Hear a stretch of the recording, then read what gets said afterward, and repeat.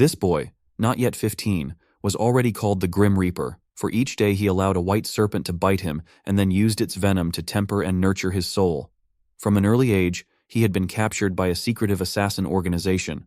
There, together with other children, he was forced to undergo hellish training that compelled them to become heartless, cold-blooded killers. Yet on the eve of his very first mission, the assassin's hideout was discovered. Enemy martial artists stormed in and slaughtered everyone inside. Only one managed to escape alive. Him. From that moment, Pyo-Wol's journey of vengeance against those who had massacred his comrades began. The story begins on the streets where a fair is being held, and a 14-year-old boy named Wool is satisfied with what he's gathered. Now that he has what he needs, he has to find somewhere to sleep for the night. He is an orphan who aimlessly roams the land. As he makes his way out of the fair, he runs into a giant, mysterious man. He is afraid, as he feels threatened. His intuition is correct as he wakes up in the darkness. There isn't a single ray of light. He tries to move, but he quickly realizes he can't. He can't muster any strength to get up. He starts shedding tears as he tries to figure out how he ended up in this situation. All he can remember was his encounter with that mysterious man earlier. He remembers the man saying he looks useful. Our boy realizes he must have something to do with why he's there. He doesn't recall making any enemies, so he concludes the man must have some sort of goal. He is unsure how much time has passed, so he tests his memory. Though he was an orphan, he can remember his age, his name, and both his parents' names. At this point, he's been in the dark so long that he doesn't even know if he's awake, and he begins to cry. He is scared and lonely, and doesn't know how much longer he'll have to suffer. He hasn't even had anything to eat and starts to believe he will either die of starvation or insanity. He wonders if the man's plan was for him to die of starvation. He starts crying again, as he feels he has not done anything to deserve this torture. But suddenly, he gets a sensation in his hand, and he can't believe it. He finally has some movement and is also having an easier time breathing. His bodily senses are returning. He can smell the damp air and feel the cold ground. This leads him to conclude he's underground, and off in the distance, he can hear water. He tries to gather the strength to move his body to drink water. He fights through the paralysis and begins crawling toward the water he hears. He knows he has to fight to survive. He finds his inner strength and keeps crawling. He finally reaches a stone wall where he hears the water coming from. A small stream of water is coming from the wall and Wool drinks what he can. However, he still can't see in the dark and accidentally slices his finger on one of the rocks. Feeling defeated, he falls to the ground and passes out. He wakes up as he lies on the ground and senses someone's presence. The guy questions why he is fighting so hard to survive, asking what is so great about his life that he struggles so much and suggesting that he should just give up. It says if he gives up, he will be at peace by getting free from suffering for once and for all. This gets Wool thinking about whether he'll be at peace if he just let it all go, but he doesn't think so. He's going to survive and does not let this idea sink in. The stranger tries to tell him he's just wasting his strength, but Wool knows he won't be at peace if he dies like this. He wants revenge on the one who did this to him without any reason. Our hero decides to fight to stay alive, and it will all be worth it once he gets his revenge. The guy asks if he wants revenge, and Wool shouts yes. The stranger suddenly disappears, and Wool couldn't sense that it was a hallucination of himself. His conscience succeeded, as our boy just needed a little push to not give up. He manages to sit upright and approaches the stone wall again. He feels the moss on the wall grown by the underground water and tries to eat it without any idea if they are edible or not. However, he goes for it, and as expected, the moss tastes terrible. But he doesn't feel sick from it, so he goes back to eating more to feed this hungry body and survive. Our boy is now more than determined to do whatever it takes to survive.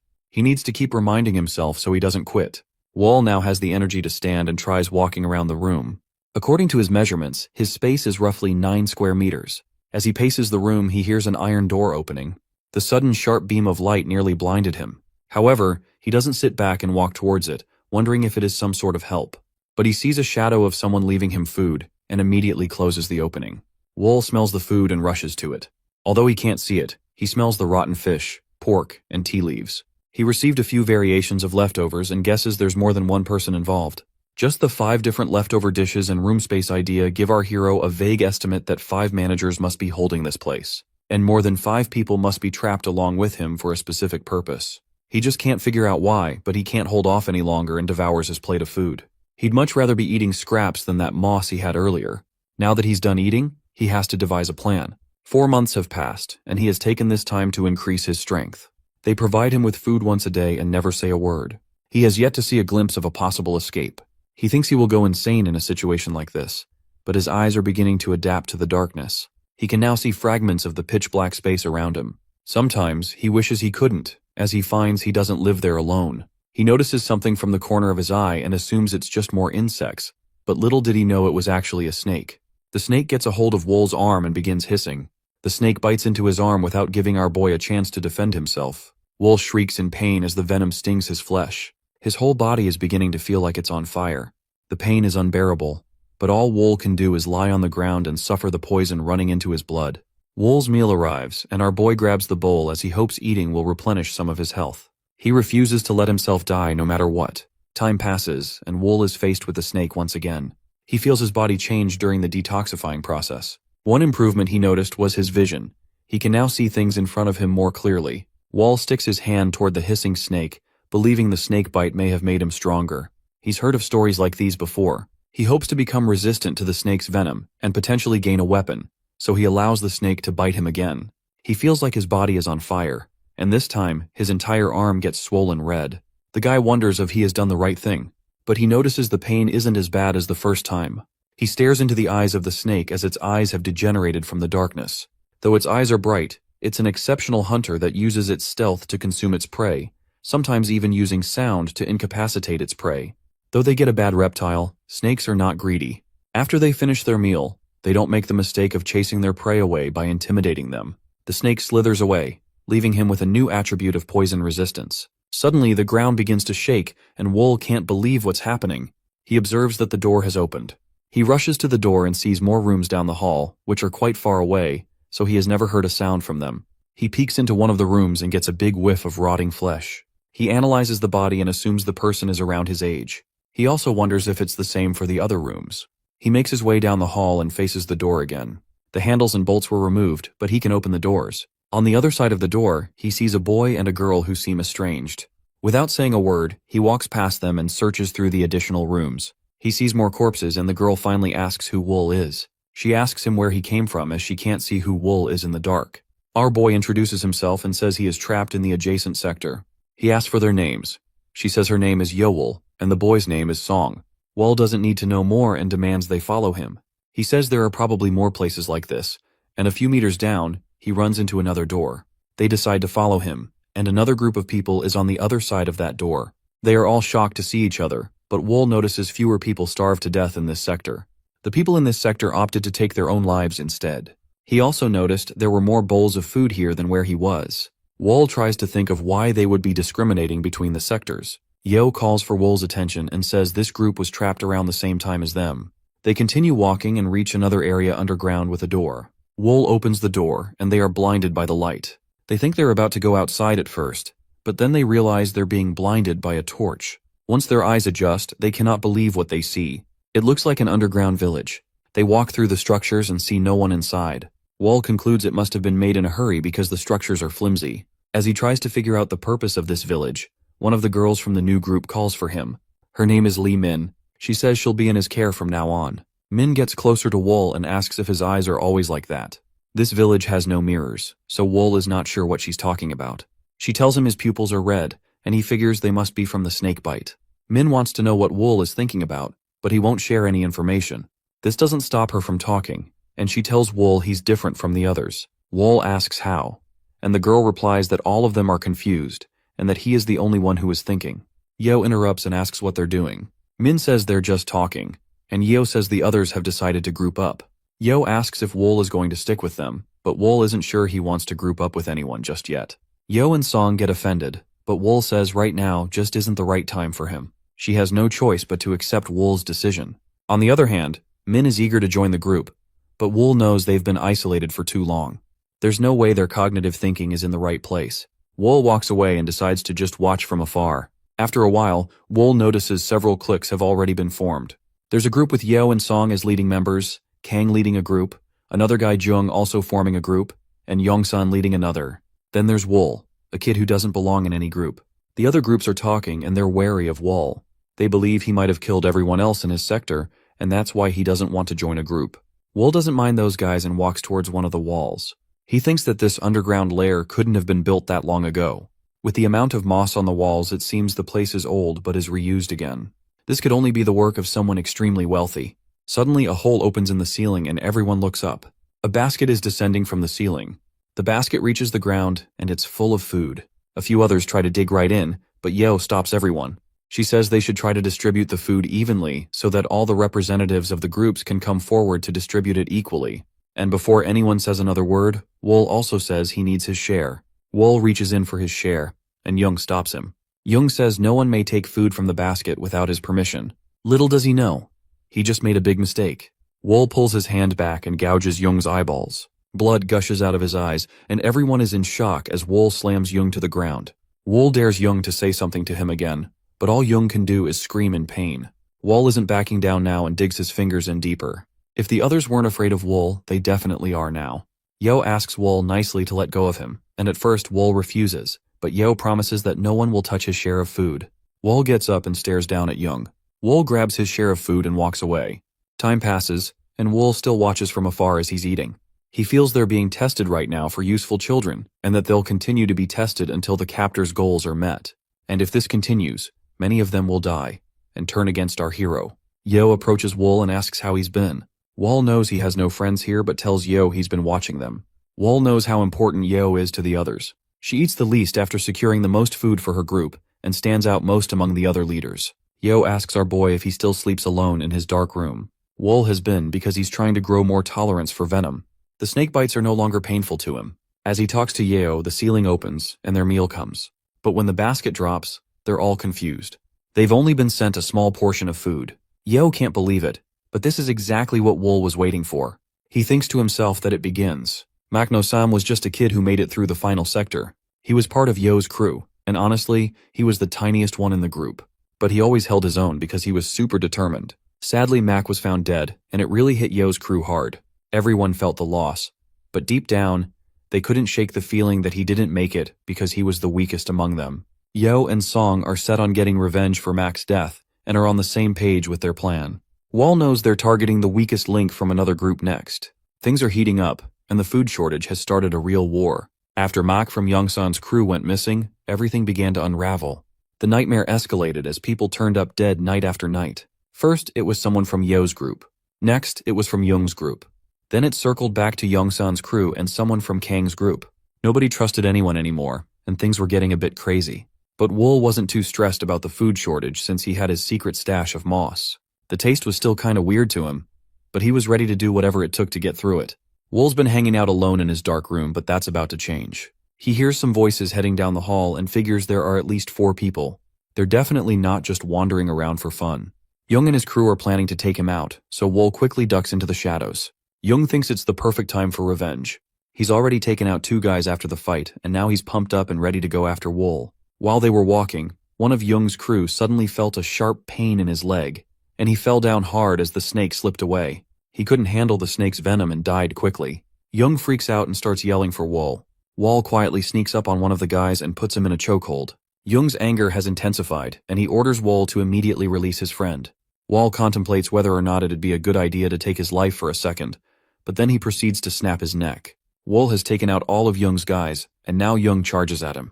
But every time he tries to hit, he misses and ends up losing sight of Wool. Wool sneaks up behind him and says he won't be taking just one eye this time. Young scampers a little bit but asks Wool to wait. He tries to negotiate with Wool and offers to join forces. The whole situation throws Wool off, but Young thinks Wool won't last long without him. Young can tell Wool isn't into his offer and quickly flips the script by saying he'll be his minion. Wool steps closer, insisting there's no way he can trust him. Young tries to defend himself one last time, but Wool isn't having it. He squats down and lands a massive uppercut on Young, then goes on to put him in a chokehold until he passes out. Wool mutters to himself that he took Young's life because he still thinks he's too weak. After Wool's run-in with Young, the group kind of fell apart. Everyone else realized it was Wool who took them out all on his own. The other leaders were curious about just how strong this guy really was. One thing was clear. They definitely did not want to cross him. He was a smart and pretty ruthless dude. San couldn't help but think that Wool had a knack for putting the fear of God into his enemies. San is still chatting with his group about how bad things have gotten. There is no solution for food distribution. People are killing each other just to survive. Now everyone is a murderer. They know Wool has taken out Young, so nobody dares to mess with him anymore. San looks at his crew and tells them to back off from Wool. When someone has nothing to lose, they're the scariest of all. His crew gets where he's coming from. Then, another member of the group comes running in and spills that 2 kids from Yo's crew got kicked out and are holding a potato. He says they gotta hurry before those kids munch on it. San can't believe they're about to go all out for a potato, but he tells everyone to prepare. So, San and the crew head over to the red house and spot the two with their potatoes. The group is itching to make a move because they're clearly ready to do whatever it takes for that potato. San tells them to go for it. The two see the group charging at them and try to make a run for it, but something feels a little off to San. With where they are, they're definitely at a disadvantage. One of the kids with the potato lets out a whistle, and suddenly Yo's crew comes in to attack. San yells for his group as they get hit hard. He tries to tell them to fall back because they've walked right into a trap, but more members are rushing right at him from behind. San is surrounded, and Yo and Song relish their big fish catch. They realize they could cut down the number of people to feed right now. San is furious about getting pulled into this mess, but he knows he can't take them all on by himself. San pleads with them to let him live, at least for now. Yo wishes she could, but they just can't spare the food. San starts to panic, and Yo tells him he would have done the same if he were in her shoes. Then she turns away and tells her crew to take him out. Her team goes at him with their sticks, but San is quick on his feet and fights back, taking down anyone who gets too close. While Yeo walks off, she glances up and spots Wool still keeping an eye on her from a distance. Our boy has picked up some of Yeo's tricks, using the landscape to their advantage, finding shortcuts, and setting up defenses that make it really tough to break in as long as the security is decent. Our hero is thinking about whether the kidnappers have turned this spot into a copy of the original place they took the kids from. It seems likely they're trying to get the kids used to this new environment, while they're caught up in a life-or-death struggle. Wool thinks they might end up using these in a place like this one day, and if there's a big house like this, it probably belongs to a powerful family or some big-time person. The consequences will be massive if they attack this place recklessly. Wool concludes that's why they're using them. They are tools they can throw away after using them once. They were thrown into hell, and their nature has been demolished. They are being raised to be assassins. After wiping out San and his group, Yeo's crew is pumped, celebrating like crazy. They're glad to be on her side, and even Yeo's joining in, feeling on top of the world. She's sure no one's gonna mess with them now. Min's really shaken up by everything. It's like everyone around her's just numb to the murder, and she can't get how they're acting like everything's fine with blood on their hands. She starts crying and brings up the kids this group killed, and it really hits hard. The ceiling starts to open up, and everyone's caught off guard since this delivery is a bit early. Yo tells her crew to grab as much food as they can. She's super excited, thinking they'll finally have enough to eat. But then she spots Wool out of the corner of her eye. He's not as hyped as everyone else and seems a bit suspicious about something. When Yeo glances back, she finally understands why Wool looked that way. Instead of a basket of food, a bunch of masked guys have come pouring out of the hole. Everyone's a bit thrown off at first, but then the masked guys jump right in and start pounding on them.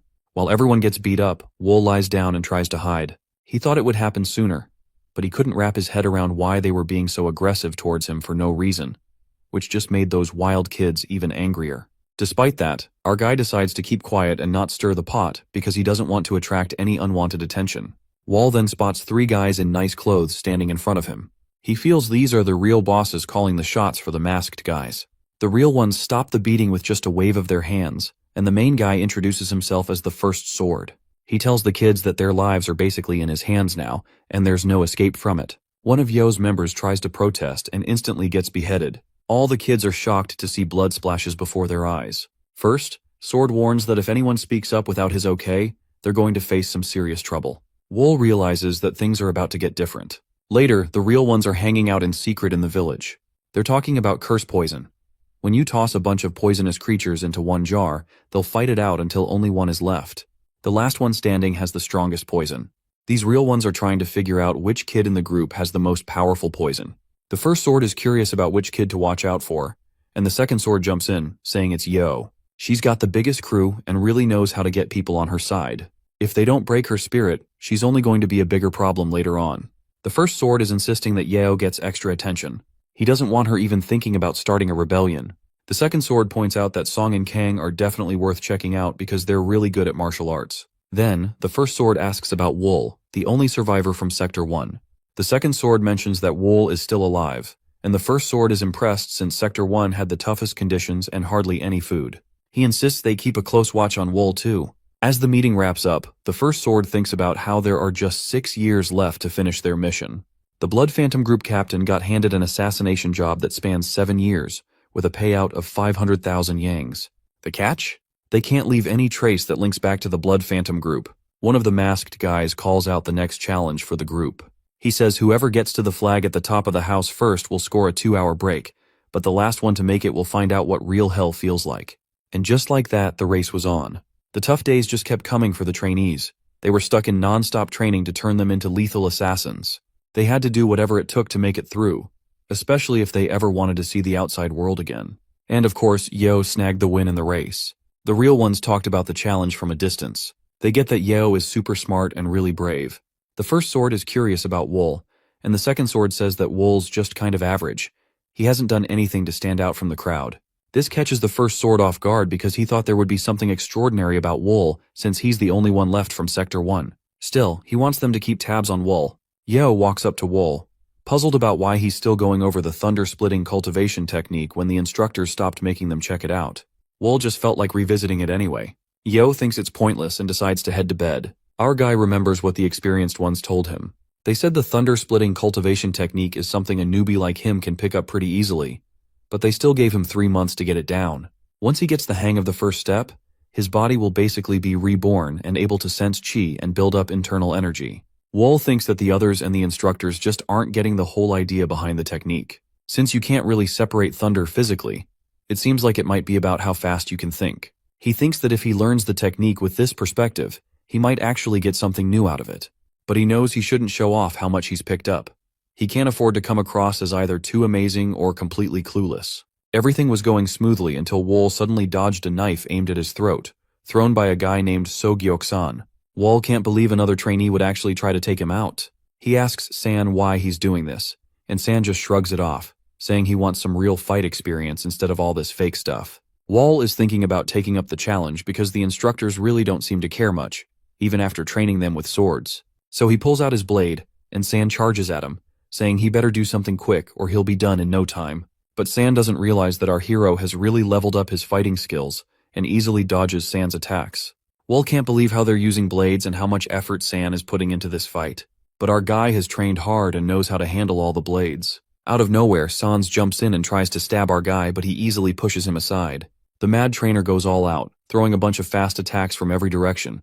But nothing works as he can't even nick our hero. Sans grits his teeth because his opponent is a seriously tough fighter too. He refuses to back down and tells Wool to join in the fight, and honestly, Wool is fed up too. Wool starts fighting back, and the instructor looks impressed. But San wants to see Wool really give it his all, so now Wool has no choice. He drops his knife and delivers a solid kick right to San's chest. While these two are having it out, the first sword is chatting about how much the group has leveled up with the second sword. The second sword thinks they'll only need 5 years instead of 7. Still, the first sword is bummed that his partner is underestimating their target. This target is the guy with the most talent in all of Sichuan. The first sword wants their trainees pushed even harder.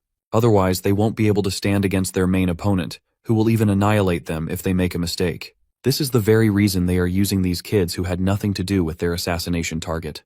The first sword suggests pushing these kids into inquiring about deadly assassination techniques, even if most of them die while training. Wool's totally dominating his opponent in the fight. He snaps the guy's arm, and the kid just collapses in tears. Everyone's on edge, waiting to see what Wool will do next, but he just stands there and doesn't move. One of the masked guys walks up to Wool and asks if he was the one who did it.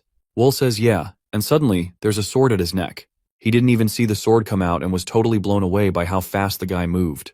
Wool is freaking out, thinking he might have messed up somehow. He knows he can't push back because to these masked guys, he's just a pawn who they won't think twice about hurting. The masked guy pulls his sword back and says that an assassin should never leave any evidence behind, no matter what. Breaking an arm like that just gives away who you are. He wants Wool to remember that for next time. Wool sighs a sigh of relief as the masked man walks off. 6 years later, one of the masked guys is strolling through the village, trying to find the trainees who are supposed to hide from him. He spots one and tells him that he'd be a goner if this were the real deal. Then he keeps searching for more. The trainer understands that an inexperienced assassin's turtle-breathing technique is hard to hide, no matter how much someone thinks they know. This technique is supposed to help a person blend in, but it's usually pretty obvious. He immediately picks up on another presence, marking yet another failed test. He keeps walking, trying to track down the last person in this area. The masked guy looks around but can't spot anyone. He starts thinking that someone might have messed up and claimed an extra person was in this test. He calls out for anyone still there to show themselves, and to his shock, Wool is right next to him, hiding out in plain sight. The masked guy can't believe he missed him. Wool totally nailed that test and asked for a break. He gets the go-ahead, but the trainer still can't believe it. Wool comes back to the house and runs into San and the others. San's all hyped to see him and asks what he's up to. Wall rolls his eyes at all the goofy faces San makes and says he's going to forget what his real face even looks like. San shrugs it off, saying it doesn't matter since they're stuck here anyway. But then Yeo jumps in and mentions that the food's been getting better. She thinks they're about to complete their mission soon. The story progresses, and we find the first sword sitting there, worn out and without his mask. He can't help but think about how much has changed in the cave over the past 6 years. They've trained 30 out of 300 folks to be assassins, and he figures that in this cutthroat world of Jong-Hu, any of them could take him out at any moment with their skills. He feels his time is running out and gets emotional about it. So the second and third sword stroll in, and they ask the first sword why he's got his mask off. He replies that it's been super restrictive after 6 years, and then he tells them they can take their masks off too. They sit together at the table, rejoicing as their time in the cave comes to an end. With only one final mission to send the trainees off for the kill, their freedom is finally within reach. The first sword asks how the trainees are doing. The second sword says they've outdone themselves, with some being even better than the instructors. He thinks it's a shame to just toss them aside after one use, but the first sword insists they have to. That's just how the mission is structured. He's ready to kick off the final stage and sets 3 journals on the table.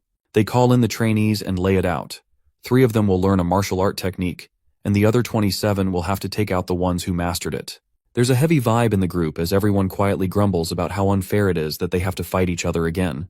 The masked guys say this is the last training session, and once it's done, they won't make them go through this anymore before they leave this place. The crew is starting to question if this is legit. Yeo thinks it might be as easy as letting the 3 of them bail out for freedom, while Wool is really pondering their next move. If you pick up that martial art, just know that you'll be a target for others, and the techniques you'll learn are probably way more advanced than what you've already got under your belt. Wool jumps in and volunteers first, clearly getting greedy. Yeo can't believe it and asks Wool if he wants to be the scapegoat. Wool responds, saying that only time will tell if he ends up being the scapegoat or the one who's got it all figured out. A girl warns him to watch out since he's now everyone's main target. As time goes on, we notice that the second person who wanted to learn martial arts goes down. After Wool chose to take on the challenge, nobody else stepped up, so the group ended up having to draw lots. Song feels pretty awful about what he just did, but he doesn't really have any other option. Wall is the last one standing out of the 3 who had to figure things out. Song comes back to the group, and Min asks about Wool. It's been a minute since they last saw him, and they're curious if he managed to get away. Yeo's feeling a bit uncertain, and brings up that the last time she saw Wool was a few days ago, when they were training. They had a pretty intense session, and Yeo thought she had a good idea of how tough their final opponent would be. San thinks it might be easier to just get rid of the instructors instead of trying to deal with Wool. Song is on board with that idea, but feels like the real ones probably put some kind of restriction on them. Yeo adds that they can deal with the restrictions later, and should focus on finding Wool first. They finally leave the cave, and the whole time, Wool's been keeping an eye on them. He's surprised to hear they considered going after the instructors instead of him. Wool realizes the instructors might be after the others, and there's no way they didn't catch that conversation. He thinks this could be his chance to determine the real deal. Wool heads over to the base of the real ones. It's got a ton of guards, but he's confident he can handle it. He figures that if he mixes the turtle-breathing technique with the thunder-splitting technique, he can sneak around without anyone noticing. He strolls right past the guards without a hitch. He makes his way to the deepest part of the base, thinking that what he's looking for is in this room. Wool opens the door and steps inside. He starts hunting for clues to uncover some secrets. He wants to know why they're pushing them so hard to become assassins, and who's behind it all. While checking out the place, he spots a golden tube. He opens it up and finds a scroll with their mission. Take out Wu Gunsong in 7 years and get 500,000 yang as the reward. He can't believe it and is really curious about how amazing Wu Gun must be for them to train assassins for 7 years. He's trying to wrap his head around how taking out 270 people could be worth just one dude's life. Suddenly, Wool hears someone approaching and realizes he needs to bail fast. The first sword was hurrying down the hall. He quickly realized someone had been in the room when he kicked the door open. Wool had tried to tidy up, but it was kind of a mess. The second and third sword enter the base and run into the first sword. The first sword is freaking out because someone snuck in, and they need to find out who it is before that person gets away. They start brainstorming about who could have pulled this off, but then realize nobody's as skilled as Wool. Meanwhile, they do know that Wool is hiding right above them. They're shocked that Wool actually had the nerve to sneak into their base when everyone was out to get him. They talk about punishing him, but are worried it might spark a rebellion. The first sword thinks he has no choice but to pull out the hell flute. The second sword is shocked and points out that it's supposed to be a last resort, but the senior insists it's better to use it now to set the kids straight and show them who's really in charge. The first sword checks if everyone's in on the plan, and the second and third sword give a thumbs up. A bit later, the first sword stands at the cliff's edge. The trainees are clueless about what's coming next since they're still hunting for Wool. Nobody seems to be able to track him down, not even their top hunters. Out of nowhere, they hear a sound coming from an instrument. The noise hits them like a ton of bricks, and they all drop to the ground, shouting in agony. Min screams for help, feeling like the sound is poisoning her. Lying on the ground and crying, the others are feeling like their bodies are on fire when Wall shows up. He doesn't feel any pain himself and realizes they've triggered the restriction. Ol glances around and sees everyone else in pain. He starts questioning why he's the only one feeling okay. He wants to figure out what's going on, so he decides to try using some internal energy infusion on Min. It's a risky move, but it should be less of a problem since Min's also trained in the thunder-splitting cultivation technique. Ol checks out Min and finds that her internal energy is all good, with no problems at all. He keeps digging for any differences between them. They eat the same food, live in the same place, and practice the same martial arts. Then it hits him. Maybe the only reason for their differences could be poison. The whole thing seems to be about poison, and it finally shows why Wool doesn't feel any pain. He's built up a resistance to poison after getting bitten by that snake so many times. Wool's still trying to figure out how they managed to mess with 27 people at once. He thinks they probably mixed cursed poison into the food and are somehow triggering it with sound. He hears them shout for him and has to think fast. Wool decides not to run since he doesn't want them to discover his resistance. He still wants to keep his differences under wraps, so he drops to the ground and pretends to be in pain. Wool is found lying on the ground and someone calls for the first sword. He pulls out his sword and swings it down toward Wool, demanding to know what he was doing in his room. He also mentions that Wool has been really good at hiding his true abilities. The first sword draws his blade, saying it's better to just get rid of the nuisance now. But the second sword steps in, asking him to hold off. He explains they need Wool to finish the mission since he's the one who stands out the most among the trainees. The first sword gets really frustrated and insists that the other trainees are sufficient. But they both know that's not really the case. The second sword suggests they could use the flute to control Wool, since he's pretty much helpless against the cursed poison. The first sword likes that idea and tells the masked guys to hook everyone up with the antidote. Everyone's feeling better now that they've taken the antidote, but they still can't figure out what just happened. The first sword steps in and points out that all that pain was because of Wool. If he hadn't sneaked into their base, they wouldn't have gone through it. He gives them a heads up, saying if anyone ever messes up like that again, they should remember how much hurt they just went through. Later on, Wool thinks back on what went down. He remembers how the real ones thought he was totally powerless against the poison, but he's pretty happy that the snake venom knocked out the cursed poison and helped him dodge the restriction. Once again, Wool hears people coming down the hall. Min and the others are searching for him, and Yeo can't believe Wool would want to hang out in a gross place like this just to train. Yeo thinks Wool doesn't really have a choice but to hide away, especially since everyone else dumped all the blame on him. San is getting restless and shouts for Wool. Wool suddenly shows up out of nowhere and wants to know why they're looking for him. Everyone's freaked out because of him, and he asks again. Yeo brings up the restriction, mentioning he wasn't around when everyone passed out, but showed up right after they woke up. She figures that the restriction barely affected him at all. When Min thinks back to the times she was hurting, she realizes that she got through it because someone shared their inner strength with her. She can't help but wonder if that someone was Wool. Wool finally comes clean and admits he does know. He tells them he's fully aware of the kind of limits they set on him. Yeo is pushing for answers, but Wool is reluctant, wondering why he should bother helping and what's in it for him, and gets really mad and says this isn't how you treat your buddies. Wool jokes that real comrades wouldn't attack each other with so much hate. San gets where Wool is coming from and promises to see him as a buddy and friend, no matter what. Everyone can tell he's not fully convincing, and Wool says he has to do more to earn San's trust. He compliments Wool on his cool silk mask work and says having someone like him around would be great. He invites Wool to join the floral performance troupe if they ever get their freedom and offers to help out. Yo mentions that if Wool pitches in, she'll consider him a friend and promises her group won't treat him badly. Feeling a bit left out, Min chimes in that she would never turn her back on Wool. Feeling fed up with all the lies, Wool blurted out that the restriction is actually cursed poison. When they asked him to explain, he said they had all been poisoned by a type of nasty organism that usually just hangs out in their bodies. The problem is it kicks into gear when it hears the sound of the hell flute, releasing the poison that spreads through their blood and starts messing with their organs. Yo asks how Wool can handle the poison. Wool explains that he's usually pretty resistant to it, so it doesn't hit him as hard. He mentions that he's shared all the info they need, and they should be able to figure out how to get rid of the cursed poison by themselves. Wool isn't keen on spilling the whole truth since that could complicate things a lot. Yo appreciates the info and tells him he can reach out if he ever needs help. Wool mentions he might take her up on that offer someday, and they both head off in different directions. Min stops Wool and tells him her actual name is Lee Seolman. Wool's a bit confused about why he should even care, but she just wants him to keep it in mind. The first sword tells everyone they're finally leaving the cave today. The trainees are pumped but still kinda skeptical about it. He calls out to Yeo, making her the one in charge of leading everyone out. She gets what she needs to do, and then a basket lowers down from the ceiling. As the true masters head out, they can't help but think about how many of their trainees will make it. They trained them really well, but now they're up against a martial artist who's super talented, the best in the Jianghu. The first sword feels a sense of relief, knowing his job is finally done and he can kick back and retire. The real ones finally made it out, and the trainees were super excited because this was the day they'd been waiting for forever. Yeo steps up and starts putting together their escape plan. Wall is relieved but can't shake the feeling that it all seems too good to be true. Yeo walks up to Wool and asks if he's all set for their mission. Wool replies that he is and brings up the cursed poison. Yeo mentions they were detoxed because Min knew a lot about that stuff. Most of the others have finally headed out, so Yeo says it's their turn to leave now. The basket drops one last time, and they climb on.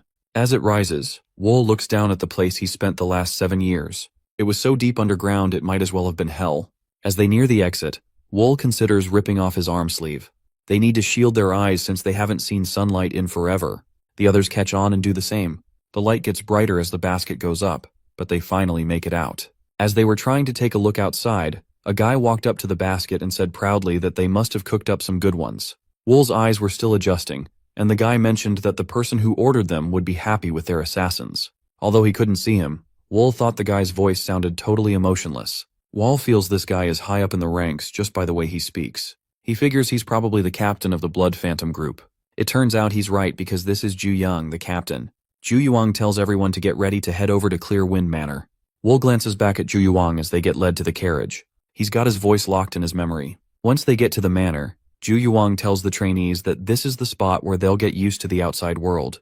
He told them not to drop their guard because he would handle the fallout himself if they did. Wool ended up in a dorm with Shinnok and San.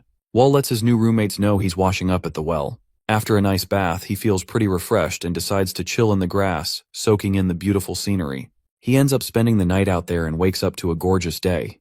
The other trainees are checking out a flower that's new to them. They can't believe they got to see something so amazing again. As the trainees were celebrating, the captain showed up just in time to throw a wrench in the party. Ju Yuang dropped some weapons right in front of them and let them know they'd be getting these soon. He made it clear they needed to keep them safe because they'd be using them pretty soon. After a bit, Ju Yuang catches up with the first sword at the palace to give a shout out to his uncle for all the effort he's put in. The first sword says he was just doing his job. Ju Wang mentions that the Blood Phantom group is thriving because of the first sword's efforts and wonders how he can show his appreciation. The first sword replies that there's no need for favors. If it weren't for the last leader, he'd probably be dead by now. Ju Yuang offers his uncle the chance to retire, and the same goes for the second and third sword. These are the words the first sword has been waiting to hear for 7 years. He then confesses to his nephew that the trainees are just too good to waste after just one use. Ju Yuang shares the same belief but says he has no choice. The relationship with the trainees has to end here. The first sword asks Ju Yuang if he knows who requested the objective. Ju Yuang says he doesn't know, but there's no reason to question anyone willing to pay 500,000 yang for a request. Ju Yuang sees the Blood Phantom group as the next big thing in the assassin world. If they pull this off, they'll totally outshine the White Spirit group. After the meeting, Wall is getting ready for his mission with San and some other assassins. San asks him if he's feeling nervous, and Wool admits he's a bit on edge. But since they've been through a lot together, San can totally tell when Wool's not being honest. Wool thinks San is acting all nervous because he won't stop talking. As usual, San gets all defensive about it. He claims that all he really wants is to get back at someone for the last 7 years he's been through. The group of assassins is now gearing up for their mission. They've just been informed that they'll be sneaking out to a new location. This is exactly what Wool has been looking forward to. They venture out into the night, trailing the fourth sword. The fresh recruits are keeping pace with him, and he's seriously impressed. Clearly, they've been trained up well. It's a shame to think about how much their skills would go to waste if they ended up being tossed aside. They finally get to their spot, and the fourth sword tells everyone to lay low for a bit. The group hides out, and he starts talking about their mission. He mentions that once they make it up the mountain, they'll find a manor that looks just like the one they used to live in underground. In the midst of the buildings, the guy they're after is inside the Bright Moon Palace. The assassins are itching to get going since they know that place like the back of their hand. Wall is the only one in the crew who realizes that their target is Wu Gun. We cut to a woman named Yang, who's lost in thought while checking out some flowers. One flower catches her attention. When she reaches out to touch it, it suddenly vanishes. Yang is still trying to wrap her head around what just happened when she hears someone calling her name. It's Seol, the leader of the MA sect. Ran asks what Yang is doing outside all by herself. Yang just shrugs and says she is enjoying the nice breeze. Ran asks her if she still holds a grudge. She replies that it's not really that simple, but her life is at stake with this request. And honestly, she would have preferred to sit this one out. Ran is really annoyed and isn't cool with Yang's attitude. She reminds Yang that she was the one who helped her when she was just a nobody on the streets. Ran makes it clear that she better not expect to be let off the hook after everything she's done for her. Yang feels sorry and doesn't want Ran to be upset since it's not good for her health. Ran mentions that they'll go with their original plan if they don't get a response today. Yang is on board, as she's always ready to follow her master. When the chat wraps up, a messenger bursts in with some exciting news. They let Ran know that the proposal got the green light. This is awesome for the sect, and Ran tells Yang that their sect's future now depends on how well she does. Yang tells her not to worry at all. Ran can't help but feel bummed that she has to use someone as talented as Yang just as a political pawn instead of having her as a successor. The messenger asks Ran what they should do about the other issue. Ran wonder if they're talking about the goal for 500,000 yang. Only time will reveal what Ran has planned for the Blood Phantom group. Wall wakes up, wondering if it's still morning. He knows the mission isn't happening until tonight, so there's still some time. He tries to go back to sleep, but something feels off. Out of nowhere, a spear comes down and hits one of the other assassins. Wall is in total shock as he realizes they're under attack. The story keeps going, and we see a monk named Yu Jin jamming his spear into the ground, trying to figure out if something's up. He yanked the spear out, and it ended up stabbing a trained assassin who was hiding underground. Jin realized his suspicions were spot on as assassins were hiding in the mountains. He quickly told his crew the Qingqing sect was under attack and ordered them to find and eliminate the intruders. Wall realizes that he and the others are in a tough spot. They all agree that getting out of there is their best bet to stay safe. The monks start jabbing at random spots in the ground, trying to catch an assassin using their skills. One of the monks gets a bit too close, and the assassins leap into the air. They're thinking about scattering and regrouping once they break free from the trap. But the monks aren't going to let them get away that easily and start chasing after them. Jin hurls his spear at one of the assassins and takes him down. He quickly asks for another spear and takes out another assassin right after. Snagging yet another spear, he claims another one. Seriously, this is turning out to be a piece of cake for Jin. Wool's crew is dropping out one by one, and now Wool's the last assassin standing. Jin makes a desperate throw, and it's coming straight for Wool. But Wool snatches the spear midair and whips it back with insane speed. The spear zips past the other monks and barrels right toward Jin. While the monks turn to check out the spear zooming past, Wool sees his chance to go after the group of monks nearest to him. The spear is flying toward Jin so quickly that it just barely clips his ear. This infuriates Jin, and he demands his men hunt Wool down until he is lifeless. Completely outnumbered and without his partners, Wool decides it is best to run away. An injured assassin is on the ground, pleading for his life, when Jin walks up to him. He begs for mercy, but Jin ends up taking his life instead, pointing out the dumb mistake he made by trying to attack the Qingqing sect. As Wool runs for his life, he's trying to figure out how the monks found out they were hiding. He suspects someone might have spilt the beans, but he's the only one who knew their target. It could have been the Fourth Sword or one of his guys. They bailed before the ambush happened. They only let them go after to cover up who took out the Wu gun. The monks finally catch up to Wool and hit him with 2 arrows. Wool goes down but struggles to get back up. He didn't spend 6 years underground just to go out like this. He starts to wonder if there was some drama within the Blood Phantom group, or if the person who asked for him just changed their mind. The only thing Wool knows for sure right now is that the Blood Phantom group has ditched him. He reaches the end of the path and needs to hide, but he's leaving a bloody trail behind. When one of the monks tries to figure out where he's been, Wool drops down from a tree and takes him out. Now he's on his own, with a bunch of monks hot on his heels. Stuck with no other options, he dives into the river. After making it out, he spots a message on one of the rocks. It tells him to head 400 meters north. Wool continues along the path and discovers another message with a shorter distance. Wool is getting closer to the spot. With all the blood on the rocks, he thinks the person who wrote that code is hurt pretty badly, but he can hear people off in the distance looking for him. Wool starts to think that these messages might be some kind of trap. He notices that at least 7 different clans are involved because of all the uniforms he sees. Out of nowhere, he senses danger and drops to the ground to dodge a hit. Lying there, he glances up and spots Min. She didn't even notice she was going after Wool. She's really glad to see him, but she's seriously hurt and suddenly falls over. Wool tries to grab her, but he misses. With all the blood she's losing, he's starting to think she might not pull through. He asks where everyone else is, and she replies that most of them are gone. Wool wants to know about Yo and Song, but Min says she has no idea what happened to them since they all went their separate ways. She remembers how they stepped up and told everyone to run while they held their ground. They were true leaders right until the end. Wall gets really emotional as he watches his friends lose their lives. He lays Min down and tells her she doesn't have much time left. He asks if she's scared to die and if she wants to live. Min says she wants to live and asks if Wall can help her. He tells her he can't, and she replies that's why she's ready to give up. She knows her body is pretty beat up.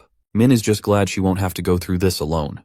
She asks Wall if he'll stick by her until the end. Holding back his tears, he promises he will. Min can't believe this is how it all wraps up after everything they've been through just to survive. She wants to know who did this to them, and why anyone would be so cruel. She hopes whoever is behind this feels the kind of pain she's feeling right now.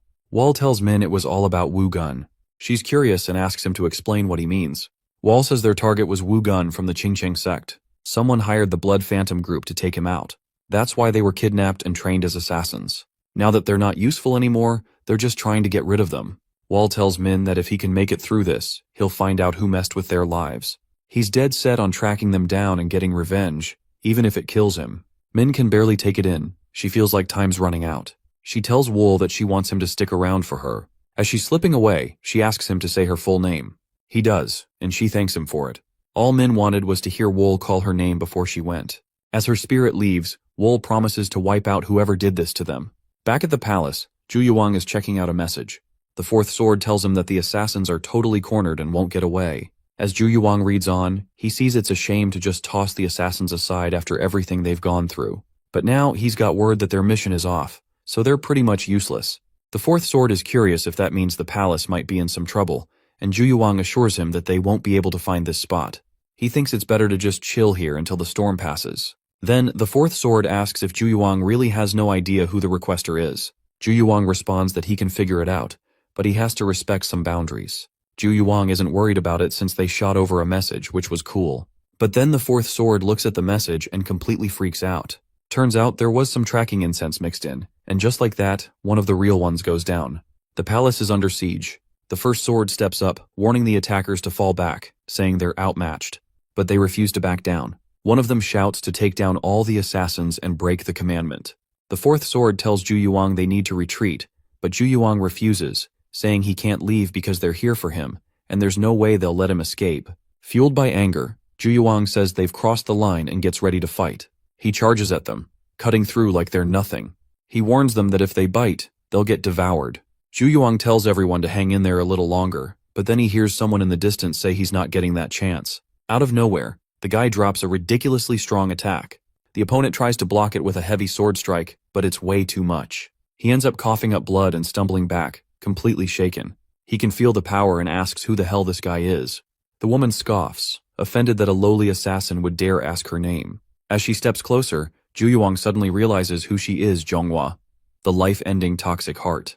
Just as Zhu Yuang is about to ask if she's the one who put out the request, she cuts him off, warning him to keep his mouth shut unless he wants her to rip out his tongue. She gets ready to make her next move. Zhu Yuang finally pieces it all together and realizes that the person asking for help was from the Ime sect. Now he's kicking himself for not digging deeper into who it was. This mistake has led to a big mess, but he's not about to go down alone. Zhonghua is fed up with Gu's optimism and launches another attack. Zhu Yuang manages to block it again and fights back. Zhu Yuang charged at Zhonghua, his blade slicing through the air with quick, precise swings. Zhonghua met him head-on, deflecting each strike with sharp counters as their weapons clashed, sending sparks flying everywhere. The room buzzed with energy as they went at it, neither one giving an inch. Finally, they broke apart, both standing their ground, ready to jump back in at any second. Zhonghua is impressed by Gu's skill. She's glad they're fighting in broad daylight and has no chance to pull off some sneaky ambush in the cover of darkness. But she knows this has to end. She's determined to take him down along with the rest of the Blood Phantom group. With that, she unleashes a final whirlwind strike. This time, Zhu Yuang can't block it. Zhu Yuang knows he's staring death in the face and can't help but worry this might be the end for the Blood Phantom group. But then he thinks about all the blood, sweat, and tears he poured into building the group to stand toe-to-toe with the White Spirit group. That thought lights a fire in him, giving him the strength to keep fighting. Zhu Yuang and Zhonghua are really going at it, throwing some serious punches. Just when the fight is about to escalate, someone jumps in and takes a hit meant for Gu. The whole vibe shifts, in an instant, and everyone just freezes, not really knowing what to make of it. Zhu Yuang yells out for Elderly Master, totally lost about why she'd do this to him after asking for his group. She's in tears, accusing Elderly Master of betraying her, but elderly master is over it and cuts Zhu Yuang off. Acting all confused, like she didn't have a clue what Zhu Yuang was rambling about, she tells her group to wrap things up. The first sword takes a brutal stab from behind and goes crashing to the ground, shouting at the Ime sect. He realizes that ever since the elderly master became their leader, they've been building up their forces way too fast. He demands to know the name of the woman who just took him out. She tells him she's called Yang. He mentions that he heard one of Ran's disciples had amazing beauty and talent, so it must be her. Yang responds that those are just exaggerated rumors. The first sword takes his last breath and finds it pretty ironic that after being an assassin for years, he couldn't handle a disciple from the Ime sect. Meanwhile, Yang heads off to tell her sister that the first sword has been taken out.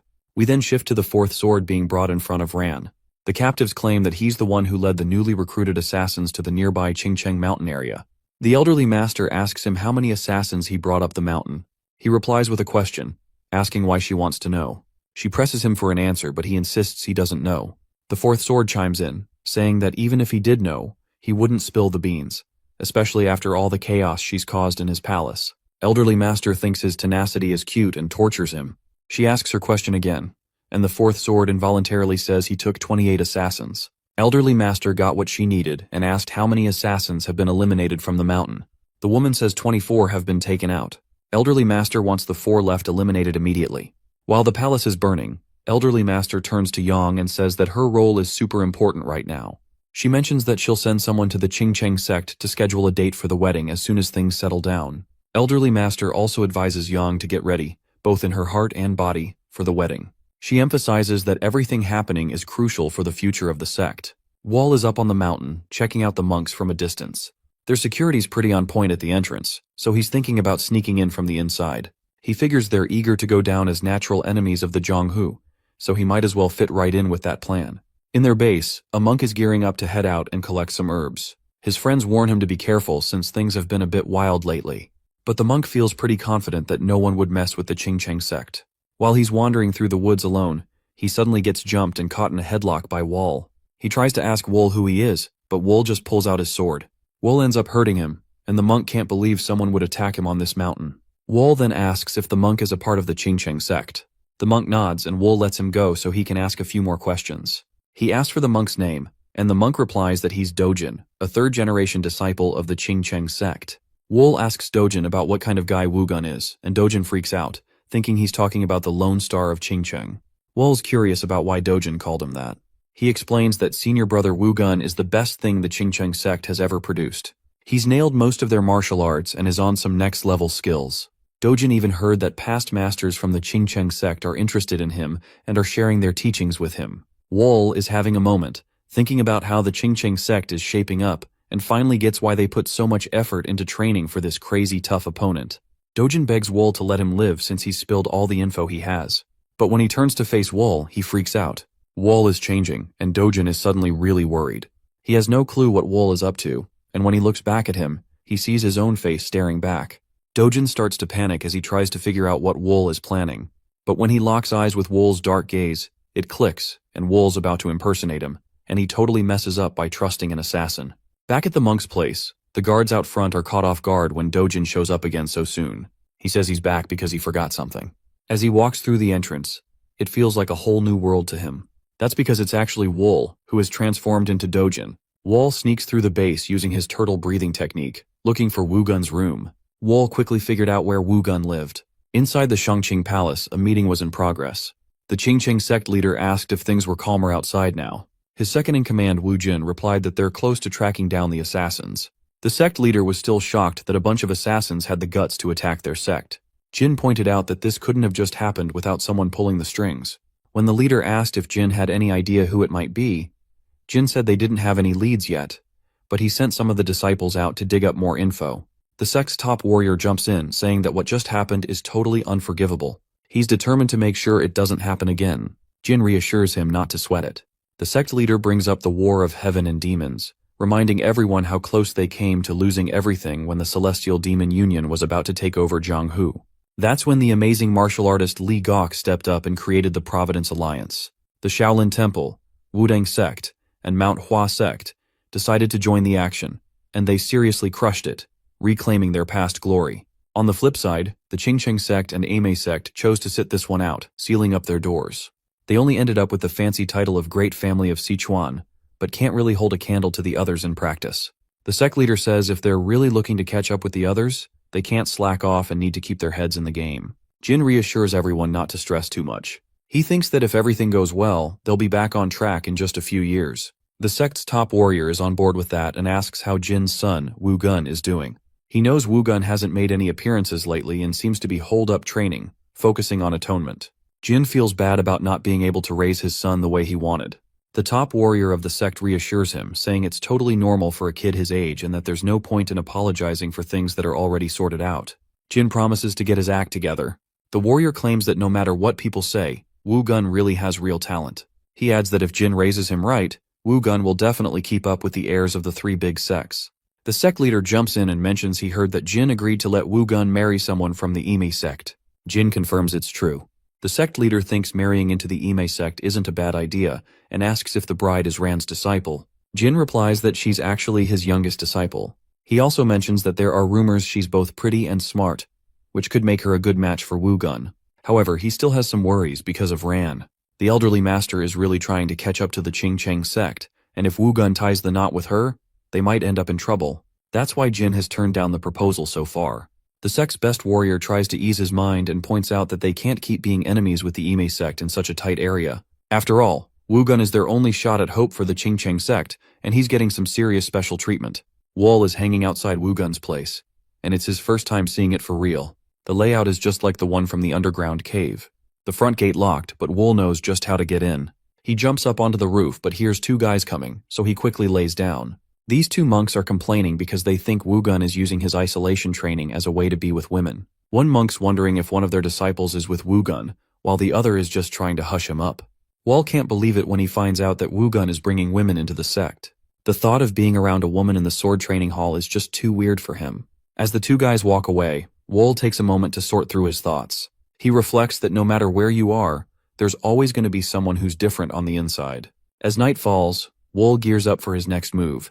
He dashes along the building and sneaks inside, but he can't seem to find Wu Gun anywhere. So, Wall figures he'll crawl through the vents, hoping to track him down. In another room, swords are just scattered everywhere, and beneath the vent, a guy is laying with a girl. Wall peeks through the vent and recognizes the guy as it's Wu Gun. He can tell just by looking that Wu Gun is on a whole different level compared to the Blood Shadow group captain. But he's still just a guy. So Wall thinks if he hits him on the death pressure point, he could take him out. Wall starts lowering a rope from the vent, trying to carefully wrap it around Wu. Just as he gets the rope in place, Wu suddenly wakes up.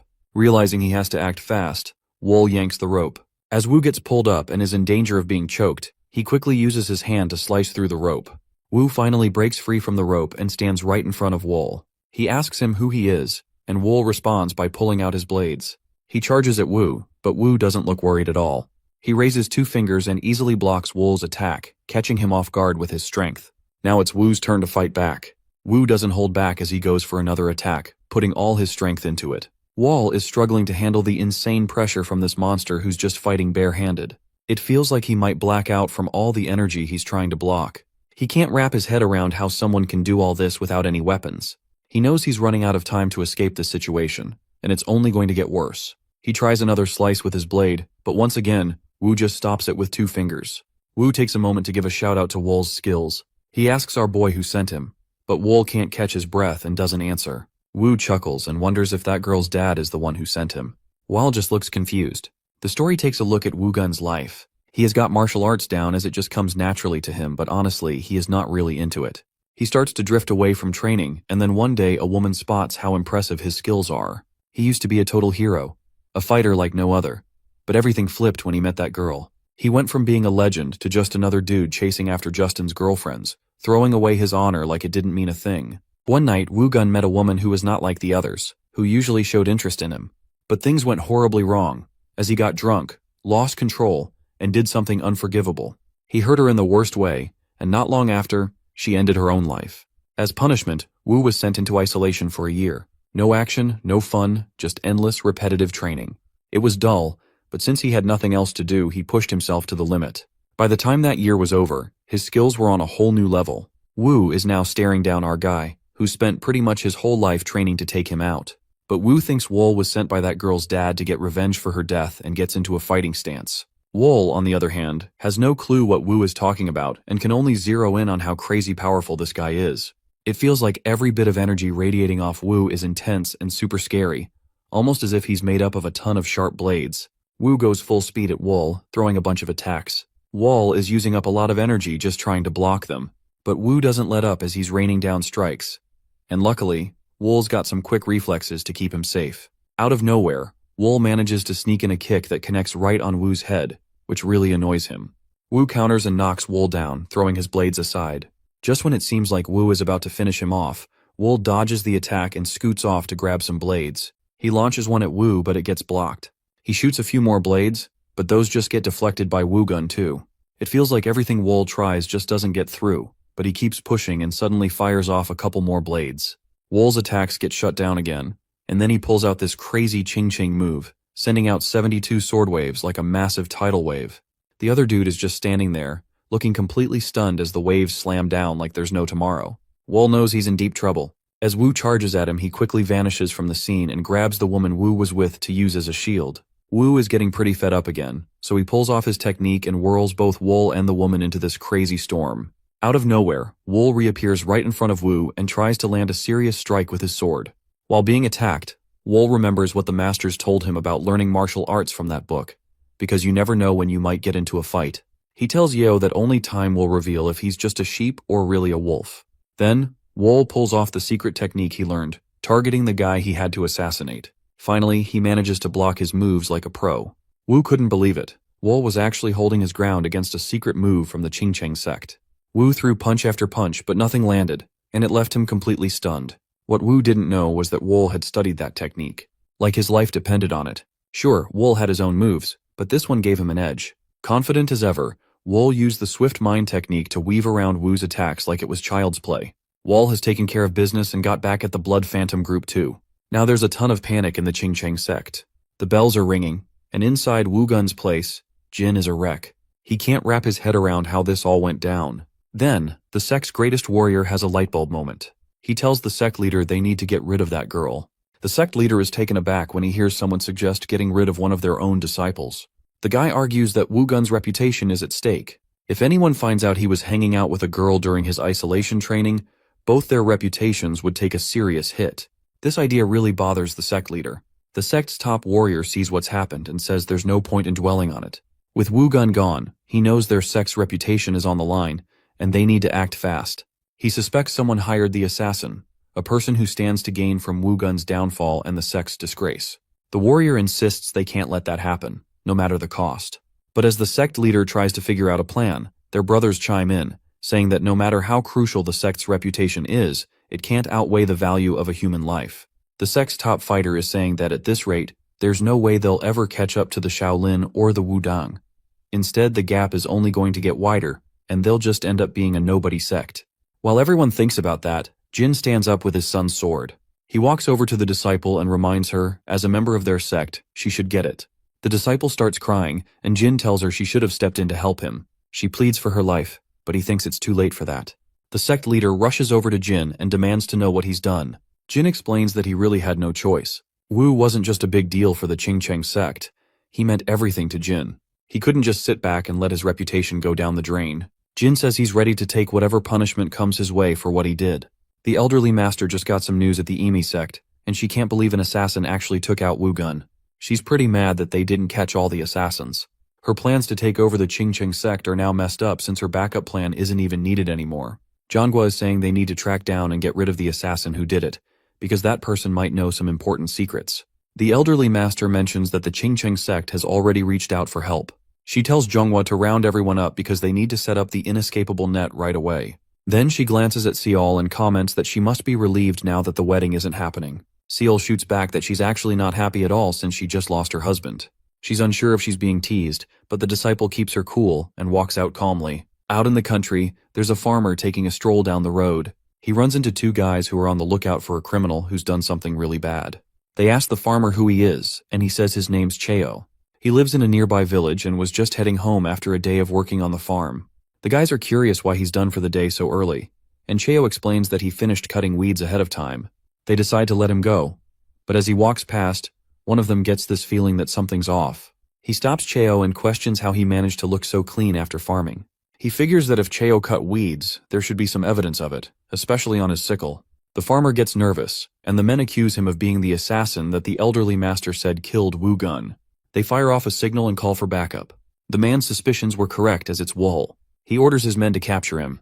Wall finally shows everyone who he really is and jumps into action. It doesn't take him long to take out all the investigators. After putting the chief in his place, he gives the guy a hard stare and lets loose some glowing, stringy ropes that wrap around him, choking and pinning him down without breaking a sweat. It's like he's handling a deadly spider web. He asks about the elderly master. The guy explains that the elderly master is the abyss of 9 calamities and the head of the Ime sect. Wall questions whether she gave him a direct order. The guy says she told all the Ime sect disciples to help the Qingcheng sect catch the assassin, no matter what. Wall wonders if the Ime sect has always been this helpful to the Qingcheng sect. The guy shakes his head, thinking that his backup should show up any minute now and he just needs to buy some time with Wall. Wall is trying to figure things out. It has to be someone who knows Wu Gun and isn't as skilled as him. Someone who can stick with a plan for 7 years and has enough money to throw at it. Wall decides it must be the elderly master. The Ime sect's backup finally shows up and charges toward Wall. The guy thinks he's saved and starts gloating, telling Wall it's over for him. He even throws in another threat but doesn't get to finish his sentence as our boys had enough and slices his neck mid-sentence. Then, without missing a beat, he sends his strings flying and wipes out the rest of the attackers like it's no big deal. Back at the Ime sect, word came in that the assassin managed to break through the martial artist's defense and got away. This is a real headache for Zhonghua because it means the assassin is only getting stronger. It's hard to believe how dangerous an assassin can be against their trained fighters. She's determined they will chase him down with everything they've got, but then Seol steps in and says, "That's not a good idea." She says there's no way they'll catch him like this.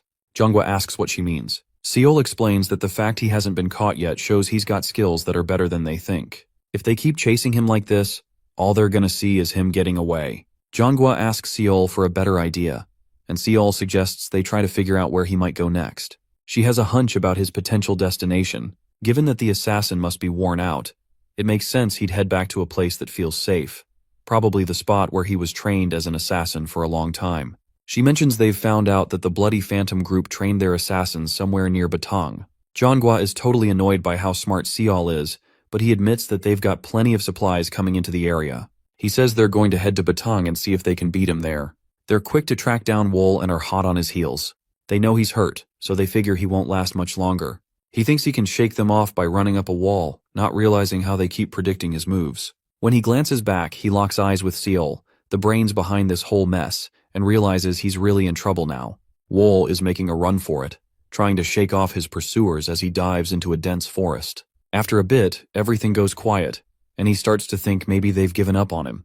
But when he glances back, he sees a huge blast coming straight at him, followed by a massive explosion. As the dust settles, the Qingcheng warrior steps forward.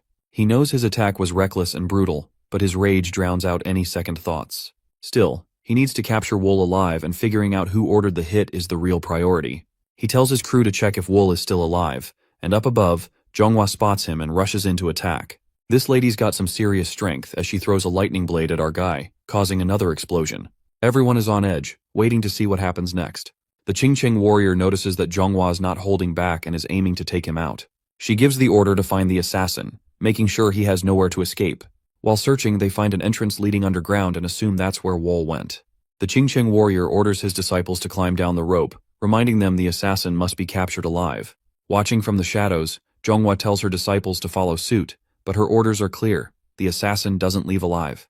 Both groups head down and are completely taken aback to find out this is where the Bloody Phantom group trained their assassins.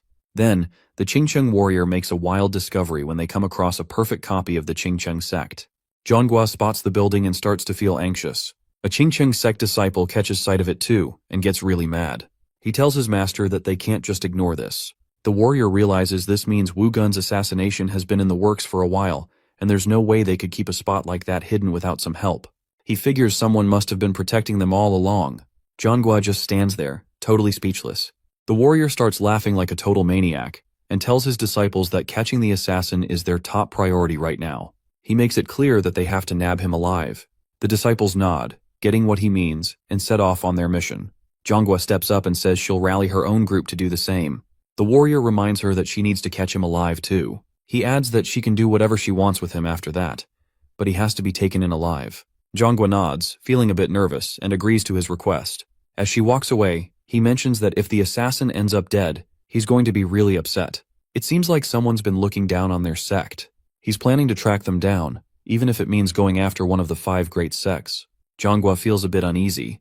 She can tell he's suspicious of the Ime sect since they're not even looking at each other. She's sweating, anxious to find the assassin before the Qingcheng sect does, because she knows she has to act fast, no matter what. As Xiao walks into the cave, she instantly feels a chill of danger.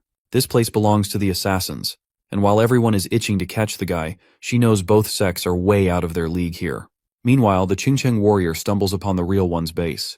He looks around, impressed by how huge this place is. As he explores the base, he starts to doubt that the assassins built this all by themselves. He can't figure out who might have helped them create something like this. Finally, he makes his way to the last room in the base. The warrior strolls in and starts searching for hints right away. He runs his hand along the wall and feels a hidden pressure plate. That triggers a secret spot on the wall, revealing a golden tube inside. He opens it up and checks out the message inside, which turns out to be a request to take out Wu Gun. The guy is absolutely livid because he can't believe someone wrecked the Qingcheng sect's future for a measly 500,000 yang. Fueled by pure vengeance, he's ready to obliterate the Blood Phantom group. That's when he spots an even bigger hole in the wall nearby. He steps inside and finds a table with a book on it. But this isn't just any room. It's a pit crawling with thousands of snakes. Ignoring the danger, he heads for the table and picks up the book. Turns out it's a manual from the infamous Nine Demon School. He picks up the book and thinks that the Nine Demon School is the clan that vanished ages ago during the War of Heaven and Demons. While he's mulling this over, the search for Wall is still on. Meanwhile, the Qingcheng sect disciples spot some grains of rice on the ground, and they get the feeling that Wool is close by. They remind each other to stay alert because you never know when the assassin might strike. As they move on together, one disciple lags behind. He notices that the creepy darkness hangs around, even with their lights. He realizes he should have stuck closer to the group because out of nowhere, Wool drops down and chokes him to death. The other disciples totally miss it because they're still shocked that the assassin was living underground. One of them figures the assassin must have pulled a sneak move in his fight with Wu Gun. He can't wrap his head around the idea that Wu could have actually lost a fair fight, and Wool's not cool with that, so he handles it his own way. The others see their friend go down and instantly realize that Wool is right there with them. One dude freaks out and starts running around hoping to spot Wool. Not the best idea though, because he ends up all alone in the dark. The rest of the crew panics and breaks apart, which gives Wool the perfect chance to take them out one by one. One dude hangs back, trying to act tough even though he's totally freaked out. He's yelling for Wool to come out and face him. Wool decides to mess with him and snuffs out all the torches. The guy is so scared that he ends up wetting himself right before Wool steps out of the shadows and takes him out for good. The other group of disciples is really struggling since their footprints are leaving marks in the ground, making it tough to track down the assassin. Ming, a disciple from the Qingcheng sect, thinks that if his only goal was to run away, he could have easily done anything to escape and hide. But instead, he's brought his enemies right into the territory he knows best. He thinks Wool is trying to take a stand in the place he knows best. Ming is eager to be the one to catch the assassin because it would really boost his reputation in the sect. He starts giving orders to the other disciples, telling them to team up in pairs, and above all, he warns them to stay alert. Ming takes a step and suddenly realizes he's triggered a pressure plate. He shouts for everyone to watch out as a barrage of arrows comes flying at them. The disciples try to fend off the arrows with their swords, but there are just too many, and a bunch of them get hurt. Ming barely dodges the arrows himself, completely caught off guard by the trap. He's upset to see some of the disciples injured. He glances up and notices more traps looming overhead. Ming yells another warning, astonished that anyone could live in a place filled with traps like this. Meanwhile, a guy is perched above, keeping an eye on the chaos below as the others scramble to figure out where he's hiding. The story goes on, and the Qingcheng warrior is staring at the thousands of snakes in the pit. He thinks these snakes were probably gathered for research by the Nine Demon School. He can't help but wonder if this cave used to be the Nine Demon School's headquarters. The disciples of the Ime sect are in chaos after their defeat, and some are missing. The ones who are left are freaking out, worried that Wall might strike at any moment. Zhonghua steps up, trying to get everyone to calm down. She shouts for them to cut out the panic, reminding them that the assassin is injured and won't make any reckless moves. It's vital for them to stick together instead of scattering. Meanwhile, Wall is feeling the pressure from his injuries and decides to take action, quickly taking Zhonghua out in an instant. But she picks up on the tension and realizes something isn't right. As Wool gets closer, she quickly spins around to defend herself. It's a face-off with Wool. Zhonghua grabs Wool's hand and tries to strike with the other one. He goes for Zhonghua's eye, jabbing with 2 fingers, and she yelps in pain. but that's all he manages to do. Wall was totally surprised by Seol, who now has her sword digging into his side. He realizes that she has some serious skills because the way she attacked was spot on. Seol isn't really used to getting compliments though. She then tells Wall to give up, but he just laughs and has a different plan. He tries to go after Seol, but she sees it coming and dodges like a pro. Wall gets up and pulls the sword out of his side. He glances back at Seol and asks if she'll let him go if he gives up. Seol pauses for a moment, but Wall knows she won't. He points out that if she were willing to show mercy, she wouldn't have taken out the rest of the Blood Phantom crew. Seol asks Wall how much he knows, and he casually replies that he's aware she, the Abyss of 9 Calamities, is connected to everything. Jeonghwa, not wanting any secrets to get out, immediately tells Seol to kill him. After a moment of hesitation, Seol admits she's not exactly a fan of her master either, but she owes it to her fiancé, Woo Gun, to take revenge. With that, she unleashes a powerful surge of energy at Wall. Wall knows that going up against Seol directly would be a terrible idea, but just as he's about to back off, he gets hit by a burst of energy. Jeonghwa realizes this situation is really bad for the Ime sect, so she decides to take matters into her own hands, but the greatest warrior steps in and tells her to move aside. Jeonghwa insists on trying to save the Ime sect one last time, arguing that they need to take out the assassin before he can unleash any magic. The greatest warrior isn't really sweating it. He squats down to chat with Wool and asks him why he went through with it. He figures that even an assassin should know right from wrong. Wool opens up to the greatest warrior, explaining that he was taken to the cave when he was just 14. He didn't get the chance to tell right from wrong back then. Wool mentions that being trained as an assassin meant he didn't really have a choice in the matter. The greatest warrior notices that Wool isn't showing any empathy at all. Wool's eyes are full of anger, and the greatest warrior thinks he could have been a great ally if he'd had a better upbringing. So, the greatest warrior pulls out a tube and freezes Wool. He discovered the request to take out Woo-gun. With that, the greatest warrior asks who asked for the hit. Wall says he has a hunch. Then he asks the greatest warrior if he stopped them from going after him because he was thinking of the same person too. The greatest warrior glances back and Jeonghwa looks like she's about to be sick. A group of Qingcheng sect disciples rush over, asking if their master needs assistance. The greatest warrior turns to Ming and asks what happened to the others. Ming explains they didn't make it as they got caught in the assassin's trap. Frustrated but determined, the warrior knows what he has to do. Rising to his feet, he looks at Wool and says a quick death would be far too kind for you. He grabs Wool by the foot and starts dragging him, determined to make him suffer a pain worse than hell. It's the only way he can offer even a shred of atonement to those Wool has killed. Meanwhile, Wool silently wonders who's going to make up for the 7 years he's lost. The warrior brought Wool right to the bottom of the real ones. Holding onto Wool's foot, he looks down at the pit full of snakes. The warrior gives Wool one last shot and asks if he's still not planning to make things right. All Wool can do is laugh at that. The warrior knows exactly what he has to do. He looks at Wool and tells him he has no place in this world. Without hesitation, he throws Wool into a pit of snakes, wanting him to suffer a painful death while paying for his sins. Turning to the others, the warrior says it's time to leave the cave. He orders the entrance sealed so no one can ever use this place again. Wool is left alone to die in the snake pit, and the snakes waste no time sinking their fangs into him. But as the starved snakes take turns attacking, Wool doesn't even flinch. Instead, he starts hissing back at them. Grabbing one of the snakes, he shows them who's boss and bites its head clean off. Time goes by, and Wool ends up spending years all by himself in the cave. He managed to escape the snake pit and picked up martial arts moves from the Qingcheng and Ame sects by reading the books left behind on the dead bodies. After so much time hanging out with the snakes underground, Wool started taking on some of their traits. Wool has totally changed as he's got lighter skin and hair now. His body went through a lot after switching to a snake-only diet. Right now, he's just waiting for the chance to get back at those above ground. In Batang, there's this guy who just got tossed out from the top floor of a brothel. Wool is the one who did it, finally out of the cave. He's telling the boss he needs 3 days to himself, and she's not taking it well. She's confused about who this guy is and where he even came from. One of her guards tries to intimidate Wool for tossing a martial artist from the Sapphire House in Batang out of the window. But Wool couldn't care less and takes on both guards with his soul-reaping thread. The woman looks totally shaken since Wool just took them down with a simple flick of his wrist. She couldn't remember ever seeing anyone like him in Sichuan. Now she definitely saw Wool as way more than just an ordinary guy. The boss quickly asked for Wool's forgiveness, saying he could hang around as long as he wanted. She promised to get him anything he needed and begged him to let her guards go. Wool paused for a moment, but all the boss could think about was how calm his eyes were. To her, it felt like she was staring down a massive snake from the rainforest. Wool said he just needed 3 days. He freed the guards and asked if everyone could please leave him alone. The boss agreed to his terms and asked what his name was. He replied, I'm Pio Wool. After 3 days, Wool is finally set to bounce from the brothel. When he first stumbled out of the cave, he was totally bare, but the boss was chill enough to hook him up with some clothes.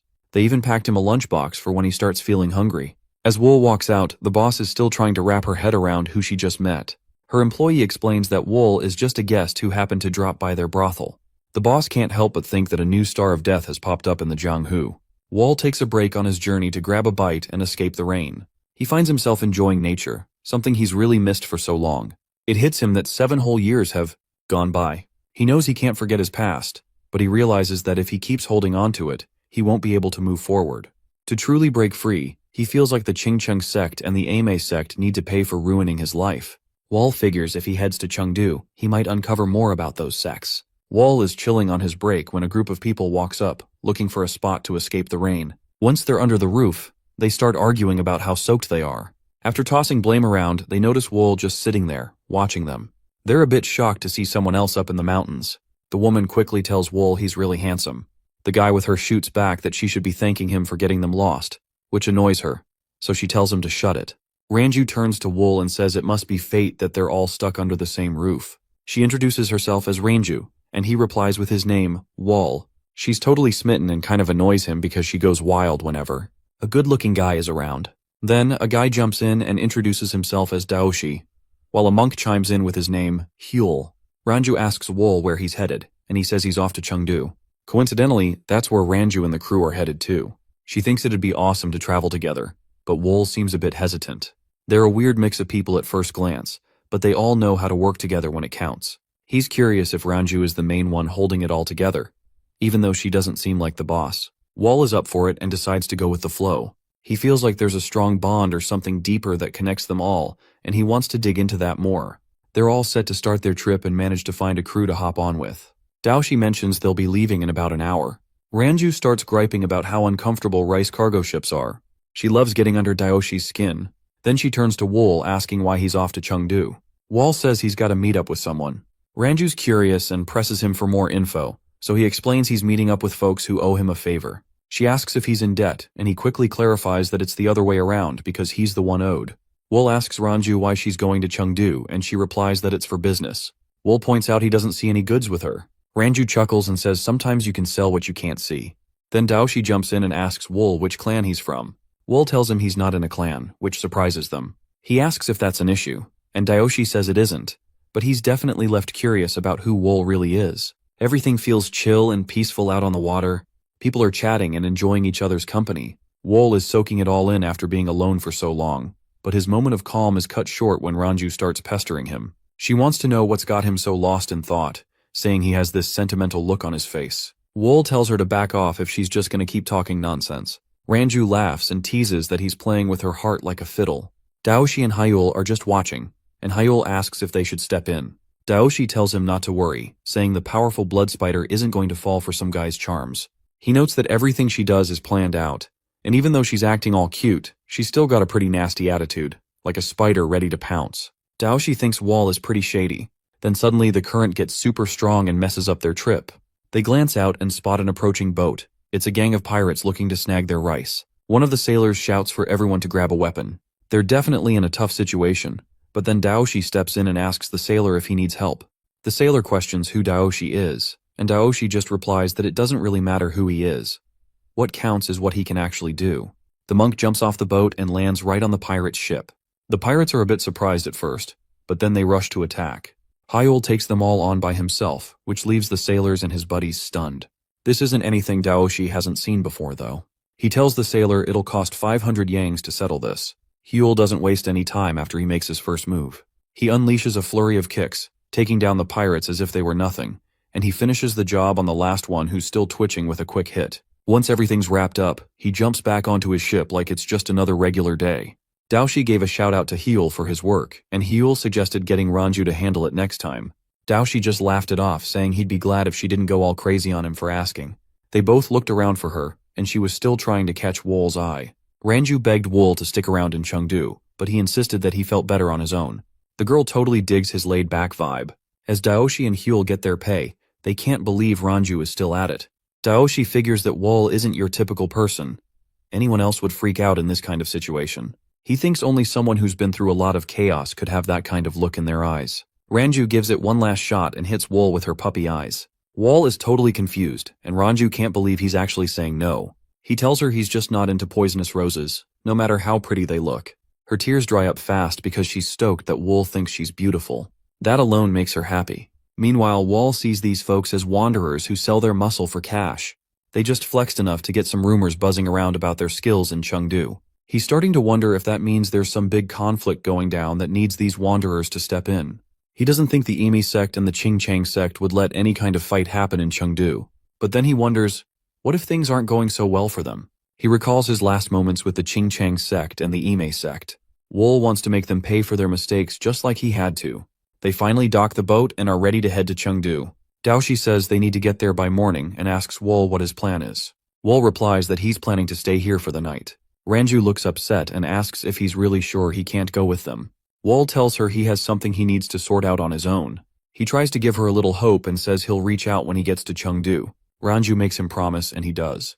Wol heads out and makes his way into town, where he ducks into a lodge. As soon as he walks in, he catches some people staring. An employee asks if he's looking for food or a place to stay, and Wol says he wants both, but he'd like to eat first. They bring his meal over, but a group of guys starts chatting about his clothes from the other side of the room. Just when Wol is about to dig in, a guy interrupts him. This guy, Jang, introduces himself as the main escort for the Nine Treasures Escort Corps. He asks Wol why he's dressed in women's clothes if he's a dude. Jang claims he made a bet with his friends to figure it out. Wol casually replies that Jang just lost his cash. Jang, not backing down, says he still can't tell if Wol's being honest. Then his buddies challenge him to strip Wol so they can know for sure. As Jang gets tempted by the pressure, Wol flicks a chopstick right into Jang's eye. Jang's crew starts freaking out when they see him tearing up. Turns out he just got stabbed in the eye over a joke gone wrong, and thanks to peer pressure. Wol does not hold back and thinks that since he cannot see now anyway, it is best to take out the other eye as well. Jang's begging for mercy, but Wol's already driving another chopstick in. Jang's screams say it all. Jang's friends finally come to help him out, but Wol grabs a bunch of chopsticks. He launches them and takes out the bullies in no time, basically blinding them. He tells them they need to own up to what they've done. Later on, in the village of Chengdu, Ranju and the crew are hanging out. They notice that a bunch of people in the streets are packing weapons. Ranju thinks it's the perfect chance for them. Hyul chimes in, saying it's one person's bad luck and another's good luck, calling it a real tragedy. Ranju, annoyed, tells him to chill. When Hyul asks why, Ranju calls out who's the most obsessed with money among them. Without missing a beat, everyone points at Daoshi, who snaps at them to knock it off. The group finally arrives at their destination, and Ranju is excited to see her captain, Muryang. He gives her a nod as his vice captain and mentions that she made it right on time. Hyul and Daoshi also say hello, pointing out how long it's been since they last caught up, and he responds with a warm greeting back. The four of them are chilling around a table, and Daoshi brings up that he needs some cash, especially after taking a long break. Muryang points out that the whole gathering was meant to tackle that. Daoshi, feeling unsure, asks if they're really planning to get involved in this. Muryang raises an eyebrow, wondering if it's too much for him, saying he can bail if he wants. Daoshi laughs it off and assures everyone he never meant to suggest he wanted to dip out. Ranju brings up the Qingchang sect and the Ime sect, wondering if there's some connection between them. Daoshi jumps in, pointing out that everyone knows about the ongoing feud between the two sects that's been going on for 7 years now. Muryang chimes in to say that no one really knows why it all started, but things have definitely escalated over time. The clashes range from martial artists getting into fights to huge battles, which have split everyone up across Jianghu and Sichuan. Muryang thinks a big showdown between the sects is just around the corner. But Ranju is curious about why they're even fighting in the first place. Muryang brushes it off, saying the reason doesn't matter. What's important to him is that this chaos might finally give him a shot at making his dream a reality. Later, we see Wol heading out of the lodge. The owner remembers Wol's earlier actions and starts to feel nervous, hoping Wol will just leave without any trouble. Wol walks up to the owner and asks who knows the most about what's going on in Sichuan. The owner is a bit confused and asks what Wol means by internal affairs. Wol clarifies that he's looking to find out what's happening between the sects. The owner suggests that Wol check out the workshop, especially the Fire Dragon Room. It's a place where Sichuan's artisans came together ages ago. They've been working with all the local sects for a while, so if Wol buys a weapon from them, they'll happily answer any questions he has. So, Wol heads over to the workshop. A guy starts shouting at his worker for using a hammer without asking, reminding him that he wasn't supposed to do that. He gives the worker a kick in the back of the head and tells him to stick to his regular chores. The guy yells at the worker to explain why he's just standing there and tells him to head to the back to finish up his tasks. He makes it clear that the worker isn't allowed to come back until he's called. Then he spots Wool watching the whole thing happen. The guy shifts his attention to Wool and asks what he's looking to buy. But Wool is more curious about what the worker did wrong. The guy admits the worker's behavior isn't great, mentioning there's a rumor that the worker is from the Tang clan, but he still tried to use the hammer without asking first. Wool asks if Tang clan descendants can't use hammers. The guy replies by asking if it's Wool's first time in Sichuan, and Wool says it basically is. Then the guy starts explaining how the Tang clan went downhill ages ago because they teamed up with the demon cult. Because of that, they got shut down by someone known as the strongest in history, which led to the clan's quick drop and fall. The Sichuan folks see the Tang clan as traitors to their community, so no workshop is willing to share their techniques with them. They're worried that history might just repeat itself. One guy says the Tang clan has to deal with the mistakes of their ancestors, asking why they chose to team up with the demon cult and claiming their fate is basically their own fault. The guy asks Wool again what he's looking to buy. Wool replies that he's on the hunt for a flying sword. The man tells him to follow him, saying that all the workshop's weapons are in the back. As they stroll to the back, Wool asks the guy if he's been getting a lot of orders lately. The man chuckles and says that their orders have shot up since the Ime sect and the Qingchang sect started throwing punches at each other. He explains that even though things are getting wild in Sichuan, their business is actually booming. He goes on to say that all the craftsmen in their shop are swamped with making weapons for different sects. While the guy keeps talking, Wool spots a descendant of the Tang clan getting beaten up nearby. The guys who are beating up Sochu think that the Tang clan fell apart because they didn't stick to the rules. They feel like they're showing Sochu where he belongs. While he's getting hit, he spots a dagger lying nearby on the ground. Wool walks up to the group and comments that people can be worse than animals when they let themselves be treated badly. He says that putting up with abuse makes you live like a worthless dog. Then, Wool turns to Sochu and asks him how he plans to live his life. The guys want to know who Wool is and tell him to leave, saying this is about the fire dragon room. Wool brushes them off and asks Sochu his question again. The guys are getting annoyed and start accusing Wool of ignoring them. While they're distracted, Sochu suddenly leaps up and bites one of them on the neck, taking him down. The guy is confused and asks what Sochu is doing, but Sochu just grabs a dagger and holds it right above his eye. The others are totally taken aback and start calling Sochu a beast.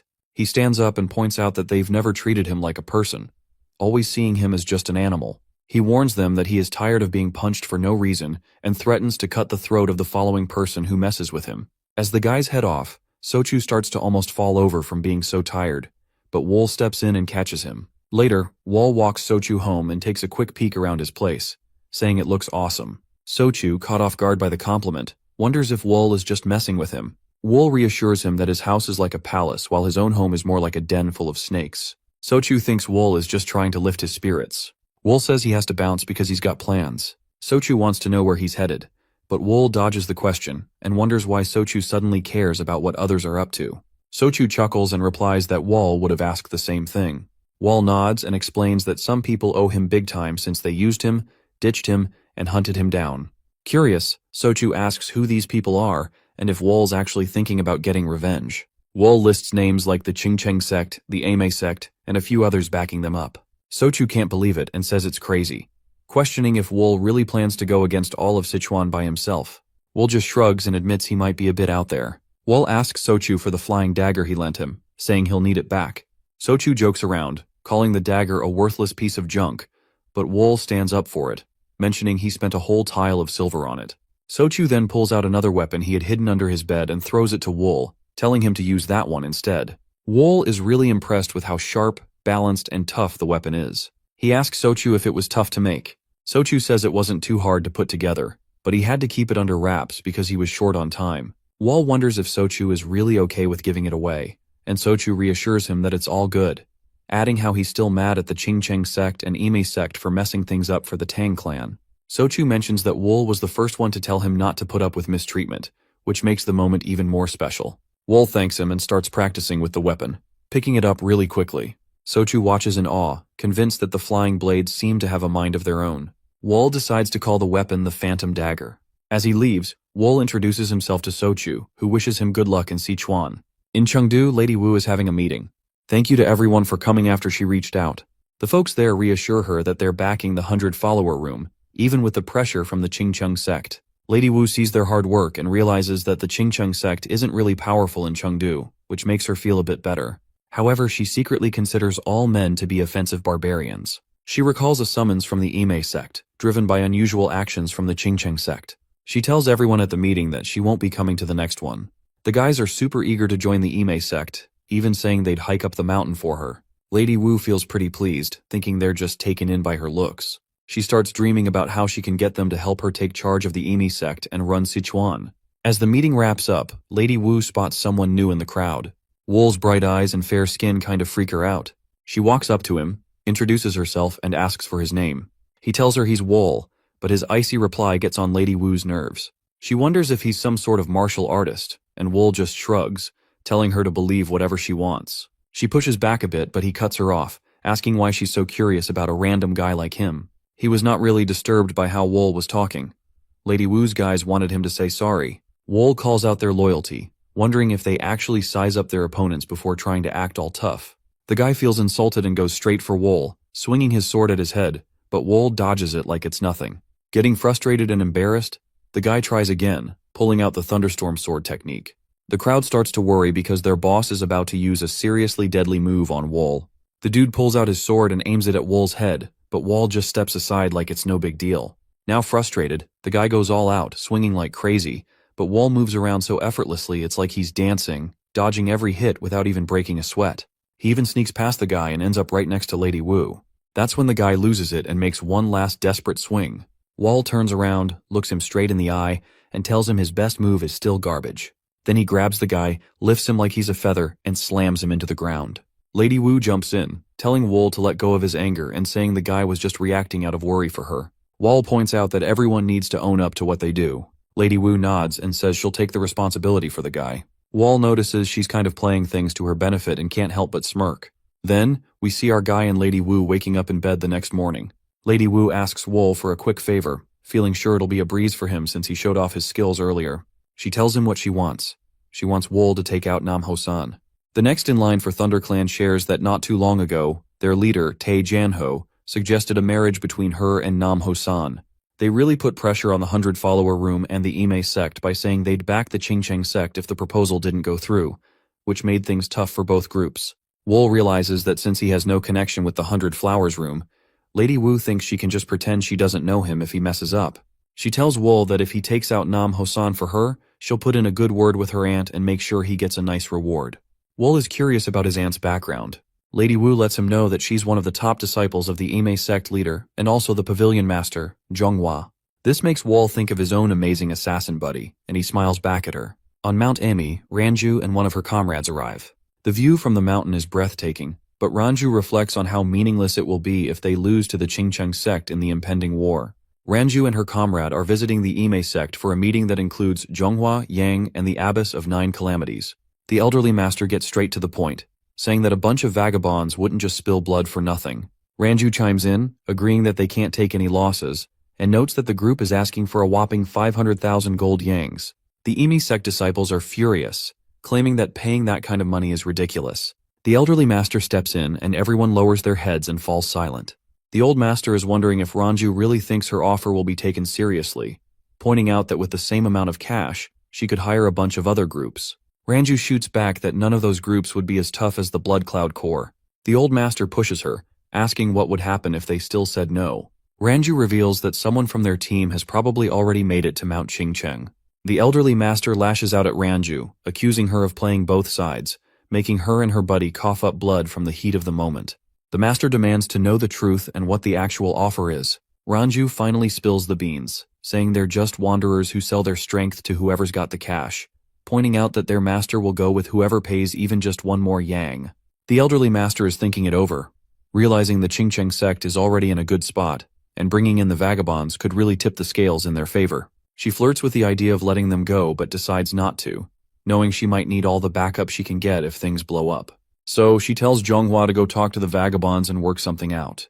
2 guys are chatting about their business with the Thunder Clan, and they're both pretty fed up with how tough the clan is to deal with. One guy is venting about how worn out he feels every time they have to negotiate, wondering how much more the clan can ask for, especially since they've got all that grain stored up.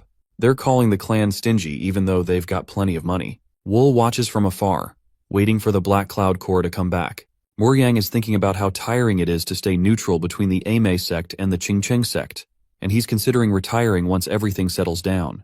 Daoshi comes back, saying he got held up because he ran into someone he recognized. He reminds Muryang about that guy named Wol, whom they bumped into by chance while traveling. Muryang nods and admits he feels a bit on edge about it, suspecting it might be linked to the shaky situation between their two sects. Daoshi believes that Muryang's worry is something to take seriously, so he suggests sending some free members to follow Wol out of curiosity. Muryang thinks that's a smart move and agrees. At the same time, Zhonghua and the Ime sect crew show up. Muryang greets them warmly, seeing their visit as a sign that the Ime sect is ready to talk things over. Zhonghua warns Muryang not to try to pull any fast ones on her sect, or there will be serious consequences, even if it means delaying their fight against the Qingcheng sect. Muryang grins and invites them in, kicking off the negotiations. Zhonghua thinks Muryang's demand for trading rights beyond the Great Wall is ridiculous, arguing that wanderers should just focus on making money. She calls him too ambitious, but he insists that his goals are totally doable if the Ime sect takes control of Sichuan. Frustrated, Zhonghua loses her cool and slams her hands on the table, realizing that Muryang has the upper hand in this deal. Muryang grins and invites them in, kicking off the negotiations. Muryang is backing down a bit and is saying he'll give up his request for trading rights, the 500,000 gold yangs, and compensation for the broken table. Instead, he's asking for help to settle down by the Western Plateau. Zhonghua wonders if this was Muryang's plan all along. Muryang nods and explains that since they're vagabonds, no sect wants them close by. Zhonghua admits her sect feels the same way. Muryang points out that the Western Plateau is far enough to steer clear of any trouble and asks if she's on board with it. Zhonghua thinks it over and sees that while the vagabonds could be useful for a bit, she worries they might end up being more trouble in the long run. She comes up with a plan to use them as disposable help, figuring that if they set up survivors in a settlement far away, it would keep future problems to a minimum. In the end, Zhonghua decides to go along with the idea. Muryang is pretty pumped about how the negotiations went, realizing that he wouldn't have gotten such good terms with the Qingcheng sect. He offers to whip up a contract, but Zhonghua says it's not necessary because the Ime sect will stick to their word. Then, he asks if they're planning to head back right away, or if they want to stay the night, offering them a place to crash. Zhonghua decides to stay in the 100-follower room, where her niece is staying. Ranju suddenly bursts in with some urgent news, which really ticks Muryang off, and she wants to know what's going on. Ranju spills that the leader of ThunderClan has been killed. Muryang asks if they caught the killer, and Ranju says it doesn't look like it. She mentions that ThunderClan thinks the Qingcheng sect might be behind it. Tae, the leader of ThunderClan, shows up at the Qingcheng sect out of nowhere, bringing along some armed followers. The sect's disciples are totally thrown off by the surprise visit. The sect leader meets with Tae and asks him what's going on. Tae then reveals a coffin holding the body of his disciple, which leads the sect leader to express his condolences and ask if Tae suspects them of having anything to do with it. Tae gets really frustrated and asks the sect leader if he really doesn't get it. The sect leader, sincere as ever, says he honestly doesn't and asks Tae to break it down for him. So Tae decides to show him instead. He opens the coffin to reveal that it holds Namho-san, the leader of ThunderClan. They point out the wounds on the kid, clearly made by the Qingcheng sect's 72 sword waves. The sect leader starts sweating as he realizes that the wounds really do match the technique they were talking about. He's suddenly put on the spot, facing demands to stop making excuses now that he's seen the body. It's clear to him that his disciple is dead because of the Qingcheng sect's sword moves. They all agree it only makes sense that the Qingcheng sect is behind this. He suspects they figured out ThunderClan was planning to back the Ime sect by marrying into the 100-flower room and decided to strike first. The sect leader tries to calm Tae down and promises to look into what happened. But Tae isn't having it. He can't just chill when one of his disciples has been killed by their technique. He shows the evidence and pushes the sect leader to give an explanation right away. Then the Qingcheng warrior jumps in, clearly annoyed. He tells Tae he's being disrespectful for showing up uninvited and calls his accusations ridiculous. Without holding back, the warrior attacks Tae with the thunderstorm poem technique, questioning if Tae really thinks their sect is a joke to bring such claims. The sect leader is pretty upset with the top warrior for using violence. The warrior brushes it off, saying there's still time to fix things after taking out the threat. The leader can't help but notice that his younger brother has changed. He's gotten all reckless and aggressive. He used to be cold, but he was never this wild before. While the disciples check on him, Tai calls out the Qingcheng sect for using force to shut down any complaints. The sect leader doesn't know how to respond and tells his junior brother to chat with Tae once he's better. He also sets up some places for the ThunderClan warriors to stay. Then, the sect leader tells his disciple Cheong to look into what's going on in Chengdu because he feels like something's off there. In Chengdu, two guys are chatting about the whole situation. One of them wonders if the Qingcheng sect actually took out Namho-san, mentioning that sometimes martial arts clues can be faked. The other guy insists that top-notch martial arts leave pretty clear marks, and the 72 sword waves are way too unique to copy. They both think it's likely that the Qingcheng sect is behind it. They're worried that things might get pretty messy in Chengdu soon. Meanwhile, they have no idea what's really going on as the actual culprit Wool hangs out in a nearby room. Lady Wu walks in and starts examining Wool to see whether he has anything to do with Nam Hosan's death. Wool pretends he has no idea what she's talking about, acting all clueless. Lady Wu looks puzzled, convinced that Wool did something wrong. Wool brushes off the need to find out who the killer is, saying the main point is that Nam Hosan is dead. Then Wool grabs Lady Wu by the chin and leans in for a kiss. For a second, she goes along with it, but then pulls back, saying she's got to deal with an important guest. She talks about her aunt, Zhonghua, the first disciple of the Emi sect, who's come to the 100 Flower Room with her junior sister. Since Zhonghua is pretty high maintenance, Lady Wu has to take care of her personally. Wool asks Lady Wu what Zhonghua is doing in Chengdu. She mentions that Zhonghua is trying to hire the Blood Cloud Corps, a tough group of vagabonds with a smart leader. Wool is curious about how long Zhonghua plans to stick around, and Lady Wu figures her aunt will hang out at the 100 Flower Room for a while. While she's glad to see her aunt, Lady Wu doesn't really enjoy having her junior sister around. Once Lady Wu leaves, Wool thinks about what she said and suspects that Zhonghua's junior sister must be Yang. He remembers how cold and harsh she was, and wonders if he'll run into her again in Chengdu. Wool thinks the Qingcheng sect is probably in chaos after Nam Hosan's death, and he feels like he just needs to wait a bit longer to get his plans rolling. In a flashback, Wool is seen pulling off the 72 sword wave technique perfectly with Sanju's dagger, and brutally taking out Nam Hosan. Meanwhile, the Qingcheng sect's disciples show up at the scene to look into what happened. They realize that the technique definitely belongs to their sect. Chang thinks about the chance that an outsider might be responsible, but isn't convinced that anyone outside could actually master their secret technique. The disciples start wondering if someone might have figured out the technique from a leaked transcript. After some back and forth, they decide to stop speculating and follow the assassin's trail instead. Chiang briefly thinks about whether the culprit could be the assassin they ran into 7 years back, but quickly brushes it off, convinced that person is long gone. As they head to an inn to catch some rest, they bump into members of the Emi sect. Tension fills the air as both groups eye each other warily. Chiang says hi, but Zhonghua just laughs at him for ditching the mountains. He comes back at her, asking why she's not up there keeping watch, and lays the blame on her for kicking off a war. Zhonghua tries to shut him down, but he brushes her off. A younger girl tells Zhonghua to back off, but she's not backing down against the Qingcheng crew. Then she brings up whether the Qingcheng sect took out Nam Hosan, knowing he was engaged to Seol from the 100 Flower Room. Chiang throws some insults back, saying the Emi sect shouldn't be talking. Yang thinks about their past together and wonders where things went off the rails. She remembers starting this mess but never expected it to blow up like this. Her mind drifts to Wool, the mysterious guy behind the scenes, whose name she doesn't even know. As Yang sharpened her focus, she felt someone nearby but couldn't see anyone. Wool, hiding in the shadows, recognizes Yang's keen instincts. He reflects on how he sparked this conflict and feels pretty pleased with the chaos that's starting to unfold. Later that night, under a starry sky in Chengdu, Ranju calls Wool out for not being around. Wool ends up at a dinner meeting with Muryang and Daoshi. Muryang introduces himself as the captain of the Black Cloud Corps. Muryang tells Wool that he's heard a lot about him and mentions that Ranju is really interested in meeting him at least once.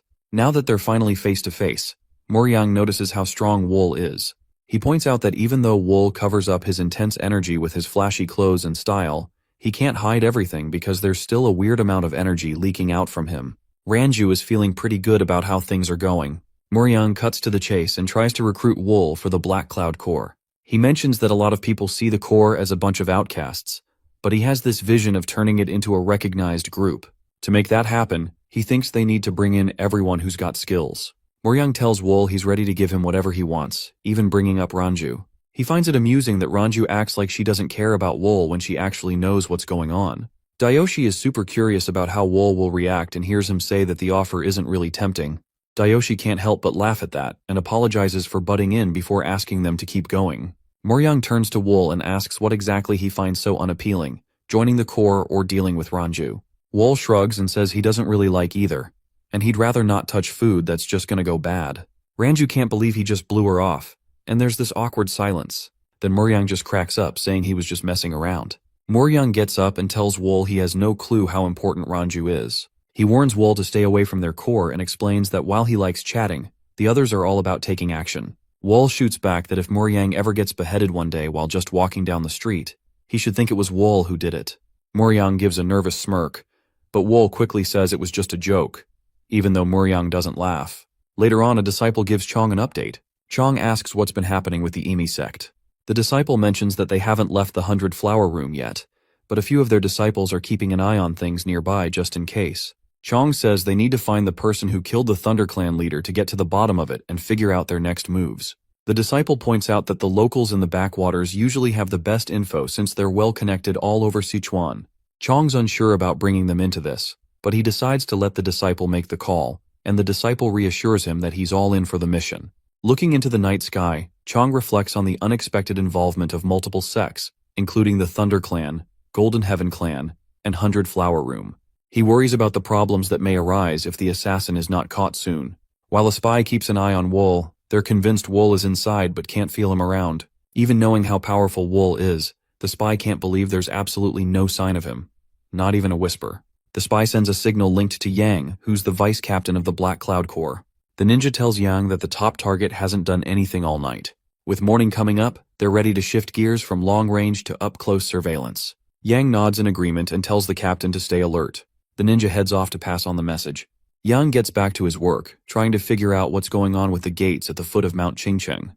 He remembers that the Corps can't use their full power there, so he thinks about luring the enemy down to the base of the mountain to take advantage of their 200 horses. While he's deep in thought, he suddenly feels like something's off, and he ends up throwing daggers at the ceiling. When nothing happens, he shakes off the feeling and decides it's just his nerves acting up. At the 100 Flower Room, Zhonghua tells Yang it's time to head back to Mount Ame. Yang wants to know why, and Zhonghua replies that her job is done since the negotiations went well, so Yang isn't needed anymore. But Yang doesn't want to leave just yet, because she's worried about potential trouble with the Qingcheng sect in Chengdu. Zhonghua suggests they could use the Black Cloud Corps as protection if things get dicey, and pushes Yang to just go along with it. After some hesitation, Yang finally agrees to leave in the morning. After Yang leaves, Lady Wu drops by to see Zhonghua and brings a bunch of snacks to keep her company. Zhonghua thinks it's really sweet and notices that Lady Wu seems a lot healthier now. Lady Wu shares that she's been hanging out with someone who's been a good influence on her. Then she starts to wonder if this guy might be linked to the killing of Seol, the ThunderClan leader. Zhonghua looks shocked and asks if that's actually true. Lady Wu quickly says she doesn't have any proof, but promises to introduce Zhonghua to the guy once she feels certain about her hunch. Before Lady Wu can share his name, news breaks about Go's death. The disciples are pointing fingers at the Qingcheng sect, and the mood is tense. They think the sect sent an assassin to take out their guy, and Zhonghua is fired up and ready for some revenge. The next morning, Muryang and Yang head over to the Flower Room. Muryang fills Yang in on another Ime sect disciple biting the dust, which has him worrying about teaming up with them. Yang sees it as a chance to strengthen their alliance, but can't shake the feeling that having such a skilled assassin lurking around in Sichuan is a bad sign. Muryang thinks about how there's been a lack of assassin groups ever since the Blood Shadow group went down 7 years ago. He brushes off the thought that the Qingcheng sect might hire someone to do the job and wonders if a third party is involved. For a moment, Wool pops into his head, but Yang reassures him that Wool hasn't been active in days.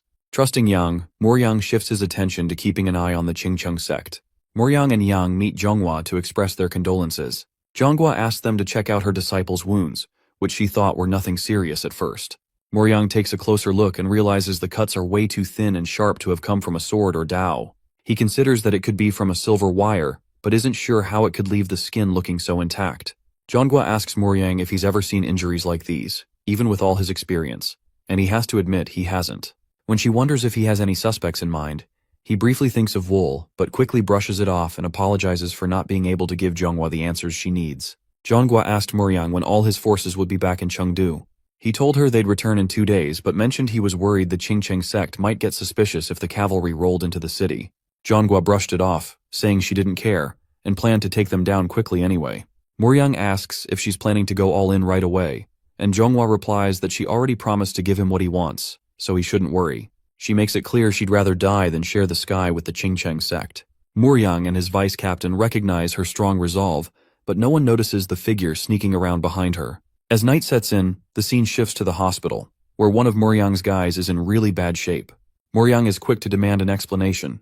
Ranju fills him in, saying they went looking for Wool and ended up getting beaten up pretty badly. Fuming, Muryang signals for more details, and Ranju starts telling the whole story from the start. Ranju remembers running into Wool while he was eating. Even though he clearly wanted some alone time, she approaches him with her usual expressive style and goes on to apologize for being rude during their meeting with Muryang.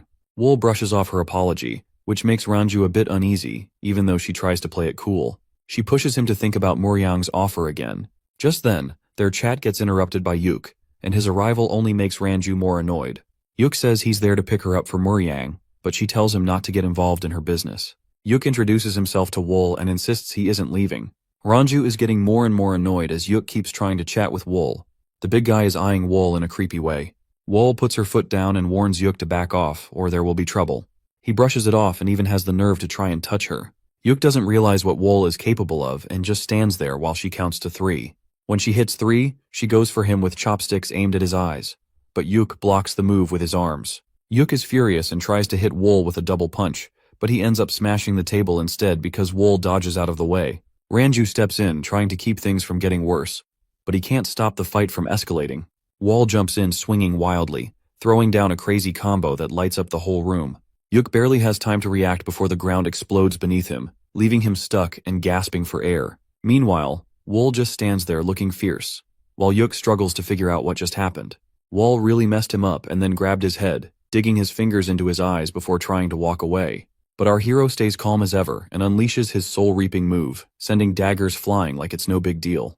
Just as they're about to hit, the Ranju's red aura lights up and slices through the chaos to stop them. She rushes to her blinded friend and tells our hero he's being stupid.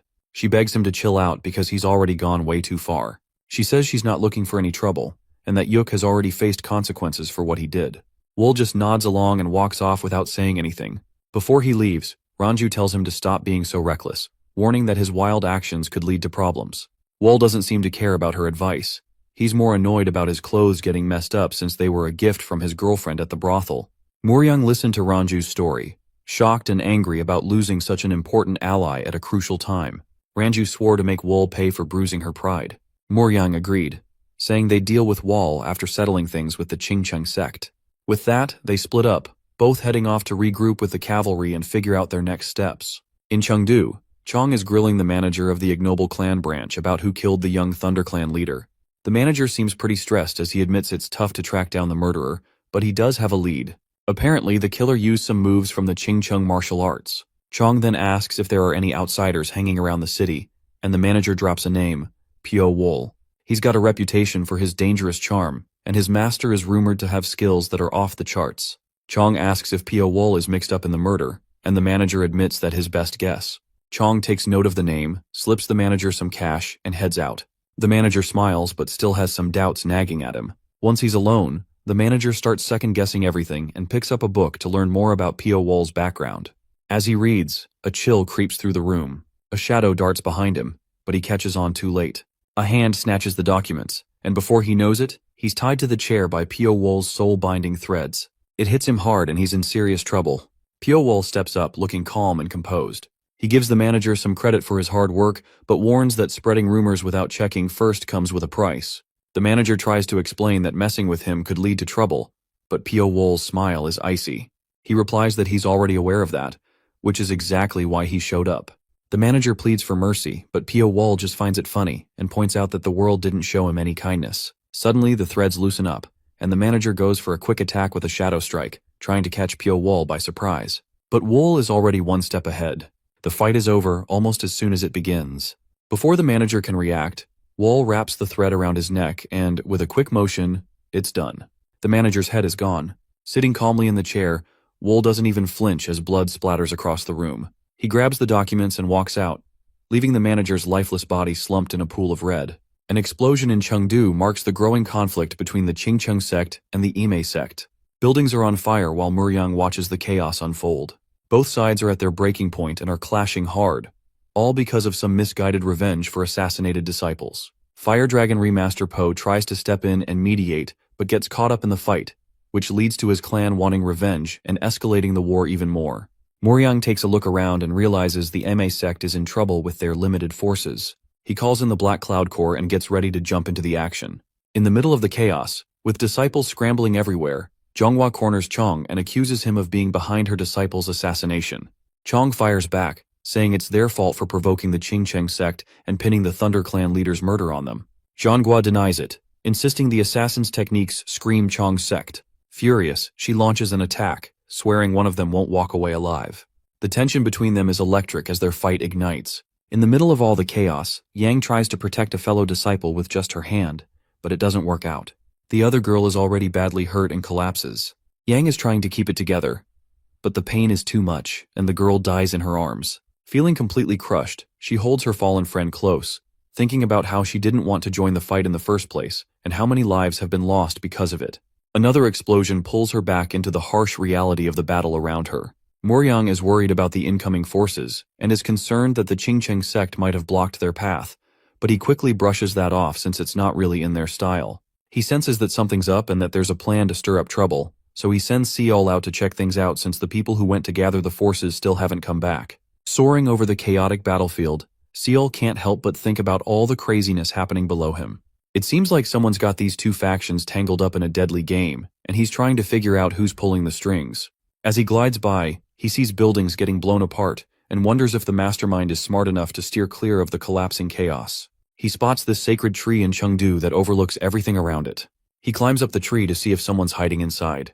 Just then, he feels this rush of blades coming at him, so he jumps off the tree. Seol caught something in the corner of his eye. Someone up in a tree dressed in a black warrior robe with glowing red eyes.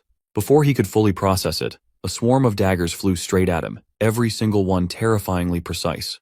Damn, this guy's good, he thought as he drew his weapons to block the attack. The technique was wild, maybe telekinesis.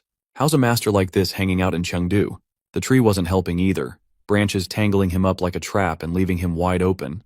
Next thing he knew, the guy was on him, arm tight around his neck, cutting off his air. As Seol gasps for air, the guy takes him out in an instant. After that, the man just goes back to watching the battle unfold from a distance. He's keeping an eye on things when Zhonghua goes down against Chong. Chong stands tall, looking victorious while Zhonghua is left really hurt. Yang rushes over, asking if she's okay, but she can't respond. He quickly gets her out of there and heads to the 100-flower room. Meanwhile, Chong watches them leave, and when his junior brothers come running in for help, he tells them it's time to leave too. Both sides pull back their forces. Zhonggua's injuries are pretty bad. This is just the kind of news that the guy in disguise, Wol, loves to hear. Moryang is insisting that Wol be brought to him right away, because he wants to handle the interrogation himself. Meanwhile, in the 100-flower room, two disciples are chatting about how bad Zhonggua's injuries are. While they're figuring out what snacks to grab, Yang tells them to get it together. She reminds them to check the defenses of the 100-flower room since the Qingcheng sect could attack at any moment. Plus, she wants a messenger pigeon sent to the main sect ASAP. Yang's looking to update them on everything that's gone down and call for reinforcements. In the 100-flower room, Yang tells the disciples to step up security since she thinks the Qingcheng sect might attack again. She has them inform the sect about the rising tensions and requests some backup. Yang thinks that the deaths of her student and the young leader of ThunderClan really cranked up the tension between the two groups, and it's gotten out of control. She's convinced someone is stirring the pot and trying to create trouble between them, but she needs to figure out who it is. Inside, Zhonghua is sprawled out on her bed, her injuries severe enough to keep her stuck there. The doctor tries to offer advice, but she shuts him down with a sharp glare and a threat to remove his head if he doesn't leave. He quickly backs out, leaving her alone to stew in frustration. She looks down at herself, hating how weak she feels. Rand's the last person she wants to step up for her, so she's determined to recover fast, no matter what it takes. The door swings open, and Zhonghua figures it's just the doctor again. Without even looking up, she tells him to beat it. When there's no reply, she glances up and asks who he is. The guy asks if she remembers him. Zhonghua is curious if he knows her. He smirked and said he hadn't forgotten her even for a second in the last 7 years. Then he adds something ominous about blinding her last eye to jog her memory. That's when it clicks for Zhonghua, it's Wol from way back when. Wol runs into Zhonghua, who can't believe he's actually here. She reminds him that he definitely died back when the Qingcheng warrior tossed him into the snakehold. Wol agrees but says it's time for him to take her down. He confesses that he's the one who killed her disciple and the young leader of ThunderClan. Zhonghua gets really angry, saying he's just made an enemy of the Ma sect, and starts questioning how he can be so fearless. Wol snaps back, reminding her that they're the ones who created him, and without them, there wouldn't be any reborn assassins like him. Zhonghua glares at him and demands to know what he wants. Wol shrugs and says he doesn't want anything, just to let her know what's in store for the Ma sect. Then, with a cold smirk, he declares his plan, to kill Cheong of the Qingcheng sect using the Ma sect's ultimate technique, the snow cloud piercing strike. He's always joking around with her, just throwing it out there that Seol's go-to move is the snow cloud piercing strike. Zhonghua glares at Wol and threatens to kill him, but her body betrays her. She is too weak to move, let alone carry out her threat. The pain is unbearable and she cannot hide it. Wool watches her struggle and then coldly predicts devastating losses for both sects. With a sly grin, he vows to expose everyone involved, from the elderly master to the Qingcheng warrior, leaving no one untouched. With her last breath, Zhonghua curses Wool, thinking back on his cunning plan as she weakly reaches for his neck. Wool coldly warns her that he'll hunt them all down, no matter how deep they hide. Blood streams from her eyes as she realizes the full extent of his cruel plan, and she musters every ounce of strength to attack, but only to collapse unconscious. Wall looks down at her and reflects that she never should have created someone as terrifying as him. The story moves on to the Black Cloud Corps as they start looking for Wall. They realize that Wall managed to slip away before their surprise raid, but it turns out Wall paid for the room and never actually showed up. Ranju curses herself for being dumb enough to fall for Wool's good looks and swears she'll skin him alive if they ever cross paths again. Meanwhile, Daoshi and Hyul do their best to stay focused, but it's clear they're on edge, worried about whatever mess Wool might be stirring up next. In the Golden Heaven clan, two disciples take a break from their training to chat about the chaos happening in Chengdu. Suddenly, there's a massive explosion. They recognize the sound and flashes as the snow cloud piercing strike, which makes them think the Ime sect might be involved. Inside, stuff starts to unfold right before the strike. Chiang is practicing martial arts but feels a bit off when Wool sneaks up on him. Chiang keeps it cool and asks what the unexpected guest wants. Wool introduces himself, and Chiang remembers hearing about him from the branch manager of the ignoble clan. Chiang is curious about what Wool's up to, and Wool says that sneaking around at night usually spells trouble, him included. Chiang then asks if Wool took out the leader of the Thunder clan, Seol. Wool admits he did, explaining that he had a grudge against both the Qingcheng and Ime sects, so he got them involved. Chiang pieces it together as this guy must have killed the Ime sect disciples too. He shoots Wool a sharp look, accusing him of holding grudges against everyone. But what puzzles Chiang is that he's never even heard of Wool's name before. Wool finally shows his true colors as the assassin that everyone in Sichuan sees as a public enemy. Chiang quickly realizes that this guy must be the one who killed Wu Gun 7 years ago, and he feels a surge of pride about it. Understanding who he's up against, Chiang gets ready to fight and warns Wool that he's made a huge mistake. He takes his stance and challenges Wool to try and make it out alive. Wool is just waiting for the action to start. Chiang charges at him with everything he's got, determined to take him down. But Wool stands his ground without any fear. He's got this soul-reaping thread wrapped around him, looking like it's protecting him for the fight ahead. Chiang doesn't hold back, unleashing his signature move. His blade cuts through the threads in one clean, powerful sweep, tearing them apart like paper. He smirks and believes it is already over as he moves closer to Wool. In his overconfidence, he fails to notice the threads silently creeping behind him and gliding through the air like ghosts. With a swift motion of Wool's hand, the threads wrap around Cheong and lift him into the air. He is completely trapped in a sinister soul-reaping web. Wool yanks the threads tight, and the snow cloud piercing strike slices through the air. The hit lands hard and fast, leaving Cheong seriously hurt. Chong realizes he is no match and uses his final breath to tell Wool they have created a complete monster. The disciples quickly blame the Ime sect, falling perfectly into Wool's plan. Driven by rage, they are already preparing for revenge. It doesn't take much as once a reason appears. Chaos erupts instantly. People start killing each other non-stop, day and night. Before long, any thought that someone might be behind it fades away.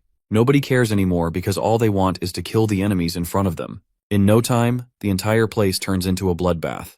As Seol walks through the battlefield, it feels like she's stepping through hell. She tries to make sense of how things got this bad when Muryang appears, saying he has something to tell her about the recent killings and someone named Wool. Hearing that name stops her in her tracks, completely shocked. At Mount Eme, elderly master grieves over losing Zhonghua. She finds out the killer's name is Wool, the same assassin who took out Wu Gun 7 years ago and is now stirring up the war between the Qingcheng sect and the Ame sect. Elderly Master is really curious about how he even found out about the Ime sect's snow cloud piercing strike. One disciple who died in the cave had a secret manual, and Elderly Master thinks Wool might have gotten a hold of it. He's super mad and wonders why anyone would be carrying around a secret manual in the first place. But the disciple chimes in, saying she's just passing on the message and they don't really know for sure yet.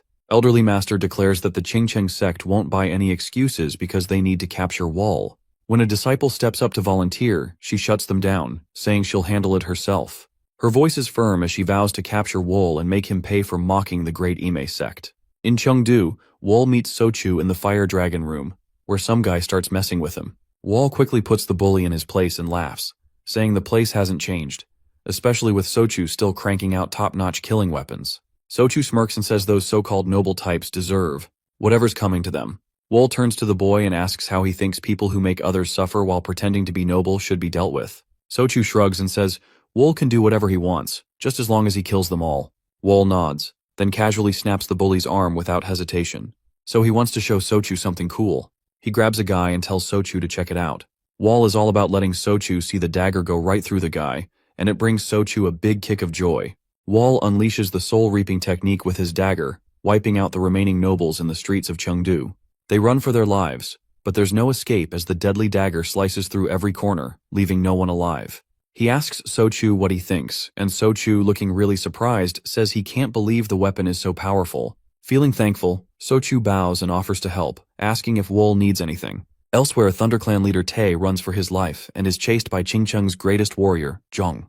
Zhong unleashes a powerful strike, hitting Tae on his head and killing him instantly with a single hit. The sect leader's brother Sage Mu is freaking out about what Zhong just did. The sect leader, seeing Tae's beheaded lifeless, becomes furious about Zhong's actions and demands to know why he did that. Zhong explains that Tai gave him the reason for Chiang's death and promised he wouldn't let anyone involved get away with it. The sect leader is caught off guard by Zhong's intense anger and starts to wonder what went down in that cave 7 years ago. Zhong can't keep it in any longer and lashes out by saying they lost Rugun Sang because of the Emi sect's schemes, and now that Chiang is gone, he's seriously worried about Qingcheng's future. The sect leader attempts to soothe him, but he brushes off the leader's attempts to calm him and insists he can't stay quiet anymore, then takes off into the sky.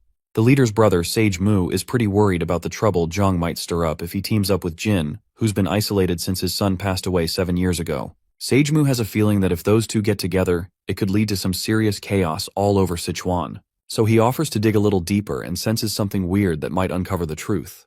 The sect leader is on board with that and tells him to take some disciples along, just in case they need to handle Zhong. He really stresses the importance of helping him sort out his inner demons. As Sage Mu heads out, the leader reminds him that the future of the Qingcheng sect is resting on his shoulders. At some inn, two guys from the Black Cloud Corps are chatting about how crazy the prices have gotten for a night's stay. It's all because the conditions in Chengdu State are pretty rough, thanks to the Qingcheng and Emi sect messing things up. Wall is checking out the book from the Ignoble Clan's branch manager and stumbles upon details about the Black Cloud Corps, which is headed by Mayang. He makes a mental note to keep an eye out for Daoshi and Hayu. The info about Chengdu and Sichuan martial artists really impresses him, and he figures that memorizing it could come in handy. When he glances at a picture on the wall showing what the city looked like during the war, he thinks about the conflict and all the lives that were lost. But he doesn't feel any guilt for the deaths he's caused. His time stuck in that cave taught him one thing, which was to just survive. It's too late for him to change anything now. All he knows is to keep pushing forward, even if it means his end comes in flames. At the 100 Flower Room, the Emi sect disciples are running low on medicine while helping the injured and feeling unsure about getting more. Seol steps in, reassuring them that she's already arranged for a fresh supply to arrive by noon. She tells them to concentrate on treatment and recovery for now. Muryang is impressed by how resourceful Seol is and wonders why he hasn't heard of her before. Daoshi explains that the Emi sect's biggest talent over the last century had to stay under the radar because of Zhonghua's caution. But now that Zhonghua is gone, Seol can finally show what she's capable of. Daoshi thinks that if she takes over as the Emi sect leader, it could really make a comeback. Their chat stops when they sense someone approaching. Daoshi warns everyone about the unusual presence. When the door opens, it's Ran, the Emi sect leader who has just arrived in Chengdu. The Emi sect disciples greet her respectfully. Muryang realizes it must be serious if the elderly master is getting involved personally. Seol also shows her respect, and Lady Wu from the 100 Flower Room shows up right after, worried she might have messed up. The elderly master tells everyone to head inside and asks Muryang and Daoshi to join her. The two guys feel a bit anxious and wonder if it's too late to back out. However, they know they can't escape now. Inside, Seol fills the elderly master in on what happened with Wool. As soon as the elderly master mentions his name, Lady Wu looks pretty nervous. She asks her if she has anything to say, and when she apologizes, she presses her about her connection to Wool. She tells her to look him in the eye and accuses her of being restless just at the mention of him. Lady Wu stammers, saying she only wanted to use him and never expected things to turn out like this. She confidently offers to go after Wool herself, sure that he'll fall for her trap. Then the elderly master grabs Lady Wu and demands to know who ordered the death of the Thunder Clan leader. He scolds her for thinking she could step outside her place among men. Lady Wu claims she'll live like a flower, but Seol senses something bad is about to go down and calls out to Ran. But it's too late. Ran kills Wu with a single blow of thunder through her head. Everyone is terrified after seeing the sight happen in front of them. Lady Wu lies lifeless. Seol unleashes her powers and insists the killing is unnecessary. but Moryang silently admires Seol's strength as she unleashes her true powers, while the elderly master smirks at Seol's reaction. She tells her she must learn that once exceptions are made, even just one or two, they will continue to be made. For any wrongdoing deserving death, the wrongdoer must die. The elderly master continues and says that one day she'll understand her stance when he rises to her level. She tells her to stop acting like a child, leave and take Lady Wu's body away. She mentions that the 100-Flower Room and the Emi sect share roots, so she will take them in again. Distressed by her actions, Seol leaves the room. Moryang starts to suspect that elderly master might have actually wanted to take out Lady Wu from the get-go, trying to get a grip on the 100-Flower Room. He realizes that not only is elderly master the toughest martial artist in Sichuan, but he's also pretty clever with his moves. Moryang figures that keeping control over her won't be as easy as he thought. The elderly master gives Moryang a call, letting him know she needs him to spring into action. Both Moryang and Daoshi are curious about what's up, and the elderly master tells them she wants the Black Cloud Core to track down Wool for her. Later, two disciples dispose of Lady Wu's body, leaving her in the forest where stray animals can eat her. After they leave, someone comes over. It's Wool. He starts picking up rocks and digs a proper grave for her. After he's done, he takes a moment to sit next to her. He tells her he's not going to apologize since they were just using each other, but he promises to get back at the ones who did this to her. Sage Mu from the Qingqing sect comes knocking on Jin's door. Jin's manager answers and sees Sage Mu there. Sage Mu checks in on Jin's well-being, and the manager is curious about what he needs. Sage Mu asks if he can see Jin, explaining that the Qingqing sect is in a tough spot and needs Jin's help. The manager gets it and goes to get Jin. Meanwhile, Sage Mu thinks about how Jin has shut himself away after Wu Gun was killed and let everything fall apart. This is kind of like how Jin feels inside. Finally, Jin shows up and greets Ha. When Sage Mu asks how he's doing, Jin says he's managing and invites them inside. As they catch up, Sage Mu reveals that the assassin who took out the Thunder Clan's Seol leader used the 72 sword waves technique. It is the same technique that got Jin's son. Before Sage Mu can dig deeper, Jin cuts him off and says he knows why Sage Mu is there. He confirms that the same killer took both Seol and his son. Sage Mu wants to know what Jin plans to do about it. Jin responds that parents who lose kids just go through the motions, and he's determined to avenge his son. That day, Jin's sadness turns into pure anger. In Chengdu, Wool is chilling by a well and practicing with his daggers and soul-reaping thread. He suddenly feels someone drawing near. He turns around to see it's Ranju, who greets him and playfully mentions that he's looking more handsome since they last met. Ranju says she was curious about what he's been up to and didn't think he'd be hiding out so close to the 100-Flower Room. Wool cuts to the chase and knows that since she's brought friends along, this isn't just a friendly catch-up. Daoshi and Hyul show up with Ranju, greeting Wool and complimenting his keen instincts. Ranju then explains that this is his last shot to join the Black Cloud Corps. Wool questions what happens if he refuses, and Ranju replies that they'll have to fulfill their client's request to kill him. Their argument heats up as Hyul insists that Wool should just accept Ranju's proposal if he wants to stay alive. But Daoshi steps in to calm him down and says they're not here to kill anyone. Wool then asks if they'll back off the mission. Daoshi tries to strike a deal and mentions that he knows who Wool is and what he's done, and hints that he just needs to be a bit better at hiding. He explains that they already told the Emi sect Wool is dead, so if he gets caught, they can cover it up. Even if the Emi sect finds out he's still breathing, he'll be strong enough by then that no one in Sichuan will be able to take him down. Daoshi also tells Wool that the Emi sect is actually their client, which Wool probably already guessed. Wool calls out Daoshi for being willing to betray clients, pointing out that having credibility is super important for a group like theirs. Daoshi just laughs it off, saying that credibility doesn't matter with all the chaos going on in Chengdu. He admits he actually likes Wool and doesn't want to kill him, so he'd rather have him join the Black Cloud Corps. Wool isn't having it though, insisting that credibility is key for an assassin. As she listens to this, Ranju starts to think that maybe someone hired Wool to stir up trouble in Chengdu. Wool gets lost in memories of his friend Min's last words, wishing that those responsible would feel the same helplessness he did when faced with overwhelming strength. That's when it hits Ranju that Wool's client must be a woman. She thinks a guy would only throw himself into danger if a woman was involved. Daoshi makes a comment about her being sentimental and Ranju gets fiery, demanding to know who this woman is while throwing an attack at him. Wool isn't bothered at all by her attack, but it ends up shattering a nearby well and causing some chaos, giving them a moment of distraction. When they turn back, Wool has vanished. Moryang steps out from his hiding spot and reminds her that he told her chatting with Wool was a waste of time. He nods towards Wool, who's now just hanging out on a roof. He orders his men to kill him. Everyone pops out from the bushes and charges at Wool from all sides. Wool snaps his fingers, releasing his soul-reaping thread to take them all out in one go. Not feeling satisfied, Wool thinks to himself that Mariang must have brought way more people to try and take him down. Mariang chimes in about how many he's gathered, and Wool shoots back that they should have stayed out of his fight. But he's not fazed and gets ready to take them all on again. Two guys are chatting when suddenly they hear a big ruckus and see Wall running away from the Black Cloud Corps.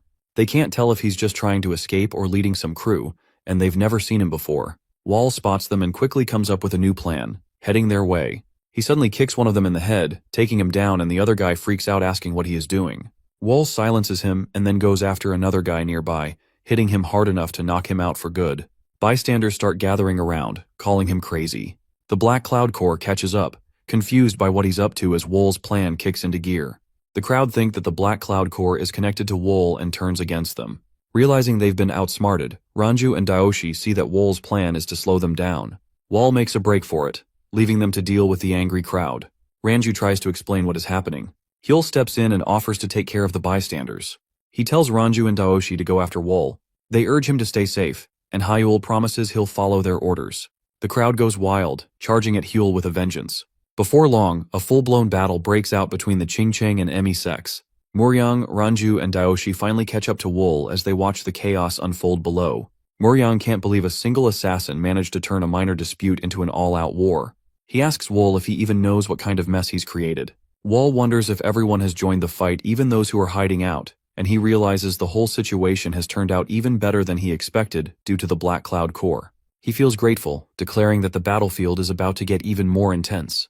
Ranju, fed up with everything, pulls out her weapon and goes for Wool, but he dodges her attack without breaking a sweat. Daoshi steps in too, ready to put an end to this. He goes in with his weapon, and Wool is quick on his feet, avoiding the strike and countering with his soul-reaping thread as he shoots daggers at Daoshi. Daoshi is surprised by Wool's quick and skillful movements, since Wool has finally decided to fight back, but he is determined to defend himself. However, Wool is done messing around. He sends a dagger from behind Daoshi, who sees it coming behind, but it becomes too late and cuts his arm off. Daoshi lets out a painful scream, while Wool surrounds Ranju with a bunch of extra daggers. She cannot believe how fast they are moving because it is crazy that she cannot even see them. Ranju notices Wool is acting way more serious than when they were fighting before. She looks up and sees him glaring down at Daoshi. She shouts for Wool to stop, but it's like he doesn't even hear her. As he's about to finish off Daoshi, Muryang jumps in and hurls his spear at Wool with everything he's got. Just as the spear is flying toward him, Wool grabs Daoshi and uses him as a human shield. Muryang's attack has just impaled Daoshi. Wool looks at the wounded Daoshi and takes off from the scene. Ranju rushes over to Daoshi, pleading with him not to die. As he starts to fade, Daoshi reassures him that he's not going anywhere. Tearfully, Ranju shouts for Muryang to chase after Wool. She says to catch him and rip him to shreds. Muryang is determined to avenge Daoshi and takes off. Ranju starts tearing up and leans her head on Daoshi, letting the tears flow. The elderly master is watching the chaotic battle between Seol and the Emi sect from a distance, feeling pretty confused by the whole scene. Seol insists they have to quickly rescue their ally, the Qingcheng sect, and get things under control ASAP. The elderly master agrees that things are worse than she initially thought. She tells everyone to move into the Fire Dragon Room. Once they reach the Fire Dragon Room, there's a knock from the elderly master and the Emi sect. The Fire Dragon Room master, Pio, realizes they're at a disadvantage if they open the door. Frustrated, the elderly master just kicks it down. Pio calls her a witch, which doesn't sit well with the elderly master. Pio tells her to have her team back off since this mess is between the Fire Dragon Room and the Qingcheng sect. He claims it's not the Emi sect's fight to jump into. Elderly master says everyone knows how the Qingcheng sect and the Emi sect are related, and when Pio tries to respond, elderly master tries to silence him. But Pio was ready. As Pio defends, he realizes he didn't know elderly master was this strong. A violent duel starts between both of them, but in no time elderly master hits Pio powerfully, causing him to cough blood. The elderly master has had enough and jumps up to deal her final blow. She says with this, it's over. Just as the elderly master is about to land the final blow, Zhang the Qingcheng warrior steps in and blocks her strike. The elderly master looks surprised, not expecting her powerful attack to be halted. She notices Zhang after such a long time and acknowledges him. Zhang comments on how weird it is to see each other again under these circumstances.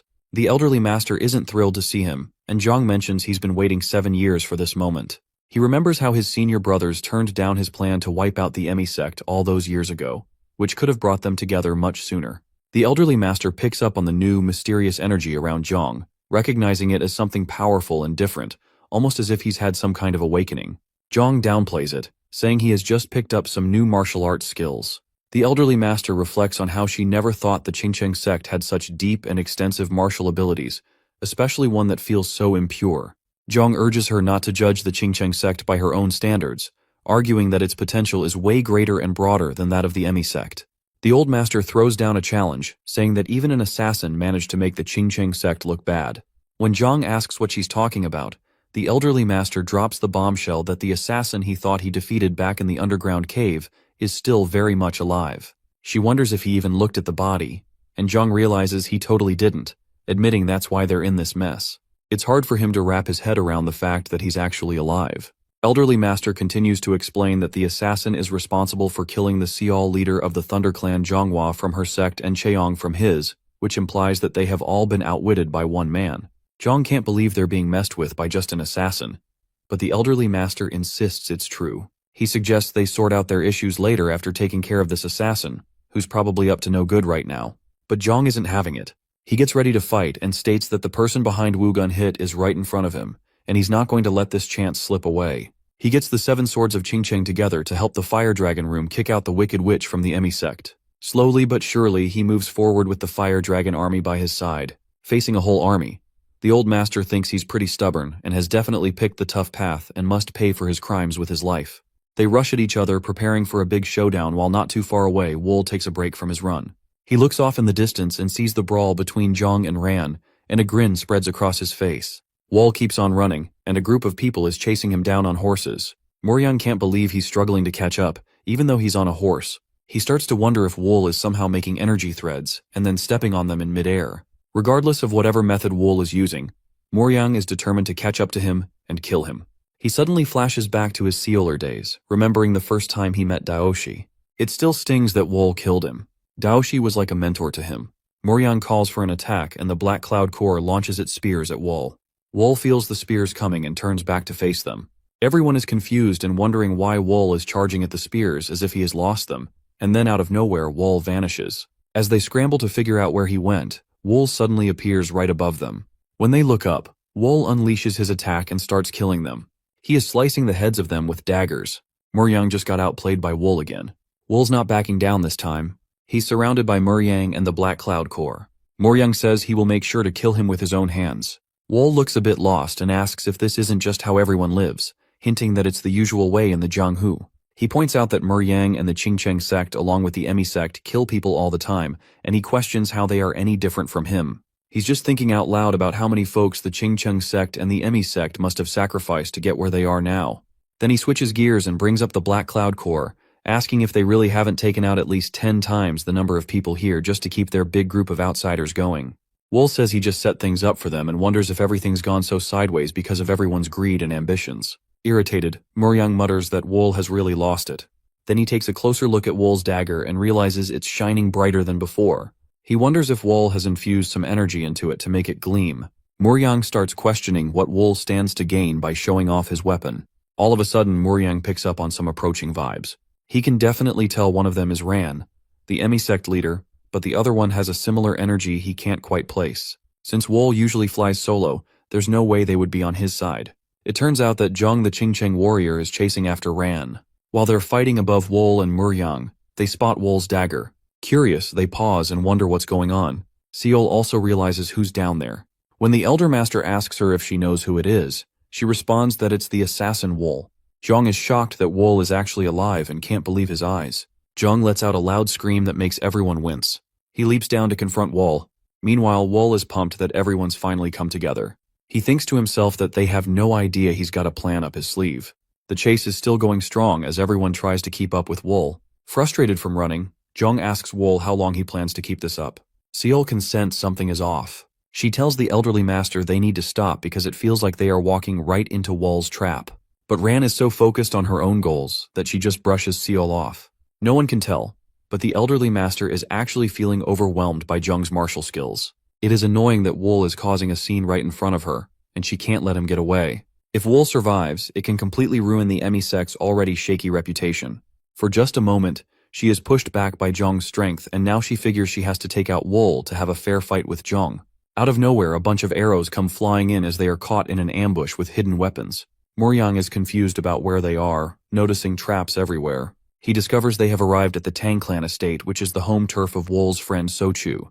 Zhang is furious about being led there. Wol appears on the rooftop and he and Zhang share a moment, staring each other down. Just then, the elderly master chimes in and asks Wol what he's doing. Wol tells them they need to remember this moment because it's his unbreakable heavenly trap.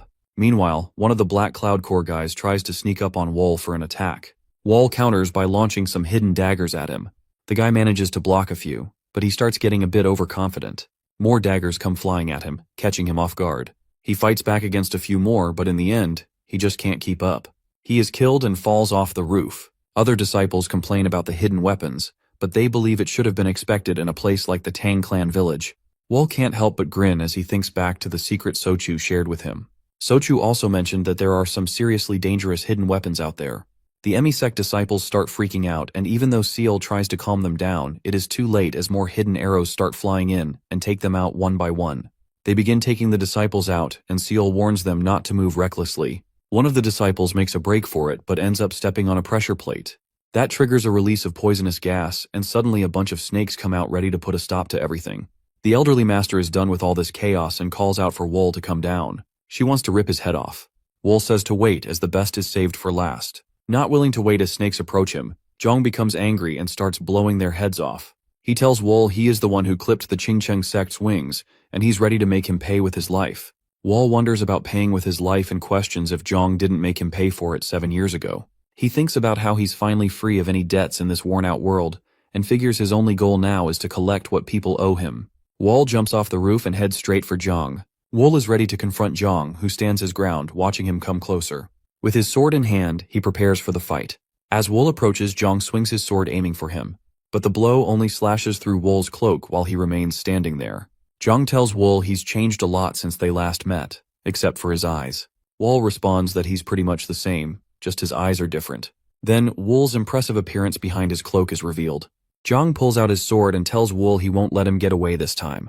He readies his Azure Cloud Crimson Dawn slash, gearing up for an attack. Wol isn't backing down either. He charges straight at Zhang, getting his daggers ready to strike.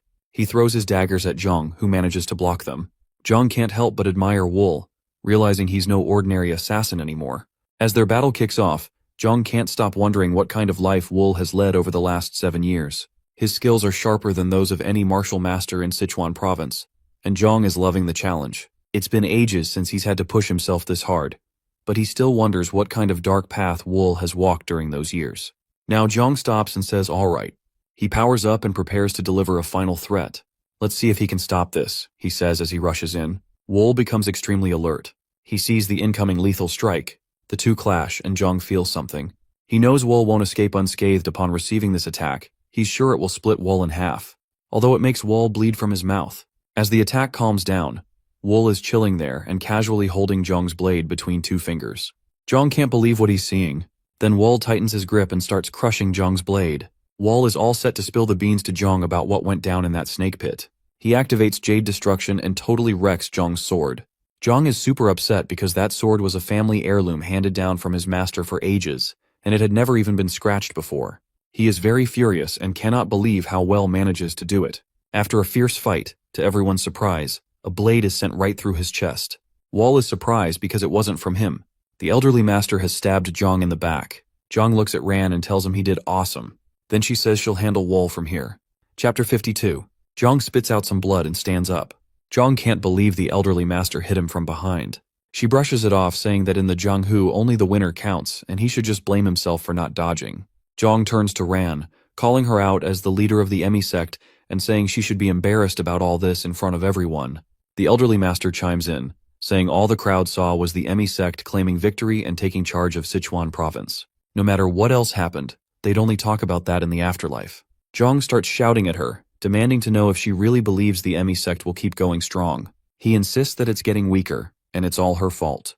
The elderly master asks if he's finished talking. Then she attacks him again, telling him to worry about the Qingcheng sect instead, because she is determined to make the Emi sect last forever, while the Qingcheng sect will crumble without its pillar Zhang. Zhang has taken a fall, and the Qingcheng sect disciples don't really know what to say. The elderly master then turns to Wol. She gives him a look and says she's sort of grateful because their actions really shook things up, and it was actually thanks to Wol that a crazy opportunity popped up. As thanks for that, She says she'll grant him pain that he won't forget even in death. As they face off, Wol points out that if she had not been so greedy, he would have happily lived a regular life just roaming around. He genuinely wishes he could have been a normal person. But her ambition turned him into an assassin. Wol charges at the elderly master and tells her to look at him and see the monster she made and how terrible it has become. Wol and the elderly master go head to head, trading some serious punches. Wol charges in with all his strength, trying to land a hit, but she blocks him with her spear. The sounds of their blows echo around them. Seol is worried about her master, but the old master just laughs, saying Wol doesn't stand a chance at this level. She then pulls out her golden rampant strike and unleashes it on Wol, causing a massive explosion. Wol braces himself with his soul-reaping thread as the dust settles. He manages to stay on his feet and readies his soul-reaping thread once more. The elderly master tries to attack, but Wol is getting the upper hand. As daggers flies toward him, she plants her spear firmly into the ground and blocks all of Wol's thread attacks. The elderly master then breaks through the chaos and taunts Wol, asking if that's all he's got. Wol replies to find it out. He sends his soul-reaping thread snaking through the ground, confusing the elderly master. Just then, Wol grabs a hold of Rand's leg with his threads. Wol charges at him, dragging her leg stuck in the threads. The elderly master realizes she's really got herself in a bind because Wol's coming at her full force with his swift mind and black lightning move ready. He figures if he cranks up his thinking speed with swift mind and powers up his physical abilities with black lightning, he can move as fast as sound. Wol hits the elderly master with a crazy amount of strength, tossing her back. He stands over her, just watching as she lies there defenseless. Seol cries out for her master while crawling on the ground. The old master is totally lost about what just went down. She didn't even see Wol's attack coming. It's hard to believe she got taken down in one hit. Now she's wondering if it was really just a fluke that he was able to hold his own against Zhong, the Qingcheng warrior. She can't help but think about what kind of monster they created. At this rate, she's pretty sure she'll end up meeting the same fate as Zhong. The elderly master calls over Seol and the Black Cloud Corps captain, telling them to take out Wol. They definitely look nervous about it, but there's no way they're going to say no to the elderly master. Wol points out how messed up this is and accuses her of trying to throw two people under the bus just to save herself. He challenges her, asking if she really thinks he's going to let this chance slip away. Wol then charges at her again and pushes past Muryang, heading straight for Seol and the elderly master, who's clearly scared for her own life. Muryang tries to sneak up on Wol from behind, but he catches her move and uses his soul-reaping thread to throw a dagger right at her. It clips Muryang, but she just brushes it off like it's nothing serious. However, more daggers quickly follow this time, and Muryang is hit as the daggers pierce through his body. He drops to the ground as Wol charges at Ran. Seol jumps in to help, trying to attack and telling Wol to stop. Wol easily dodges her move. She swings at him again, yelling for him to halt, but he slips right past her while giving her cheek a light graze. Instead of fighting back, he just takes off running past her. Seol stands there, completely shocked as she tries to figure out why he just ignored her. Wol finally makes it to elderly master and looks down at her.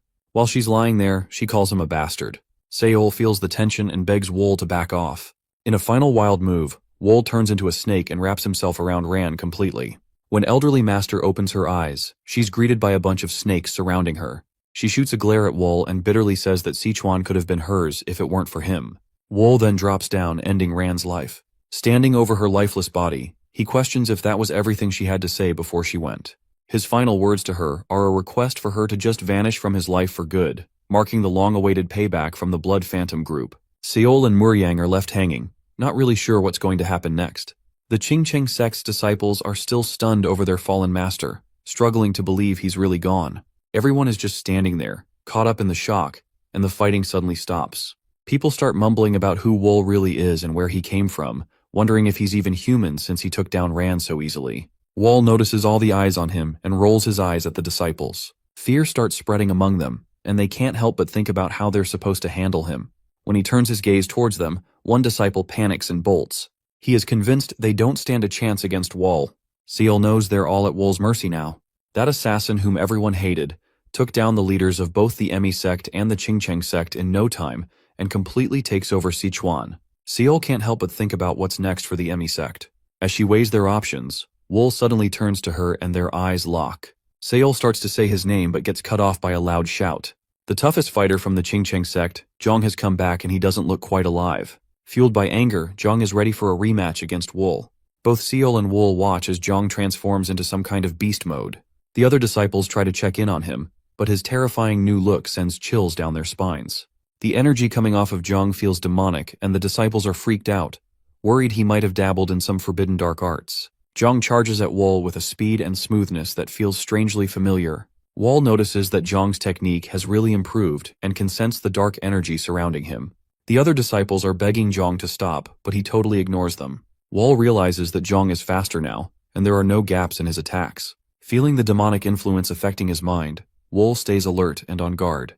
He uses his soul-reaping thread to shoot daggers at Zhang and actually ends up catching him. As Zhang is about to strike Wall, the daggers pierce through his body. Even with his new strength, Zhang falls down and coughs up blood. Again, he's no match for Wall and ends up collapsing. A member of the Qingcheng sect comes up to Wall, telling him to back off. Sage Mu rushes over to Zhang, who's coughing a lot but manages to say a few words. Sage Mu jumps in, wanting to know why Zhang turned to demonic magic. Zhang's last words reveal he did it for the Qingcheng sect. He starts fading fast and eventually passes away. Sage Mu is heartbroken over Zhang's foolishness, feeling that the sect's reputation is now ruined. He regrets that Zhang took the Book of the Nine Demon School from the underground cave. With both the elderly master and Zhang gone, the remaining disciples are completely lost. They're shocked that despite Rand's sneaky moves and Zhang's dark powers, they couldn't even take down one assassin. The power dynamics in Sichuan have totally changed because of one guy, Wol. As everything settles down, Wol takes in the aftermath. Sage Mu is speechless as he looks down at Zhang, while Seol realizes she has to step in and approaches Wol. She asks for permission for the Emi sect to get their fallen leader's body. Even with her disciples pushing back and saying harsh things, she insists they need to let go of revenge if they want to survive. Sage Mu stands up and backs her up, asking if they can take Zhang's body. Even Sage Mu, who's usually all business, lowers his head, knowing that continuing this fight would be the end for both groups. Wol questions if they can really be trusted not to go for revenge. Seol promises that the Emi sect won't seek revenge, and Sage Mu backs her up on that. Wol is still skeptical and wonders how he's supposed to trust them. Seol insists she'll prove it to him, and Sage Mu agrees as well. Wol thinks it over for a moment and looks up at the sky before finally deciding to let them go as he wants a fresh start. This situation sends Sichuan into total chaos. The Emi sect and Qingcheng sect, who used to be rivals, pull back to regroup, and other sects follow their lead as they shut themselves in to lick their wounds. Even with all the destruction, nobody dares to hunt down Wol because he is the legendary Reaper who completely changed everything. One sunny day, Wol is just chilling on his sailboat, soaking in the sun. Suddenly, Sochu shows up on the shore and shouts out to him, but Wol barely lifts his head and goes right back to his relaxing mode. Then it cuts to this guy who's seriously struggling to wrap his head around the fact that one assassin took down the whole Sichuan Murim. He jumps up and decides he has to head to Chengdu himself. When he arrives with his buddy, that friend seems super pumped to be there. As time passes, changes begin to occur in Sichuan again. The sun shines brightly over a bustling street. At the counter, a man announces a half-price sale to celebrate the store's reopening. Handing out goods, a guy proudly says they offer the best quality and the most accessories. Only a stranger walks down the street. He approaches the entrance of a building, smiling as he nears a girl. She greets him and asks how she can help. He approaches and says he wants to meet the owner. Taken aback, she explains that it is difficult without an appointment. Raising his hand to her face, he does some sort of trick and shows him an inspection badge. She looks at his hand in fear, asking what it is. He reveals he is the head of the inspection squad. The story introduces the head of the inspection detachment of the Hao clan, Hong Yu. He asks her to be quiet and bring the owner with all documents about what recently happened in Chengdu. She quickly leaves, saying she understands. Hong imagines a corpse and wonders about the death of the branch manager, considering if it is related to the assassin who wreaked havoc in Sichuan. The guy's face clearly shows the dead intent of vengeance. A stranger in a cape walks through the shopping district. A tray of goods overturns. People are startled. A man in chains angrily asks how someone dares sell such items to him. Glaring at the merchant, he accuses him of treating him differently because of his hump. Kneeling, the frightened merchant denies it, insisting he meant no disrespect. Holding a pendant, Hunchback demands to know why they sold it for 3 silver yang. The merchant explains that, considering the high materials and labor, the price is already low. People gather to watch. Hunchback insists it be sold for 1 silver yang. The merchant begs for mercy, saying he is new to business. Hunchback calls him a fool. A stranger approaches, grinning at the scene. An old man interrupts, asking why the Iron Hunchback has returned and tells him to stop bullying the merchant. He offers to pay if necessary. The Hunchback turns furiously towards him and asks if the old man is Yu Xin and asks why he is there. The story introduces shadowless practitioner Xin and Li Soha. Smiling, Xin explains he is walking with his niece and accidentally meets him. Holding a fan, he tells Soha to show respect, noting the Hunchback's fame in Jianghu and Henan. Xin introduces the Iron Hunchback, Kyungwol, from the Hall of 7 Stars. Bowing, Soha respectfully greets him. Thoughtful, Shin offers to buy him an accessory if he wants one. Kyung-wol turns away angrily. The merchant catches the jewelry and Kyung-wol tells him to forget it, saying he is no beggar. As he leaves, he tells the crowd to stop staring and declares the show over. Watching him go, Shin remarks that since Kyung-wol is here, the arrival of the other 6 stars is only a matter of time. Standing in the street, he observes that something always happens in this place, and calls it a strange turn of events. The sun shines on the blue water and our boy sits by the shore. He narrows his eyes, focusing on a fish splashing in the water. He draws it out with his thread and catches it. But some birds fly above his head and he throws the fish into the water and walks towards the city. Back at the bustling city, Wol sits at the table. Hong stands opposite him and asks if he is Pio Wol. Our hero continues to eat and confirms. Hong remarks with surprise that Wol is even more handsome than rumored and has a very beautiful face. Wol says that if Hong came to talk nonsense, he should leave. Hong apologizes while explaining that he was so surprised he forgot to introduce himself. He adds that he spent a lot of time and effort trying to find Wol. Hong introduces himself. Wol asks his name and comments that he has never heard of him before. Hong explains that it is not surprising since it is the first time he has introduced himself outside the Hao clan by his real name. Wol asks what questions the Hao clan has for him. Taken aback, Hong asks if Wol truly doesn't know. He explains that he will put it simply as he asks if Wol killed the manager of the Jianghu branch of the Hao clan. Wol admits that he did, if that man was indeed from the Hao clan. Hong is stunned and asks why Wol killed him. Our hero replies that the manager was collecting and selling information about him. Hong gets shocked and asks if that is the only reason and whether Wol understands what the Hao clan is. He asks if Wol thinks he can live peacefully after messing with one of them. He states that if he orders it, every member of the Hao clan in Chengdu will attack him. Wol replies that he doesn't care and warns Hong that his head would be on the ground before that happens, followed by the clan leader's head. Hong laughs as he wonders if he should kill Wol right there. Golden threads suddenly appear around Hong's body. A cut forms on Hong's face in the blink of an eye. Wol warns Hong with a serious expression not to show any intent to kill in front of him. Hong is stunned by the cut on his face. Our boy turns around and tells Hong to remember one thing. If they continue to get in his way, he will rip their heads off. Thick smoke rises from the chimneys of the houses. Sochu forges a blade and lowers it into the water as steam rises. He wipes sweat from his forehead as he works hard molding weapons. Wol asks if there are many orders. Sochu says Wol should have announced his presence. Wol calmly replies that he didn't want to distract him from work. Looking at the blades, Wol remarks that they look excellent. Sochu notes that he has been receiving more orders lately. He thanks Wol with a smile, saying that without him, he wouldn't have been able to open the forge. With a surprised look, Sochu asks what brings Wol there, and if the phantom blades are worn out. Wol replies that he wants to place an order in person as he needs something to protect his arm. Examining Wol's hand, he wondered if Wol was resting these days. However, he promises to make something light and durable for Wol, and it will take about 5 days, and he should see him after it. At night, Sochu enters a room while holding a lantern. Looking around, he is in search of some useful material. He imagines Wol and notes that no one would expect him to need vambrace. He emphasizes that even in battles with powerful martial artists, Wol never uses armor. He wonders if a grand battle is approaching. He examines a rack and notes he has found the materials he needs. His gaze falls on a dark bag slightly moved in the corner. He pulls the bag aside and asks who is there. A frightened boy covers his face. Sochu stares at the boy in shock. Few days pass and Sochu approaches his room and sets a tray of food on the doorstep. He says he'll leave it there so the child can eat whenever they want. The child sits in a corner inside the barn covered with a sack. He gazes at the child, unable to count how many days have passed. He tells the child he won't ask who they are or why they're here, but they must eat to avoid starving. As he begins closing the doors, he mentions he has to go somewhere today and will return in the evening with something tastier for dinner. After he goes, the child peeks out from under the sack and stares at the food. Wol sits by the window in his chambers when Sochu arrives with a bag. He says he brought the vambraces Wol ordered. Inside are sleek vambraces made from soft iron for easy movement. Wol puts them on as Sochu explains they can block most weapons if infused with eternal energy. Wol praises his work, but Sochu laughs awkwardly at the compliment, admitting he put a lot of effort into making them. Then, as if suddenly remembering something, he hands Wol some silver threads. He explains they are made from leftover vambrace materials and boasts of their usefulness. Wol thanks him, while Sochu states his work is done and he must go home.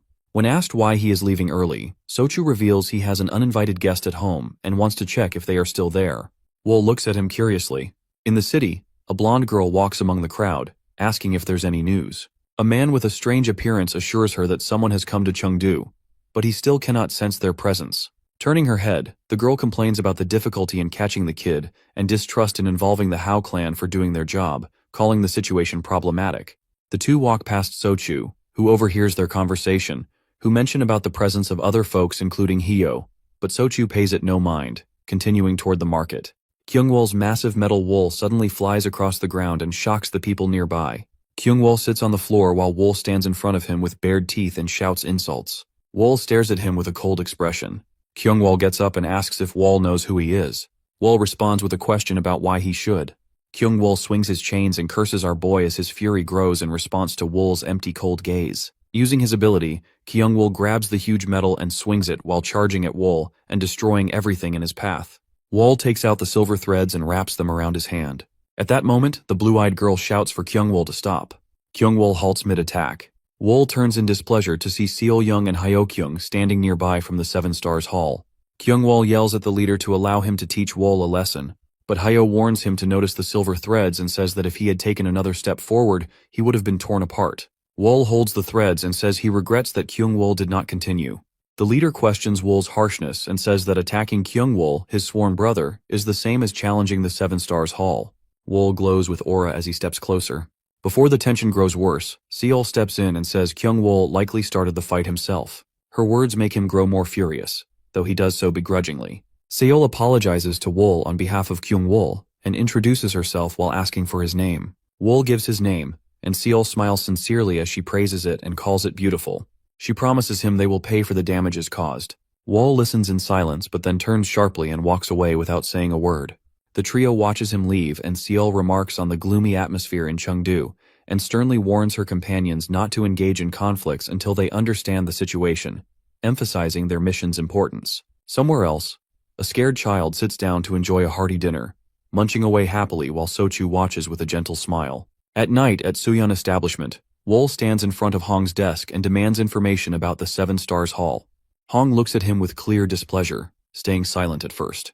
Then he asks why Wool, who had previously threatened him against interference, is now so curious about the Seven Stars Hall. Wool coldly replies that Hong does not need to know the reason. Hong resists to reveal anything.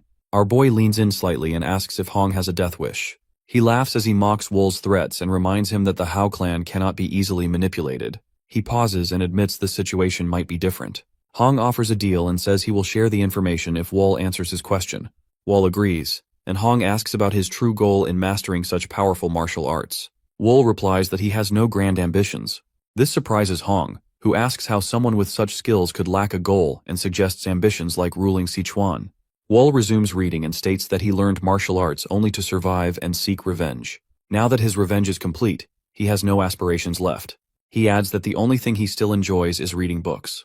Hong finds it hard to believe but feels relieved that Wool harbors no grand plans. He remarks that revenge is an interesting topic and suggests discussing it another time. He then asks what Wool wants to know about the Seven Stars Hall. Wool replies that he wants to know why they are in the area. Wool listens as Hong promises to investigate, explaining that the Hao clan is also curious about their sudden arrival. Wool picks up a few books and informs Hong that he will be staying in Chengdu for a while and should be contacted as soon as there is news.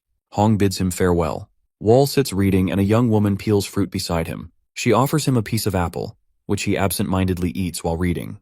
She asks about the taste, mentioning it was specially ordered. Suddenly she collapses, murmuring that the fruit is fresh and delicious. Wool catches her just in time. As he places her on the bed, a voice comments on how her scent fills the room. An older man steps inside and asks how Wool spends all day in such a confined space. Wool glances at him and retorts that it is better than living in the mountains and surviving on vegetables. The bald man laughs, remarking that what feels like heaven to some can be boring to others. He then asks if Wool knows who he is. Wool replies that he does not know and does not care, because if he had shown any hostility, he would already be dead.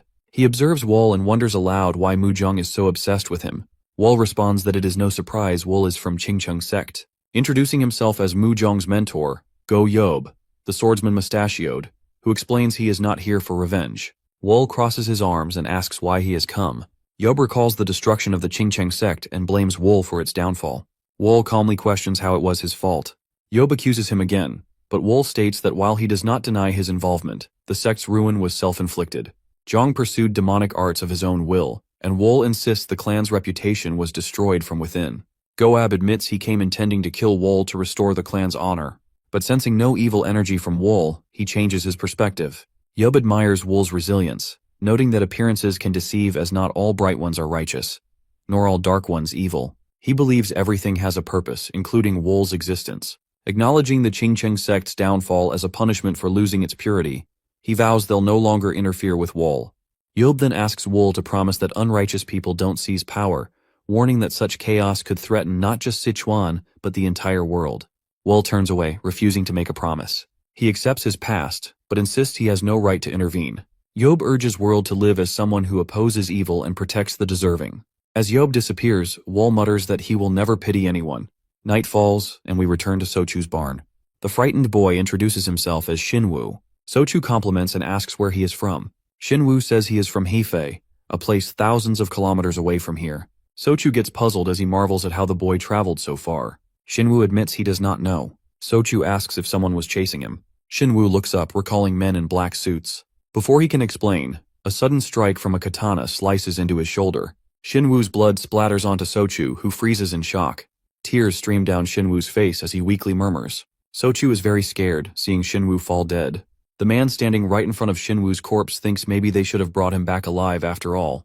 He is 7-star Hall Bloodsword Joe Sam. He looks at the dead man and the boy, and says he could get at least half the reward if he brings back his remains. But then he notices how Xinwu's hands begin to move. He looks at him with great surprise and wonders what is happening. At that same second, Xinwu's body begins to twitch violently, and he starts to scream. The brutally assaulted young kid just stood up right in front of him and gazed back at him. Sam looks at Xinwu, surprise filling his face. He then becomes happy and claps his hands together, saying he has no idea what just happened, but is glad that Xinwu survived. Sam grabs him by the head, saying he could get the entire reward if he brings him alive. Xinwu's eyes are clouded as Sam holds onto his hair. At that moment, he grabs Sam's hand, squeezing it with all his might and lifts him and slams him into the ground with force. The impact is so strong that blood flows from Sam's mouth, and Sochu looks on in shock. Sam rises from the ground and thinks this was supposed to be an ordinary child who didn't know any martial arts. So what kind of strength does he have? He looks at the place where he had wounded Xinwu and realizes that, despite his strength, Xinwu was able to completely heal his wound. Sam grins wildly, realizing this mission isn't ordinary. He says the high pay now makes sense. Stabbing his sword into the ground, he radiates an aura and declares he won't hold back since Xinwu won't die easily. He taunts Xinwu to keep fighting, vowing to see if he survives after losing all his limbs. But then Sochu appears right behind him. Taking Sam in his grip, he yells at Xinwu to run away.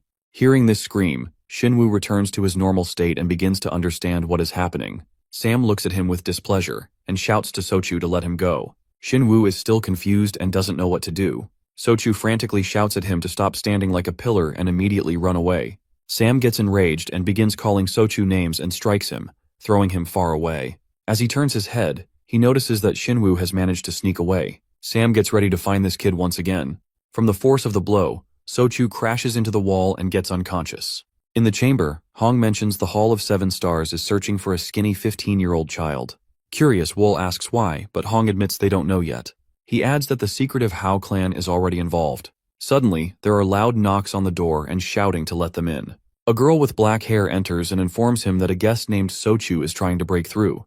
Before she finishes speaking, 2 guards bring Sochu into the room. Wool asks what happened. The guards let him go and he falls to his knees, grabbing Wool and begging for help. He repeats his plea, asking if Wool will help him. Wool tells him he will help if he can. Sochu recalls the events and says a child was hiding in his workshop when martial artists broke in and tried to kidnap him. His pupils narrow with fear as he explains there was something strange. He remembers how Xinwu stood up from the ground after being severely wounded in the shoulder by a sword. The wound was so serious that it seemed the blade had cut through bone. Yet Xinwu did not die and instead started squirming strangely before he jumped to his feet fully healed. Hong mentions that the martial artist was likely Sam, the youngest of the 7 Stars Hall. Hong speculates that since Xinwu survived the sword strike, he might have come back to life. Imagining a demonic figure looming behind Xinwu, Hong suggests there could be a connection with the Demon King. They say the Demon King is a guy who lived over 10 years ago and stirs up a lot of drama in Jianghu with his insane ability to heal. No matter what kind of martial artist he faces or how messed up he gets, he always comes back to life. It's something nobody can figure out. A rumor is spreading through Jianghu. Whoever figures out the secret of the Demon King will live forever. Everyone's reaching out, trying to grab a piece of that hope, and many are looking to Xinwu for answers. He looks scared and totally overwhelmed by all this buzzhuke as people get excited about solving the mystery of the Demon King. Then it cuts back to reality, where a huge fire is destroying a village. People are rushing toward the blazing houses, screaming for help because there are still folks trapped inside. Seol made her way to the fire, grumbling under her breath that the kid must have gone this way. She looked around, realizing they couldn't stick around Sichuan for too long since it wasn't their turf. If the Hao clan had really gotten involved, they should have caught him by now.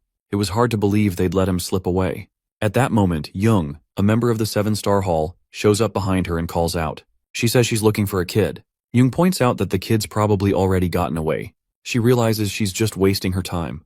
Young asks why she started a fire in Chengdu and what they'll do if the local clans show up.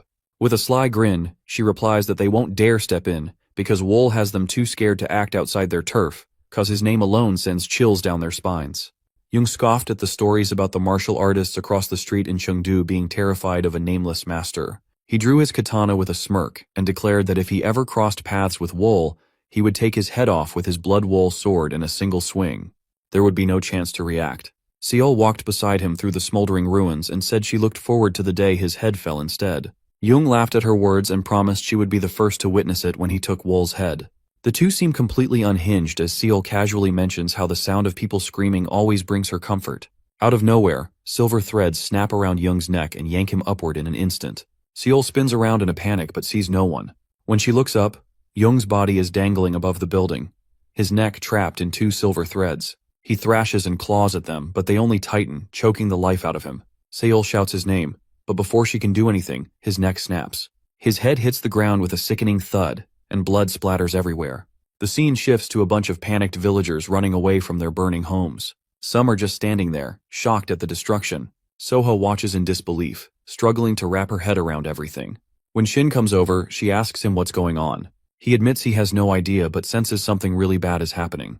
As the fire rages on, tearing through buildings, Shin remembers hearing about a similar disaster in Chengdu that involved fire too, which makes everything feel even more alarming. As they turn their heads, they spot a blindfolded guy named Gam, the bamboo swordsman from the 7 Stars Hall, with scars peeking out from under the blindfold.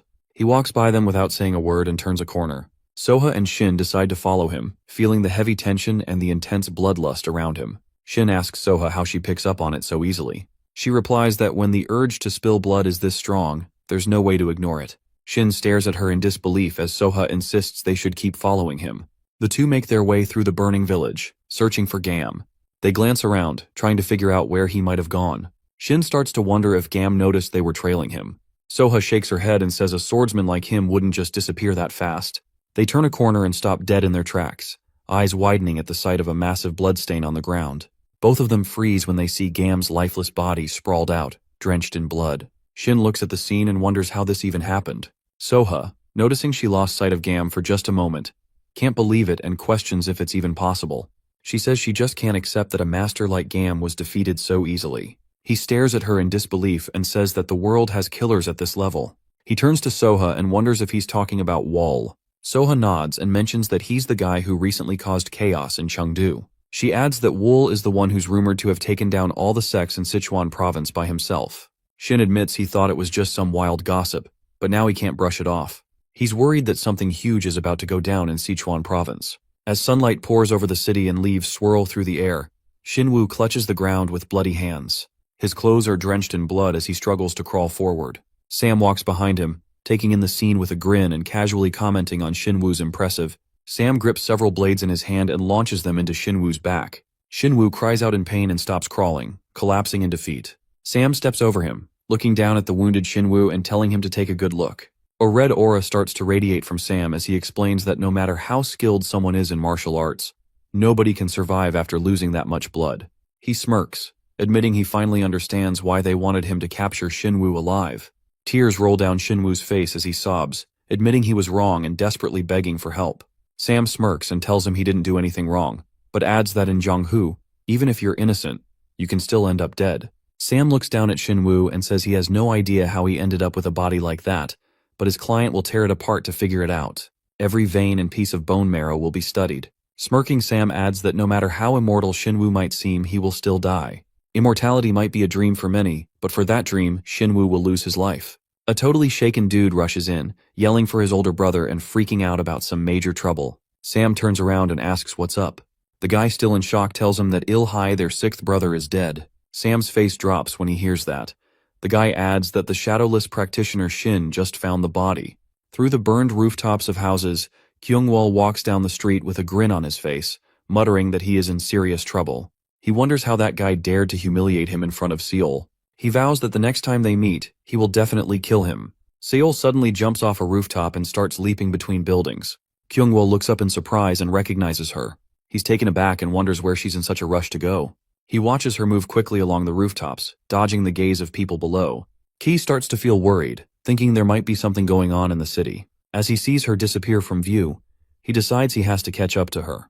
A sharp dagger suddenly slams into Kyungwol's shoulder. Blue threads tighten around his neck and veins bulge on his face. He grabs at the chains and struggles to breathe.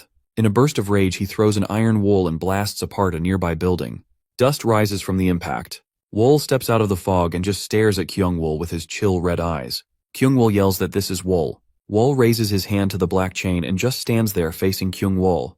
Kyungwol's anger boils over as he shoots Wool an intense glare. Thick smoke rises into the sky while vultures circle above the buildings. It is no surprise that the Iron Hunchback's bloody body lies sprawled on the ground in a pool of blood. Sokka is shocked and yells for her uncle while pointing at the body. Shin stares at Kyungwol's dead body and wonders if it's an Iron Hunchback. He's starting to think the killer might be aiming for the 7 stars on the down low. Soha is surprised and asks Shin if he thinks the killer has a grudge against them. She wonders if an alliance of ghosts might be behind it. Shin says the 100 Ghosts Alliance has never worked in Sichuan. He thinks it's probably that infamous killer causing trouble. Shin looks at Kyungwol's corpse and says he does not believe it is the work of an ordinary killer. Sokka asks who this monster could be and where it learned to kill like this. Shin says witnesses describe the killer as young and handsome. Sokka gets angry and asks how someone so beautiful could commit such terrible acts. Shin says the killer is really determined to keep going.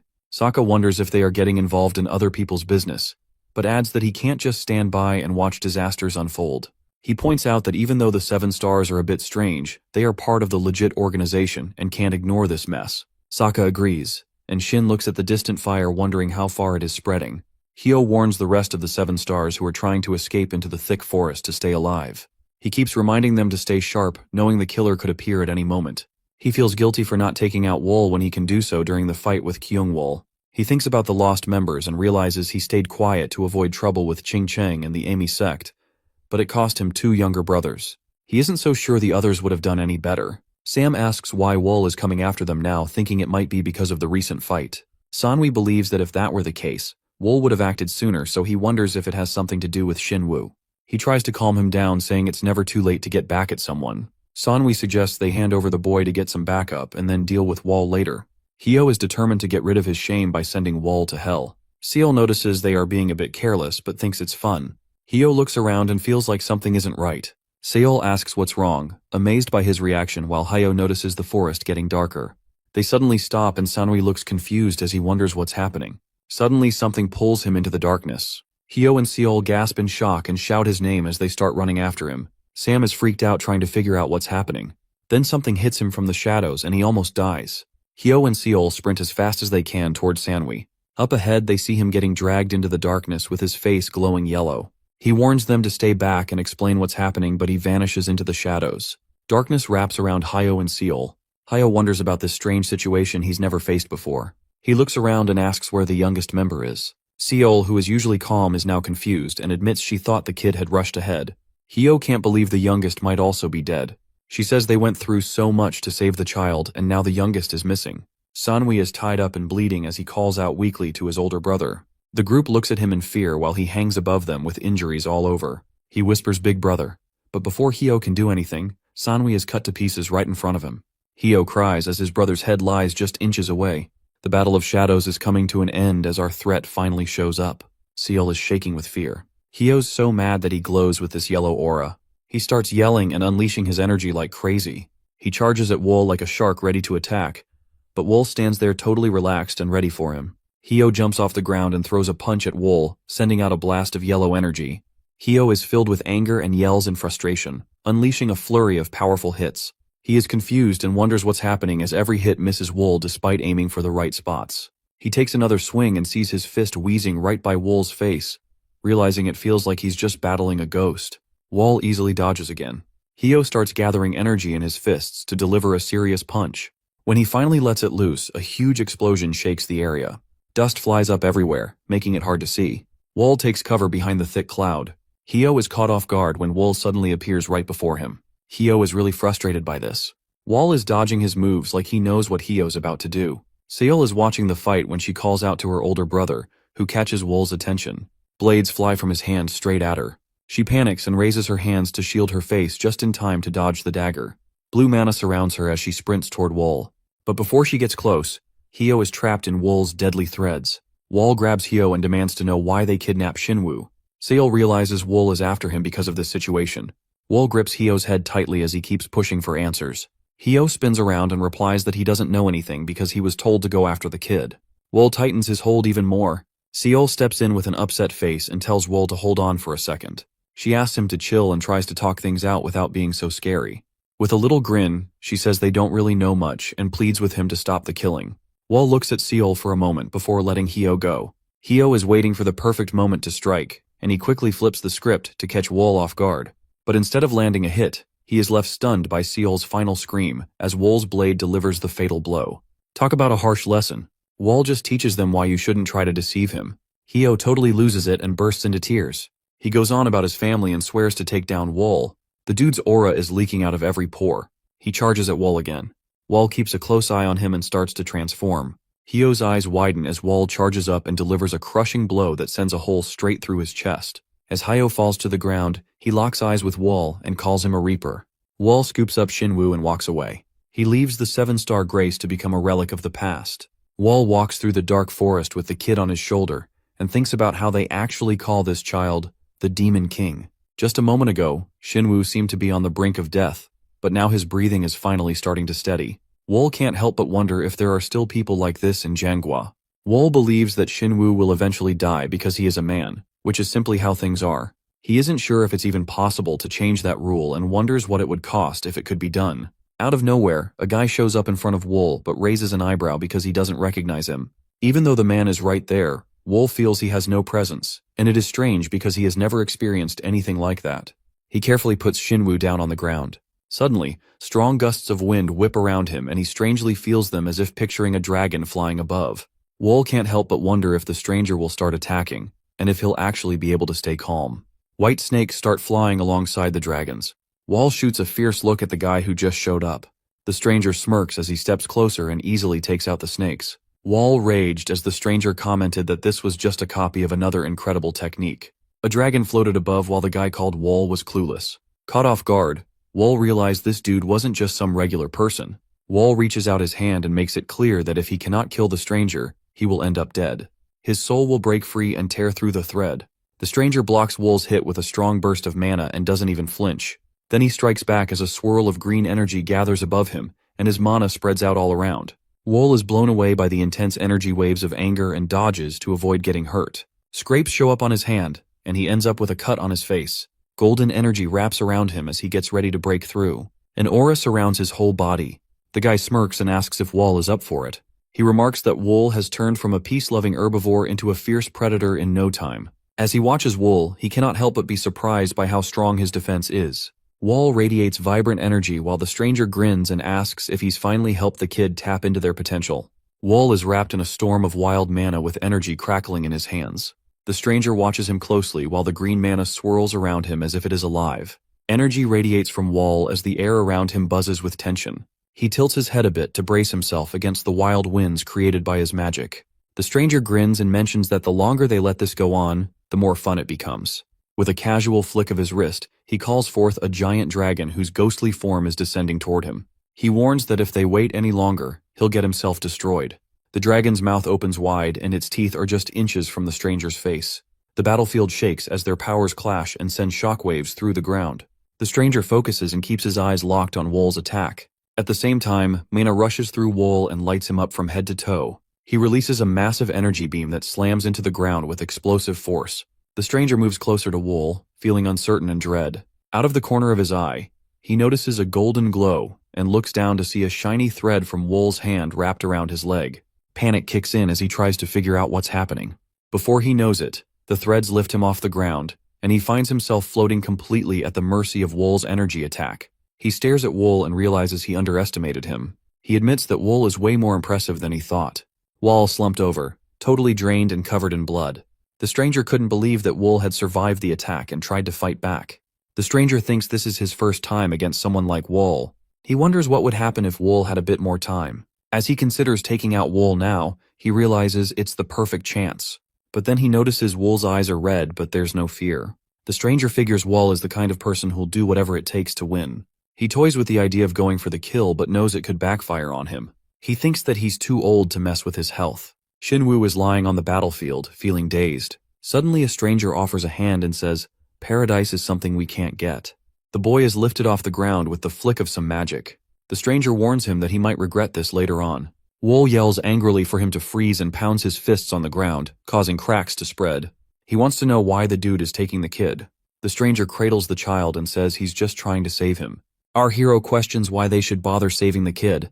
The stranger replies that he really can't put it into words. He says it wouldn't click for Wool. Wool grits his teeth, firmly stating that the stranger can't just take the kid without an explanation.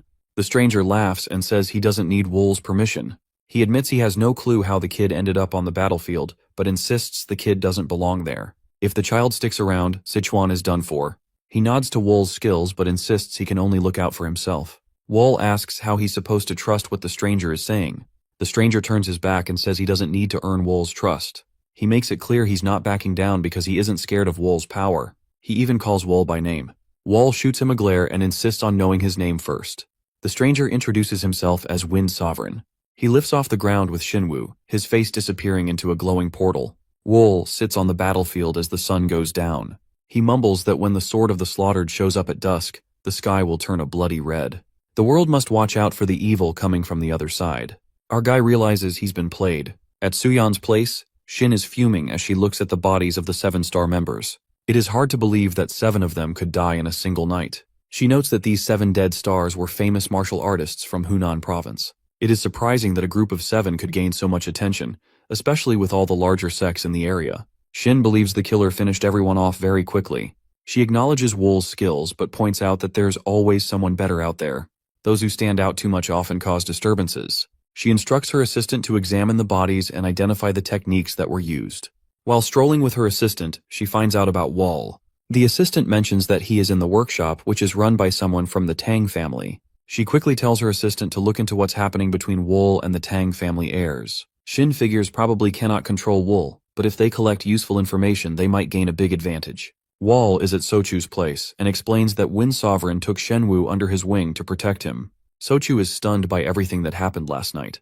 Apparently Yuseol from the 7th Star Hall started a fire that destroyed part of the slums and plunged Chengdu into chaos. Sochu finds it hard to believe the 7th Star Hall would do something like that just because of Shindu. He wonders what kind of secret Shindu holds that could draw the attention of such powerful figures, including Wind Sovereign. When Wool heard that, he asked Sochu if he knew who Shindu was. Sochu replied that he did and explained that Shindu was one of the strongest martial artists, ranking at the same level as the top 2 trio sets, the trio manners, and the 3 rulers.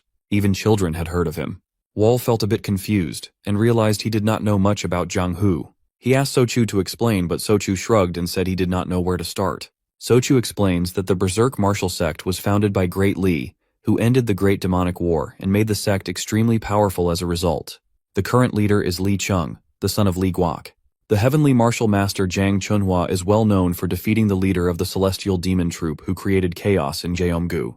With their immense wealth, the sect is able to draw in some of the most skilled martial artists. Next to them are the 3 well-known sects that are Shaolin Temple, Wudang Sect, and Manhwa Sect.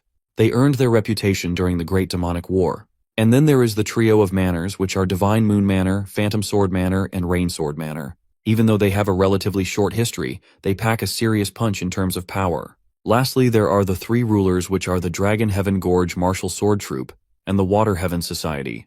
They used to be part of the 10 rulers, but only these 3 made it through the war.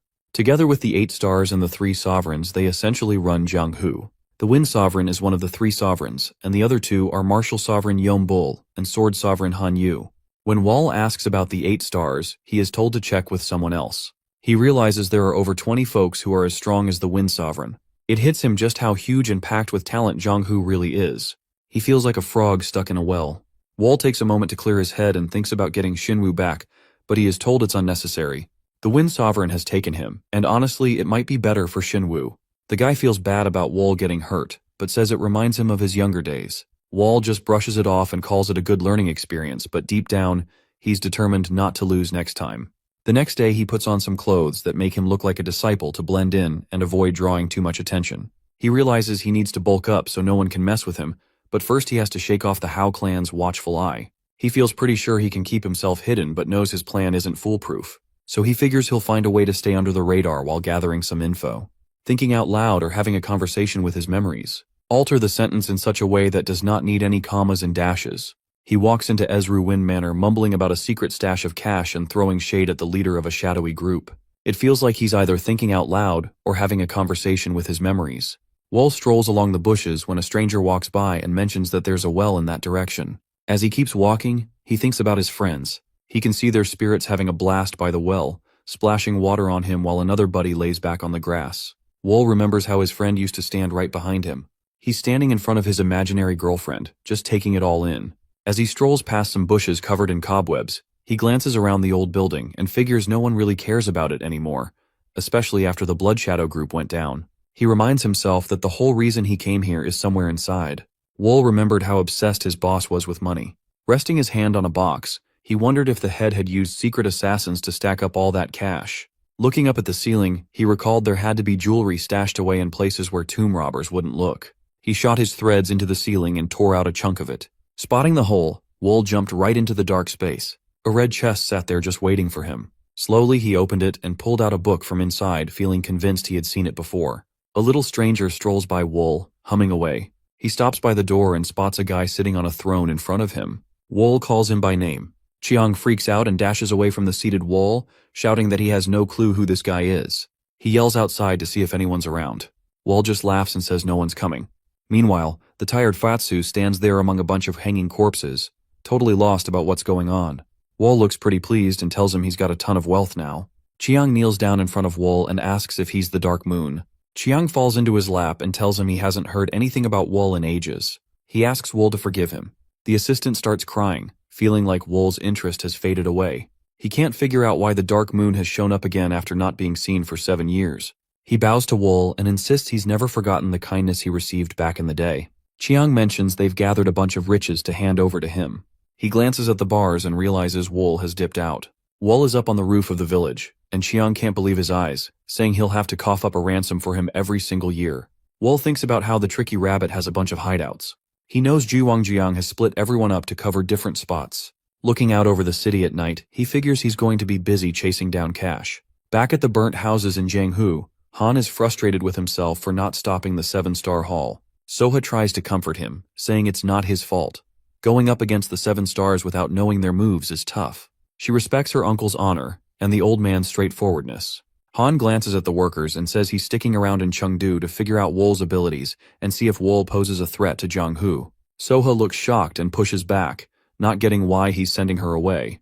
The old man tells her to take his advice. He insists she shouldn't be picky because Wall is really dangerous. He's firm about not wanting to put her in harm's way. Soha seems a bit down but says she'll take his advice.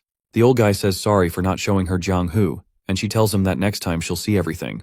She mentions she's heading home but promises to come back, says goodbye, and tells him to take care. He nods, and then Shin jumps in, saying he'll look after himself. A group of guys makes their way up the steps, each carrying a coffin. They walk through the Thunder Temple archway and set the coffins down. The warriors drop to their knees, begging the Watcher of Death to help them escape their unfair situation. Inside the temple, Blood Buddha asks if they're the disciples sent to Sichuan. One of them kneels and explains that they were following their former leader's orders to head to Jianghu. Buddha wants to know why they came back instead of establishing a base. The disciples bow down, pleading for mercy, and tell Buddha that they lost their masters to the Qingcheng sect and were pushed out without them. They're desperately asking Buddha for help. Buddha is really angry, saying that his group let things get out of hand, and it's not something they can brush off. He promises to send Hukam after revenge. He tightens his jaw, thinking about Wool, and insists that the Qingcheng sect will seriously regret what they've done. Qin thinks back to previous seasons. People are walking around the market, chatting about how tough and snowy this winter has been. They're thrilled that it's finally warming up. One guy can't wait to get back to trading. Meanwhile, Shin is strolling down the street, grumbling that Wool is nowhere to be found. He walks past people thinking maybe Wool left Chengdu because it was too quiet there. A guy with red eyes gives him a curious look. A chariot rolls by as Soha pops around the corner and gives him a hug. He's caught off guard and asks her how she's been. Soha tells him she came to find him since it's been a while, and she's just really glad he's okay. Shin asks how she managed to get through the snowy roads. She explains that she was with a friend, who steps out of their cart. Won Ga-young introduces herself, and Shin wonders how she knows his niece. He realizes that his niece's friend is a disciple of the Sword Sovereign, the direct student of Han Yu. She looks at her uncle and insists that she's known his niece for a long time, adding that this is their first time traveling such a distance together. Shin stands in front of them and says she's there because of his niece. He apologizes to her friend for the trouble he caused. One shrugs it off, saying it was no big deal since they needed to get there anyway. She mentions that the Golden Heaven clan meeting is happening there. Shin looks surprised to hear that a bunch of young practitioners are gathering in Chengdu. Soha says she will be too busy to have dinner with Shin because there will be so many people. Meanwhile, a guy watches them meet. The story then moves to a bar where a guy named Pyong sits in a chair and calls out to Soha and Won. They chat and say it's been a long time since they last saw each other. They also ask him if he went to the brothel first. He replies that the girls in Jianghu are good. Soha asks where their other friends are.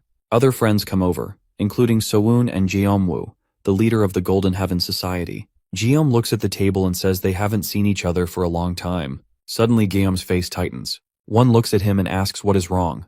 Jeom says he feels someone watching him. They laugh and say everyone in the bar is looking at him.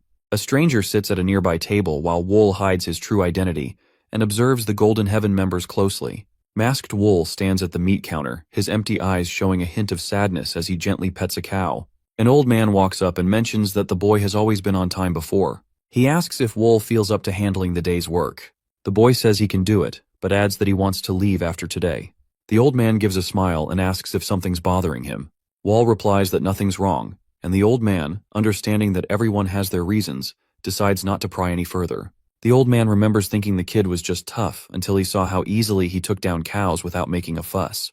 He noticed the boy had this red aura and figured he was just built with killer instincts. As he was about to head out, he let the kid know he could come back anytime. While slaughtering cattle, Wool discovered he could cause instant death by finding the life and death acupoints in living beings.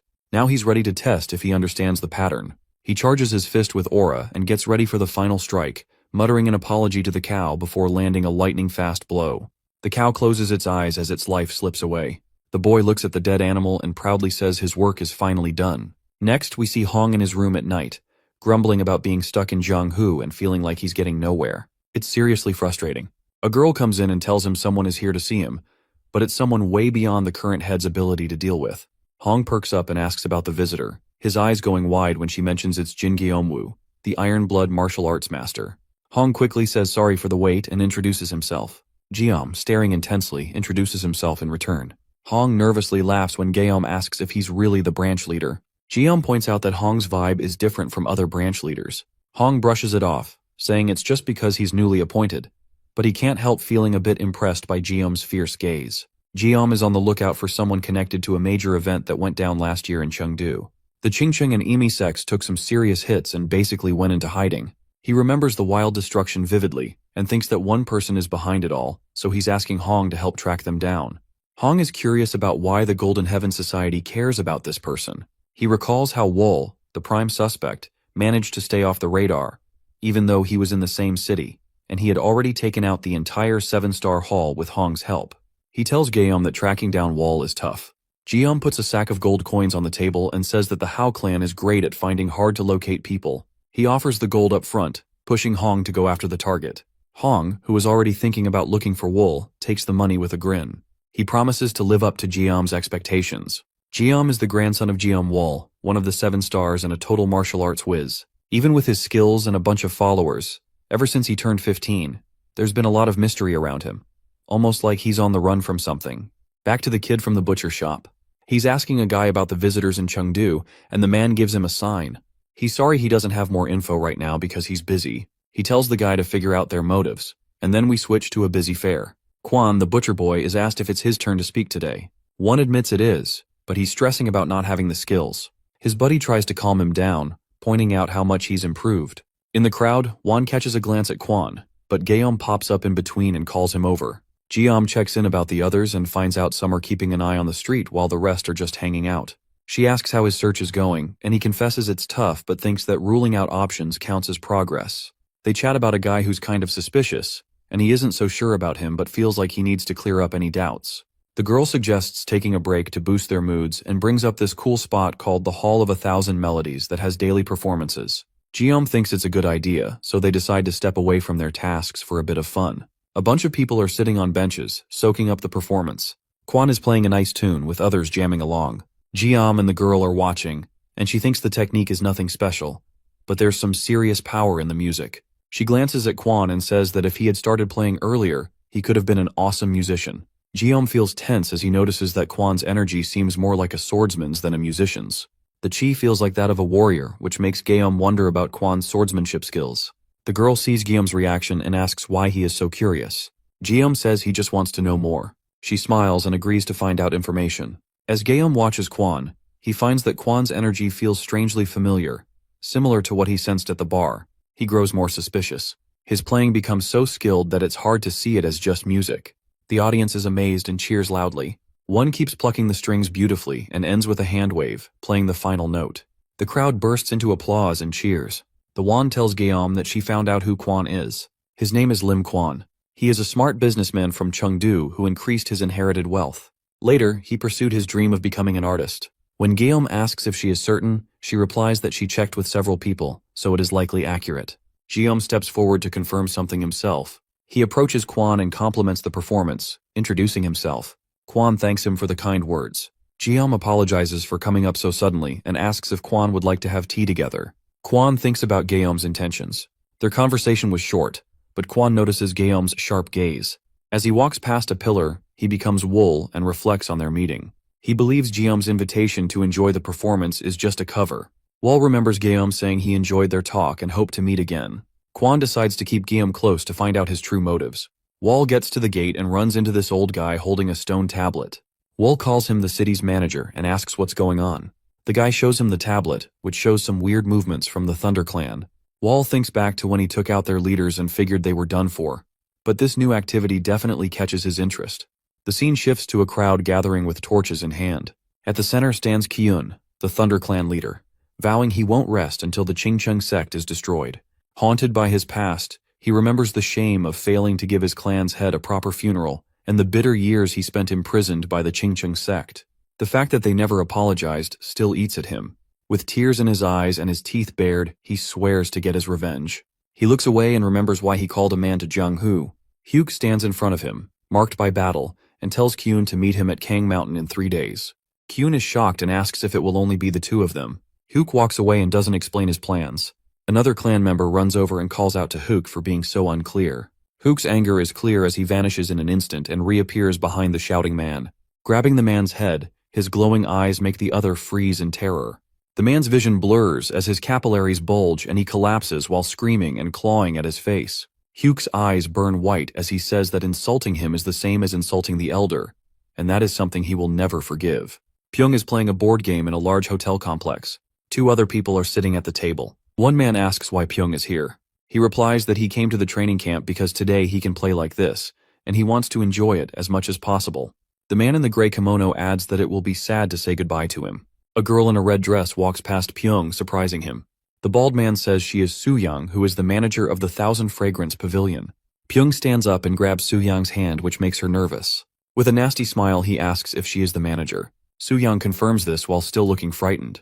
Pyong steps closer and tells her she is different from the others, and very beautiful. She reluctantly thanks him for the compliment, but asks him to let her go. He ignores her request and invites her to drink with him, but she says no. His eyes glow white as he tells her that he treats his allies well and his enemies cruelly. Su-yang replies that his words won't change her mind, and asks to leave.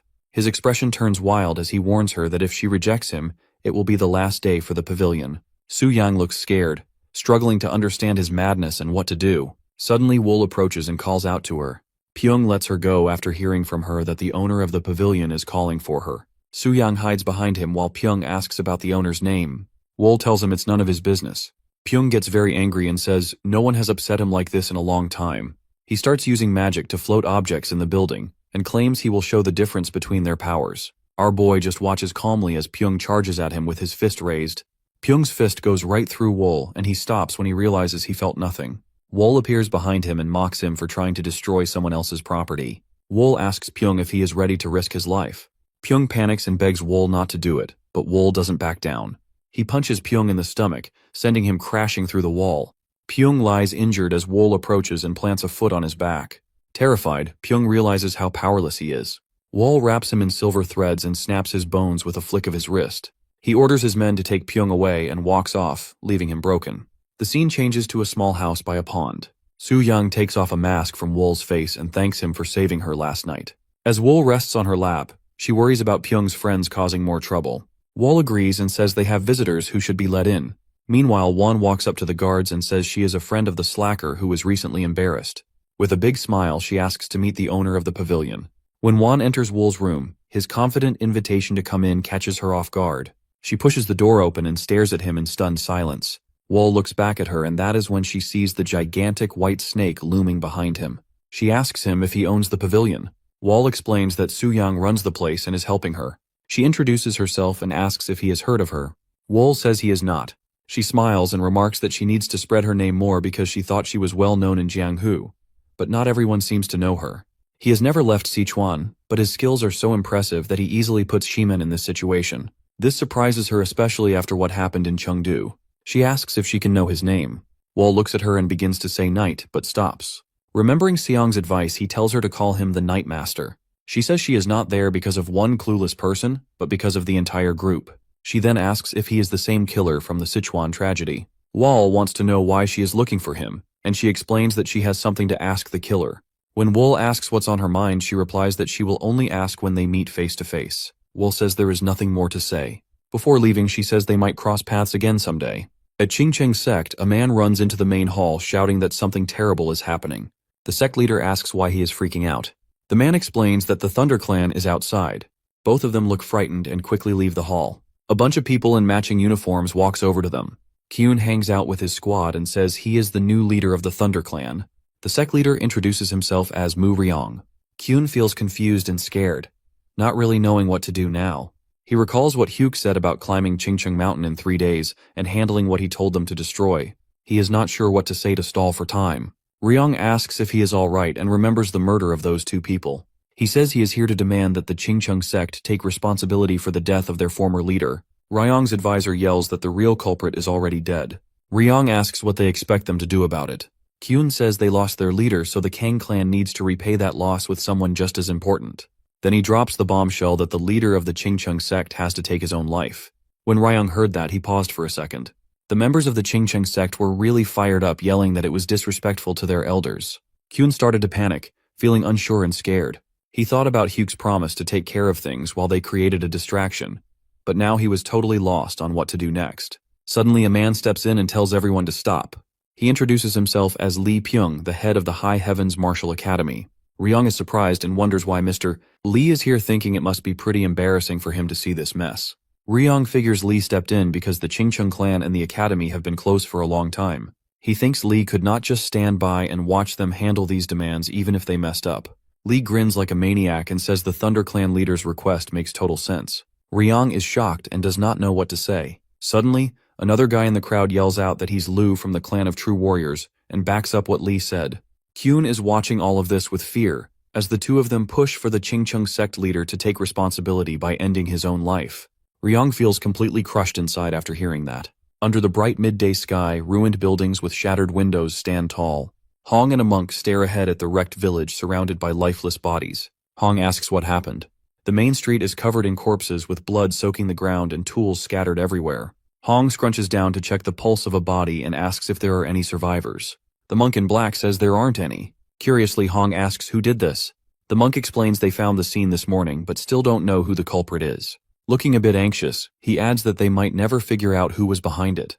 The monk points out that all the dead are holding weapons, and it looks like the villagers turned on each other. Hong stares at the dead body and is shocked. He wonders out loud if the villagers fought each other, and that nobody made it out alive. He jumps up, unable to wrap his head around what went wrong here. The scene jumps back to a flashback just moments before the deadly fight, where one of the sect leaders is pushing Ryong to end his own life. Behind Ryong, a guy with dark hair is chatting with his brother about how weird the sect leaders are acting. Ryong chimes in and agrees that he has noticed something off too. Chung pushes through the crowd, yelling that he has something important to say. Ryong wants to know what's going on with him. Chung is shaking and Ryong really takes a good look at him. Suddenly some spit drips from Chung's mouth and he lowers his head. Out of nowhere, a sharp knife slips out of his sleeve. Chung swiftly grips the knife and plunges it into Ryong's stomach with force. Ryong coughs up blood and looks at Chung in shock and terror. The mustachioed man catches Ryong as he collapses and panics at him. Ryong's hands tremble as he starts to pull the knife out. The mustachioed man yells at Chung in a rage and demands an explanation. Chung looks just as wild as everyone else and keeps repeating that mistakes have consequences. The group of armed monks moves forward while chanting in unison. The man with the mustache carefully places their injured leader on the ground. He watches the wild crowd with a nervous expression. The monks stand together in a line to protect their leader. The enchanted crowd suddenly rushes forward with red eyes and yells loudly. A young monk steps up with a sword, ready to face his uncle and determined to keep the leader safe. Ryong starts to fade in and out. The leader of another sect is watching the whole thing closely. Along with the other commanders, the High Heaven sect leader orders his disciples to attack the Qingcheng sect. The crowd works up a frenzy and charges forward with weapons ready. Kyun shakes his head, struggling to understand the mess. He spots a dark figure of a guy chilling on a rooftop. Hook is just sitting there, quietly watching the Thunder Clan. Hyuk remarks that fighting among themselves can take down even the most popular sect. He points out that the Qingcheng sect isn't any different. Ryong and his brother are watching the chaos unfold, unaware of the weird energy coming from Hyuk that's messing with all their opponents. The group of warriors is watching the weird behavior of the birds. Jin spots it and suddenly gets a bad vibe. He says it's time to rush over and see if something's up. They take off running toward the castle behind the forest. In the heat of the battle, the monks block the attacks and shout at everyone to calm down. Mustachio clenches his teeth as he realizes he is wrong to assume that only other groups are acting strangely. If this is some form of witchcraft, they might be under its influence too, which he finds hard to believe. Their followers are not used to fighting for their lives, and he fears they will not survive if this continues. The warriors suddenly swoop down over him and crash onto the tiles with a loud thud, knocking everyone back. A group of knights lands hard next to the Qingcheng sect leader. Jin turns to the sect leader's brother and introduces himself, saying that the whole scene seemed a bit off, so he decided to jump in and apologize for coming off as rude. Mustachio looks at him in shock and thanks him for the help.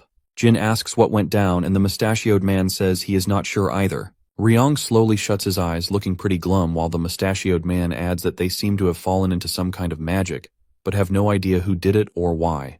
Jin glances around, carefully mumbling something about magic. Ning crouches to take a closer look at the fallen enemy. She notices the dark blue veins swelling on their temples and says it's Juyuang poison.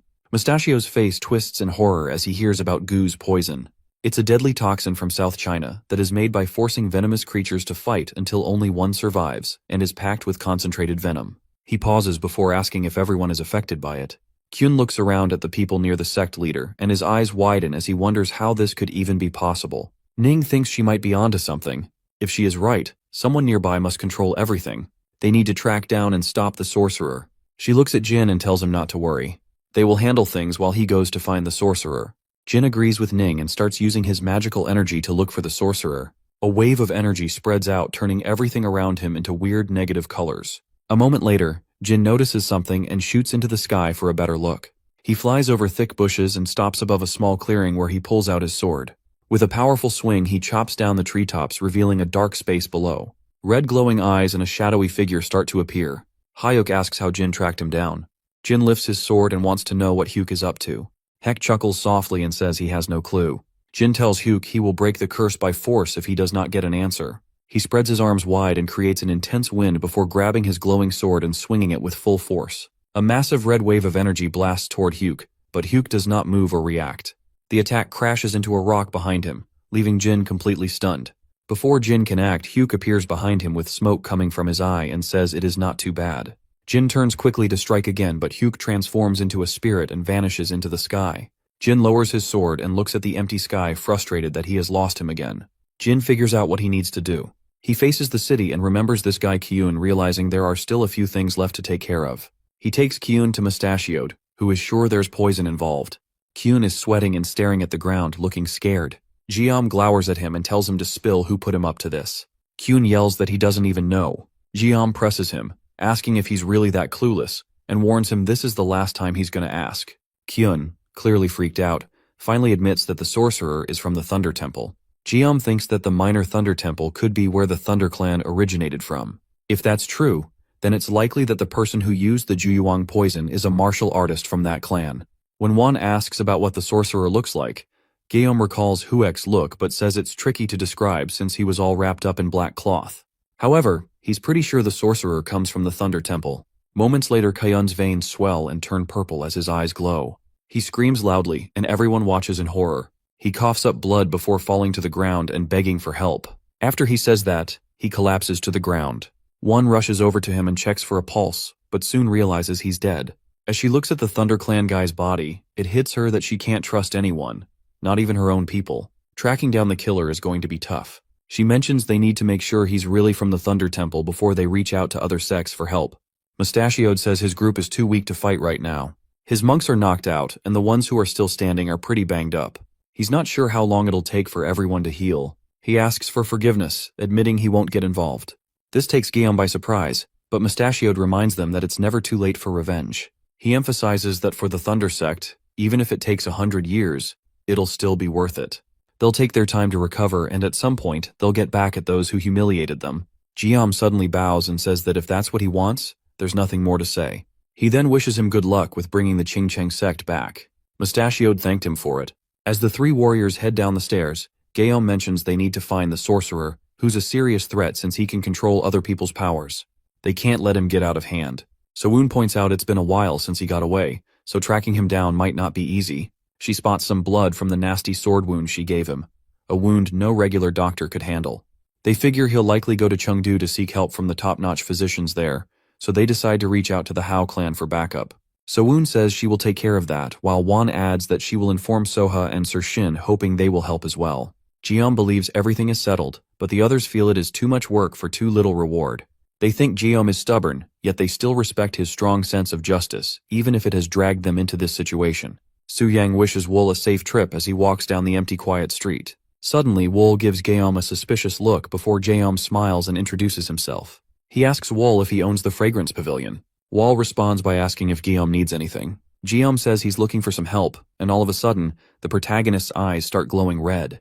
Guillaume feels like they've met before, but he remembers the face looking different back then. He realizes he's not sure which face is the real one since there are so many. So he just asks Wool to show his true self. Wool asks Guillaume what he thinks he is. Guillaume says that before he got here, he heard a wild story about a killer who took out all the clans in Sichuan province by himself. He admits he didn't really believe it at first because it sounded too crazy. Then Wool asks why Guillaume is even looking for him. He says he's on the right track. Wool rudely questions why he is needed at all. Guillaume mentions he's been keeping tabs on a group for a while now and wonders if Wool might be part of it. Wool then asks what Guillaume would do if he is indeed connected to that group. Guillaume replies that he'll fight him until the end to get to the bottom of it.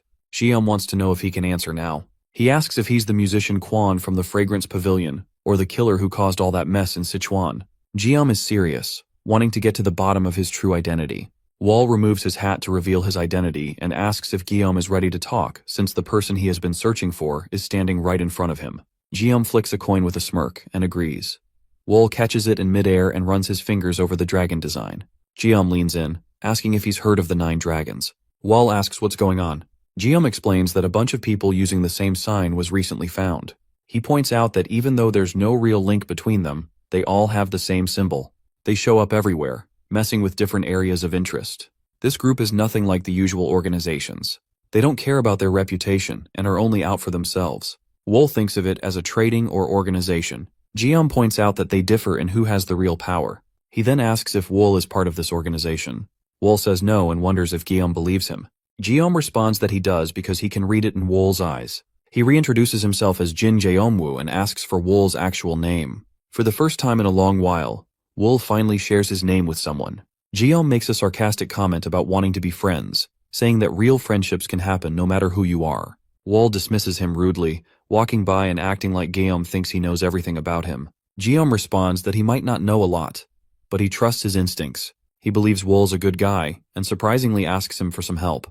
He remembers Huke and mentions that there's a dangerous guy hiding out in the capital. People believe he is linked to the Thunder Temple, and if they fail to handle it properly, things might spiral out of control.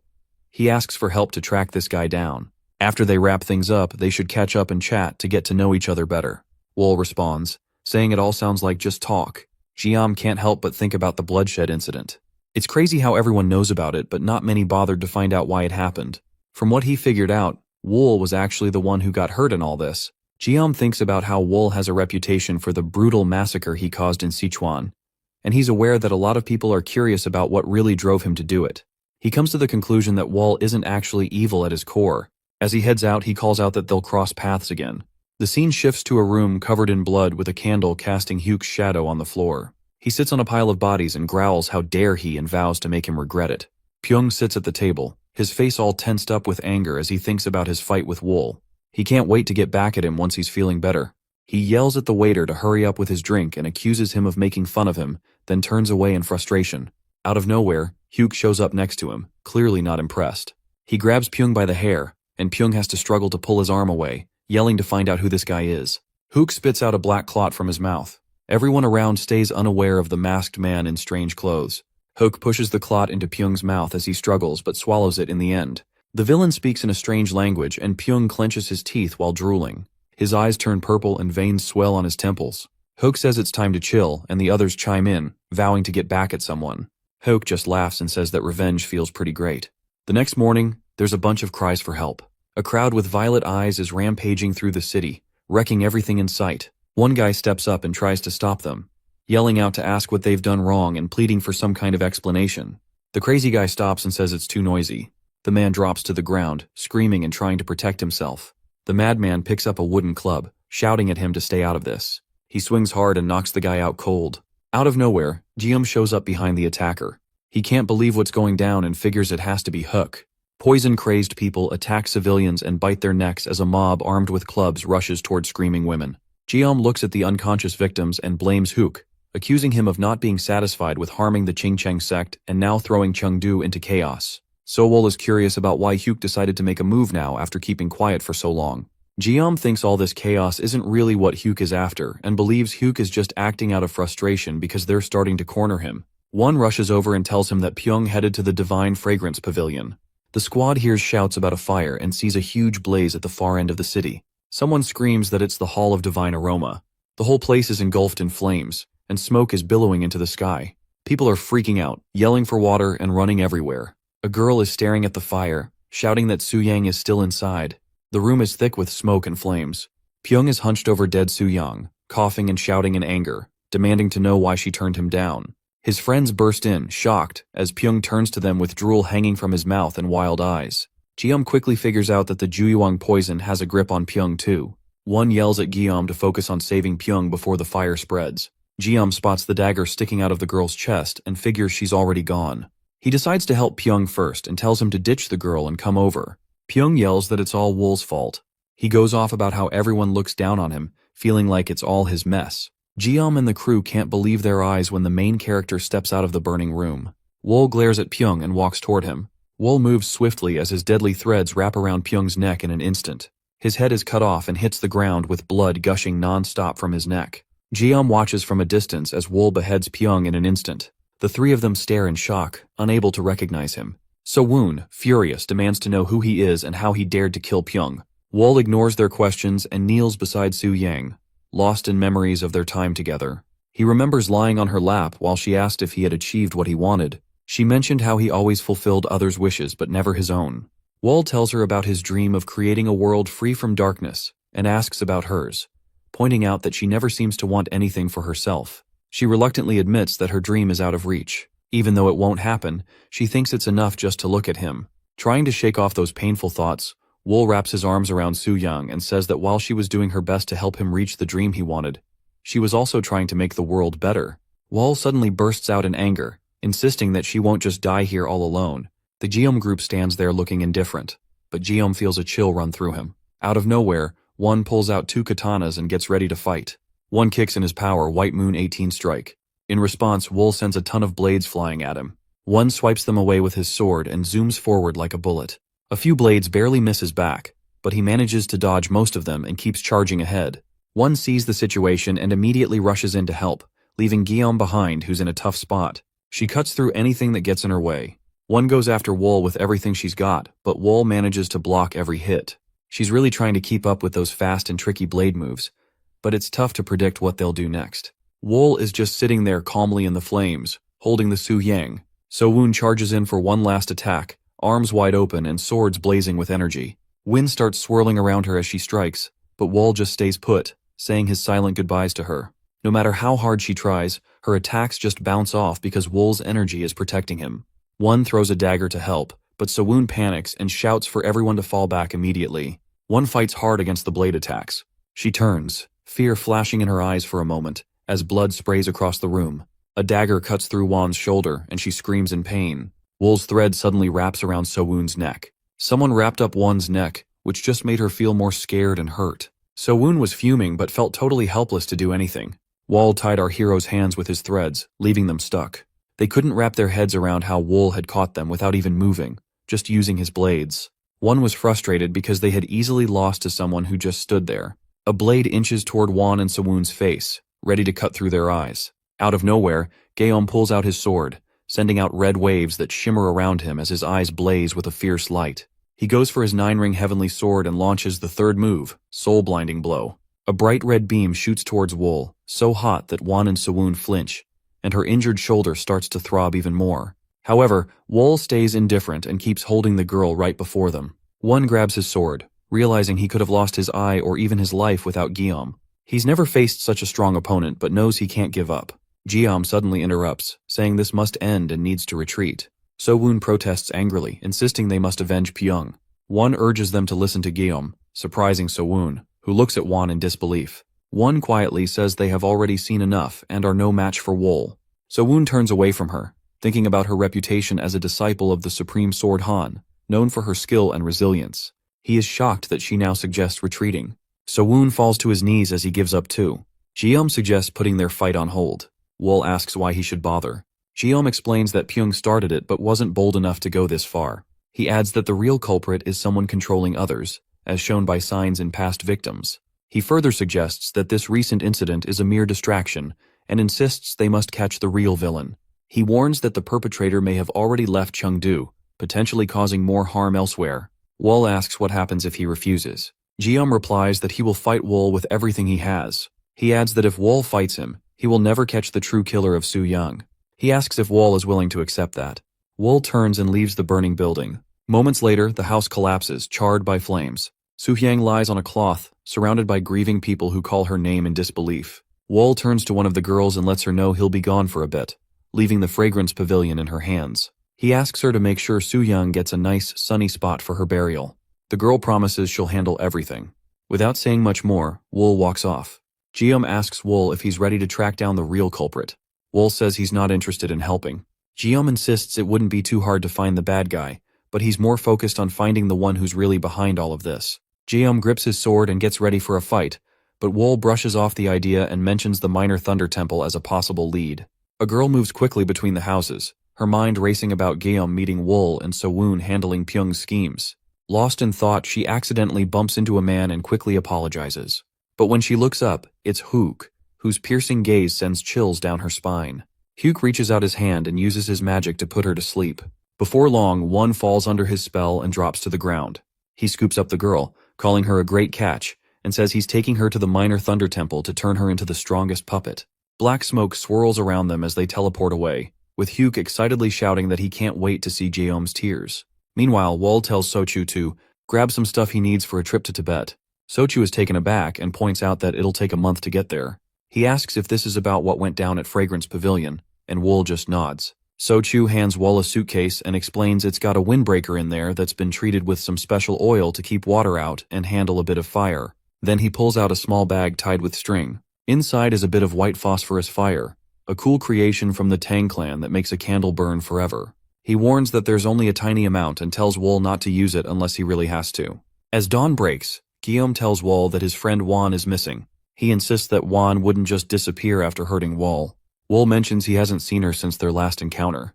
Guillaume clarifies he's not blaming him but thinks the same person who took Wan is behind this. Guillaume thinks Hook is behind Pyong and is stealing Wan to get back at him. He asks if Wool would help out. Wool responds that he actually killed Pyong and tried to take out his crew, so he's not really interested in lending a hand. He reminds everyone that Pyong wrecked their estate and hurt their people first. Wool tells Guillaume not to waste time and suggests they can chat more later. The enemy's at the Minor Thunder Temple, and he needs Wool's help to track him down. As they're heading out, Guillaume checks if Wool can really find the bad guy. Wool says to stick close but keep out of the way, adding that Guillaume will be fine as long as they're both breathing. He declares that no one will escape from him. In a blood-stained room, Wool and Guillaume find corpses. Guillaume can't believe what's happened and is pretty upset about it. Wool checks out the bodies and puts his hand on the ground, talking in riddles about the house. He thinks the guy behind this might track them down, but warns that he's been keeping an eye on them, especially if the culprit is looking to get back at them. Wool can't stop thinking about the enemy who's been watching Pyong, who's hurt and all alone away from the group. Guillaume looks out the window while Wool checks out the floor. He spots some bits of iron, leather, and cotton lying around. As he picks up a piece of leather that's all oily, Wool thinks out loud that the enemy is probably making their way through the Western Highlands. While he examines the leather, Guillaume asks if it's really smeared with oil. Wool explains that treating leather like this is good for humid weather. Guillaume figures that must mean the enemy is heading toward the snowy areas. Wool says the Western Mountains are the only snowy spots between Sichuan and Tibet. Guillaume and Wool start walking, with Guillaume moving ahead of Guillaume. Guillaume decides they must head to the Western Mountains and confirms this with Wool. As they stroll along, they stumble upon a dead horse and a guy, both bleeding out. Guillaume looks around and agrees with the guy that the enemy probably made a getaway by boat. Getting closer, the group sees tracks leading into the water. Wool takes a closer look at the prince, trying to figure out as much as he can. Wool shares 2 bits of news. The good news? One is still alive, which puts a smile on Guillaume's face. But then Wool adds the bad news. The enemy knows they're on their way. The boy hands Guillaume a blanket and says it'll help with the snow. Guillaume asks how about him, and the boy opens a small box, saying he has something special before putting a veil over himself. In a snowy forest, Hugh trudges through, leaving heavy footprints. While holding one, he pauses, sensing someone really skilled is tracking him. He looks around, wondering who in Sichuan could be that tough. Hook turns and remembers how someone stopped him from using the Pyong to pit the Guillaume group against each other. He realizes that even though he's trying to hide his true self, Wool sees right through him. Wool is also a shadow dweller like Hook, but he's way stronger and more dangerous than he seems. Has Wool picked up on Hugh's presence? Hook figures he could totally escape if he were on his own, but he has to move quicker with someone needing protection. Once he gets to Tibet, he's heading straight for the Minor Thunder Temple. Wool and Guillaume trek through the snow and finally reach Tibet. Guillaume admits he wouldn't have braved this cold without Wool. Guillaume thinks that after traveling with Wool a little, he observes that their only common interest is martial arts. Still, they are entirely different, as Wool's senses are as sharp as blades. What is the level of the person who single-handedly destroys the Qingcheng and Ame sect? Guillaume remembers the crazy fight he had with Wool and figures he probably knows a ton of techniques he hasn't even seen yet. It kind of freaks him out, but he's also curious about what else Wool can pull off. Wool mentions that something's headed their way. Suddenly, a group of armed warriors shows up in front of them. Guillaume recognizes them as those notorious mountain bandits known for robbing and killing without mercy. He grabs his katana and says they're about to clash. Wool tells him to take care of it. Wool steps aside and mentions that the strong winds can easily cover the tracks, so he's leaving a trail for Guillaume to follow. Guillaume, ready to go, tells Wool to head out and promises he'll catch up soon. With that, Wool takes off running at full speed. Meanwhile, Guillaume starts walking toward the bandits to kick things off. Back in the city, Sowoon is grinding his teeth, remembering his fight with Wool, feeling like there's nothing left he can do. Someone knocks on the door and asks if they can come in. It's Sir Shin with Soha, and they check in to see how he's doing. They tell him not to bother sitting because they are here to introduce Hong Yushin from the Hao clan. He is watching the current clan members in Chengdu. Sowoon gives him a nod. Hong says he's got something important to share, so he swings by late. Sowoon asks what's so crucial. Hong goes on about the assassin Wool, who's traveling with Mr. Guillaume. He mentions that Wool is really dangerous. They try to dig up some info on him but come up empty-handed. Hong explained that they wanted Sowoon's help to deal with any potential threat that Wool might bring. He brings up that Sowoon got seriously hurt by Wool and asks if he can spill the details. Sowoon agrees to help but isn't sure how helpful he'll be. When Hong presses him, Sowoon admits he's confused about how he ended up losing to Wool. One wakes up in Tibet and looks straight ahead, trying to piece together where it all went off course and how she can push back. To her, Wool seems more like a force of death than an actual person. She glances at Wool, surprised he's still sticking with her. Hoke suddenly halts, picking up on the girl's breathing and heartbeat speeding up. He looks around but sees nothing unusual, just an empty stretch of land. He wonders if he's missing something. Deciding to take a tougher route, Hook hopes to force Wool to show himself. Wool catches sight of several pictures of Hugh carrying a girl and can't figure out how that's happening. But he decides to make his own move. The girl is impressed by how Wool seems to anticipate Hugh's every move. She realizes that as Wool keeps up with him, Hook takes one step but never seems to lose sight of him. The girl thinks Hook can't see Wool, as no one can see behind them. Though Wool's steps seem ordinary, Hugh still can't spot him. Frustrated by the feeling of being followed, Hyuk stops and uses magic to force Wool out of the shadows. Hyuk can't help but wonder why this guy is slowly tailing him. If it's about that Hall of a Fragrance pavilion thing, he could have made his move by now. He figures Wool is probably more interested in the woman he's holding. Hyuk tosses her up and, seeing the fear in her eyes, gathers energy in his hands. He yells that they'll find out how long Wool can stay hidden, then prepares to unleash a demonic fire palm strike. Suddenly, a sharp blade cuts through his hands and blood pours out. He didn't even realize where the daggers came and went. The girl collapses in the snow, and Hyuk looks down at his bloody hands, feeling a wave of fear as he realizes the situation is serious. He knows he needs to act fast and takes off running toward the Thunder Temple through the snow. Wall walks over to the girl and takes the bandage off her mouth, noticing how exhausted she seems. She asks why he's there, and Wool isn't sure if she'll last until Jeom shows up. He apologizes before leaning in to kiss her. A rush of energy passes between them as she pulls back, confused and warm, asking what he's doing. The girl tumbles into the snow, and Wool mentions that he shares some of his energy. It's supposed to hold her over until Jeom shows up. She looks at Wool, curious about who he is and why he's here. Meanwhile, Hyuk makes it to the big tower and stands at the gate. A voice calls out from inside asking who's there. He answers that he's from the Minor Thunder Temple and has some info for the tower's owner. He drops the owner's name, Yul Mok, and asks again. The tower gates swing open, and a girl in a stunning dress with a fancy pendant steps out. She asks if he's really from the Little Temple of Thunder. Hyuk bows and tells her his name. She laughs and says she's heard about him, the amazing hunting dog raised by a senior monk. She wants to know why he's come to see her. Hyuk replies that someone is after him and will be there soon. He warns her that the pursuer is skilled and good at sneaking around, so they must get ready. Mok chuckles, finding it hilarious that a hunter is going after a hunting dog. Hyuk reassures him that there's no need to stress. She mentions that even the senior monk who raised him couldn't make it through this tower without causing a mess. She jokes about doing him a little favor to keep him in her debt, then adds that a scared dog like Hyuk should hide out here. He nods and says he's cool with staying for the night. Later that night, Hyuk is lying in bed with his eyes shut. He notices 2 bloody bracelets next to him, and when he opens his eyes and sees them, he freaks out.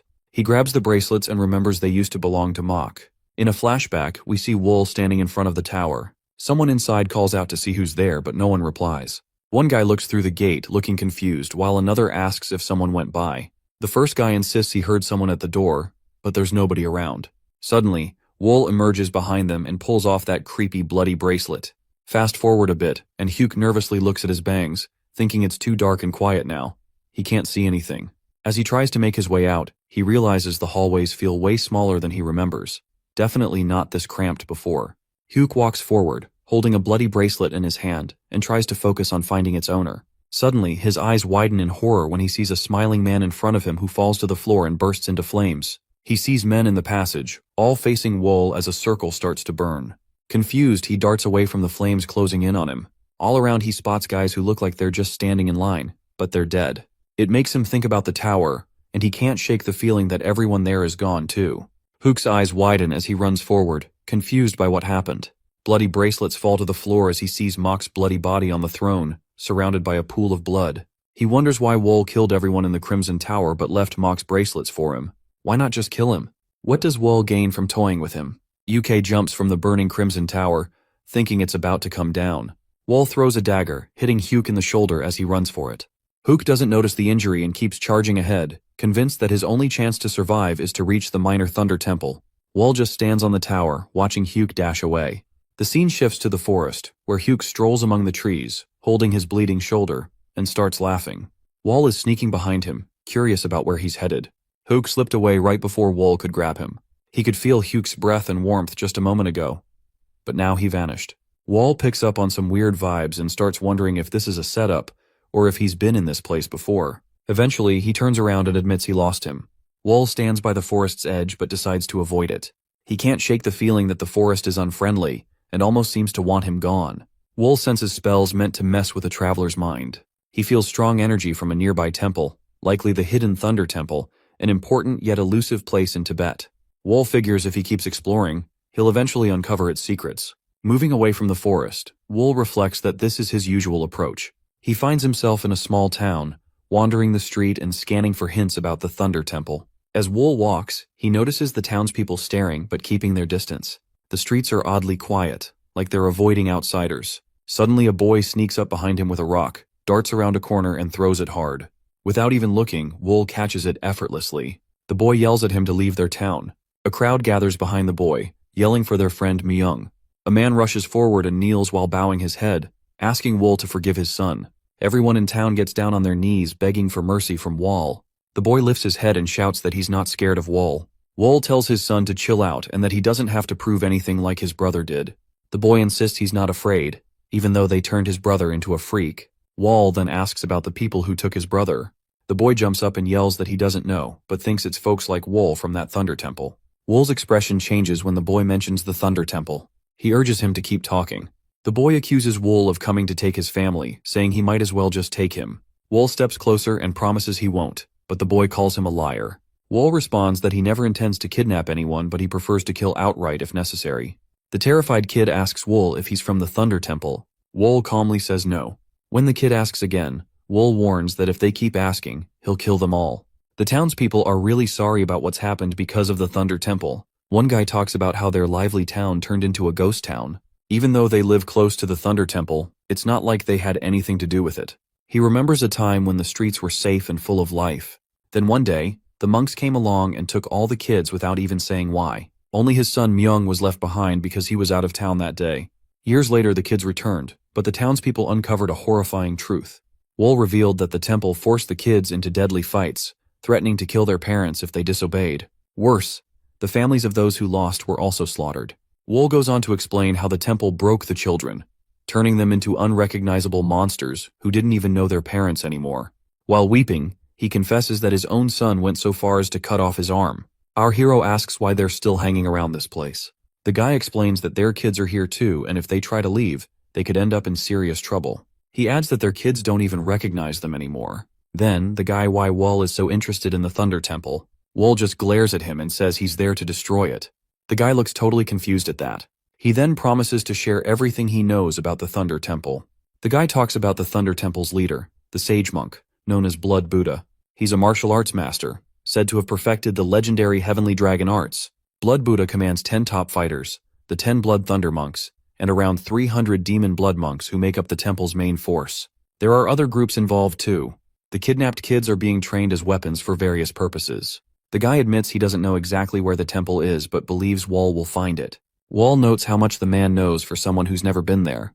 The man says it's just the instinct of a father searching for his child.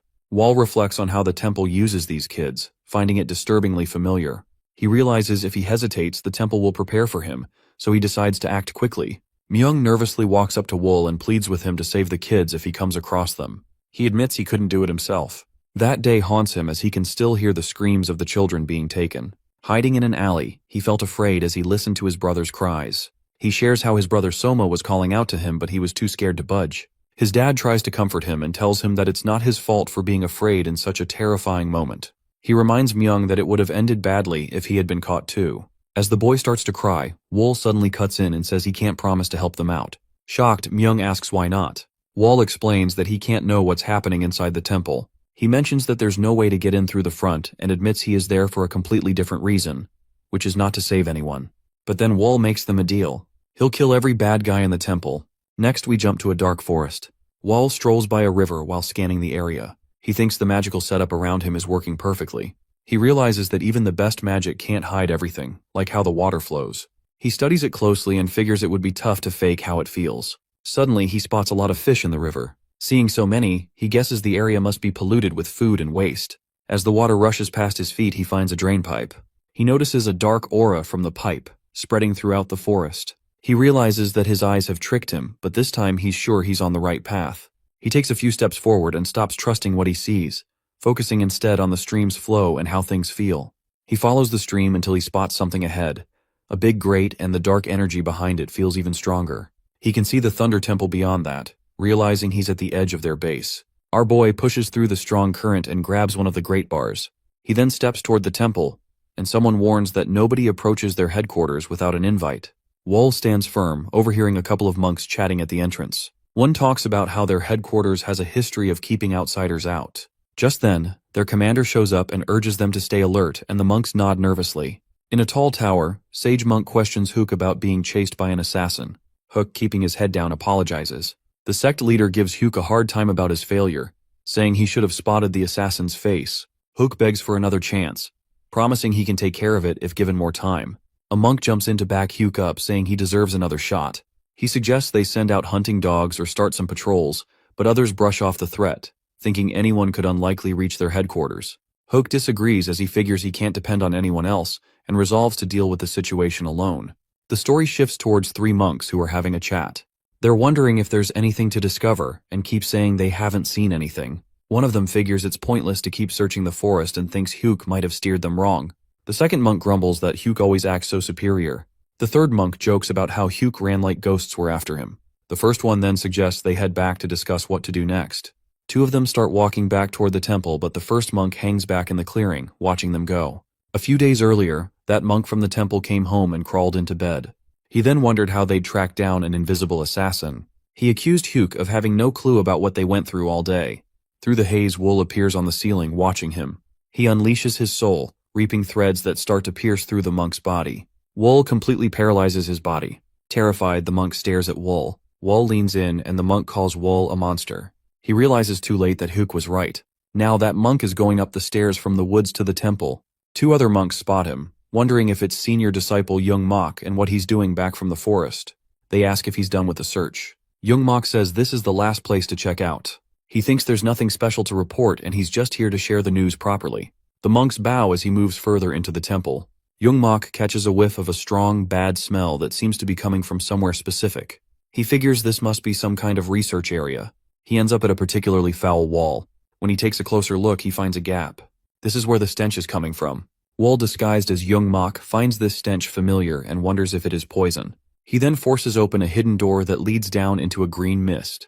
In this secret lab, a gray-haired man is experimenting over a guy tied to a chair who is breathing heavily. He walks over to them and says he's just finished a tricky concoction. He takes off the gag and warns the prisoner not to drink too much, mentioning that just one drop is all it takes. He pours a single drop into the prisoner's mouth. Wool writhes in agony, coughing blood. He screams in pain before collapsing lifelessly. The gray-haired man beams, thrilled by his success, and marvels at the poison's strength, saying one drop could kill 10 men. Young Mok steps out of the shadows, startling the alchemist, who asks why he's there. Young Mok asks about the poison, and the man proudly explains it's so deadly that even skilled fighters wouldn't make it past 7 steps. Young Mok suggests naming it 7-step soul-destroying poison. The alchemist agrees, laughing at the aptness of the name. Young Mok extends his glowing finger, and energy threads ensnare the alchemist. Blood sprays across the room as the alchemist collapses. Dead. Young Mok declares he now has a useful weapon. Inside the temple, the sect leader rages as he learns all the mad blood monks have been killed.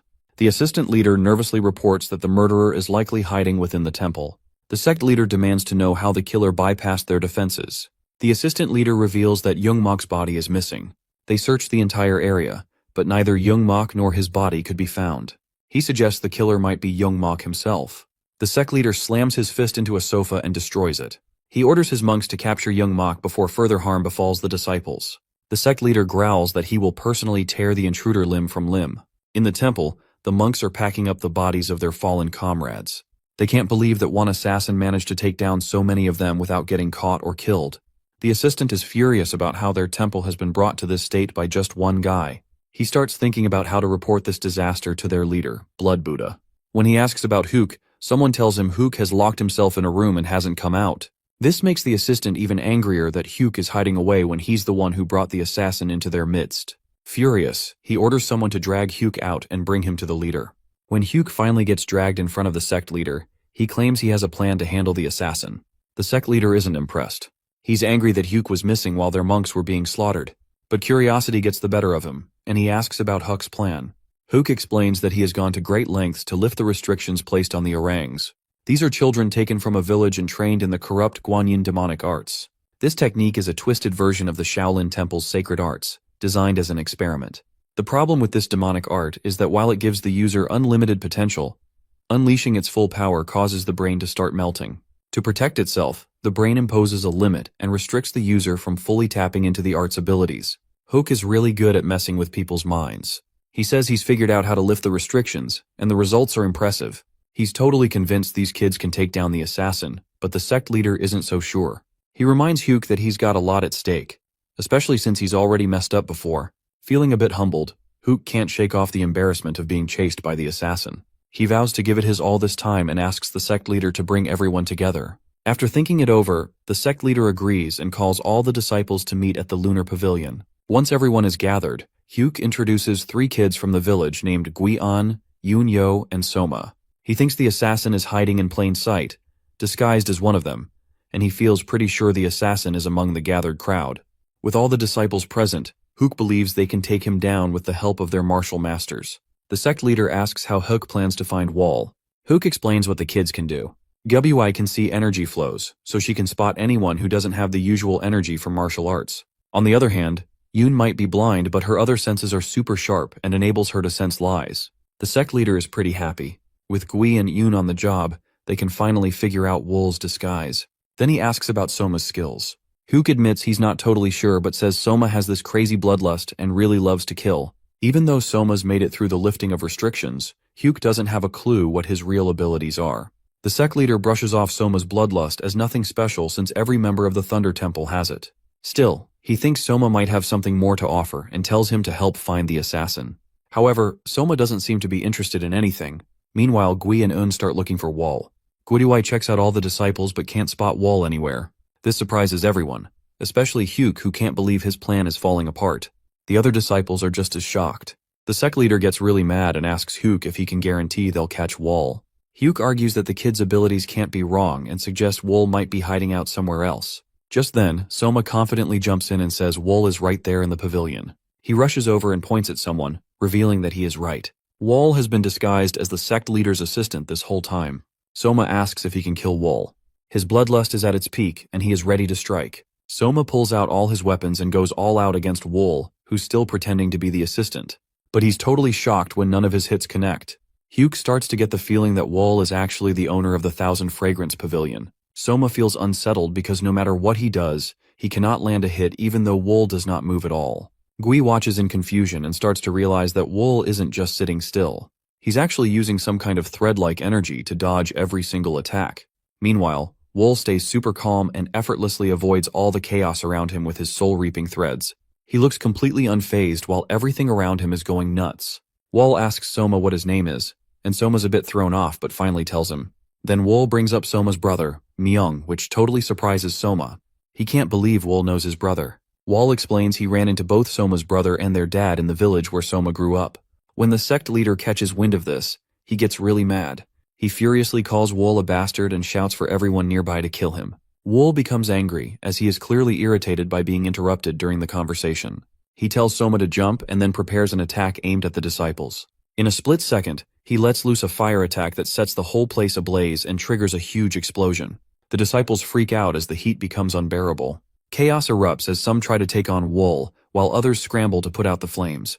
The sect leader yells at them to douse the fire, totally overwhelmed by the heat. He can't believe how Wall managed to pull off such an insane fire trick.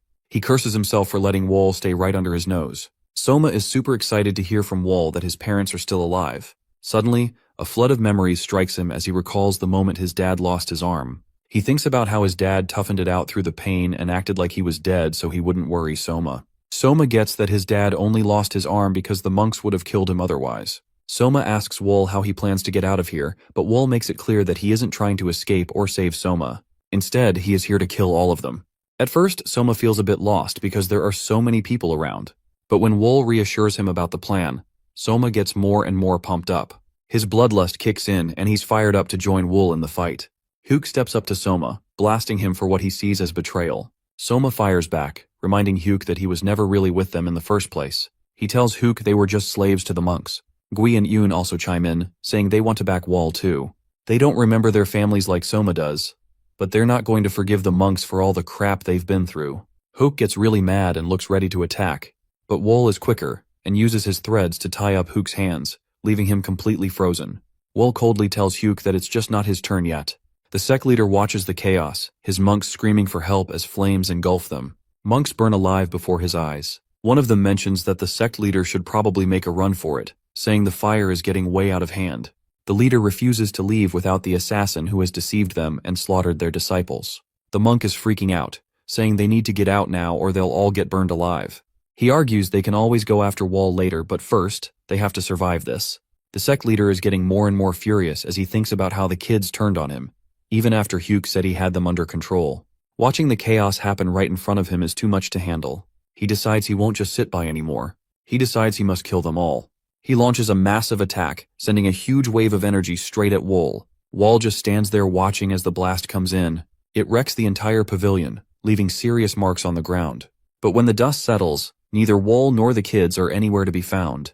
The leader begins to wonder where they could have gone. His disciples are just as confused and start looking for any sign of them. One of them throws out the idea that the leader's crazy strong attack might have turned them to dust, leaving nothing behind. But the leader is convinced that Wool is still out there and tells his disciples to keep searching for him. Meanwhile, Wool and the kids run toward a specific location, and Wool carries the corpse of a dead monk. Blood drips from the body, leaving a trail behind them. The sect leader and his crew follow the blood trail, which leads them straight to the law pavilion. A monk starts to guess that Wool and the kids must have been hurt pretty badly by the leader's earlier attack and hid out there. He tells the leader that a team has already gone inside, but the leader decides to go in himself. Hook suddenly figures out where they are and remembers why the law pavilion is important. It's the spot where the crazy blood monk used to mess around with poison along with his guys. Hook warns everyone not to go in, but it's too late.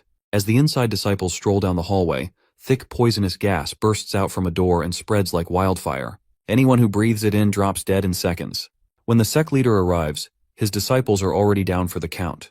The poison keeps spreading, throwing the remaining monks into chaos. Everyone's shouting not to inhale it. The sect leader jumps into action, using his powers to trap the poison. Thanks to him, the other disciples get a moment to catch their breath. But just as he stabilizes the situation, a sudden deadly attack strikes and cuts through the air, taking the heads of several of his disciples. The sect leader stands speechless as he looks around in confusion. Soma and his friends finally face him. Ready for the moment Soma has waited for his entire life to take revenge. Earlier, Wool and Soma walked with the kids to the pavilion. Soma grew impatient and eager to start killing. However, Wool urged him to stay calm and obedient. Carrying the corpse, Wool deliberately left a trail of blood to make the monks follow, and believe the blood was his. Wool mentioned that he didn't want to let the monks just die without a fight. Instead, he had this plan to draw them into the pavilion and make sure they'd meet their end with some poison. Soma complained in disappointment, because he couldn't kill them immediately. Wool assured Soma that not everyone would die from the poison and told him to save his energy for the real fight. He promised Soma could go all out once the weaker ones were dealt with. Fired up by this, Soma's bloodlust grew. Now Soma, Gui, and Yoon are more than ready for revenge. Soma doesn't care if he dies as long as he gets what he wants. Gui and Yoon are fired up, while Soma savors the chaos around him. The sect leader is putting all his effort into keeping the poison under control. Once he gets a grip on it, he decides to use the Samadhi divine fire to burn off the toxic mist. With the poison now under his command, he prepares a devastating attack and declares that it's time for all of them to perish. A huge explosion goes off, turning the pavilion into a pile of rubble. The force of the blast leaves a big crater in the ground. Hook, watching from a distance, is shocked and wonders what just happened. He spots his leader standing in the middle of the chaos and tells the other disciples to jump down and help him out. They leap into the pit, thinking their leader has taken care of the bad guys. This attack shows just how powerful the sect leader is, and he figures his enemies have been wiped out. Still, he can't shake off a feeling of unease. His instincts prove right when Soma suddenly pops up from the shadows.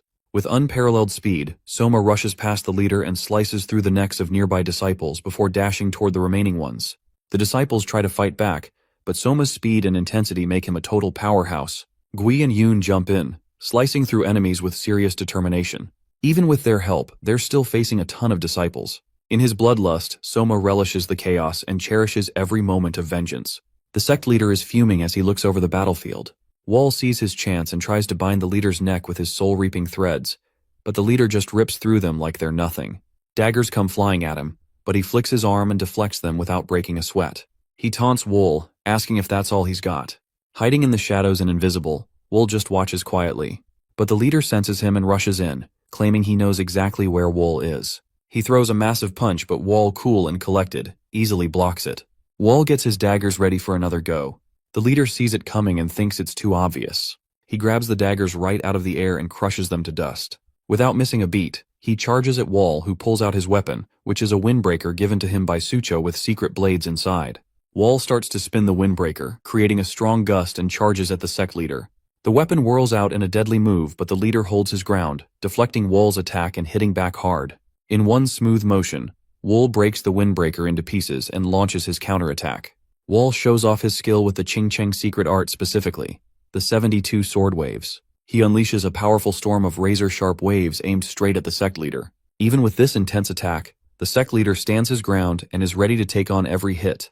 When the dust clears, he comes out unscathed and reveals his true form. He's impressed by Wool's strength but doesn't back down. He gets ready to take on Wall in his prime. Wall gathers himself for the fight. Both warriors launch at each other at the same time, moving so fast it's hard to keep up.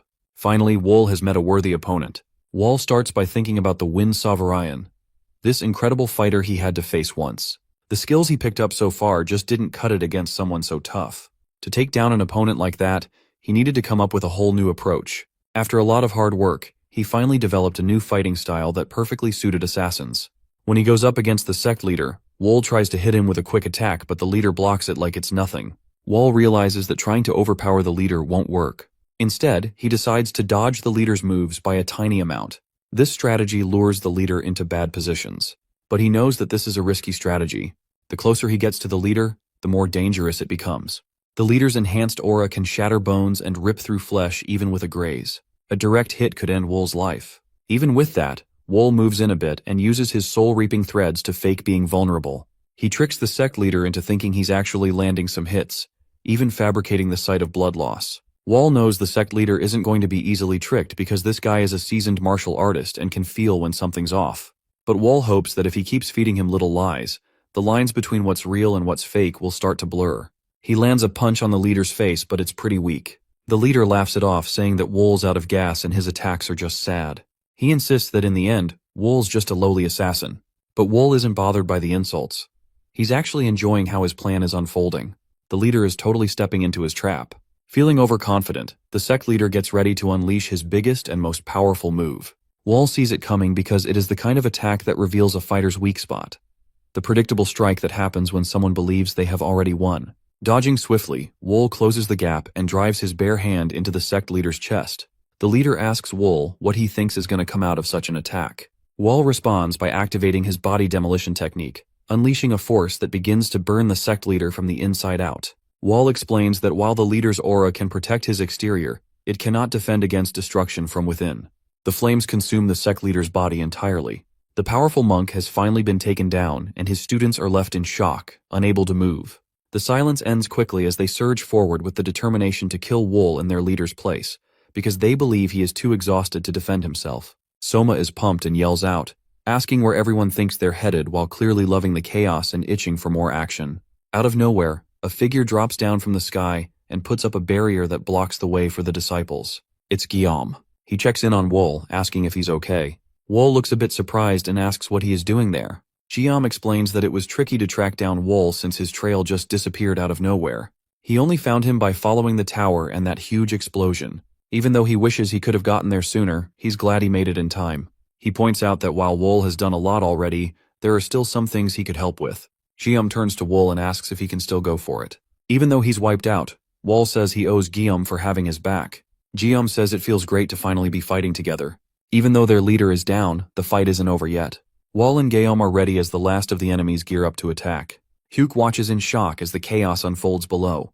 Wool and his crew have taken out the last of the disciples with scary efficiency. Guillaume tells Wool that the job's done and calls him a friend, but Wool quickly shuts that down, saying they're definitely not friends. Guillaume is not bothered by Wool's refusal and reveals he saved Wan and sent her to Chengdu. Wool is surprised and asks how Guillaume managed to find him without leaving tracks. Guillaume admits that tracking is not his strength, but says he tried to copy Wool's methods and is just glad he arrived in time. Noticing how worn out Wool looks, Guillaume comments that he seems pretty drained. If he had been any later, Wool might not have made it, and they'd still have that debt hanging over them. Guillaume can't help but be amazed by the power of that sage monk and wonders just how strong Wool really is. Guillaume suggests they head back to Chengdu, but Wool says he's not done yet. They end up setting the whole temple on fire and just watch it burn to the ground. Meanwhile, Hugh runs for his life and tries to escape as fast as he can. He's totally panicked, thinking about where to go next. With the Thunder sect gone, he remembers Patala Palace as a safe spot and figures that Wool wouldn't come after him there. As he weighs his options in a frenzy, he suddenly feels something behind him. When he turns around, he sees Wool's threads zooming toward him. Freaking out, Hugh tries to duck behind a tree and feels a moment of relief. But the threads wrap around him anyway, pinning him down. Now he's stuck and completely helpless, starting to feel really sorry for himself as tears fill his eyes. He begs Wool for death. The threads tighten, crushing him mercilessly. As his life slips away, Hook mutters that he's finally free. When the sun rises behind the mountains, Soma, Gui, and Yoon take in the incredible view. Yoon turns to Gui and asks who she thinks would win in a fight between Wol and Guillaume. Gui thinks it would be Wol, but Yoon argues that Guillaume with his solid strength like an iron tower would be tough to beat. 6. She says Wol is like a sharp needle while Guillaume is like a heavy hammer. Over on the other side, Guillaume asks Wol if he's ready for what's coming. Wol says he's in top shape. Guillaume then points out that no matter how it goes down, this fight will settle their score about Pyong. Wol shrugs it off, saying he couldn't care less if Guillaume remembers the debt or not. Guillaume really isn't a fan of leaving debts unpaid. He gives a nod of thanks to Wol for agreeing to sort things out this way, but Wol just shrugs it off, saying he's only on board because he's got something he wants to figure out. Soma and the others are watching with excitement as both warriors get ready to go at it. Without wasting a moment, Wol and Guillaume charge toward each other, and their duel will definitely shape up to be epic. The streets of Chengdu are buzzing with activity as vendors shout out to customers, haggling over their goods and creating a lively scene.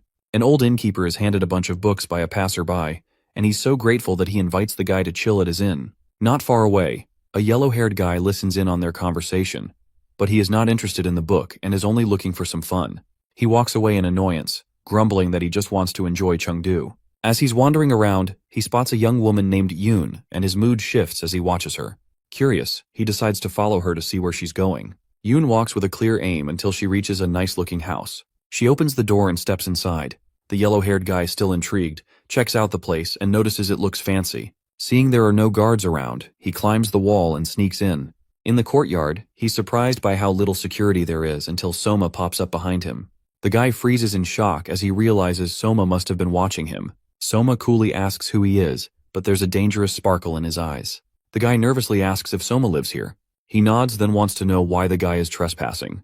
When Wol brings up the girl he saw coming in, Soma's mood changes to angry. He grumbles about how annoying it is that pests always show up whenever Yoon goes out and gets ready to deal with the intruder. Later that evening, Soma waits eagerly for dinner as his stomach growls with anticipation. Outside, guards are quietly carrying away the yellow-haired guy's lifeless body. Wol watches Soma and suggests he be patient, asking how he feels about their situation. Soma grins and says that this place feels more like home than even his family ever did. Hearing this, Wol feels glad to hear that. Soma notices a letter in Wol's hand and jokingly remarks that it might be from the person at the Iron Tower. Wol opens the letter, reads the beginning, and starts with a message to a beloved friend, but quickly closes it. Soma grows curious and asks him to read it out loud, but Wol brushes it off, not really interested. Instead, he changes the subject and mentions that dinner tonight will be a special freshwater fish dish made by the chief steward. Soma's face lights up at the thought, and Wol tells him to eat as much as he wants. While Wol stays pretty reserved, Soma is enjoying the moment and feeling thankful.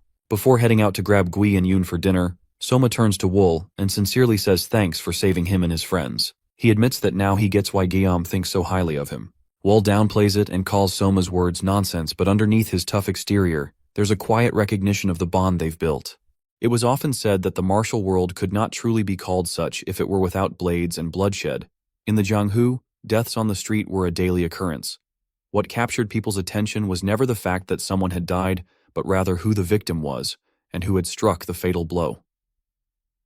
One morning at the Crimson Corpse, Pio Wol sat silently at a table, reading a letter with a solemn expression. The letter was addressed to a beloved friend. When he reached a certain passage, he frowned in displeasure, shut the letter, and muttered that the sender never seemed to tire of writing, and that he himself had no desire to be anyone's friend. At that moment, Soma entered, asking if Pio Wol had been making a call. Noticing the letter in his hand, Soma exclaimed in surprise that yet another letter had arrived. He remarked that Iron Tower often sent correspondence. Pio Wol laid the letter down, rose from his chair, and asked Soma whether he wished to accompany him to the workshop. Soma responded with excitement that, of course he did. The morning sky was clear, sunlight streaming onto linens hung out to dry. As they walked, Soma remembered something and, munching on a candied fruit skewer, mentioned that he had just met Guian and Yunyo. He explained that Guian was buried in books within a damp basement, muttering about merchant guilds entering the capital, while Yunyo had continued to practice the zither, though, Soma commented, it had been a complete disaster. He added that it seemed both of them had found pursuits to follow. Suddenly, both Pio Wol and Soma stopped. Pio Wol sensed something and furrowed his brow, asking what was happening. Soma, chewing his candied fruit, could only grunt in response. In the next instant, the space before them twisted. Elsewhere in a nearby alley, Sochu was seized by the throat, struggling to breathe as an assailant demanded that he hand over the Tang clan's secret manual. Trembling, Sochu asked who had ordered such an attack, but the masked man snarled that he had no right to ask questions. Without warning, Pio Wol appeared and drove his weapon into the attacker's ear, so swiftly the man did not even realize it. Pio Wol coldly remarked that he was curious to see how long the man would manage to remain silent. Later, back at the Crimson Corpse, Sochu scratched his head awkwardly and said he had troubled Pio Wol. Pio Wol noted that Sochu's workshop never seemed to have a peaceful day, which left Sochu resigned. Pio Wol then suggested that he stay for a while. Grateful, Sochu agreed, though he lamented that a branch family of the Tang clan had hired the 100 Spirit Troop to kill him. He explained bitterly that he had long severed ties and established his own faction, and yet, since the troop had failed, more assassins would surely come. He bemoaned the misfortune of barely finding stability only to become a target once again. Soma cheerfully said he was glad Sochu had come, since it meant they could spend more time together. Sochu forced a smile and replied uncertainly. Pio Wol reassured him to wait and trust him. When Sochu asked what he intended to do, Pio Wol only smiled faintly and said that he would see in time. Their conversation was interrupted by hurried footsteps in the corridor. It was Gui An, who anxiously urged Pio Wol to go see Yunyo. Hearing this, Pio Wol frowned with concern. As the evening's exercising glow of sunset fell over Thousand Fragrance Pavilion, Soma asked a man where Yunyo was. The man explained that she was in the guest chamber, which puzzled Soma, since she normally would have been in her own villa. When the door opened, Yunyo called out to her elder brother. Pio Wol asked if something had happened at such an hour, while Soma greeted her cheerfully. She explained that in the adjacent room there was a guest from Henan province, and that she had overheard troubling news. A young prodigy, highly regarded by the Jianghu, had died under mysterious circumstances. The man's name was Jin Gyeomwoo. The revelation stunned Pio Wol, who repeated the name in a chilling tone and asked if she truly meant that Jin Gyeomwoo was dead. Soma called to him in worry, but Pio Wol gave no reply. He turned and hurried down the corridor until he reached the guest's room. When he entered, the guests shouted angrily at his discourtesy, but Pio Wol lowered his head and demanded an answer. Was Jin Gyeomwoo truly dead? His presence and voice terrified those inside. Night soon fell, a full moon glowing against the dark sky. Alone, Pio Wol reread a letter written by Yu to a beloved friend. In it, the writer spoke of 2 months passing since their journey to the burial site, and how he had wandered since through places such as Yunnan province, never finding even a trace of the dragon's head. The writer confessed his exhaustion, wondering if he had been chasing only an illusion, and admitted he wished to see his companion again. He dreamed of one day retiring from the martial world, living freely on the western grasslands with family, and spending days in carefree debate and practice. He spoke fondly of Soma, Gui An, and Yunyo, wondering how much they had grown, and expressed his longing to see them. When he finished reading, Pio Wol whispered bitterly, asking if the man had truly died in such a meaningless way. He admitted he had thought that perhaps one day they might truly understand one another, and that he had once hoped to call him a friend. He remarked that such heartfelt words had been spoken too easily. His hand trembled violently as he stared at the moon outside the window.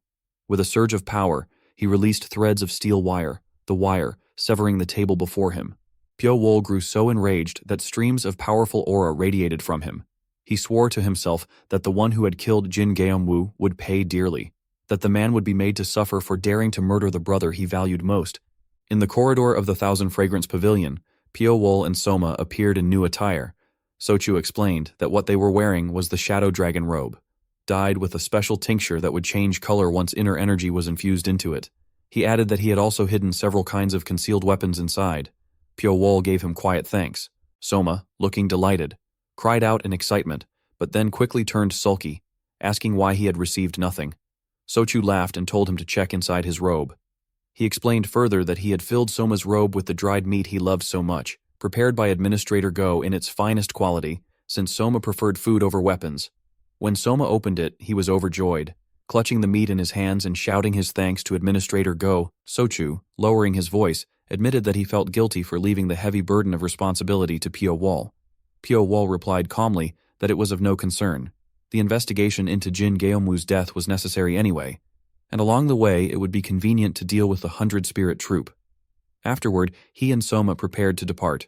Pio Wol bid farewell, saying that he would be leaving, while Soma smiled broadly, waving his hand and calling for Sochu, Gui An, and Yunyo to take care. Sochu waved back, wishing them a safe journey. Their figures gradually disappeared into the distance. The scene then shifted to a city gate, where a merchant caravan was entering. The man on horseback was Wu Jangrak of the Seoul Transport Merchant Group.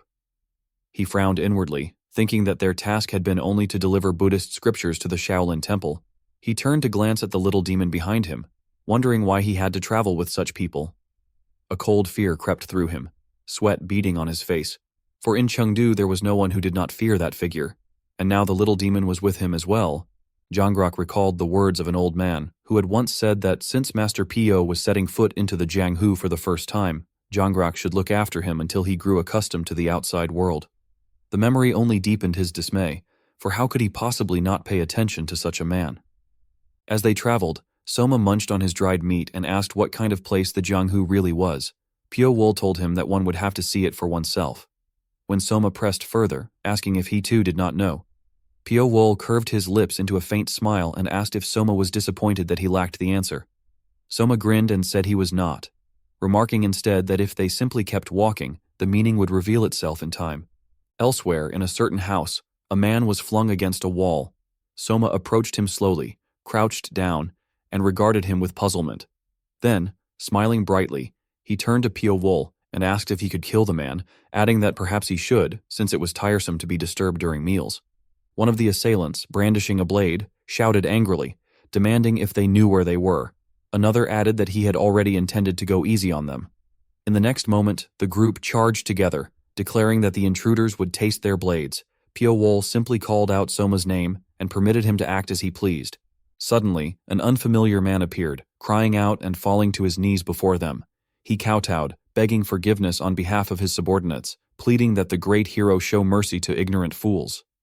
The subordinate holding a blade looked at his leader in confusion and demanded to know why he was humbling himself before unknown wanderers. The man turned on him furiously, shouting for him to be silent and demanding if he understood whom they were trifling with. Then, groveling again before Pio Wol, he declared that all responsibility lay with him and begged for pardon. Soma, thrilled yet confused, asked Pio Wol once more if he should simply kill them all. Pio Wol gave no answer, remaining silent. After a moment, he asked instead if it would cause any inconvenience should he decide to stay at this inn from that day forward. The man instantly promised that there would be none, vowing to arrange everything perfectly so that the hero would not be disturbed. Soma pouted, lamenting that there would be no killing. Pio Wol brushed past the man and told him coldly to deal with it himself. The man prostrated again in gratitude, thanking him profusely. When Pio Wol left, his men rushed to lift him from the ground. Soma clicked his tongue in annoyance at the sight, then skipped merrily after Pio Wol. At the same time, on a rooftop overlooking the scene, a young woman with pink hair observed everything. She murmured in dismay at how frightening and chaotic the Jianghu seemed. This woman was Mok Gai, and beside her stood Shin Mugeom. Frowning, Gai wondered aloud if they too would become entangled in such troublesome affairs. Mugeom gently placed his hand on her shoulder and reassured her that she should not worry, for he would protect her. He asked how he could possibly allow someone about to become a bride to face danger. His words soothed her heart, and she turned to call him Mugeomka. A little later, as the crimson light of dusk spread across the sky, Gai stood beside the well, lost in thought. She wondered silently if Mugeom would truly feel at ease escorting her himself to Silver Heaven Manor. She questioned inwardly whether he would feel sorrow upon seeing her enter the bridal palanquin. At that moment, Soma slowly approached her. Upon spotting her, he let out an exclamation of surprise.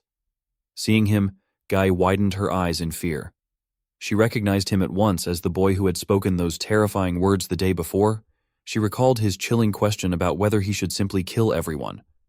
Soma came closer and greeted her cheerfully, addressing her as a beautiful sister. Gai, still frightened, stammered a response, her voice trembling as she returned the greeting.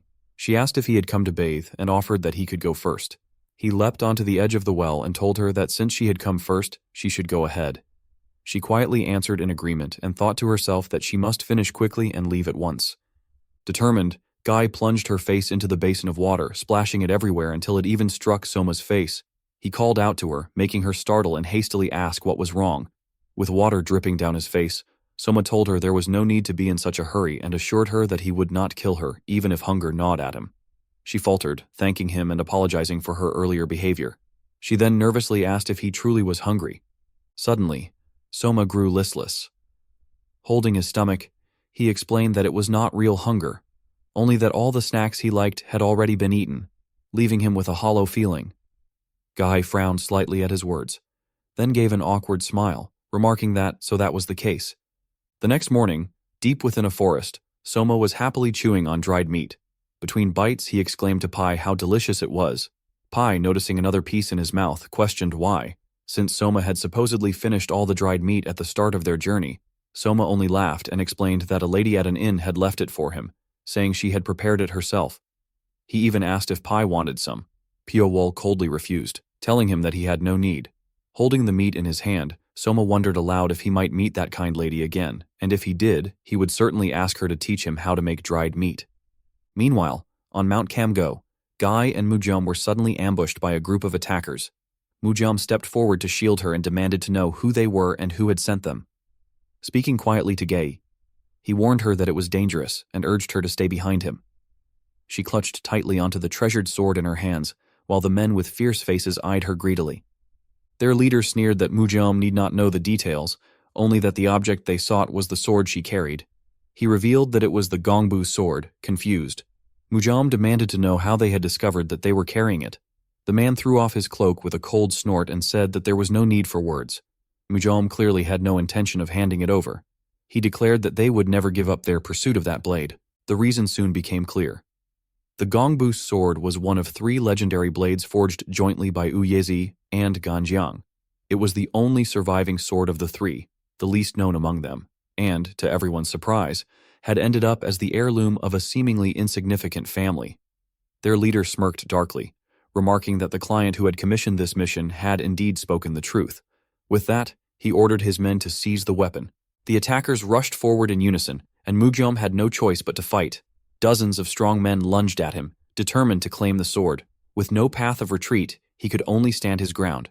He unleashed his inner force into the blade, striking in a wide arc that exploded with power. Those nearby were thrown into the air as if by wings they did not possess.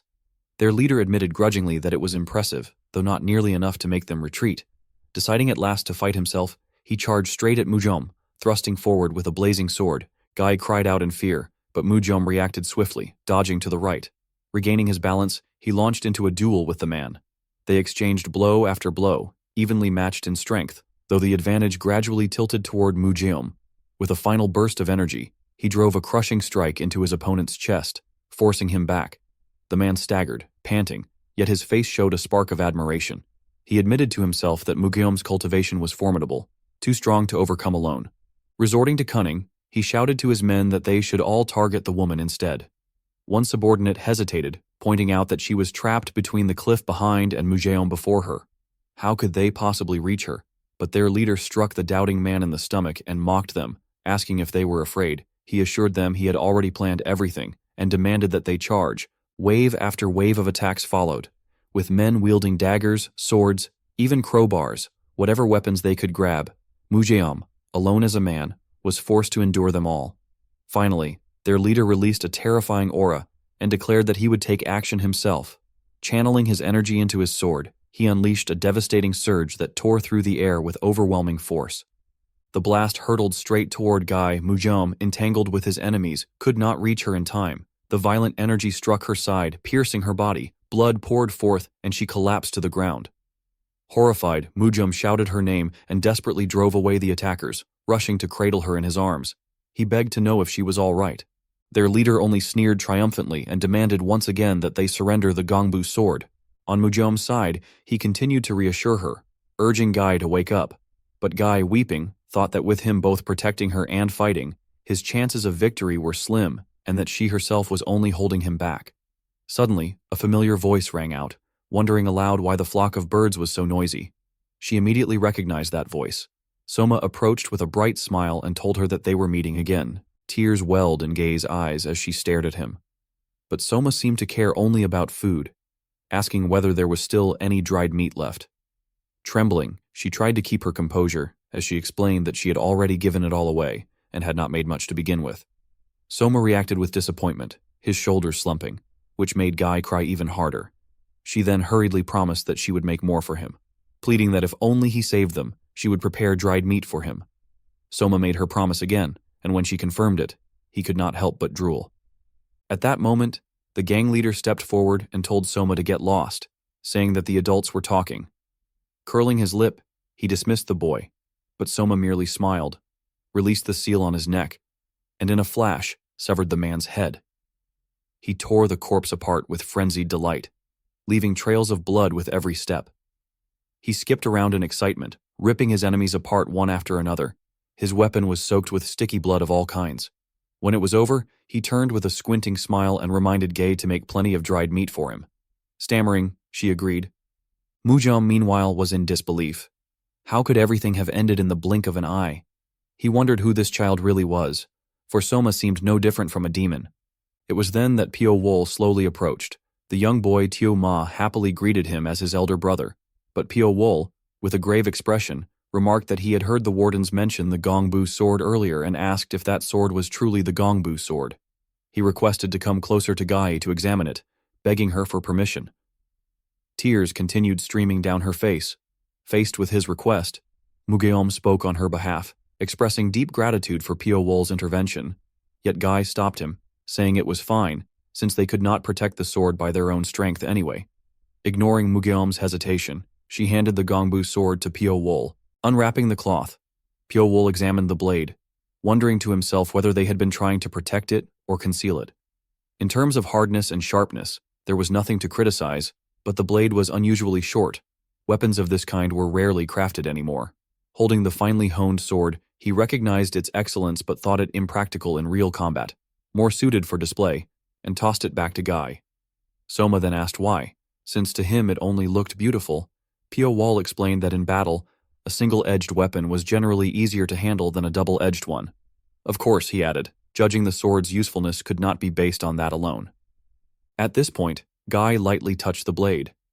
She reflected that from ancient times, swords had been regarded as weapons connecting heaven and man.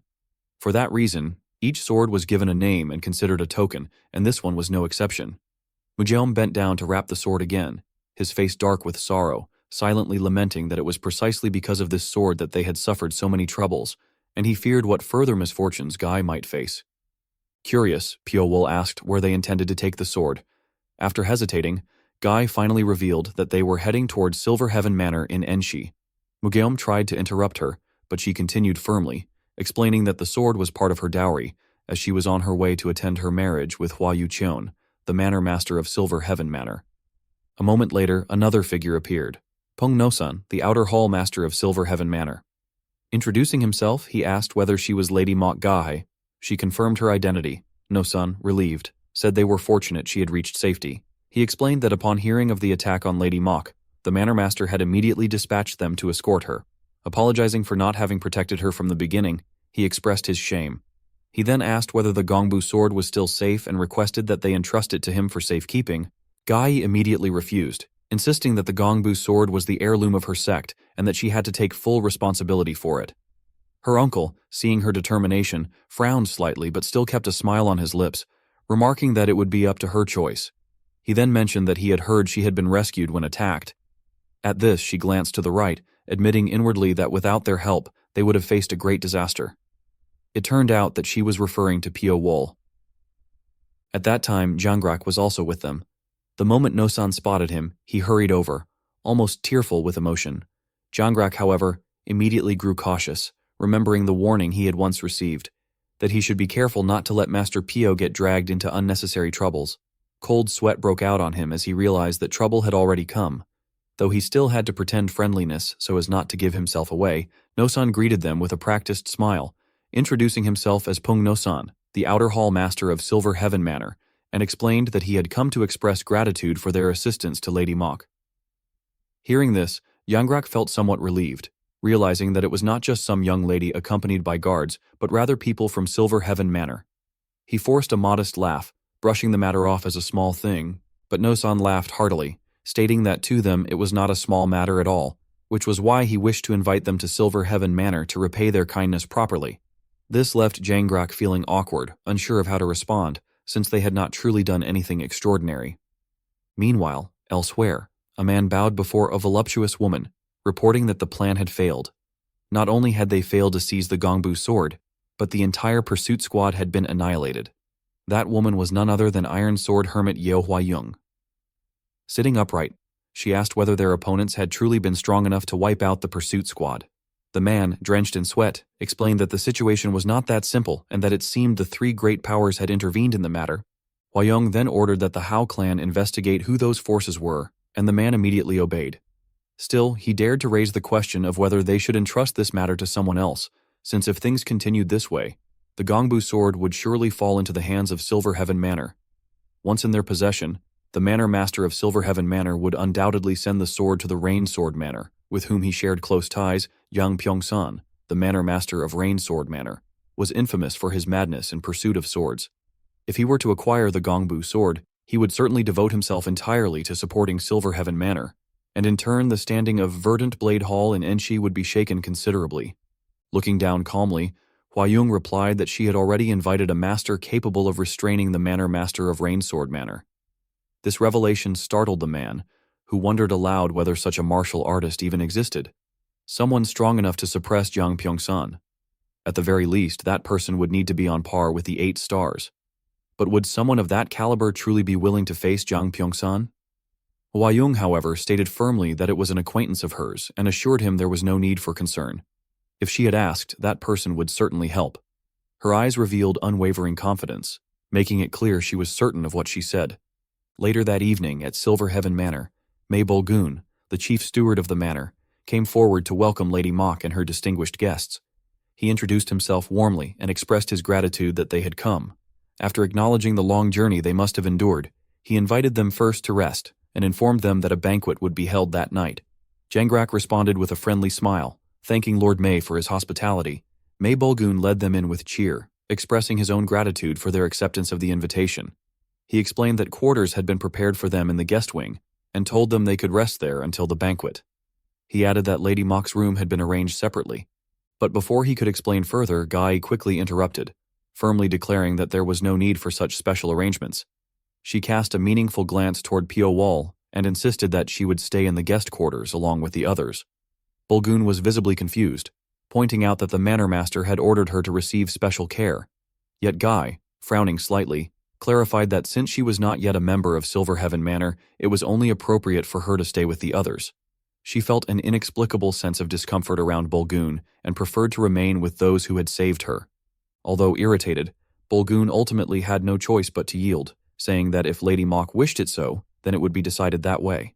He added that should she experience any inconvenience, she only needed to call for him, and he would come at once. Guy bowed and expressed her thanks. Once he left, she finally let out a sigh of relief. Mugyom, noticing her troubled expression, asked gently if she was all right. Guy reassured him that she was fine.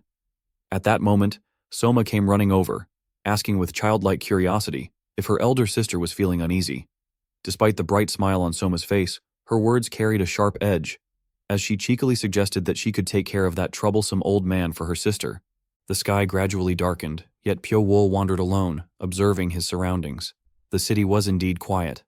As he looked toward a brightly lit house, he calculated his next steps, thinking that since he would be staying at Silver Heaven Manor for some time, it was necessary to gather information about the place. At that moment, a young woman approached and asked if he intended to go inside. Remaining cautious, Pyo Wol cast her a guarded glance and saw before him a figure in tight-fitting clothes. It was none other than Hwa-young. The two faced each other in silence. Realizing that Pyo Wol would not speak, she simply acknowledged him with a nod before stepping inside. Even Pyo Wol could sense that she was not an ordinary person. Composed, he too entered the tavern. The place was filled with martial artists, eating and conversing in groups, while Pyo Wol chose to sit and eat alone. From a nearby table, he overheard that Silver Heaven Manor had recently become a power to be feared. At this rate, it was said, they were about to defeat Verdant Blade Hall and dominate the region. Some remarked that no one suffered more than Lady Yeo Hwa-young of Verdant Blade Hall. If only the Manor Master had been healthy, Verdant Blade Hall would not have been forced into such a desperate state. The listeners claimed that his gentle nature, unwilling to oppose anyone, had allowed Silver Heaven Manor to rise unchecked, and his prolonged illness had brought calamity for unclear reasons. In the end, they concluded, Lady Yeo was the one who endured the greatest hardship. Pyo Wol reflected on what he heard. So it seemed that Silver Heaven Manor was rapidly expanding its influence, suppressing even the once powerful Verdant Blade Hall.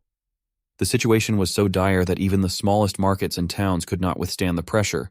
Thus, he reasoned, the pursuit squad targeting the Gongbu sword must have been dispatched by Verdant Blade Hall.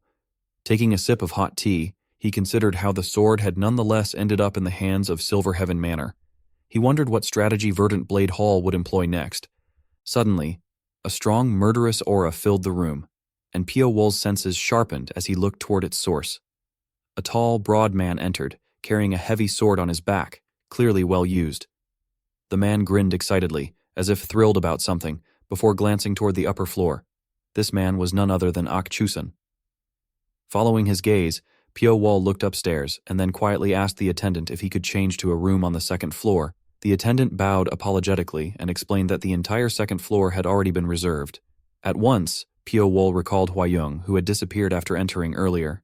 He surmised that she must have been the one who had rented out the whole upper floor. Though curious about her identity, he decided there was no need to trouble himself, and simply stood up to change seats. At that moment, the sound of many heavy footsteps echoed as a group entered the tavern noisily. Their stamping clearly meant to draw attention. Intrigued, Pio Wol glanced over and saw a band of young men, the one at their head wearing an expression that invited a beating. This young man was none other than Hua Oki, son of the Silver Heaven Manor Master, Hua Yucheon. He scanned the tavern until his eyes locked onto Pio Wol's unflinching stare. Irritated, he thought that no one dared meet his eyes so boldly, and yet this stranger did. He wondered to himself who this man could be. At that moment, a voice called from above, and Hua Oki's expression brightened as he saw Huayong descending together with Chusan. He greeted her with a smile, addressing her as Lady Yo. Huayong coldly inquired why Lord Hua had come to such a place. Ogi confessed with unconcealed infatuation that he had heard of her presence there, and thus came himself. Inwardly, Huayong was displeased, for she had told no one of her visit. The realization that Silver Heaven Manor's influence had spread so widely filled her with unease, leaving her wary of everyone around her. Oki then added that he in fact had some business he wished to discuss with Lady Yo. Huayong, feeling weary and troubled, said that she had nothing to speak with the young master about and excused herself, which made him frown with displeasure. Suddenly, another man appeared before her, exclaiming that he had not finished speaking. His body looked massive, weighing perhaps 120 kilograms at the very least. Yet, even when standing before such a monstrous figure, Huayong did not waver. She wondered aloud who he might be, and it was revealed that he was Huang Bo, the man who, according to rumors, had refused the invitation to join Silver Heaven Manor. After a brief hesitation, he admitted that he had no choice, for the benefits Silver Heaven Manor offered were far greater. Cold sweat broke out on Huayong's brow as she asked if the great hero did not understand the meaning of honor. He, however, replied with the look of one who had long seen through the vanity of the mundane world, saying that he no longer lived for honor, that he was merely a wanderer. Qin Zhao, trying to feed his family. Seeing the situation turning unfavorable, Huayong realized she could not dissuade him any further. He then fixed his eyes upon her, releasing a murderous aura, and declared that the young lady was not allowed to leave without Lord Hua's permission. Huayong, straining her words, tried to reason, but the great hero would tolerate no such jest. At this point, Chusan began to feel provoked, declaring that it was enough, for a man ought to know to display strength against the proper opponent. He glared at the brute and mocked Verdant Blade Hall for being so desperate for men that they would even recruit an old man. Chusan, already prepared, drew his weapon and retorted that age was no flaw. The atmosphere within the tavern was so tense that it seemed certain the establishment would be torn apart. Thus, Chusan beckoned the brute outside, declaring that the old man would be the one to face him. Standing before such a formidable presence, the massive man could not help but drool nervously, recognizing that this elder was truly a master. He clasped his hands in respect and introduced himself as Huangbo Qisheng, politely asking to know the senior's name. The old man burst out laughing and revealed that he was Chusan. At the mention of this name, Qisheng froze in realization, asking whether it was Chusan of Lion Island. Chusan stepped protectively in front of Huayong and explained with some amusement that he owed a debt to the girl's master and had come for that reason, though he had not expected matters to turn out this way. Hearing this, Qisheng already felt the urge to withdraw, addressing him respectfully. But before he could say more, Huaoki stepped forward, introducing himself as a member of Silver Heaven Manor. He explained that the matter concerned Lady Yo and asked the senior to wait for a moment. Chusan, however, looked at them with disdain, mocking their cowardice and asking if they had all gathered here only to declare that the matter should be settled by two individuals alone. Huaoki faltered, unable to speak. At that moment, Another reckless man rushed forward, shouting insults and calling Chusun a mad old fool for daring to insult the young master. Chisung tried to calm him, but Chusun's pride was already stirred. He demanded to know what had just been said. The other man, oblivious to the danger, continued to hurl curses, and Chusun warned him to repeat his words if he dared. When Hua Oki shouted for enough, it was already too late. Chusan's blade flashed across the man's torso, splitting his body in two, blood splattering across the floor. Witnessing such terrifying martial skill, all were struck with horror and dared not move. Even Hua Oki himself could do nothing but watch helplessly. Pyo Wol, having seen Chusan's display of power, could not take his eyes off the man. Chusan then turned his sharp gaze as though ready to devour his prey toward Hua Oki's group. Seeing the danger, Chisung immediately stepped forward to protect the young master, urging him to leave at once. The young master hesitated, but Chisung warned him coldly that Chusan was already enraged. Chusan, like a rabid dog, then directed his words at them, demanding to know where they thought they were going. He declared that the mistakes of subordinates were the mistakes of their masters, and thus the young master must remain to take responsibility. Chizung answered firmly that the mistake had nothing to do with Lord Hua, and that he himself would take responsibility. Chusun smirked with amusement, remarking that Chisung was overestimating himself. He sneered that with just a little reputation in the martial world, Chizung thought he could stand equal to him. Chizung, however, maintained his composure, saying that he would never dare think such a thing, but only hoped the matter could be resolved through a duel between the senior and himself. Chusan chuckled coldly, saying that at least Chizung had some spirit, and that they would see if his ability matched his courage. The moment he finished, Chizung respectfully invited him outside, promising not to disappoint him. Chusan sighed and agreed, saying that it was worth anticipating. Others in the tavern, curious about the duel, rushed out to watch. When Chusan saw the circle marked for combat, he asked if they were to decide victory within it. Chizung confirmed that it was so. With a dismissive air, Chusan pointed his heavy weapon at the ground and mocked him, asking if Chisung thought he could not wield such a massive blade skillfully within such a confined space. Chisung quickly explained that he had no such intention, and that the measure was only to reduce collateral damage. Chusan sneered, accusing him of being lowly, since he was using murderous intent against someone not even half his age for the sake of a worthless master. Still, he said that if this was what Chisung wanted, he would oblige. From above, the spectators could not hide their excitement, wondering aloud who would win. Many argued that Chusan would certainly prevail, for although Huangbo was talented, he could not compare to Lion Island. Moreover, his famed Heavenly King Triple Fist was still incomplete, leaving him little chance of victory. Wagers were made, with most betting on Chusan. Listening from behind, Hua Yung muttered bitterly to herself that she had never imagined the duel of two such men would be treated as a trivial gamble. She realized the situation was unfavorable for Huangbo, yet admitted they had no other choice. She knew she must use this chaos to remind everyone that Verdant Blade Hall still existed. Soon after, rain began to fall, and villagers gathered anxiously to watch the confrontation. Gasps of surprise spread as blood splattered onto the ground. Though it was unclear whether it belonged to Chizung or to Chusan, even Pyo Wol could not hide his curiosity. Meanwhile, Huayung and Huaoki were both left utterly speechless, their mouths agape as they struggled to comprehend what was unfolding before their eyes. A short while earlier, when their battle had just begun, Chusan had asked the young man if he wished to decide the outcome inside the ring. Huangbo Chisung confirmed that it was indeed correct. The old man laughed and remarked whether the youth thought that in such a confined space, he would be unable to make full use of that heavy lump of iron he carried. The young man, sweat forming on his brow, quickly denied it and explained that his only intention was to minimize collateral damage from their duel. Chusan chuckled and commented that for someone who had just been pouring out killing intent at a boy not even half his age, merely for the sake of a worm-like master, he was surprisingly considerate. Still, he accepted the condition and agreed to go along with it. After a moment of hesitation, Chusan turned back and asked whether stepping beyond the ring would count as forfeiting. Chisung forced a smile, crimson aura enveloping his entire body, and told him that if he wished to step out, he could. The old man sneered and declared that he would see this through to the end while matching the young man's bravado. He added that if Chiseong ever felt as though he were about to die, he only had to step outside the ring. The clashing pressure from their auras collided, weighing down the atmosphere and tightening the air around them. Their eyes locked like those of feral beasts before they charged at each other with a mad intensity. When the tip of the old man's blade thrust toward the youth, Chisung immediately caught hold of it, leaving the old man bewildered by such an unexpected move. Seizing the moment, the young man drove his fist powerfully into the old man's stomach, the shockwave visible even to the naked eye. Yet for a master of the old man's caliber, dealing with such an attack was effortless.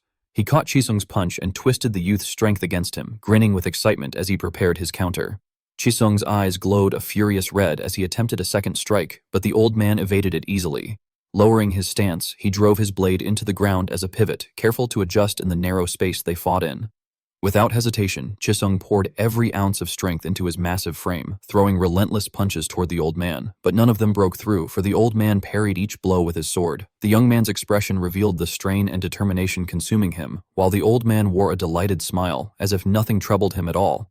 At last, Chisung decided to leap high into the air. His entire body glowed a blazing crimson as he clenched his fist and brought it crashing down toward the old man. Recognizing the force behind the strike, Akchusan finally grew serious, channeling his strength into his sword. When fist and blade met, the collision of opposing energies created a terrifying shockwave. To everyone's shock, the old man's blade shattered into pieces, blood scattering in the air. At that same moment, heavy rain poured down from the sky, as if sealing the fate of the duel. Chisung fell to his knees, collapsing in defeat, and the cost of his effort was an arm severed from his body. Meanwhile, Akchusan emerged entirely unscathed. Hua Okji, stunned and unable to believe what he had just witnessed, cried out in disbelief, urging everyone to retreat quickly. Akchusan, however, merely smiled, raised the shattered remains of his sword, and commented that the fight had been quite an entertaining diversion, truly impressive indeed. Leaving behind the defeated young man in the blood-soaked circle, he walked away. Yo Huayong stared at Chisung in disbelief, while the onlookers whispered among themselves, marveling that such an outcome was expected of the Lion Bladesman. They remarked that for the match to be decided in barely 20 seconds was nothing short of remarkable, and that no one could have guessed it would end so swiftly. Chisung, his face darkened with regret, muttered to himself whether the result might have been different if he had perfected the Heavenly King triple fist strike. In anguish, he cried out that if only he had restored the lost technique and chosen martial arts over money, things could have ended differently. He asked the man before him whether things would have turned out differently. Pio Wol, in return, questioned him if he was really going to give up just like that. Chisung, grinding his teeth as tears fell, demanded to know what Pio Wol expected him to do, saying he had already lost his arm. Pio Wol told him to start again from the beginning, pointing out that it was not as if he had lost all his martial arts and that, if he trained, he could adapt his techniques to be executed with just one arm. The young man tilted his head back and laughed loudly, exclaiming that it was easy for Pio Wol to say such things, but asked if that was even possible. Pio Wol's red eyes gleamed as he declared that, in the end, the one who decided whether to remain trapped in darkness or to break free alive was none other than himself. Hearing this, Chiseong burst into laughter, but then his expression stiffened. Bowing his head, he begged Pio Wol to help him, saying that Pio Wol must have spoken so because there really was a way. His desperate pleas echoed beneath the heavy rain. The next day, at the Silver Heaven Manor, the master of the house flew into a rage when he heard the news. He slammed his hand onto the table, his face darkening as he glared at his son. He cursed Hua Oki, rebuking him for abandoning someone like Huangbo Chisung simply because he had lost an arm, and demanded if he did not realize how his actions would appear in the eyes of others. He thundered that if a master discarded loyal subordinates so easily, no one would ever devote their loyalty to him again. Hua Okji, frightened, apologized and begged for forgiveness. But his father's fury did not subside. He overturned the table and shouted that he could not even bear the sight of him, ordering him to get out and forbidding him from returning until he brought back Huangbo Chisung. Terrified, Hua Oki quickly scrambled out of the room. The manor master then spoke coldly to Chief Mei, saying that his incompetent son would take some time to find Huangbo Chisung, and ordered him to inform the guests that the banquet had been postponed while ensuring they were looked after without the slightest lack. Chief Mei obeyed respectfully, answering that he understood. Meanwhile, Pio Wol had accepted Chisung's desperate plea. He thought to himself that Hua Oki would never be able to find Huangbo Chisung again, for Chisung had already set off on the path he had chosen. At that moment, Pio Wol was treating Chisung's wounds. He explained that he had blocked the flow of energy to Chisung's useless right arm and made adjustments so that all his strength could be concentrated into his left arm. Chisung tried channeling his strength into his left hand and, upon succeeding, broke down in tears. He bowed deeply, thanking Pio Wol profusely and swearing that he would repay this debt of gratitude. Pio Wol, however, looked at the young man and thought to himself that he had never had a reason to help him in the first place. It was only that, upon seeing his desperate struggle, an old face he had long forgotten had resurfaced in his mind. Afterward, he left, gazing up at the sky and murmuring that the seed had been sown, and now all he could do was wait to see what kind of tree it would grow into. At the Silver Heaven Manor, many people had gathered for an event. Among them, a man recognized an acquaintance and called out to him, Wu Janggrak. A young man with a bright expression clasped his hands in greeting, introducing himself as Lim Taemun from the Shindo Hall and saying it was an honor to meet him. Upon hearing the name, Wu Jiangrak was puzzled and repeated the words, "the Shindo Hall," to himself. Lim Taiman laughed and admitted that the name might sound unfamiliar, explaining that the Shindo Hall upheld the principles of the mystifying finger sect, so it was understandable that Jiangrak had not heard of them. Jiangrak replied that if it was the mystifying finger sect, then it must be the one that intentionally kept itself hidden from sight. The young man confirmed that this was true, adding that the Shindo Hall had once stood at the very front lines during the Great Demonic War, suffering devastating losses. As he was speaking, he suddenly noticed the attention of two strangers ahead, who turned to ask who the two people behind him were. When Jiangrak saw that it was Piowol and Soma, he gave a bitter smile and explained that they were his companions who would be accompanying them to Dongzhou. The young man then asked if Jiangrak might introduce them to him.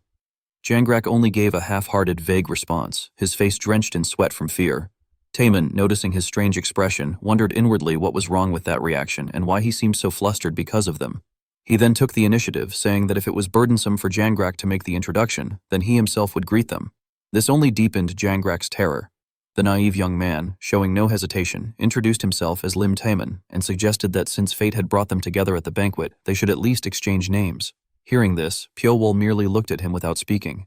Taemin, feeling insulted by the silence, demanded to know why he remained quiet and even accused him of refusing to speak with him. Behind him, Jiangrak trembled in fear, horrified by Taemin's reckless behavior. He tried to call out Taemin's name desperately, as if to stop him. At last, seeing Taemin's persistence, Piowol spoke and introduced himself as Piowol. Hearing the name, Taemin froze for a moment until Piowol calmly repeated that this was indeed his name. Upon realizing it, Lim Taemin mocked him, remarking with disdain that he wasn't mute after all, and that since he had been sitting there with his mouth tightly shut, he had thought perhaps Piowol's tongue had been cut out. Jiangrak, standing behind them, nearly lost his mind, unable to predict what might happen next. Just then, an announcement resounded through the hall, interrupting everything. The hall leader was entering. The hall leader appeared, elegantly dressed, wearing a friendly smile.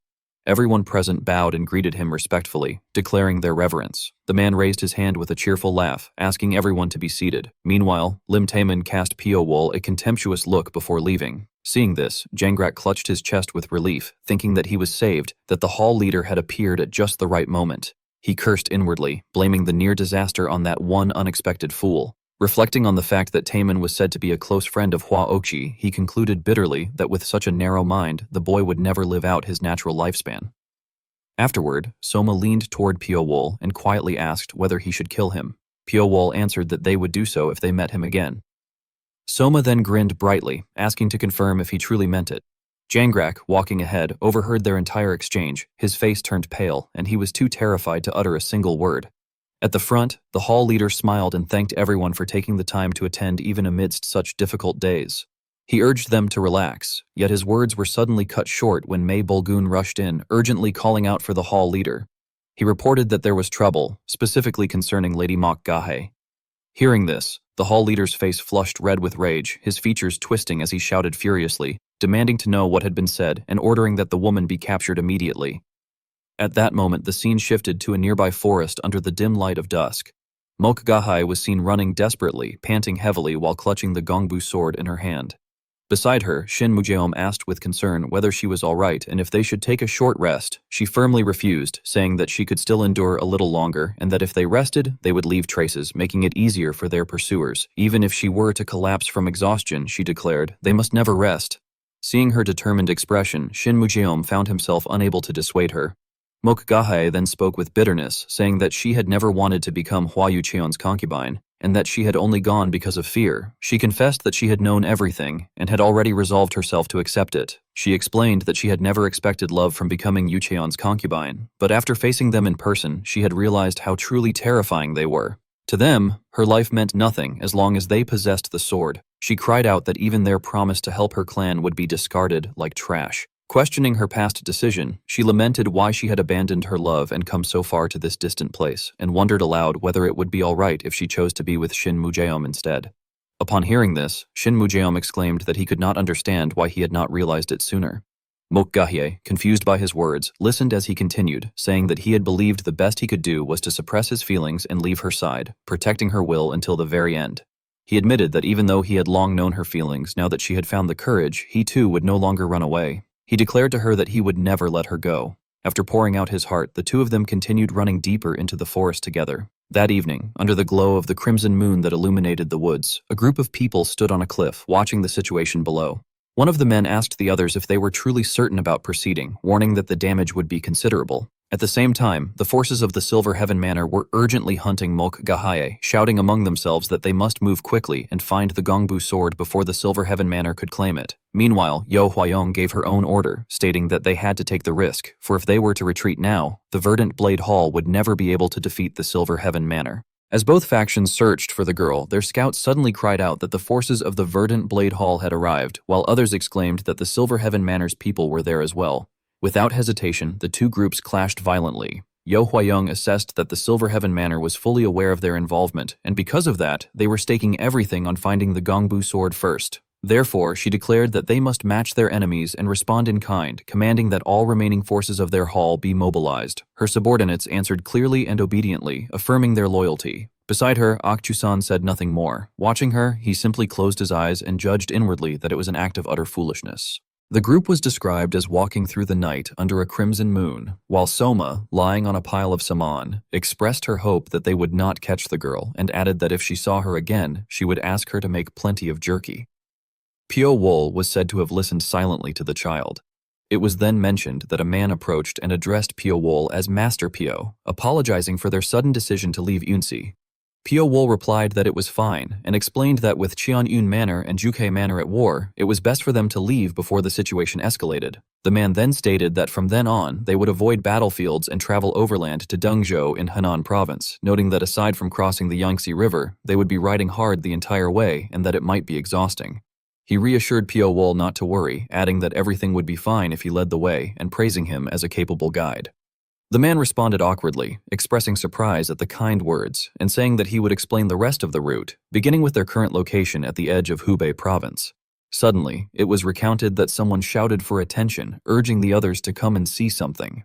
Sans was described as turning pale upon hearing this. Ahead of them lay numerous corpses, prompting a stunned reaction that it could not be real. While one man stood in shock, Pio Wol remained calm and turned to leave. The man called out to him as master, but Pio Wol continued walking with Soma, observing their surroundings. He then looked in a particular direction and stated that this was where Shinmu Jeom was. It was said that Shinmu Jeom lifted his head upon hearing his name, his voice trembling as he pleaded for Gahye. His body was described as shaking as he struggled to rise, only to collapse and kneel before Pio Wol.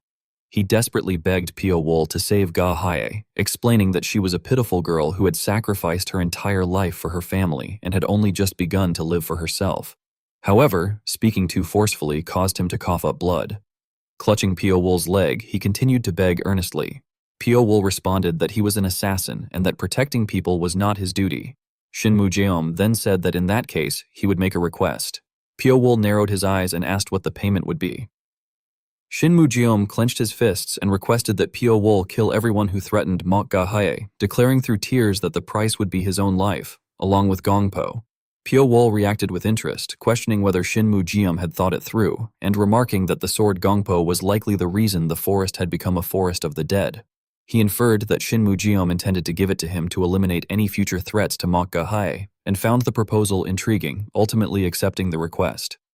The scene then shifted to a woman running desperately through the forest, tears streaming down her face as she called out for her brother Mu Jeom, pleading for him to stay alive and promising that she would save him no matter what. Suddenly, a dagger flew past her and embedded itself in a tree. Startled, she turned around in fear. A man behind her addressed her as Lady Mok and asked for forgiveness for his rudeness. It was noted that 4 sinister men stood behind her. One of them, dressed in purple, smirked and explained that she had not responded no matter how many times they had called, so he had resorted to that method to get her attention, urging her to return with them. She refused, shouting that she would not go back even if it meant dying there. Drawing her blade, she stood her ground. The man in purple expressed annoyance and ordered his subordinates to secure Gongpo. The one who had thrown the dagger acknowledged the command. At that moment, another man intervened, telling them to leave it to him and stating that he would retrieve Gongpo himself. He then drew his sword and rushed toward her. She widened her eyes in shock as their weapons clashed. The man in yellow remarked arrogantly that she was indeed a noble lady from a martial family and said he wanted to see how well she could protect the treasure. It was described that she became frightened, her hands trembling as she wondered what she should do, realizing she could not muster strength due to the wound at her side and that she could not continue like that. inwardly crying out for someone to help her. At that moment, a voice from above asked if she wanted them to be killed for her. Both of them looked up. A smile appeared on her face as she reacted in surprise. It was revealed that Soma was perched in a tree, waving and greeting her playfully. The man in yellow narrowed his eyes, questioning who the child was and how he had managed to get there, remarking that the child looked familiar and wondering where he had seen him before. Soma then turned to the woman and told her to answer. Tears streamed down the woman's face as she shouted in response that she wanted them all killed. Upon hearing that answer, Soma was described as smiling with a bloodthirsty expression. Throughout the forest, the sounds of death echoed under the crimson moon as crows circled overhead, their cries deepening the ominous atmosphere. A group carrying torches moved through the woods, while Sabi, sweating, remarked that the forest felt strange. Habibi turned back and said that she had felt it too. Sabi observed that the atmosphere of the forest had changed and felt unnatural, while Habibi explained that even the movements of animals and the flow of energy had shifted, concluding that something had clearly interfered. Sabi wondered what on earth was happening, and Habibi narrowed his eyes, saying that they would find out soon enough. At that moment, voices from both sides simultaneously questioned what was going on. Soma and Pio Wool stepped out from the forest, one smiling brightly, the other cold and expressionless.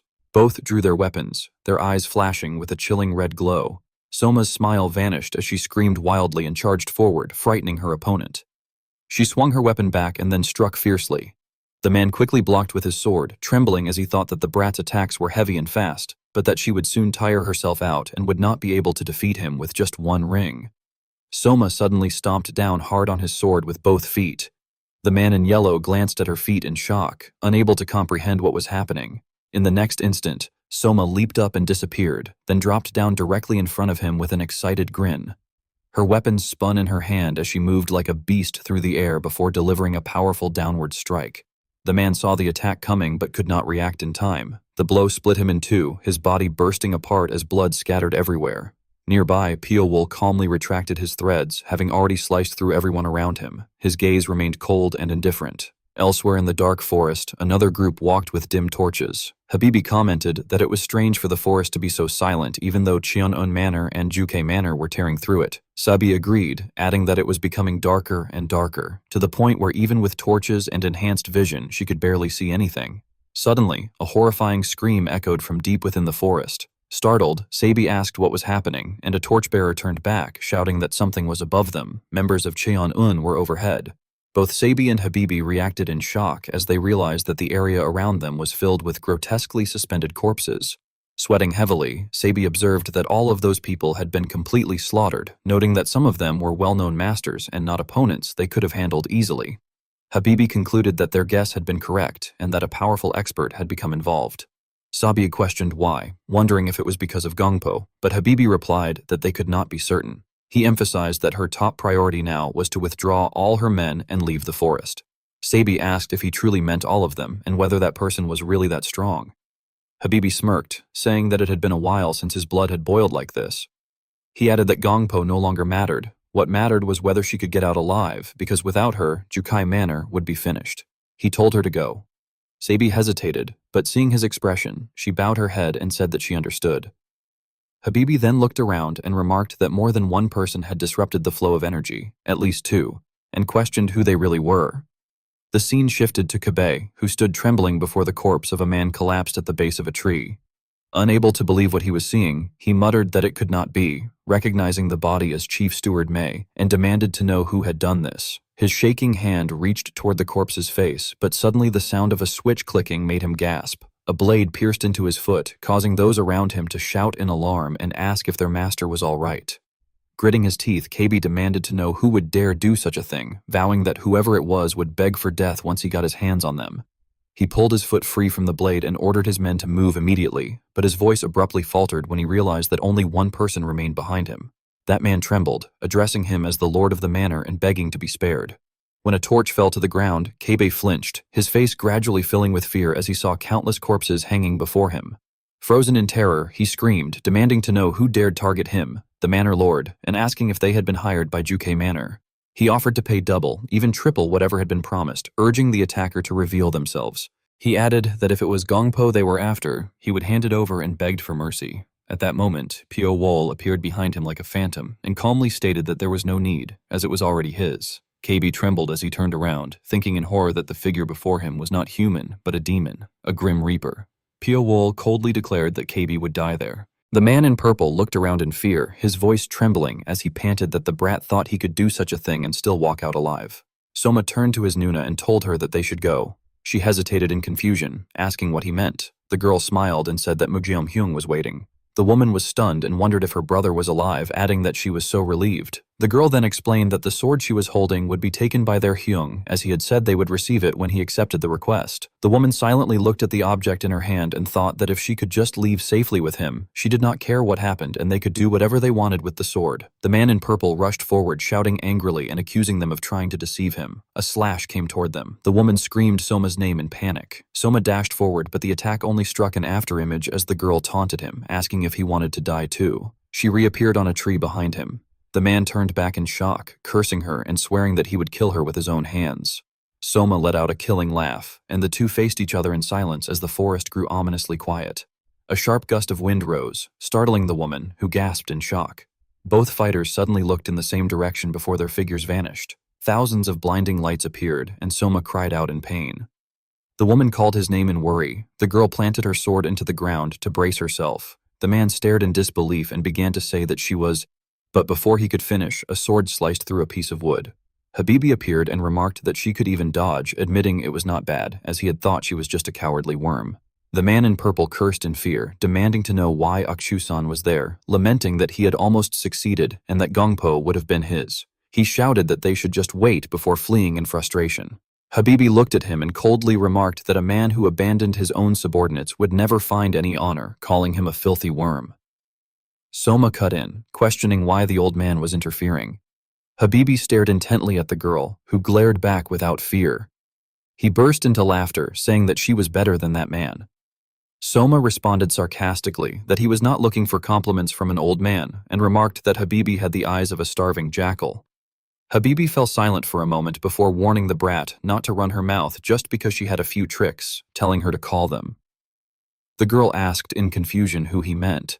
He tilted his head and said she should call the one behind her, the one who had rampaged through the forest with her, adding that it was the only reason he was still there. Soma remained wary and asked what would happen if she refused.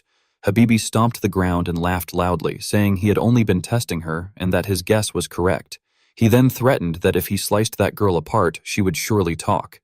In an instant, he vanished from where he stood. The girl inhaled sharply as he leapt into the air, his figure illuminated by the moonlight. She gritted her teeth, narrowed her eyes, and pushed the woman away. The woman could only glance toward Soma as the girl gave a bright smile. In the next moment, a blinding light engulfed her, followed by a loud explosion. The woman screamed in anguish as tears streamed down her face.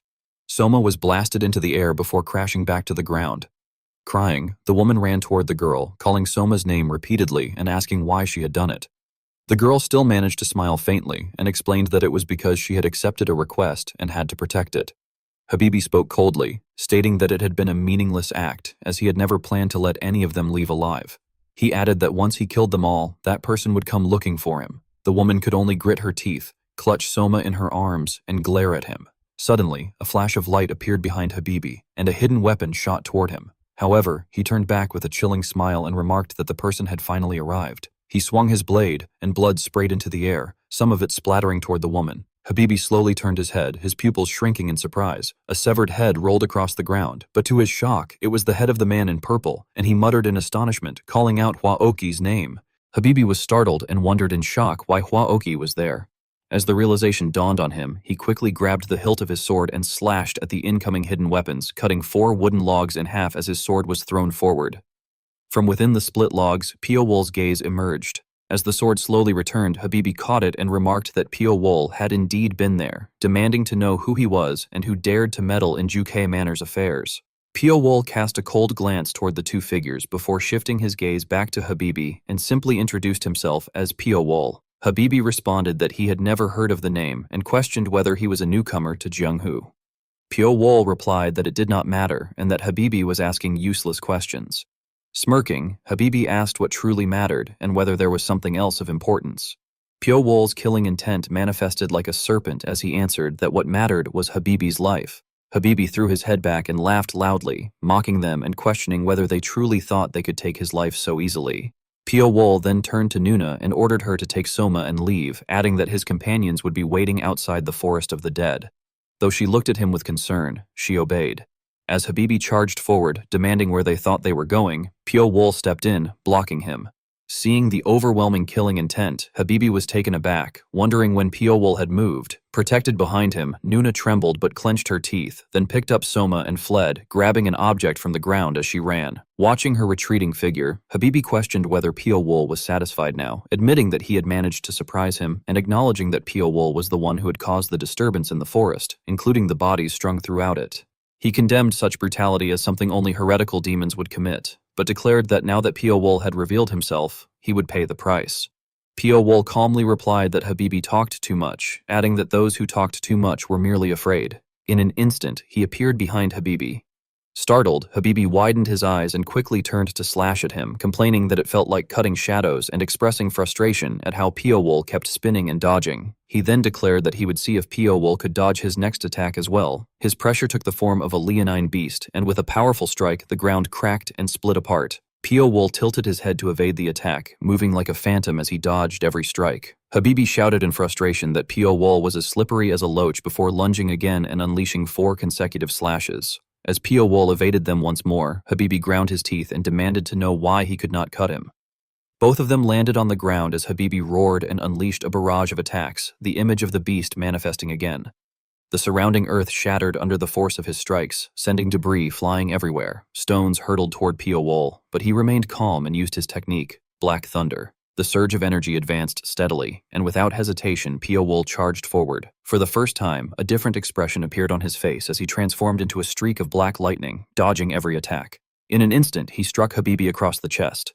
Habibi coughed up blood and let out a choked gasp before turning his head and admitting that it was not bad at all. With those final words, he fell backward onto the ground and died. Meanwhile, Pio Wol's hair slowly returned to its white color. Soma widened her eyes in disbelief and exclaimed that she could really have it.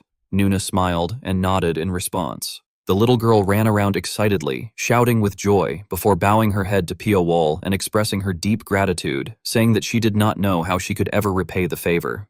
Pio Wol coldly replied that she should thank Soma, not him, explaining that if Soma had not liked her, he would not have helped, and then asked where she would go next. She answered that she would go somewhere with brother Mujeom, where no one knew them, adding that he had sacrificed himself for her, and now she would live for him. The little girl happily shouted her thanks to Nuna and said that she loved the gift, while Nuna simply smiled without saying anything. Suddenly, someone approached, catching her attention. Sabi and a group of people walked toward the three of them. The group shouted, demanding to know who they were. Sabi raised her hand and declared that they were warriors from Jukai Manor. Nuna remained silent, but inwardly wondered if it was Ma Gaye, narrowing her eyes as a drop of sweat ran down her face. She realized that it was indeed the one who had caused the disturbance in the Forest of the Dead and asked what had happened to Sir Ak. Pio Wol responded that they were the only ones who had come out of that forest alive. Hearing this, Sabi was shocked, and one of the nearby men rushed forward, calling out to her. She reassured him that she was fine and stated that they would recover Sir Ak's body. Pio Wol told them to do as they pleased, but warned that all they would be taking was the body, adding that if they were after the Gongpo. Sabi shook her head and said that they were satisfied as long as Gongpo did not fall into Wujeom Manor's hands through Cheonon Manor. She added that they would compensate Miss Mok and her escort as well, admitting that although it had not been their intention, they had driven them into a corner. She further warned that Zhang Pyongan of Wujeom Manor would never give up on Gongpo and advised them to be careful. Pio Wol nodded and replied that, of course. Sabi then turned to leave, and as she did, people began discussing rumors, saying that Cheonan Manor had collapsed completely overnight and that no one knew what was going on. They expressed disbelief that Jukai Manor had regained control over Unchi in a single night, noting that something major had happened in the Forest of the Dead, but that no one knew the details, which they found strange. They speculated that Jukei's young master might be keeping things quiet, yet pointed out that even though Cheonan Manor had no one left, not a single word had leaked. Another person added that he had heard the Cheonan warriors were so traumatized that they suffered seizures just from hearing about that day. Someone else questioned how they could not be curious about what had happened. Kakashi turned and asked the innkeeper if he had heard anything. Sabio narrowed his eyes and replied that there had been something odd, explaining that Sir Seolwun's group, who had been staying at the inn, had left for the forest that very day. The man reacted with surprise, and sometime later, he stepped outside, remarking that Seolwun Manor had been involved as well.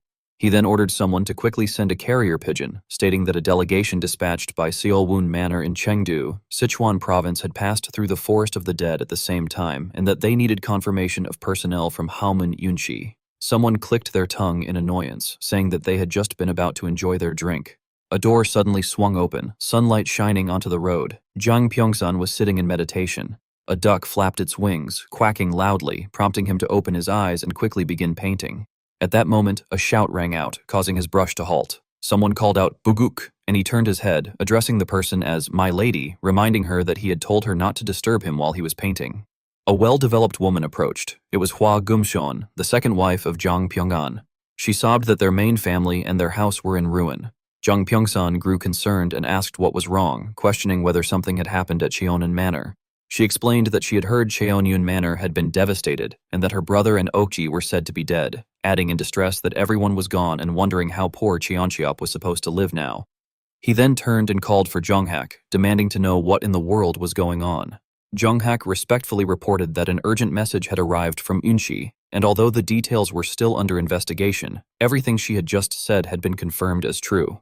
He added that Jukai Manor did not possess that kind of power, so they suspected a third party was involved. Jang Pyeongsan then asked about Gongpo. Jonghak replied that the third party, the ominous figure, seemed to have taken it, and that they had already sent a request to Haomun to identify the culprit. Hearing this, Jang Pyeongsan's eyes widened with killing intent as he ordered that the second son take the White Tiger Sword unit and retrieve Gongpo, stating that avenging his maternal family would give him solid justification. Jonghak nodded and acknowledged the order. Jang Pyeongsan then embraced Hwa Gumson and remarked that yet another mayfly was stirring up the martial world. The scene shifted to a small alley. Pyo Wol walked ahead as Soma ran up to him, calling out to him and asking if he was going sightseeing downtown, requesting to come along. He nodded and agreed. She placed her hands on her hips and complained that the uncles from Seolwon Manor only drank and were boring, questioning why people even drank. He lowered his head and replied that he had no idea either. Suddenly, his gaze met something ahead. Woo Pyong was walking alongside Kim Seo. Woo Pyong commented that the boy had wondered why he had wanted to meet at such a cheap tavern, realizing it was just to get a drink, and questioned where he had gotten such a sly mind from. The young man laughed and replied that he had truly not known it was that kind of place, but since they were already there, it was only right to have a drink, adding that Master Will had said their teacher used to drink quite a bit in his youth as well. Woo Pyong curled his lips and scolded him for his mouth, but then added that since he had obtained such a rare musical score, he would let it slide, noting that the headmaster would be very pleased to receive it as a birthday gift. The young man agreed, saying that although the headmaster had told them not to bother, playing the zither was his only hobby. Pyo Wol, observing them, thought to himself that they were from the Wudong sect. As the two groups passed each other, Woo Pyong suddenly noticed something when he passed Soma. He quickly placed his hand on her shoulder and demanded to know who she was, pointing out that although she was young, her inner strength was tainted with demonic energy. Soma shouted in confusion that she did not know anything about that and demanded that he let go of her.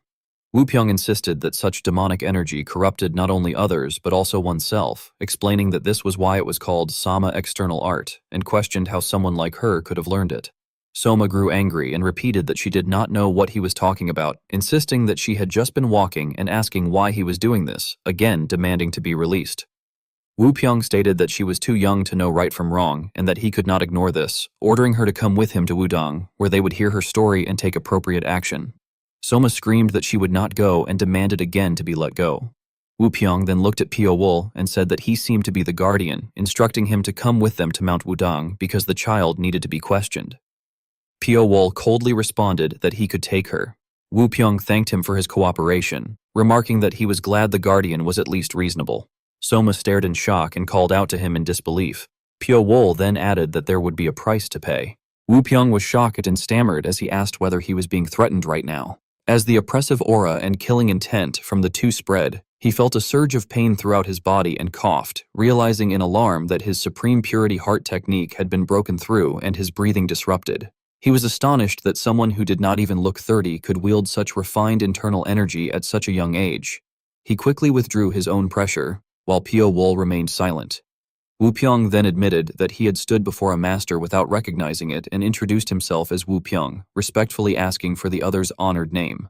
Pyo Wol remarked that his change in attitude was quite quick and questioned whether, just because he was from Wudong, he thought others would yield and obey if he acted high and mighty. He added sarcastically that this must be why people said that if one felt wronged, they should join a major sect before apologizing for that remark and explaining that he had been in a bit of a rush. Wu Xiao laughed and commented that this was exactly what was wrong with their master, who always charged in with confidence only to end up being seriously scolded. He apologized on their behalf, explaining that their master had lived in the mountains all his life and was clueless about the world. He then properly introduced him as Wu Pyong, a first-generation disciple of the Wudong sect, and himself as Tai Guang, a second-generation disciple, before politely asking for Pio Wol's name. Pio Wol calmly replied that his name was Pio Wol, while Soma hugged his leg. Tai Guang bent down toward Soma and said that she must have been surprised, offering an apology on their behalf and assuring her that although their master might be clumsy, he was not a bad person. Wu Pyong also offered his apology, explaining that the child's sinister energy had caught him off guard and proposed to treat them to a meal as an apology, asking if that would be acceptable. Soma immediately shouted with teary eyes that she wanted meat, then repeated excitedly that she wanted meat with a bright expression. Tai Guang smiled and complimented Pio Wol on being incredibly handsome, asking what it felt like to live with such a face and joking that women must follow him everywhere. Wu Pyong scolded him, demanding whether that was something a Taoist should say. Tai Guang questioned why not, arguing that Taoists were human too, and complained that if not for his master forcing him into this life, he would already be living happily with a pretty girl. Wu Pyong shouted in frustration that this was what he got for saving a drowning man and mocked him by asking if he had looked in the mirror, doubting that such a face could win a pretty girl. Both of them then turned to look at Pio Wol, who silently observed them. Wu Pyong cleared his throat awkwardly and apologized for his disciple's rudeness, but Pio Wol replied that the two of them made a fun master-disciple pair. Wu Pyong then asked which sect he belonged to which Pio Wol replied after taking a sip of tea that he did not have one. Wu Pyong lowered his voice in disbelief, questioning how someone with such skill could have no sect and urging him to at least whisper it, promising he would not tell anyone. When Pio Wol remained silent, Wu Pyong raised his voice again and insisted that if he truly had no sect, he should at least say where he came from. Wu Xiao narrowed his eyes and questioned why his master was asking so much during a meal. Wu Pyong retorted that they could not just eat in silence like strangers and told him to stop nagging, complaining that he had taken in the wrong disciple and was now suffering for it. Tai Guang argued back, asking what he meant by suffering and claiming that he was the one truly suffering, adding that his master should be grateful because it was thanks to him that he did not get stabbed in the back in the martial world. At that point, Pio Wol intervened and stated that they had come from Sichuan province. Wu Pyong responded that he knew it, saying that Pio Wol must be the envoy of Sichuan, while Pio Wol remained silent. Wu Pyong continued, explaining that when they first heard the news, everyone in Wudong had thought it was nonsense, that a single assassin had sealed 2 of the old 9 great sects, which seemed impossible to believe. He said their senior brother had ordered them to investigate, so they sent a request to Hamun, but those money grubbers had kept their mouths shut for some reason. That was when they began to suspect the rumors might be true. He went on to say that it had taken time, but they eventually confirmed it, and they searched far and wide to uncover the assassin's identity. However, no one in Chengdu had dared to speak about the assassin. Even if it had happened right before their eyes, no one would believe it, and out of fear of that one person, everyone had sealed their lips as if by oath. Despite investing significant manpower and money, they had learned very little. He concluded that they had only discovered 2 things. First, that the assassin possessed a beauty deadlier than that of any woman, and second, that the assassin's name was Pio Wol. He then remarked that it was quite a coincidence, noting that the man before him was also strikingly handsome and bore the same name. After hearing everything, Pio Wol admitted that Wu Pyong was right and that he himself was the Pio Wol they had been searching for. Wu Pyong then closed his eyes and let out a sigh, reflecting that the Ami and Chongxiong sects had never been weak, their strength rivaling even that of Wudong, yet both had sealed their gates because of a single assassin. He went on to explain that throughout history there had been figures like Quanma, who drove the demonic cult out of the martial world, and more recently, the master of the Guangmu sect, beings who defied common sense, shook entire eras, and created new tides in history. He observed that sects which adapted to such tides flourished while those that did not faded away, adding that even Wudang had once nearly suffered such a decline. Because of that, he said they had to remain vigilant toward warriors like Pio Wol. Although he could not determine whether Pio Wol would become like the legends of the past, he acknowledged that Pio Wol was undoubtedly a new kind of warrior, unlike any before, and that there was no reason to make an enemy of someone who could bring endless disaster. After a moment of thought, Wu Pyong asked what had brought Pio Wol to the region and whether he had business with Wudong. Pio Wol replied that he was merely passing through. Wu Pyong then inquired about his destination, and Pio Wool answered that he was heading to Mount Cheonjung. Hearing this, Wu Pyong hesitated in surprise and wondered if Pio Wool had business with the Jin family. Pio Wool confirmed that it was so. Wu Pyong narrowed his eyes and speculated that, given the time of year, Pio Wool's journey to Mount Cheonjung might be related to Jin Jianwu's death.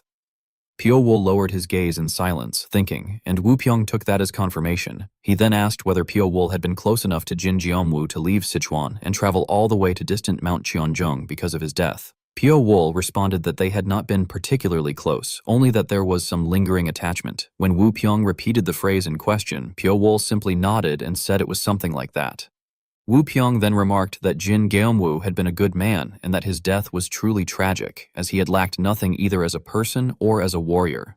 He added that he still could not believe Jin Jianwu was dead, and explained that the Jin family had kept everything so secret that even the funeral had been very quiet. Pio Wool then asked if Wu Pyong knew anything more. Wu Pyong stroked his chin and admitted that he did not know much either, explaining that bloodline clans tended to be extremely closed off. At best, he said, he only knew about Jin Jianwu's grandfather, the great hero Jin Wool Myung.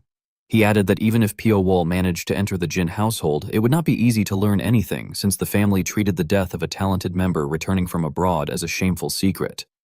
At that moment, Soma suddenly shouted that Jin Jianwu was no disgrace to the family. Wu Pyong turned to the child and said that he agreed, but noted that the martial world was a place where such things happened repeatedly. He then shifted the topic and asked about Soma, wondering what kind of martial art the child had learned to emit such an aura. Pio Wool explained that Soma had been kidnapped by Soryoyumsa and raised as a weapon, and that he himself had met the child when he stopped by Soryoyumsa on business.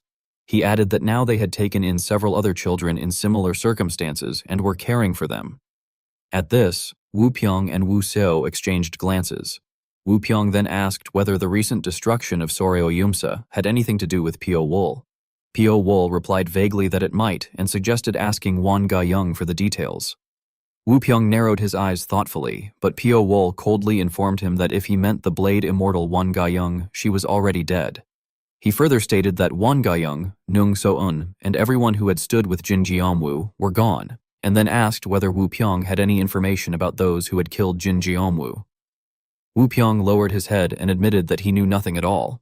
At that point, Pio Wool fell into his own thoughts, recalling their past encounter and wondering what had made Jin Jianwu call him a dear friend, despite their connection lasting only a month or two. He reflected that Jin Jianwu had continued sending letters even knowing they would not be answered, and questioned whether the man had had no one left to trust or had simply been consumed by loneliness.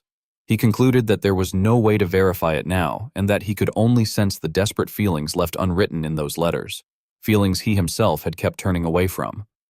Having reached that thought, Pio Wool suddenly stood up and told Soma that they were leaving. Startled, Soma quickly agreed. Meanwhile, Wu Pyong cautiously reached for the hilt of his sword and internally contemplated whether he should kill Pio Wool immediately. He thought about how the man who had sealed Ami and Chongseong and destroyed Soryoyumsa had now left Sichuan and stepped into the wider martial world, and he wondered what kind of impact such a person would have. He considered that if he did not act now, there might never be another opportunity. Despite these thoughts, Wu Pyong was filled with fear, sweat running down his face, while Pio Wool's eyes were filled with killing intent. Wu Pyong was horrified as he looked directly into Pio Wool's eyes, which were filled with killing intent. He felt as though an overwhelming pressure was weighing him down, causing sweat to pour out, and his hand unconsciously moved toward his sword as he thought that no one knew what kind of chaos Pio Wool might bring next, and that if not now, there might not be another chance. At that moment, a hand suddenly reached out to stop him. Kim So signaled with his eyes for him not to act rashly, and the fear in his gaze was evident. Wu Pyong remained tense, his mind in constant turmoil, but then he suddenly slammed the table, stood up, and shouted at Pio Wool, asking what he planned to do from then on. Pio Wool, with a solemn expression, turned his head but did not answer immediately. Instead, he calmly told Soma that Jin Jianwu had sent him countless letters, yet he had never once replied. His gaze remained fixed on the two of them as he continued that now, he would finally give him an answer. Speaking with seriousness, he declared that he would tell Jin Jianwu that the path he had tried to take was never in vain and that his life had not been a mistaken one. Hearing this, Wu Pyong was left stunned. Once he regained his composure, he burst into laughter, admitting that he had almost made a foolish mistake by trying to pass judgment out of fear. He then stood still, watching the backs of Pio Wol and Soma as they left, reflecting that although it was difficult to understand Pio Wol's thoughts or actions, it was remarkable that he treated his bond with Jin Jiamwu with such sincerity. The scene then shifted to a bustling street. In a nearby house, Sans lay sprawled on a chair, exhausted and dispirited. In his mind, he thought that once the harsh trial was over and he delivered the item to Shaolin, everything would finally be done, and after that, he would not take on any outside missions for a while. However, when he recalled Pio Wol, he felt fear creep back into his mind, thinking that his heart could hardly bear it, and that perhaps it would have been better if he had remained ignorant. He sighed and turned to lean against the wall, gazing out the window. Suddenly, he noticed something and was startled, wondering what it was. Without hesitation, he rushed downstairs and flung the front door open. The others, startled, shouted after him, asking where he was going and telling him to stay and guard the place. Ignoring them, Sans ran at full speed, chasing after a group of monks walking along the street. He called out for them to wait a moment, addressing them as monks. Panting, he told them that he had something to ask and inquired whether they were from the Shaolin Temple. Wu Hai confirmed that they were and asked what the matter was. Sans then respectfully introduced himself as Wu Jiangrak from the Seoul Transport Merchant Group in Chengdu, explaining that by order of his group leader, he was on his way to donate the original scriptures of the Western regions to the Shaolin Temple. Hearing this, Bo Kyung exclaimed that the Seoul Transport Merchant Group must be from the household of Lord Yu, one of the temple's great benefactors, and expressed great joy and gratitude, uttering Amitabha and thanking him sincerely. He then turned to his master and suggested that it seemed Buddha's blessing was upon them, asking whether they should escort these men safely to Shaolin. He reasoned that if those were the sacred texts from the Western regions, they were priceless treasures, and it would be disastrous if they were lost on the way. Wu Hai agreed and then kindly turned to Sans, asking whether he would allow them to accompany him to Shaolin. Sans gladly accepted, saying that there could be no better protection than traveling with the monks of Shaolin. However, Wu Hai then explained that they were currently on their way to represent Shaolin at the birthday celebration of Taoist Qiangjin of the Wudang sect. He suggested that perhaps Sans could stay with them at Mount Wudang for a few days before they continued their journey. Upon hearing the mention of Mount Wudang, Sans froze momentarily, repeating in surprise that it was Mount Wudang. Later, he went to speak with Pio Wol. Pio Wol coolly asked if it was a birthday celebration. Sans, feeling awkward, explained that he hoped Pio Wol could understand their situation regarding fees. Pio Wol replied that it was fine, as he was merely a guest tagging along anyway. Sans, relieved, expressed his gratitude for Pio Wol's understanding. Meanwhile, Bo Kyung observed Pio Wol with curiosity, wondering who the man was, as even Lord Wu seemed wary of him. Pio Wol then led Soma upstairs. As he walked, he thought to himself that there was very little information about Jin Jiamwu, and that there was only one clue. Jin Jiamwu had repeatedly mentioned a single phrase in his letters, which was related to a coin intricately engraved with dragons, the 9 dragons. The next morning arrived in the blink of an eye.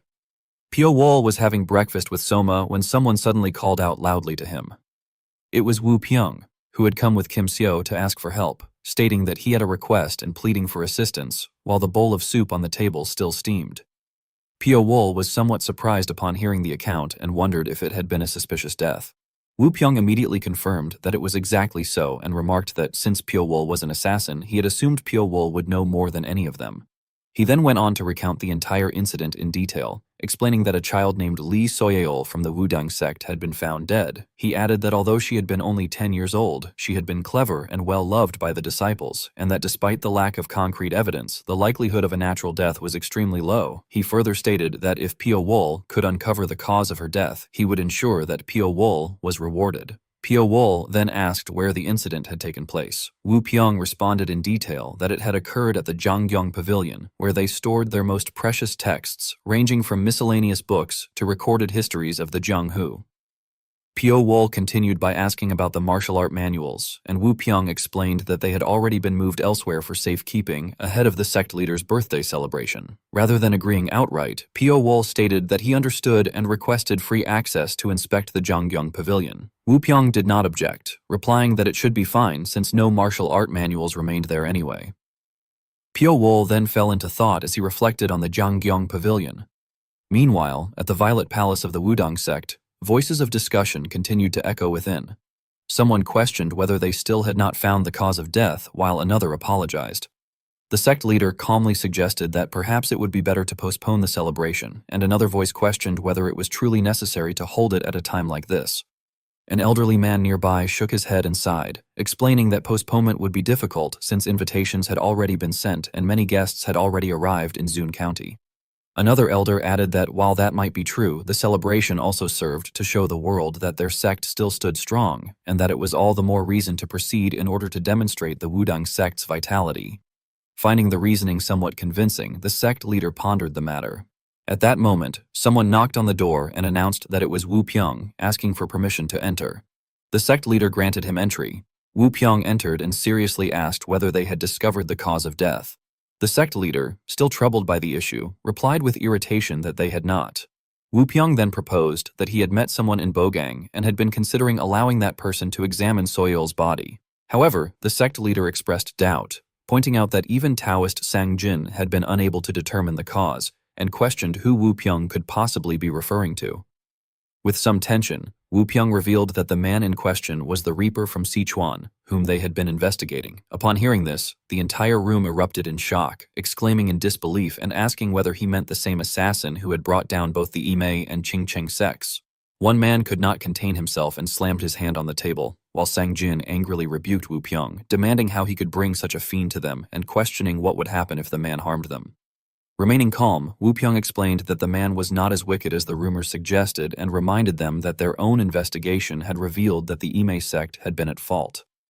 Nevertheless, Sang Jin's anger only intensified as he argued that those two sects were among the 9 great sects and demanded how the Wudang sect could harbor the man responsible for their downfall, even calling Wu Pyong insane. Despite this, Wu Pyong continued trying to persuade him, asking Sang Jin to calm himself and hear him out. However, Sang Jin refused to listen and declared that he would personally drive the man out of the Wudang sect.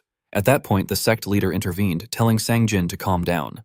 Though still unwilling, Sang Jin could not continue arguing. The sect leader then turned to Wu Pyong and asked him to explain why he had brought the man there. Seeing an opportunity, Wu Pyong laid out his reasoning, stating that as Sang Jin had said, the man was an assassin with skills far beyond ordinary people and might be able to discover what they could not, so he suggested letting him determine the cause of death. After hearing him out, the sect leader asked whether he could guarantee that the man would not bring harm to the sect. Wu Pyong assured him that, based on his conversations with the man, he only harmed those who threatened him first, and he declared that he would stake his life on that assurance. Suddenly, the sect leader's aura intensified, pressing down on everyone as he warned that if word of this spread, the Wudang sect's reputation would collapse, and he questioned whether Wu Pyong could bear such disgrace with only his life as compensation.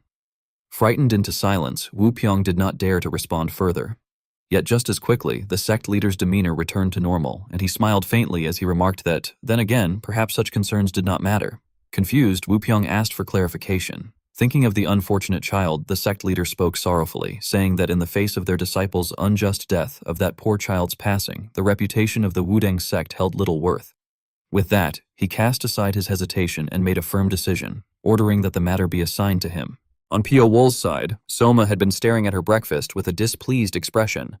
Noticing her attitude, Wu Pyong asked whether the food did not suit her taste. Soma, frowning, complained that it was all vegetables. Knowing she disliked them, Wu Pyong gently coaxed her to endure a little longer, assuring her that there would soon be a feast with many delicious dishes. Upon hearing that, Soma's eyes lit up, and she asked if that was really true. She then magnanimously said that she supposed she could give him one more chance, to which Wu Pyong played along with a laugh, thanking her. At that moment, Pio Wool suddenly set down his chopsticks and said that they should begin. Both of them turned their attention to him. Later, when Wu Pyong returned to the sect, he was surrounded by a group of people who angrily questioned what kind of request it was to return the recovered body, arguing that it would be an insult to Soyol. Wu Pyong tried his best to calm them, urging Wu Sung to settle down and explaining that the investigation would be easier if they examined the condition in which the body had been found. He asked whether he had ever disappointed them and told them to trust him, insisting that they would see. In response, they demanded that he had better uncover the full truth.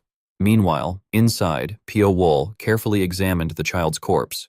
He observed that there were no wounds and no signs of poisoning, concluding that he could not see any obvious cause of death. Upon closer inspection, he found the death even more unnatural and determined that it had not been a natural death. He then placed his hand on the child's neck and attempted to connect spiritually, urging whatever remained to tell him what had been done to the child. As his pupils glowed in the darkness, he sensed something extremely thin. Soon after, he discovered a faintly shining object nearby. Picking it up and examining it closely, he realized it was a needle thinner than a strand of hair, thinking that only a craftsman of Tang Sochu's caliber could have created such a thing. As he looked at the sharp needle, he reasoned that if someone had killed the child with something like this, then it must have been related to the life and death acupoint. This led him to wonder who, besides himself, knew of such a technique, concluding that the only group in the Zhenghu likely to research such an ancient killing method would be the 100 Spirit Troop. However, he admitted that he could not definitively accuse them based on a single needle, acknowledging that although the troop possessed advanced killing methods, the only evidence he had was that one silver needle. In any case, he reflected that his task had been to determine the cause of the child's death, and that objective had been achieved. At that moment, something within the room caught Pio Wol's attention, and his gaze shifted toward a passage on the right between the bookshelves. Outside, the situation was growing tense as the others impatiently shouted, questioning whether it was taking too long and how they could trust what was happening if they had all been driven out. Wu Pyong continued trying to reassure them, asking them to remain calm. Suddenly, a powerful surge of energy descended, and Wu Pyong felt an overwhelming, oppressive force. Realizing its source, he recognized it as Taoist Song Jin. The man, seemingly having lost his reason, roared as he demanded to know where the murderous wretch was. Wu Pyong, startled, began to stammer that Pio Wol was... But before he could finish, Pio Wol stepped out from inside. Sang Jin pointed at Pio Wol and furiously called him a punk. Despite the man's rage, Pio Wol showed no fear, which only enraged Sang Jin further. Sang Jin shouted that Pio Wol should consider himself lucky, declaring that if it were not for the fact that he was investigating Soil's cause of death, he would have torn him apart the moment he set foot in the Wudong sect. Pio Wol calmly interrupted Song Jin, stating that he had found the cause of death. His brief remark left Song Jin stunned, while Wu Pyong reacted with even greater surprise, wondering if that was truly the case. Already angered by being cut off and feeling insulted, Sang Jin lashed out, demanding to know whether Pio Wol was disrespecting him and questioning how a mere outsider could dare mock the Wudang sect. Pio Wol shot him a disdainful glance and replied that it was not the Wudang sect that was laughable, but Sang Jin himself.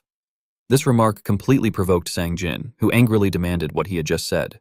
Remaining composed, Pio Wol explained that regardless of Sang Jin's feelings toward him, he had come as a guest at the Wudong sect's request, and if such a guest were treated rudely, no one would trust the sect.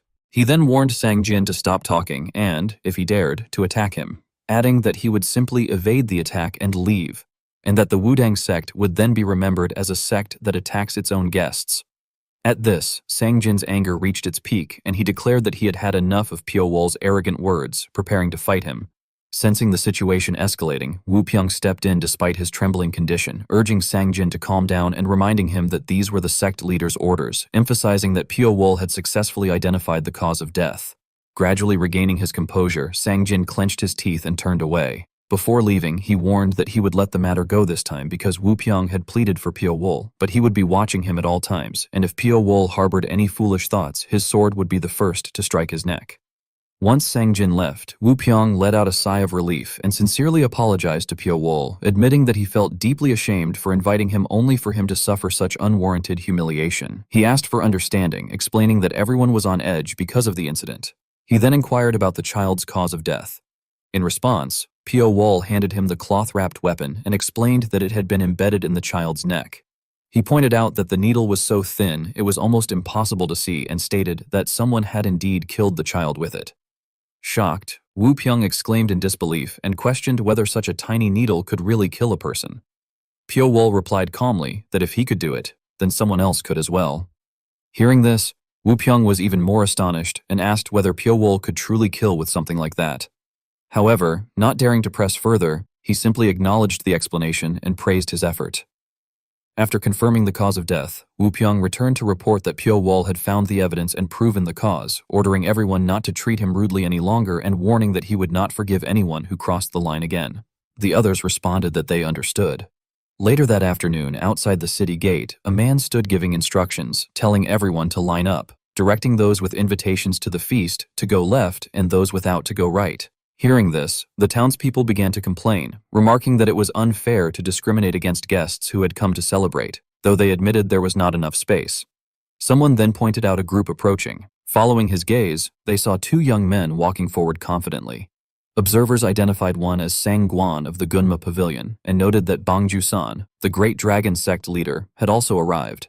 Seeing such prominent figures, the crowd murmured that distinguished individuals had gathered, though some noticed unfamiliar people among them. At that moment, a group of soldiers suddenly appeared from behind, clearing the way for those following. The man in charge stepped forward to greet them and asked where they were from. As the group approached, Zhang Muyan politely explained that they had heard the Wudong sect leader was holding a birthday feast nearby and, although they had not received an invitation, had come to offer their congratulations. He then introduced himself as Zhang Muyan of the Rainsword Manor, though his demeanor suggested that his purpose might not be as simple as it seemed. The festival was described as taking place in a lively and bustling atmosphere, with vivid performances captivating the crowd. It was said that the melodious music flowed from delicate fingers, drawing the attention of everyone present. The narrator noted that Hong Yesiol's beauty could not be concealed, and that those watching were utterly mesmerized by her appearance. As she began to sing, she declared that the wind of the Yangtze should not attempt to shake Mount Tai, explaining that her heart stood firm like the mountain and would not waver no matter how strong the wind. She continued by saying that the clouds over Mount Tai should not veil the Yangtze River, as her heart flowed like the river itself, overcoming every hardship in its path. The people below exclaimed in amazement, saying that it was a heavenly voice, and wondering who the singer was. Others quickly answered that she was Lady Hong Yesiol, the famed songstress of Hunan Province. One overly excited person remarked that she sang incredibly well, while a boy commented that she was no ordinary martial artist. At that moment, Pyo Wol's eyes were described as extremely cold. It was then said that Hong Yeshul began interacting with the audience, and during that time, she subtly glanced toward Pyo Wol, her eyes shimmering like water. In response, Pyo Wol frowned slightly, appearing displeased.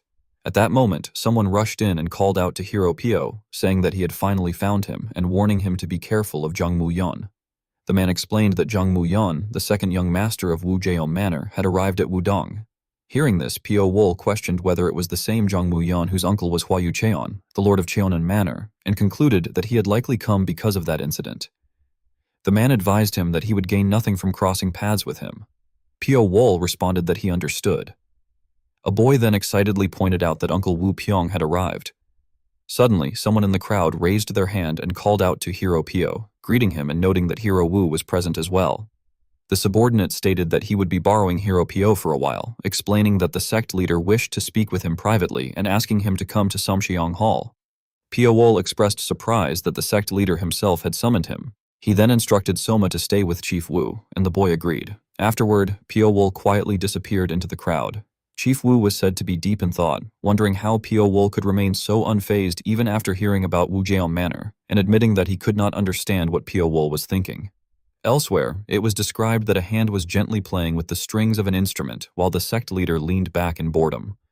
Suddenly, his eyes widened, and he asked when the other person had arrived, remarking that he should have at least announced himself. The subordinate laughed and replied that he did not want to disturb him, as he seemed focused, and asked if he liked the new music sheet. The sect leader admitted that it was rough since it was his first attempt and did not sound as he had imagined, adding that he kept stumbling at the same part without knowing why.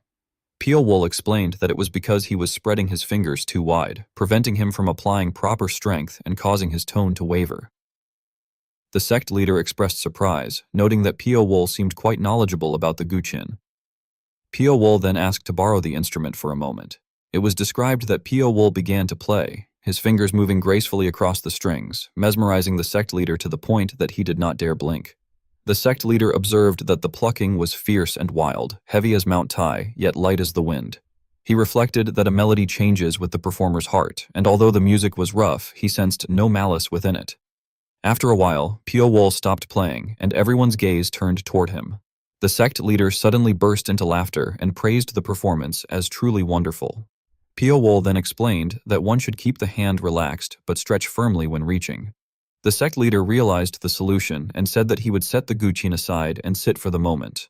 Kai was said to fall into deep thought, noting that it was rare to see the sect leader smile so comfortably, as he had not been able to smile due to the politics of the martial world and So Yol's case, even while dealing with the assassin. The sect leader then thanked Pyo Wol and asked whether he had read the books in the Zhongyonggok well.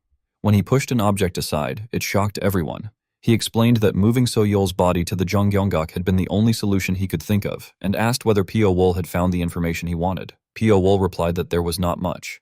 It was said that the sect leader was taken aback by this response, while Pyo Wol calmly drank his tea. The sect leader admitted that it was disappointing to hear that there was not much information and said that he had heard about the investigation. He then questioned how someone could kill a person with such a tiny silver needle. Pyo Wol responded that it was his secret and that he could not explain it in detail. The sect leader asked if it was some kind of assassin's secret technique, and then proposed a deal. If Piawol shared what he knew so they could find the assassin who killed Soyol, Wudang would do its best to assist him.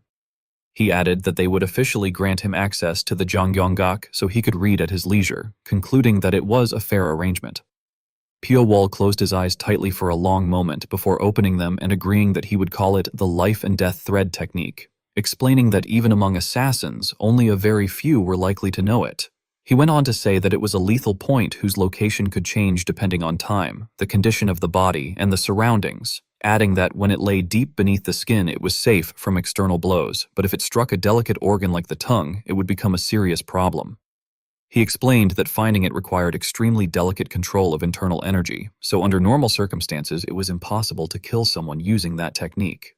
He further elaborated that the method involved first locating and paralyzing the blood point, then injecting inner energy to determine its exact position, and that if someone had learned a special inner energy method, it would become entirely possible. He noted that leaving the silver needle behind instead of retrieving it suggested great pride and a desire to gain fame through the killing, adding that, paradoxically, caution about hiding one's identity coexisted with a vigorous and impetuous goal. He concluded that the killer was probably in their 20s and that mastering such a technique at a young age suggested they likely came from an old assassination school. As he considered which schools possessed such secret knowledge, the man suddenly realized that it was Baek Guiryeon. Piawol nodded in agreement and said that they were likely among the 10 blood killers within that group. The sect leader, puzzled, questioned why Baek Guiryeon would do such a thing. Piawol replied that he had already told them everything he knew and that the rest was up to Wudang. The man agreed, saying thoughtfully that he would grant access to the Zhongyonggak as promised, and then asked how Wudang could assist him further, also wondering if Piawol would reveal what he was looking for there. Piawol, curious, remarked that their goal seemed to be to discover his objective. The man laughed and admitted that he had been caught, adding that as one grew older, one's cunning tended to increase. He reassured him not to worry, promising that what was said there would not spread outside. After that, Piawol calmly stated that he was searching for those who had killed Jin Geomu. Meanwhile, Soma, gazing at the sky, suddenly exclaimed that it was so cool and called out for his uncle to come and look. The man laughed and agreed, and the boy marveled in awe. Chief Wu, watching him, reflected that the boy was truly pure once one got to know him. At that moment, someone approached from behind and greeted Hero Wu. Startled, he turned around to face the newcomer and responded with a greeting, adding that he must be getting old since his memory was not what it used to be, and asking whether they had met before. Jang Muyan replied that they had not met, explaining that he only knew of him because he had taken an interest in his reputation. Chief Wu acknowledged this and politely asked for the young man's name. The man introduced himself as Jang Muyan of Wugeom Mountain Manor. Upon hearing that, Chief Wu's expression froze, and he stammered the name Jang Muyan in shock. The man standing opposite him simply smiled, his expression carrying deeper meaning. Soma, watching the two of them, became confused, and at the same time, Jang Muyan turned his head to look at the boy. Their eyes met directly, each gaze filled with scrutiny as they examined one another. Jang Muyan unconsciously smiled in satisfaction and said that he was glad their paths had crossed like that, and that he hoped this connection would continue from then on. Chief Wu replied that he also hoped so. Jang Muyan then turned away and told him to enjoy the rest of the birthday celebration, adding that chances to attend such a grand feast did not come often in a lifetime. Chief Wu watched his departing figure and murmured Jang Muyan and Wujiao Mountain Manor, while inwardly thinking that he had followed after all. At that moment, Soma urged him to go, saying that she was hungry, and Chief Wu sighed tiredly. Meanwhile, Jang Muyan remarked that they had found them more easily than expected, and that he had thought it would take longer. His subordinate asked whether they should take them out immediately, but he reminded him not to forget where they were, explaining that even with Wu Jiam's name, causing trouble there would be hard to clean up and that there would surely be someone present.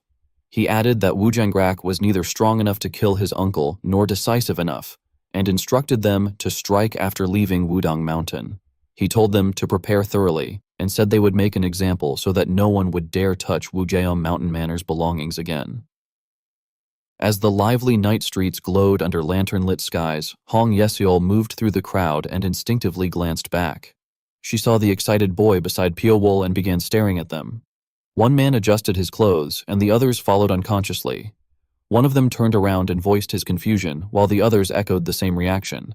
Hong Yesiol smiled gently and excused herself before introducing herself and asking for Piawol's name.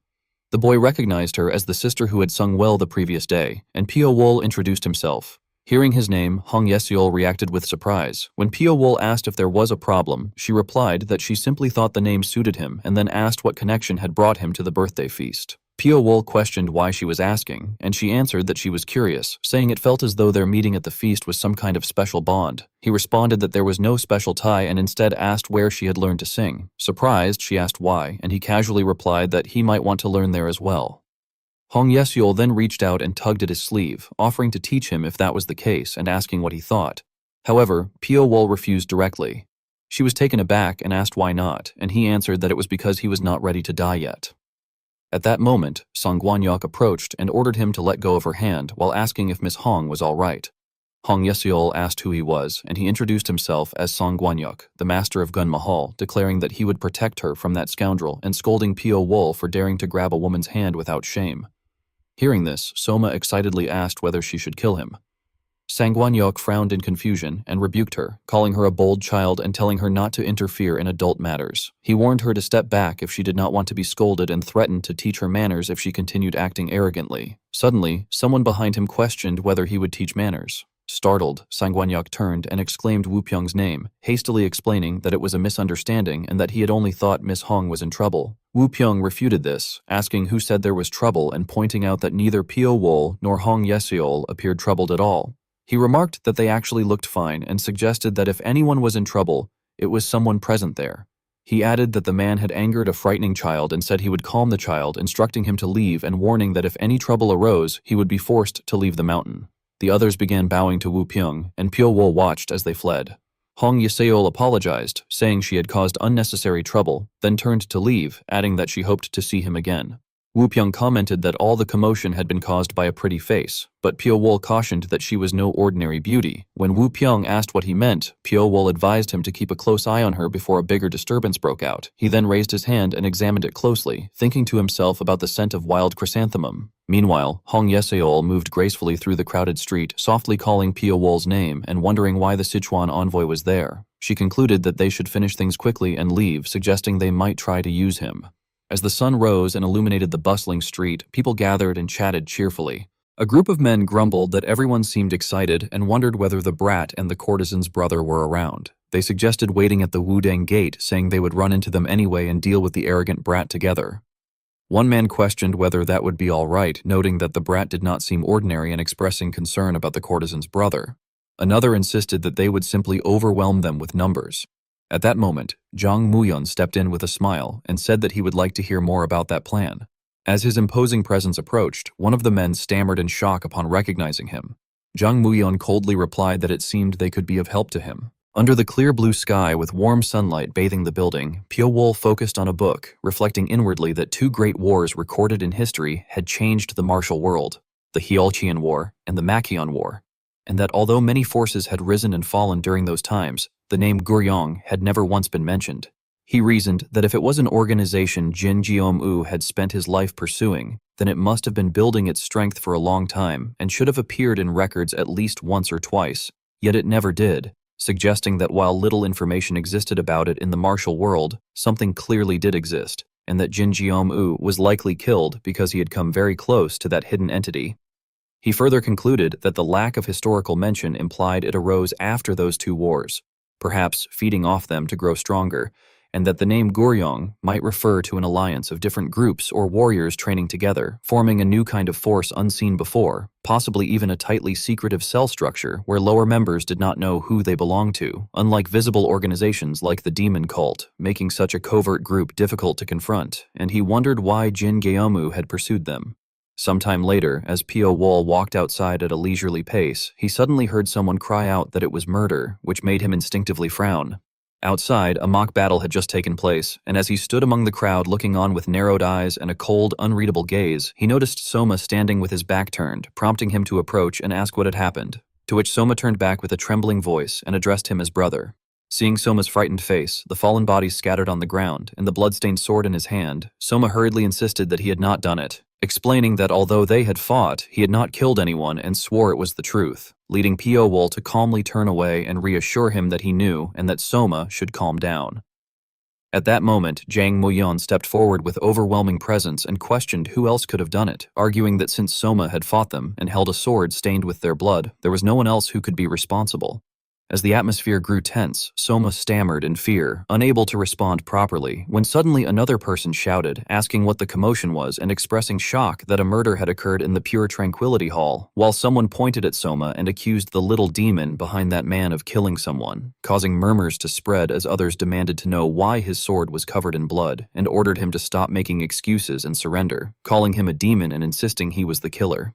Overwhelmed, Soma lost control and shouted in panic as he gasped heavily, his breathing becoming erratic, until suddenly a hand covered his eyes. Pyo-wol then spoke coldly, questioning whether the Wudang sect was so blind to the truth that it would threaten a mere child without proper inquiry, only for an elder to retort that the child was holding a bloodied sword beside a corpse and that no further proof was needed, warning that if Pyo-wol insisted on protecting him, even he would not be forgiven. Just then, another voice asked what was going on, and the others hastily explained to Elder Gongjin that they needed to seize the demon who had committed murder within Wudong, but were being obstructed. Gongjin, recognizing Pyo-wol, thought to himself that ever since his arrival there had been no peace, before stating that this was a sect matter and that even if Pyo-wol had earned senior brother Chongjin's trust, he would not tolerate continued interference, to which Pyo-wol responded that Soma's matter was his business and that he had every right to interfere, accusing them of refusing to see the truth and speaking nonsense, even questioning whether Wudong's Taoists were so muddle-headed that they could not distinguish right from wrong. Enraged, Gongjin released killing intent and ordered him to be gone, declaring that he would not tolerate insults toward the Wudang sect, causing those nearby to recoil in fear. However, Pyo-wol suddenly closed the distance and stood before him, startling Gongjin, who realized too late how easily it had happened, as Pyo-wol firmly told him that if he had eyes, he should look properly, because these people had not died because of Soma, which shocked Gongjin, prompting Pyo-wol to explain that although there were sword marks, none were deep enough to be fatal and were merely scratches, yet the victims had bled from the 7 orifices and suffered ruptured internal organs due to overwhelming pressure, something those shallow cuts could not explain, accusing them of deciding Soma was the culprit and seeing only what they wanted, and stating that if the bodies were opened, the ruptured organs would prove it. Before he could proceed, someone intervened, saying there was no need, and others recognized the newcomer as physician Shim Hak, the renowned doctor of Gyunhyun. After a moment's consideration, Gongjin allowed him to examine the corpse, and Shim Hak, after inspecting a body, reported that although the sword wounds were fairly deep, they were not the cause of death, confirming that the internal organs, especially the liver, were severely damaged, leading Gongjin to question this, and Shim Hak explained that the liver reacted strongly to poisons, implying that such damage indicated poisoning, which Pyo-wol immediately concluded as well, earning Shim Hak's agreement as he elaborated that it was likely a poison causing a sudden surge of vital energy, paralyzing the limbs and impairing judgment. Gongjin then asked whether this meant the child had not used the Naiga Jungsu method, and Shim Hak clarified that the method mainly damaged the stomach or small intestine rather than the liver, adding that although the blood had not yet dried, only the blood from the 7 orifices had crusted, indicating that the internal blood had been poisoned by another substance, and that such extreme poisons did little when the body was still but reacted violently upon sudden movement. Furious, Gongjin demanded to know who had dared to commit poisoning within Wudong and vowed to find and punish them immediately, but Pyo-wol interrupted, pointing out that before that, he should apologize to Soma.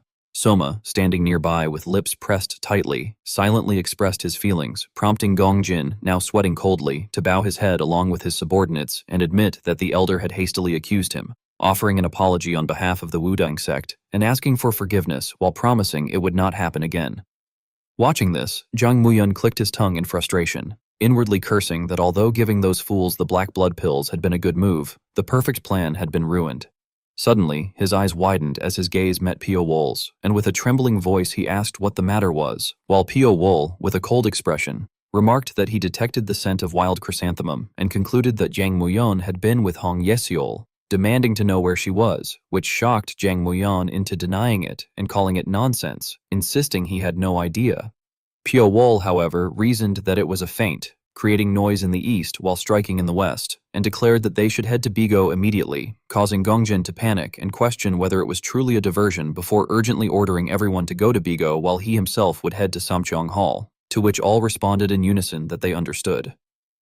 Later, Pyo-wol asked Soma if he was all right, and Soma, with teary eyes, raised his thumb in reassurance, making Pio Wool smile in satisfaction as he told him they would go and repay them in kind, prompting Soma to respond with renewed excitement that he was ready. The scene opened at night in Ahwa Palace, where Sangjin exclaimed in shock at what on earth had happened to the secret vault. He immediately ordered 2 people to report the incident to the sect leader while instructing the others to check whether anything was missing. Inwardly, he thought that if even one of the secret manuals had leaked, all under heaven would tremble, and he could hardly believe that such a place had been breached so easily, only to realize in horror that nothing was left and that it was all gone.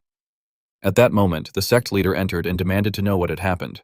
Sungjin turned back with a trembling voice and reported that the Mamajong Gigong had been stolen. Inside the room filled with priceless demonic manuals, the sect leader questioned whether the assassin had infiltrated the vault while everyone's attention had been focused on the commotion at Chongyu Palace. Sungjin confirmed that this was correct. The sect leader then fell into deep thought, reflecting that the Mamajong Gigong was the demonic art said to have been mastered by the demon king Chuk Gye-young of the old heavenly demon sect, and that if such an art were to spread, it could throw the world into chaos.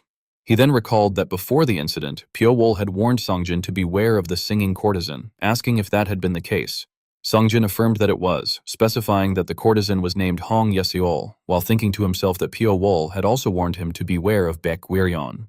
The sect leader then ordered Sangjin to take the 7 swords of Wudong and pursue Hong Yeseol, stating that the circumstances pointed to her being an assassin of Baek Gwiryeon.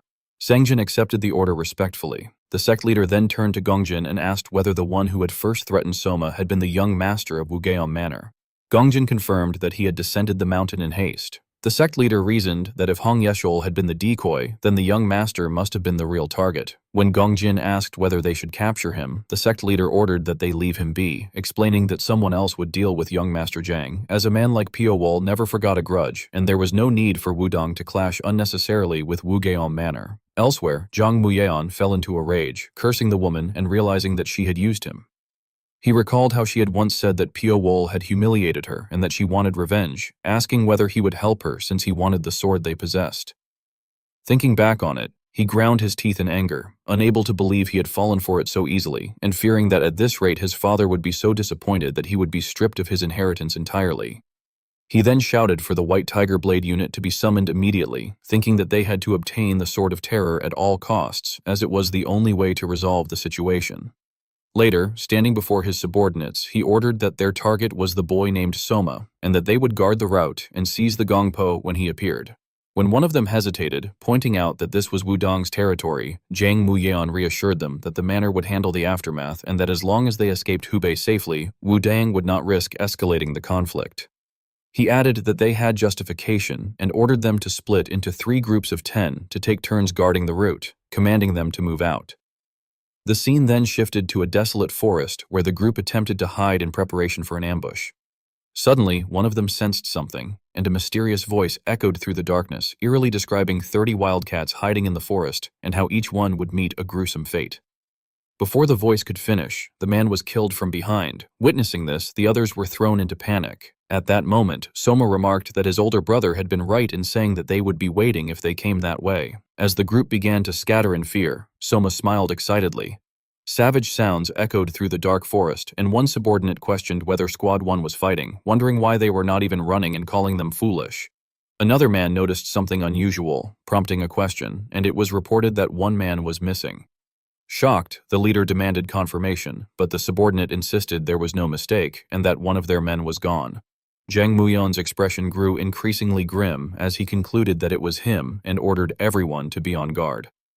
Suddenly, a figure leapt into view, putting everyone on high alert. Swords clashed, and blood began to spill as anxiety and fear spread among them. They shouted that it was their man and cursed the unseen enemy, demanding to know where he was. A noise suddenly came from above, drawing their attention upward as cries of pain rang out. One of them shouted that they needed to save him, but Zhang Muyeon yelled back for them to maintain formation. Despite protests that their comrade was right there, he ordered them to cover all directions. As they formed a defensive stance, one of them swore that he would definitely catch and kill the enemy. At that moment, glowing eyes appeared in the darkness before one of them, who panicked and screamed for help. In an instant, Pyo Wol's shadow slipped past him. The man cried out that he had caught him and declared that they would die together, while the others screamed as a blade was swung down with a shout to die. Behind his cloak, Pio Wol smiled faintly, and at that moment, terror filled their eyes as they saw his dreadful figure. Zhang Muyon was thrown into confusion as he looked at the remains of his father's White Tiger sword squad. Facing Pio Wol, whose eyes were devoid of warmth, he cursed him, accusing him of making a huge mistake by blocking his bright future and daring to show himself while he was truly enraged. Pio Wol calmly responded that he should actually be thanked, since at least a worthless fool would not become the successor now. Enraged, Zhang Muyon shouted for him to shut up and unleashed his technique, the seven-sword phantom kill golden dragon tyrant sword, which seemed to tear apart the very space around them. Watching from a distance, he suddenly sensed movement behind him and realized that Pio Wol had already appeared there. Turning back, he shouted angrily and launched a flurry of relentless attacks, provoking him by asking how long he intended to run like a coward and urging him to fight head-on if he was truly capable. However, Pio Wol remained completely calm, while Zhang Muyon inwardly cursed as he realized that his energy would run out first at this rate. Though the technique was unfinished, he resolved to end it with an overwhelming strike and confidently declared that he would see how Pio Wol dodged this. Blinding flashes erupted as his body moved like a dragon, unleashing continuous attacks. Pio Wol dismissed the technique as a flashy sword form that was not even worth watching while wasting time, and immediately activated Black Thunder. The two forces clashed violently, and dark energy surged outward, threatening to consume everything around them. Zhang Muyon froze at the sight as Pio Wol closed the distance and struck his chest. Zhang Muyon cried out in pain, gasping and stammering as he tried to claim that Pio Wol was afraid of Wujiao Mountain Manor, insisting that it was not too late and begging for his life if the gongpo were handed over. As the blade lightly touched his neck and blood began to spill, Pio Wol stood above him, looking down at his body while thinking that Soma should be finished by now as well. Suddenly, Pio Wol's pupils widened as he sensed an unfamiliar aura, realizing that it was someone other than Soma. With that thought, he moved at once, calling out Soma's name as he rushed forward like a storm toward the strange presence ahead. As night fell, the forest took on an eerie atmosphere, and Soma was described as standing alone among a pile of corpses, remarking that, as expected, the ring was still more comfortable than a sword, though it accepted his energy well, being solid and sharp, and that he was truly glad it had come to him. It was then said that a mysterious voice spoke from behind, commenting that the sword looked nice and asking if it might be seen for a moment. Soma was described as glancing back in surprise and, upon seeing an old man with bright eyes, immediately becoming wary and refusing, stating that it was his. The old man was said to have probed further, observing that Soma did not seem able to handle a sword well and questioning whether it was truly his. Though breaking into a cold sweat, Soma was described as insisting that it was indeed his. The man, identified as Go Jinwang, was said to have remarked that he had never seen such a sword in his life and asked again to take a look. Soma immediately objected, demanding to know who the old man was.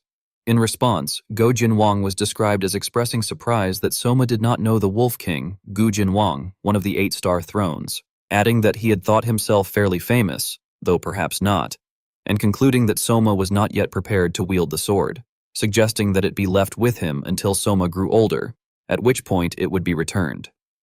Soma was then described as stepping back, clutching the sword and shouting in refusal. Go Jinwang warned that if the child intended to fight him, he would have no choice but to act, and he extended a massive hand toward Soma. It was said that the sword in Soma's grasp suddenly reacted violently, pulling the boy toward the old man as he cried out in panic. As Soma struggled, it was described that a sound came from his waist, followed by a sudden release of power into the sky, surrounding Go Jinwang with spiritual energy.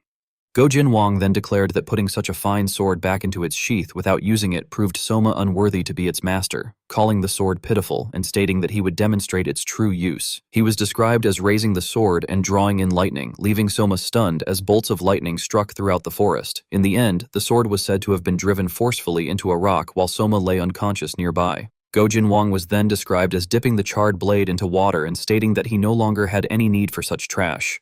As the chains wrapped around him loosened, his back was said to exude danger. He looked at the sword embedded in the ground before forcefully pulling it out, his eyes turning mad as he burst into loud laughter that echoed through the forest. Soma later regained consciousness in anger, calling out for his sword. Go Jinwang was described as praising his spirit, saying that a man should have at least that much courage, acknowledging him, and declaring that he would finish him using the Heavenly Wolf Bloodfang sword, which he had never unleashed before. As the blade began absorbing lightning again, Go Jinwang grew more excited, exclaiming that any other sword would have already been reduced to dust, and his laughter became increasingly unhinged. He was described as using the sword to contend against the forces of nature. Suddenly, it was said that his eyes widened in shock as a surge of power swept past him, causing a violent tremor that seemed capable of tearing space apart. Standing amidst the dispersing smoke, Go Jinwang realized that it was a thread made of energy. Glancing to the side with a frown, he deduced that someone had taken the boy in the meantime, moving like an insect, and concluded that it must have been an assassin. He was then described as smiling with excitement, calling the situation interesting as he spread his power throughout the forest, internally demanding to know where his opponent was. As his magical threads extended into every corner, he fell into thought, reasoning that if the opponent had moved even slightly, his earth-piercing sword sense would have reacted, and wondering if they had already fled. At that moment, his eyes widened as he was suddenly ambushed. Enraged, he shouted at his attacker, while Pio Wol was described as narrowing his eyes with killing intent and launching a direct attack. Go Jinwang retreated as the ground cracked beneath them. Pio Wol was said to have realized internally that this was not an opponent he could fight while protecting Soma, briefly wondering where Soma had gone before forcing himself to focus and concluding that Soma had likely escaped safely. Go Jinwang then announced that it had been years since he had been injured and asked whether Pio Wol was an assassin from Baekwaryeon. Pio Wol remained silent in response. Without waiting, Go Jinwang declared that it did not matter, saying he would beat the answer out of him, and charged forward at tremendous speed, passing by Pio Wol with an excited smile. At that same moment, Pio Wol's eyes widened as he narrowly evaded the fatal strike and quickly retreated to create distance. Go Jinwang praised his movement, while Pio Wol was described as noticing subtle sounds around him and sensing a chilling feeling he had not experienced in a long time. Fixing his gaze directly on Go Jinwang, he heightened his focus, his eyes shining with intensity. Seeing this, Go Jinwang expressed satisfaction, remarking with a quiet laugh that Pio Wol had finally decided to fight him properly. In the silent space, the sound of a snake slithering could be heard as a white serpent crawled across Pio Wol's arm, making him frown slightly. The serpent then climbed onto his head, causing him to widen his eyes as they shone brightly like lamps.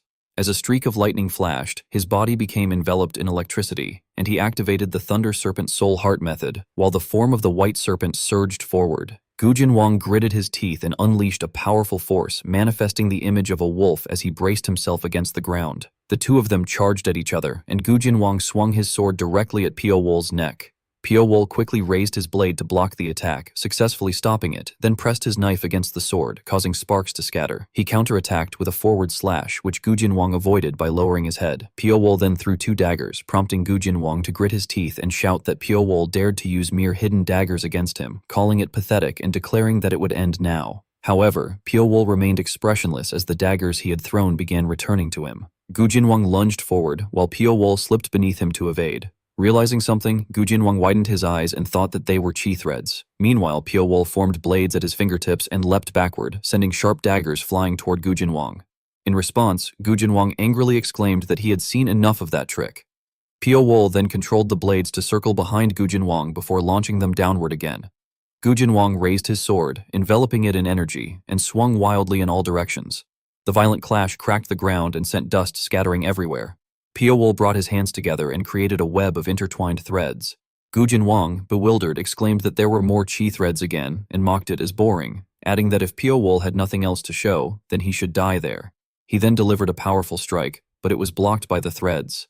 Shocked, he realized that it was kangi, threads made of solidified chi. Pio Wol floated in the air, releasing an intense killing intent as he used Sasakang. Go Jinwang tried to cut through the threads with all his strength, but it was futile, and veins bulged across his face as he clenched his lips tightly. At that moment, a blade pierced his back, causing him to look behind, only for Pio Wol to appear there instantly. Pio Wol then clenched his fist and struck Go Jinwang's back with great force, unleashing Jade Shatter, the impact spreading through his entire body and making him cry out in pain. Go Jinwang gritted his teeth as his clothes tore apart and he spat out a mouthful of blood. The atmosphere then fell silent. After a moment, Go Jinwang smiled and praised that it was excellent and good. Pio Wol maintained a serious expression as a flash of light suddenly appeared, surprising both of them. Go Jinwang frowned and clicked his tongue, saying that that damn old man was coming, then asked for Pio Wol's name. Pio Wol replied that his name was Pio Wol. Gujin Wang smirked and introduced himself as the Wolf King, Gujin Wang, telling him to remember it and that the next time they met, he would repay this debt. He added that he would have loved to settle things with him, but since that bothersome old man had arrived, he would stop there.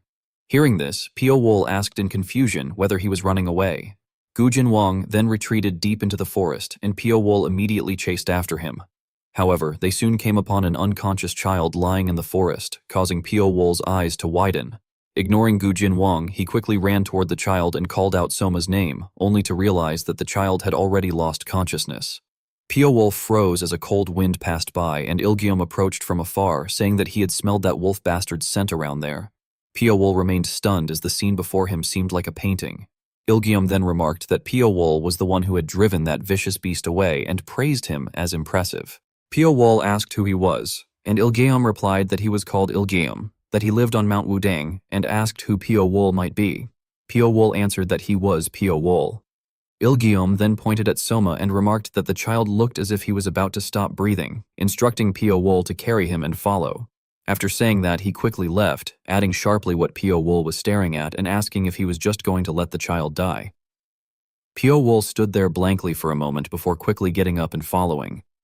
As he walked behind Ilgium, who stepped lightly across the drifting leaves, Pio Wol thought that Ilgium was the former greatest sword of Wudang, Ilgium Jinin, recorded in the pavilion records, and that standing before him felt like standing before a mountain, making him realize how vast the martial world truly was. When they arrived at a house on the mountain, Ilgium looked at Soma and muttered that that wolf bastard was still as cruel as ever, adding that he should have dealt with him back then and cursing his pointless sentiment.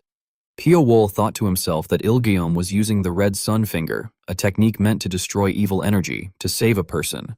After Soma coughed up a mouthful of blood, Ilgium looked at Pio Wol and commented that he had thought only Pio Wol was strange, but the child was strange as well, noting that although the child had clearly learned Shaolin arts, they were twisted. He added that he had restored the child's breathing and that if he recovered properly, he would eat well, relieve himself well, and live fine. Pio Wol thanked him for his help, but Ilgium replied that there was no need for thanks as it gave him hives.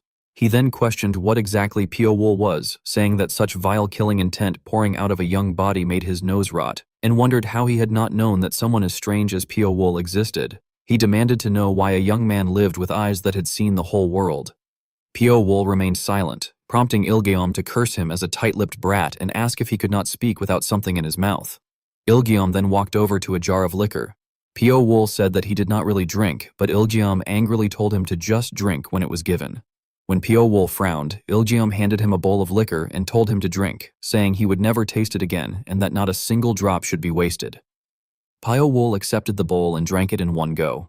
Ilgium took the empty bowl back and remarked that judging by how eagerly he drank, it suited his taste well, then told him to have another drink.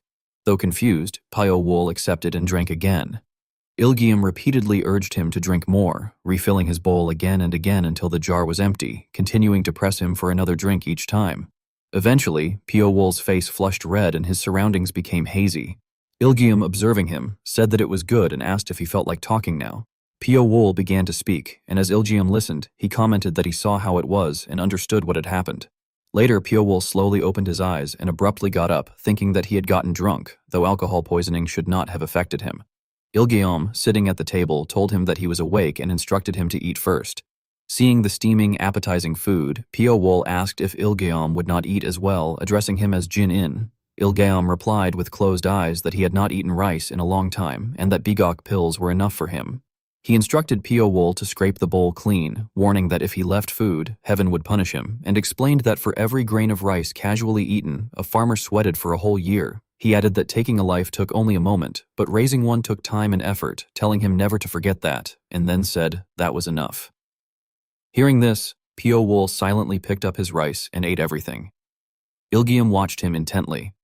After finishing, Pio Wol washed the dishes at a stream, thinking that although he had been drunk enough to pass out, he now felt overflowing with energy and that the liquor had not been ordinary. Meanwhile, Ilgium stood on a cliff watching the sun. Pio Wol approached silently and gazed at the vast blue sky before them.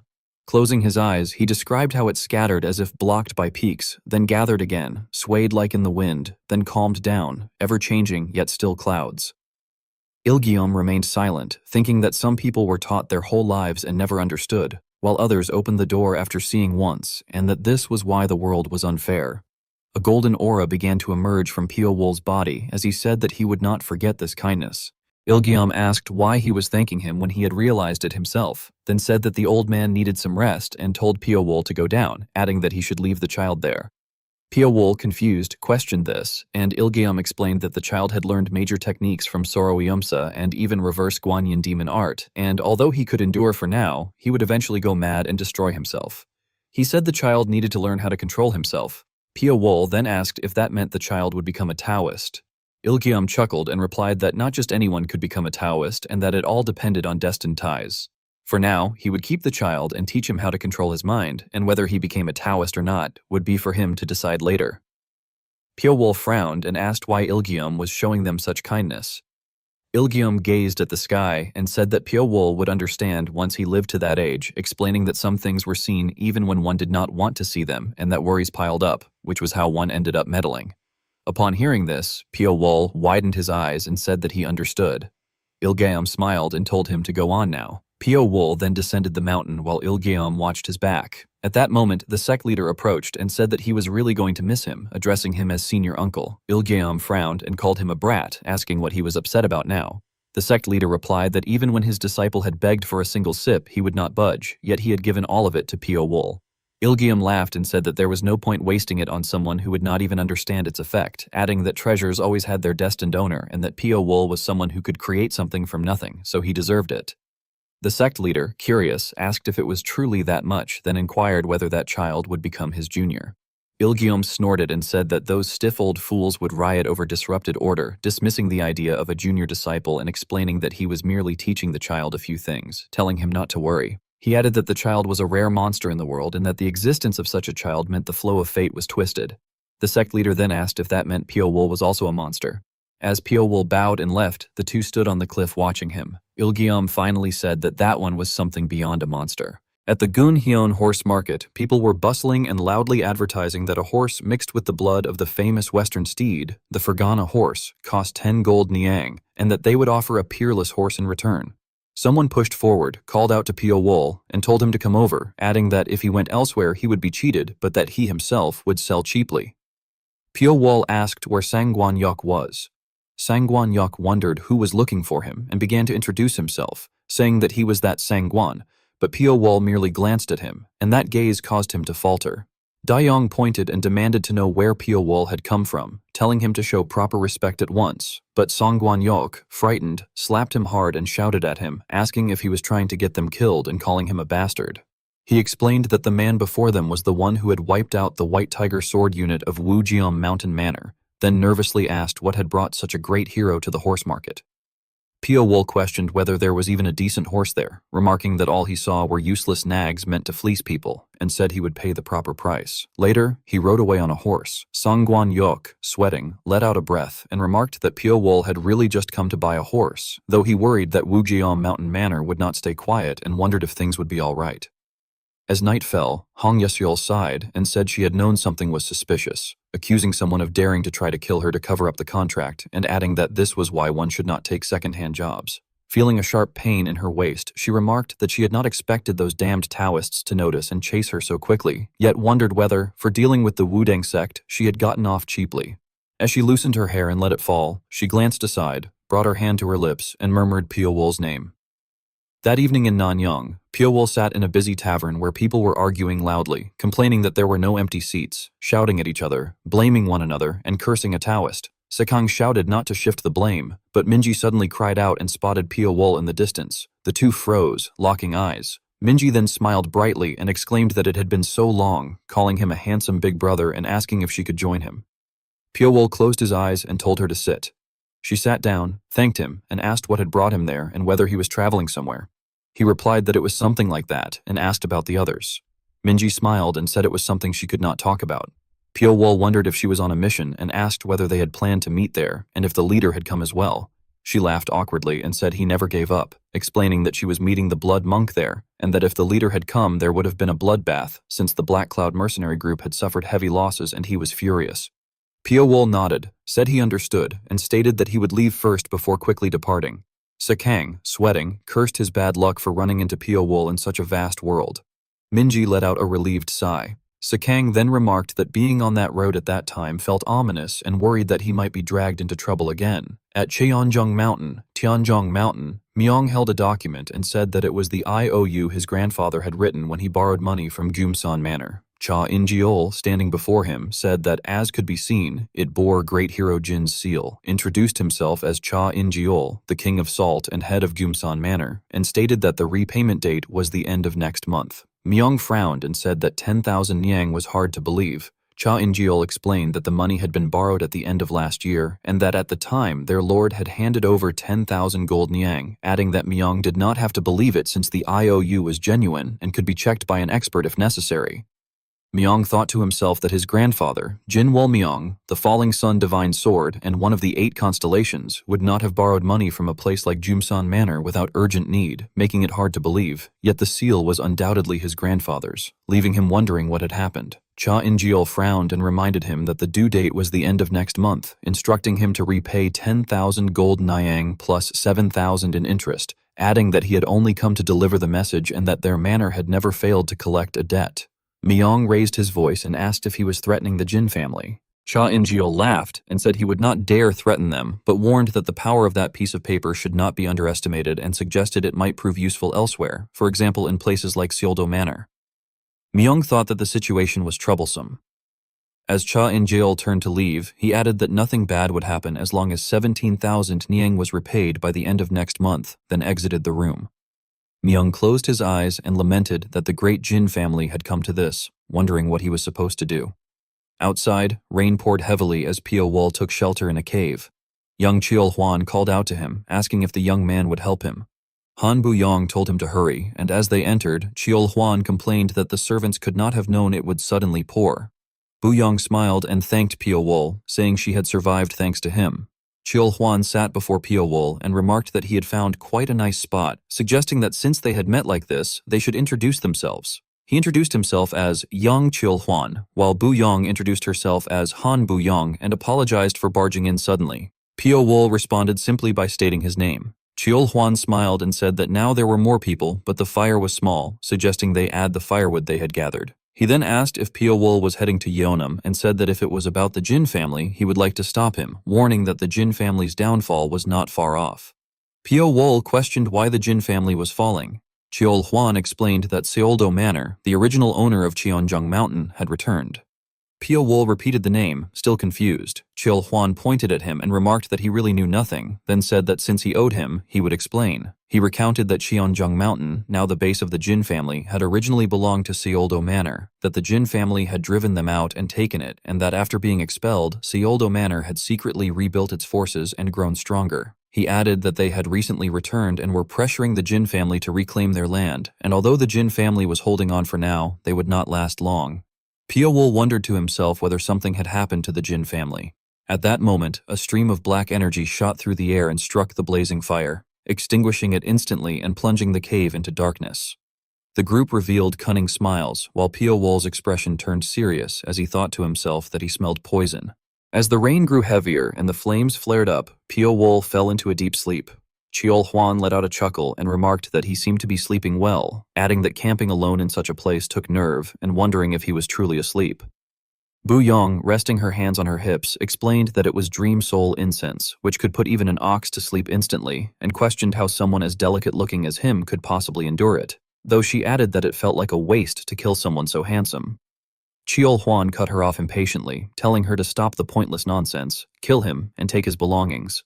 She frowned and replied that he was too impatient, adding that if he had been like that before sunset, they would not have been caught in the rain. However, she suddenly stopped mid-sentence. Startled, Cheol Hwan asked what was wrong and why. At that moment, the heads of the men behind them were suddenly severed, blood spraying everywhere. A gust of wind swept through and extinguished the blazing fire, and in the darkness, Pio Wol's eyes gleamed. Bu-yong's head twisted to one side, her hands becoming deformed, her feet contorting, and her entire body twisting grotesquely as wounds appeared and fresh blood poured out. Terrified, Cheol Hwan exclaimed that it had happened in a single strike, then furiously shouted at his unseen attacker to show himself, swearing he would crush him. Pio Wol's gaze turned ice cold, and in an instant, Cheol Hwan's arms were severed. Overcome with fear, he began to cry, but soon his head was twisted to the side and torn off. Throughout it all, Pio Wol remained silent, controlling everything. Later, at Seoldo Manor in Yeonam, Pyo-wol sat drinking tea as sunlight streamed through the window. Hong Ye-seol approached and greeted him, saying that they met again and asking if she could sit. Pyo-wol closed his eyes and allowed her to sit, and she thanked him as she took a seat across from him. She told him that, thanks to him, she had gone through quite a lot. Pyo-wol asked if Sangjin had told her, and she confirmed that he had, adding that he had not expected things to turn out exactly as Pyo-wol had said. As he lifted the teapot, Pyo-wol remarked that she had somehow managed to get out safely. Hong Ye-seol replied that although her pursuers were strong, their tracking was nothing special, then mused that meeting again so far away might mean they were fated. Pyo-wol calmly responded that it seemed more like a bad fate. Teasing him, she said she thought they could get along quite well, describing them as a peerless beauty assassin and the Reaper of Seongdo. Pyo-wol commented that Baekweryeon truly dug up everything. Hong Ye-seol paused and he continued, saying that only Baekweryeon would possess assassination arts, stealth, and intelligence at that level. Smiling, she admitted that he was indeed as smart as she had heard, saying she had thought the reports were exaggerated, but now had no choice but to believe them. Leaning closer, she asked if he had ever considered joining Baekweryeon, adding that someone like him would receive special treatment. Pyo-wol firmly refused and asked whether she had come all the way to Yeonam just to make that offer. She stood up and replied that meeting him had been a coincidence, but that the offer would remain open for a while so he could take his time thinking about it. She added that it was probably uncomfortable having someone in the same line of work nearby, so she would leave, but before going, she said she would give him a small gift. She placed a book on the table and explained that she had gone through some trouble to obtain it, but the client had disappeared. Pyo-wol asked if it was what she had stolen from the Wudang sect and questioned why she was giving it to him instead of learning it herself. She dismissed the idea, saying that learning such a demonic art would drive a person insane just by glancing at it. Pyo-wol then asked whether it would be fine if he went insane. She touched her lips and blew him a playful kiss, replying that, who knew, it might suit his constitution, and that the Reaper of Seongdo might be a good match for it. She added that if it felt uncomfortable, he could simply return it to the Wudang sect, and that either way, it was a gift before bidding him farewell and saying she hoped to see him again. After she left, Pyo-wol picked up the book and skimmed through its pages, his brows furrowing slightly. Closing it, he remarked that it was a truly absurd demonic art. A streak of dark energy passed by, and he realized that it was 1,000-li tracking incense, meaning it had not been just a simple gift. He noted that once applied, a person could be tracked from 1,000 li away, that the scent did not wash off easily, and that without special training one could not even detect it. He wondered if she was trying to keep him under her control. Frowning, he muttered about assassins. Later, at Cheonjung Mountain, the sound of horse hooves echoed through the forest. Looking around, Pyo-wol remarked that it was a famous mountain, no less renowned than Wudang. Sensing something unusual, he noted that there were more than 10 people nearby and that the closer he got to the Jin family, the heavier the surveillance became. At that moment, Seola called out for him to stop, and others emerged from the bushes surrounding him. She extended her hand and demanded to know who he was. Pyo-wol stared at her intently, thinking that she resembled someone he knew, recalling Jin Jeon-woo. In the desolate mountains, Seola blocked Pyo-wol's path and demanded that he stop, asking who he was and declaring that it was the Jin clan's domain, where no one without permission could enter. Pyo-wol replied that he was Pyo-wol and, after a brief silence with a slight frown, explained that he had been friends with Jin Jeon-woo. Seola questioned in disbelief whether he had truly been friends with that idiot. Pyo-wol responded by echoing her words and asking if she had not been on good terms with Jin Jeon-woo. Seola raised her voice and exclaimed that she did not even want to hear that idiot's name, adding that after running away on his own and dying, he had left them with a disaster. At that moment, Jin Soo-woo stepped forward and told Seola to step back, reminding her that the man had said he was Jeon-woo's friend and that she should show some manners. He introduced himself as Jin Soo-woo, Jeon-woo's younger brother, and mentioned that he had heard his brother had made an interesting friend in Sichuan. Pyo-wol dismounted his horse and clarified that they had only traveled together for a month. Jin Si-woo smiled and remarked that with true friends, the amount of time spent together could sometimes mean nothing. He then introduced the girl as Jin Sola, explaining that she had liked Jeon-woo more than anyone and had been greatly shocked, asking Pyo-wol to understand even if she seemed a bit rude. Seola's face flushed red as she stammered in denial, insisting that she had never liked that idiot and questioning who would ever like a promise breaker, before angrily storming off. Jin Si-woo let out an awkward laugh and apologized for his sister's discourtesy, asking for forgiveness. Pyo-wol replied calmly that it was fine. Jin Soo-woo thanked him for his understanding and invited him inside, also asking if he could call him by name since he had been Jeon-woo's friend. Pyo-wol nodded and told him to do as he liked. Under the sunlight, Yomyoi and the others bowed deeply and addressed their senior brother, saying that they could not forgive themselves and begged to be punished for failing their duty. The sect leader silently observed them, thinking to himself that he did not really want to do that. Yomuji widened his eyes and continued to plead for punishment. The sect leader, still lost in thought, remarked inwardly that Yomuji was so loud and that it would not end unless he punished him. He reflected that although it was a shame they had failed to recover the ultimate demon art, it was not something worth punishment, and that Sangjin had been stagnant for years, so for the sake of the future he should be given time to improve. Finally, he declared that he would hold him accountable with 1 year of wall-facing punishment, and ordered him to take the 7 swords of Qingcheng and go to the wall-facing hall immediately. Yomuji accepted the order, addressing him as sect leader, and then everyone withdrew. The sect leader sighed, and one of his subordinates approached to inform him that a guest from the Rainsword Manor had arrived. He remained silent upon hearing this. Li Chung stepped forward with clasped hands and introduced himself as the eldest young master of Rainsword Manor, paying his respects to Sage Chongjin. The sect leader welcomed him warmly, noting that the eldest young master had come in person. Li Chung explained that because of his younger brother's matter, they had caused trouble for the Qingcheng sect and thanked them for retrieving the body. He then admitted, somewhat ashamed, that he also wished to obtain information about the person who had caused Mu Yeon to turn out that way. Hearing this, the sect leader widened his eyes and thought to himself about Zhang Hoyon, recalling that he was said to be a man who hid a terrifying heart behind a gentle smile, and concluding that it must be true. Until he heard the answer he wanted, he would never back down, and that the people visiting today were not easy to deal with. When Li Chung asked for clarification, the sect leader brushed it off, saying it was nothing and that he had merely been grumbling to himself. He then admitted that he hardly knew anything about that person, adding that the only thing he knew for certain was that his destination was Henan province. Li Chung smiled and said that was enough, thanking him before taking his leave. As he turned away, he muttered to himself about Henan province and instructed someone to submit a request to the Hao clan. The sect leader sighed once more, remarking that the heavenly energies were in turmoil. Meanwhile, Pio Wol sat quietly, holding a cup of tea in silence. After a moment, he remarked that if someone was not planning to kill him, it would be better not to approach like that, as it could cause a misunderstanding.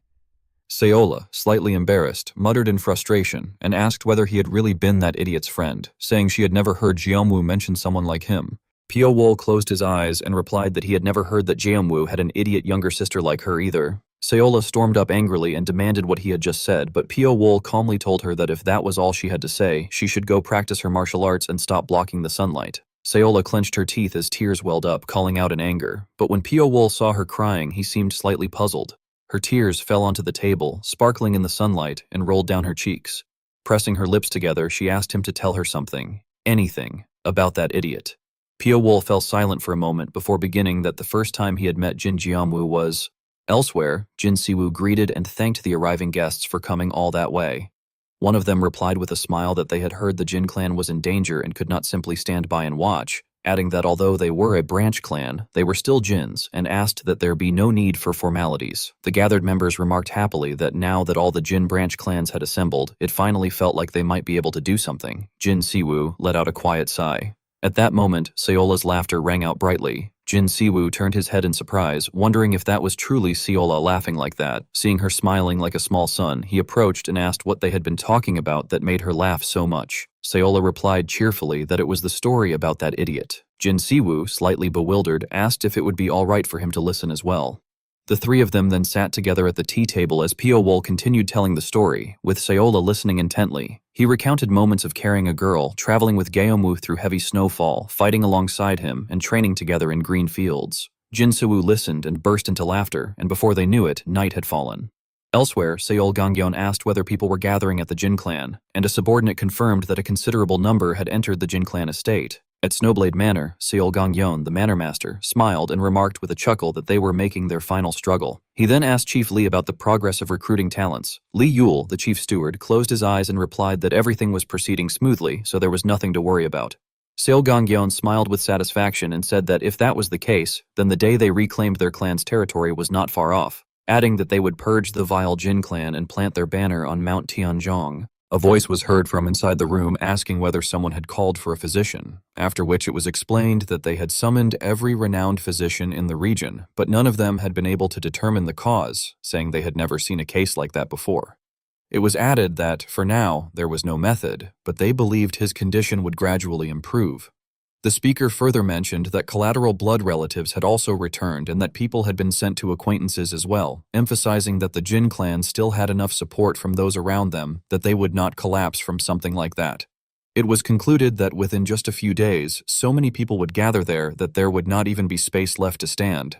Hearing this, Pio thought to himself that, from what he had heard, the Jin clan had supposedly been in quite a difficult situation, but he was glad that the man was not too discouraged, thinking that it was as expected of Jin Jiamwu's younger brother. His thoughts were interrupted by someone calling out from behind, informing the young clan head that guests from the Water Heaven Society had arrived. Upon hearing this, Jin Siwoo expressed surprise and questioned whether it was truly the Water Heaven Society. Before he could wait any longer, the door was suddenly pushed open, and Namgung cheerfully remarked that it had been a while since they had last met, addressing Siwoo. Jin Siwoo, surprised, asked how Wol had ended up there. Namgung smiled and gently explained that he had heard the news about the Jin clan late and had only just arrived, adding that he had come in a personal capacity and that, unfortunately, it would be difficult for the society itself to provide help. Hearing this, Jin Siwoo's expression brightened as he replied that it was fine and that Namgung had still come to help, thanking him. At that moment, Namgung turned and introduced the two people accompanying him, stating that they were Oh Jukong and Yuk Samyang, who were friends of Geomwoo. Oh Jukong then introduced himself, saying that Jin Geomwoo's existence had been like a light to him and apologizing for arriving so late, adding that he would do everything he could to help the Jin clan. Jin Siwoo politely expressed his gratitude, stating that such help would be greatly appreciated. Namgung, who had been silently observing the exchange, then glanced to the side and asked who the other person was.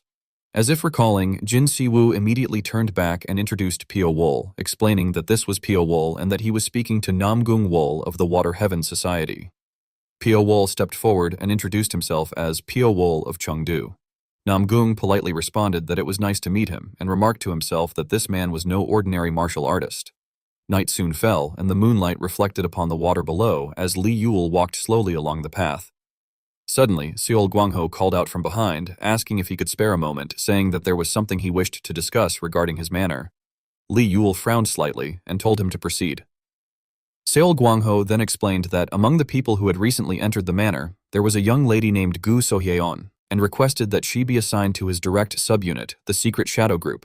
However, his gaze lingered improperly, as if staring arrogantly, which caused Li Yule's brows to furrow meaningfully. This reaction startled Seol Guangho, who inwardly grumbled that Li Yule was merely a chief butler who had gained a bit of his father's trust and had now become arrogant, clicking his tongue as he thought that even after ruining multiple matters due to chasing women, the man still had not come to his senses. Li Yule then calmly responded that he understood and would arrange it. Delighted, Seol Guangho laughed, thanked him, and remarked that he had known Li Yule would understand, telling him to keep up the good work before leaving. Li Yule remained standing in place, watching his figure disappear into the night. Later, still under the cover of darkness, he appeared at another location, where Baek Dogyong stood before him and noted that he had returned. Li Yule immediately asked about the situation. Baek Dogyong respectfully handed over a note and reported that a total of 372 people had returned, with only 5 missing. He added that he had reviewed those who had entered the Snowblade Manor, and that the missing individuals were Yang Chil-wan and his sworn brothers. Li Yule, growing cautious, questioned whether it was truly Yang Chil-hwan, remarking that, given his disposition, there was no way he would have refused the Snowblade Manor's offer, concluding that something must have happened and ordering that the matter be investigated thoroughly. Baek Dogyong acknowledged the command with a respectful affirmation. As Li Yule approached his seat, he inquired about the Jin clan. Baek Dogyong promptly reported that around 300 people had joined them so far, and that more were likely to gather. Li Yule observed that they still had considerable trust behind them, and concluded that they would not collapse easily. Baek Dogyong then suggested whether they should involve them, but Li Yule calmly refused, stating that involving them at that stage would be a waste of strength and that, for the time being, they would proceed using only the Snowblade Manor's own capabilities, dismissing him afterward. Baek Dogyong respectfully acknowledged the order and withdrew. Left alone, Li Yule muttered that peace had lasted far too long. At the same time, in a forest, Pio Wol stood alone on a cliff. Hearing a voice call out, asking whether he had also come there to avoid people, Pio Wol turned to look behind him and, upon recognizing the speaker, frowned slightly as he realized it was Oh Jukong. Sayong, his face flushed red from alcohol, slurred that he did not understand why it was so crowded and asked Pio Wol if he would like a drink. Pio Wol calmly reminded him that he did not drink, and more importantly asked whether he had come up the mountain while drinking. However, Sayong merely scoffed and replied that he had only been wetting his dry lips on the way up, then excused himself for a moment as he loudly called out to Jeomwoo, accusing him of being heartless and asking what had been so urgent that he had left him behind, reminding him that he had said they would drink together for 3 days and nights when they met again. After saying that, Sayong poured the entire bottle of alcohol down below. As moonlight spread over the surroundings, Pyo-wol said nothing and simply supported Sayong as they walked. At that moment, Namgung came running from the opposite direction, his face covered in sweat, calling out to Pyo-wol and Oh-jukong, telling him to get a hold of himself and asking if he had climbed the mountain while drunk, adding that he had caused trouble for Pyo-wol. Pyo-wol replied softly that it was fine. The three of them continued on together, and soon Sayong was taken back home. Watching him leave, Namgung remarked that Sayong had truly liked Geomwoo and that when he heard the news about him, he had taken it harder than anyone else. Hearing this, Pyo-wol slowly asked whether Namgung had said he came in a personal capacity and not as part of the Water Heaven Society, pointing out that if he had invoked the society's name, he could have ended the dispute much more easily and quickly, and asking why he had not done so. Namgung's expression grew serious as he explained that if they were not careful, it could become the fuse for another world war. Pyo-wol questioned whether he meant a world war, and Namgung openly elaborated that the Blood Heaven War had left a great wound on the world, with countless people bleeding and the balance of power changing. He added that the celestial demon troop which had caused the war had disappeared without leaving even a single trace, and that the Water Heaven Society had nearly met the same fate.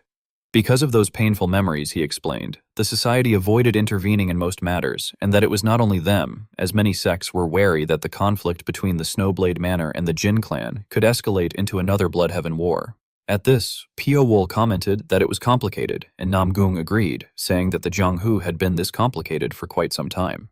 He explained that although people often said the Jianghu pursued freedom and valued righteousness and chivalry, in reality it had become more calculating and selfish than ordinary people, adding that the aftermath of the Blood Heaven War was what had made it that way. He then said that he wanted to hear Pyo-wol's story and asked what the purpose was of Chengdu's Reaper coming to the Jin clan.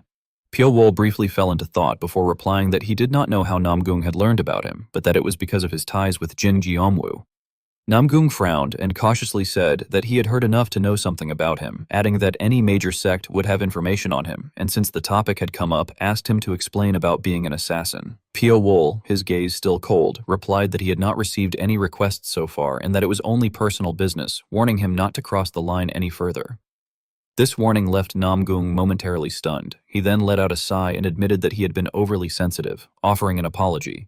Their conversation was suddenly interrupted by shouts about a wounded man and calls for a physician. A severely injured man was quickly found collapsed on the road. Namgung, alarmed, raised his voice and asked what had happened. The injured man, in pain, explained that it had been those bastards from the Snowblade Manor. That single statement was enough to make Namgung break into a cold sweat. Meanwhile, in Runan, martial artists seeking fame by joining the conflict between the Snowblade Manor and the Jin clan were gathering. Inside a noisy tavern, people were arguing that the fight would end with the Jin clan's victory, claiming that the Snowblade Manor had already fallen long ago and would be crushed in a single blow. From behind, a rough-looking man challenged them, questioning what they had just said and asking how a declining Jin clan could defeat the Snowblade Manor. The blonde man who had spoken earlier retorted by asking who he was to interfere and whether he was a martial artist from the Snowblade Manor. The black-haired man scoffed and provocatively replied that it did not matter and asked if they wanted to try him. The argument quickly drew the attention of those nearby, who began shouting and asking whether the Jin clan and the Snowblade Manor had already clashed, urging them to draw their swords and settle it. Soon, the martial artists gathered in Runan began clashing in various places, and the fighting spread throughout the entire region. The wounded were lying scattered across the ground as KGO, sweating, reported that there were more than 70 injured and warned that if they simply sat by and did nothing, the clan's morale would hit rock bottom. Jin Siwoo turned to Yusung and asked if he would go as their envoy to demand an apology from the Snowblade Manor, adding that if they showed their willingness to resolve the matter and built proper justification, their allies in the Jianghu would support the Jin clan's cause. Yusung, with a serious expression, replied that he understood and told him to leave it to him. Jin Siwoo bowed his head and let out a sigh, thinking to himself with a heavy breath, and then wondered internally whether, if Jeomwoo had been there, they might have been able to overcome the situation more easily. His attention was suddenly drawn elsewhere, and upon seeing Pyo-wol in the distance, the two made eye contact. Pyo-wol nodded in greeting, and Jin Siwoo smiled and returned the gesture. He then thought that he now understood why Guillaume had tried to get close to him, as just having Pio Wall there made him feel strangely reassured. Meanwhile, the subordinates, writhing in pain, cried out that they would never forgive those vile bastards of the Snowblade Manor, chanting repeatedly that it would be blood for blood and death for death. As the chant grew louder and more frenzied, Pio Wall sensed something strange, thinking that it was a flow of madness and that the situation was bad. If things went wrong, not only Runan, but even Henan province itself could be swallowed by that madness. The crowd soon fell into chaos as someone shouted that the elder had returned and ordered that it be reported to the young clan head. Jin Siwoo rushed over and called out to Yusong, who responded weakly. Shocked by his disheveled state, Jin Siwoo asked what had happened and whether they had been attacked despite him going as an envoy. Yusong, sweating, explained that he did not know exactly how it had happened, but the Snowblade Manor had produced a debt note from the Golden Manor. When he demanded an apology, they shoved the note in his face and tried to force them to repay the money instead, and that was when the clash broke out. Jin Siwoo pressed his lips together and thought in frustration that if it were true, the Snowblade Manor would gain justification to pressure the Jin clan. Yusong added that he was ashamed he could not bring back any results, but Jin Siwoo firmly told him that it was not his fault and that he had done everything he could, ordering others to bring him inside quickly. After Yusong left, Jin Siwoo frowned in thought until a voice suddenly called out for him to come at once. At the gate, two people were causing a disturbance. Guangsan loudly introduced himself as O Guangsan, head of the dragon-slaying hunter corps, and presented his wife, the mystic witch Sa Okyeon, declaring that they had come to collect the money the Jin clan had cheated them out of. He then produced a debt note, stating that it clearly said the clan would repay 10,000 nyang in gold as principal, along with 7,000 nyang in interest by the end of next month to the Golden Manor, and emphasized that it was personally signed by the clan head, Jin Walmyong. Hearing this, the crowd was stunned and questioned whether they had really borrowed money from the notoriously vicious Golden Manor and whether the Jin clan had truly been in such dire straits. From a distance, Pio Wall observed the situation and remarked that they had been played. Sayong, confused, asked what he meant, and Pio Wall explained that with just a few words and a scrap of paper, their enemies were dragging the Jin clan's authority through the mud, and that whether the debt note was real or fake did not matter. People would begin to doubt whether it was safe to entrust themselves to a clan whose finances appeared to be collapsing. He added that the enemy had waited for the right moment, and that someone in the Snowblade Manor clearly knew how to use their head properly. Namgung then stepped forward and commented that it sounded like the Snowblade Manor's circumstances were not so good either if they had to go to such lengths just to squeeze a few coins out of a forged scrap of paper. Guangsan frowned and demanded to know what he meant, but Namgung took the debt note and pointed out that it was a 20,000 nyang voucher issued by the Golden Manor. If the principal was 10,000 and the interest 7,000, there would be 3,000 left over. He then told Guangsan to take it and use it to support the Snowblade Manor's struggling finances. Cornered, Guangsan angrily muttered under his breath, while the crowd rejoiced at seeing him lose face. Jin Siwoo smiled and addressed Namgung as brother. Ultimately, Guangsan was forced to bow his head and apologize, casting a resentful glance at Namgung. Later, as the couple walked into the forest, Okyeon fumed that she had not expected to be humiliated instead, and asked what they would tell the chief. Guangsan replied irritably that he did not know and had no excuse. Hidden behind a tree, Pio Wall overheard their conversation.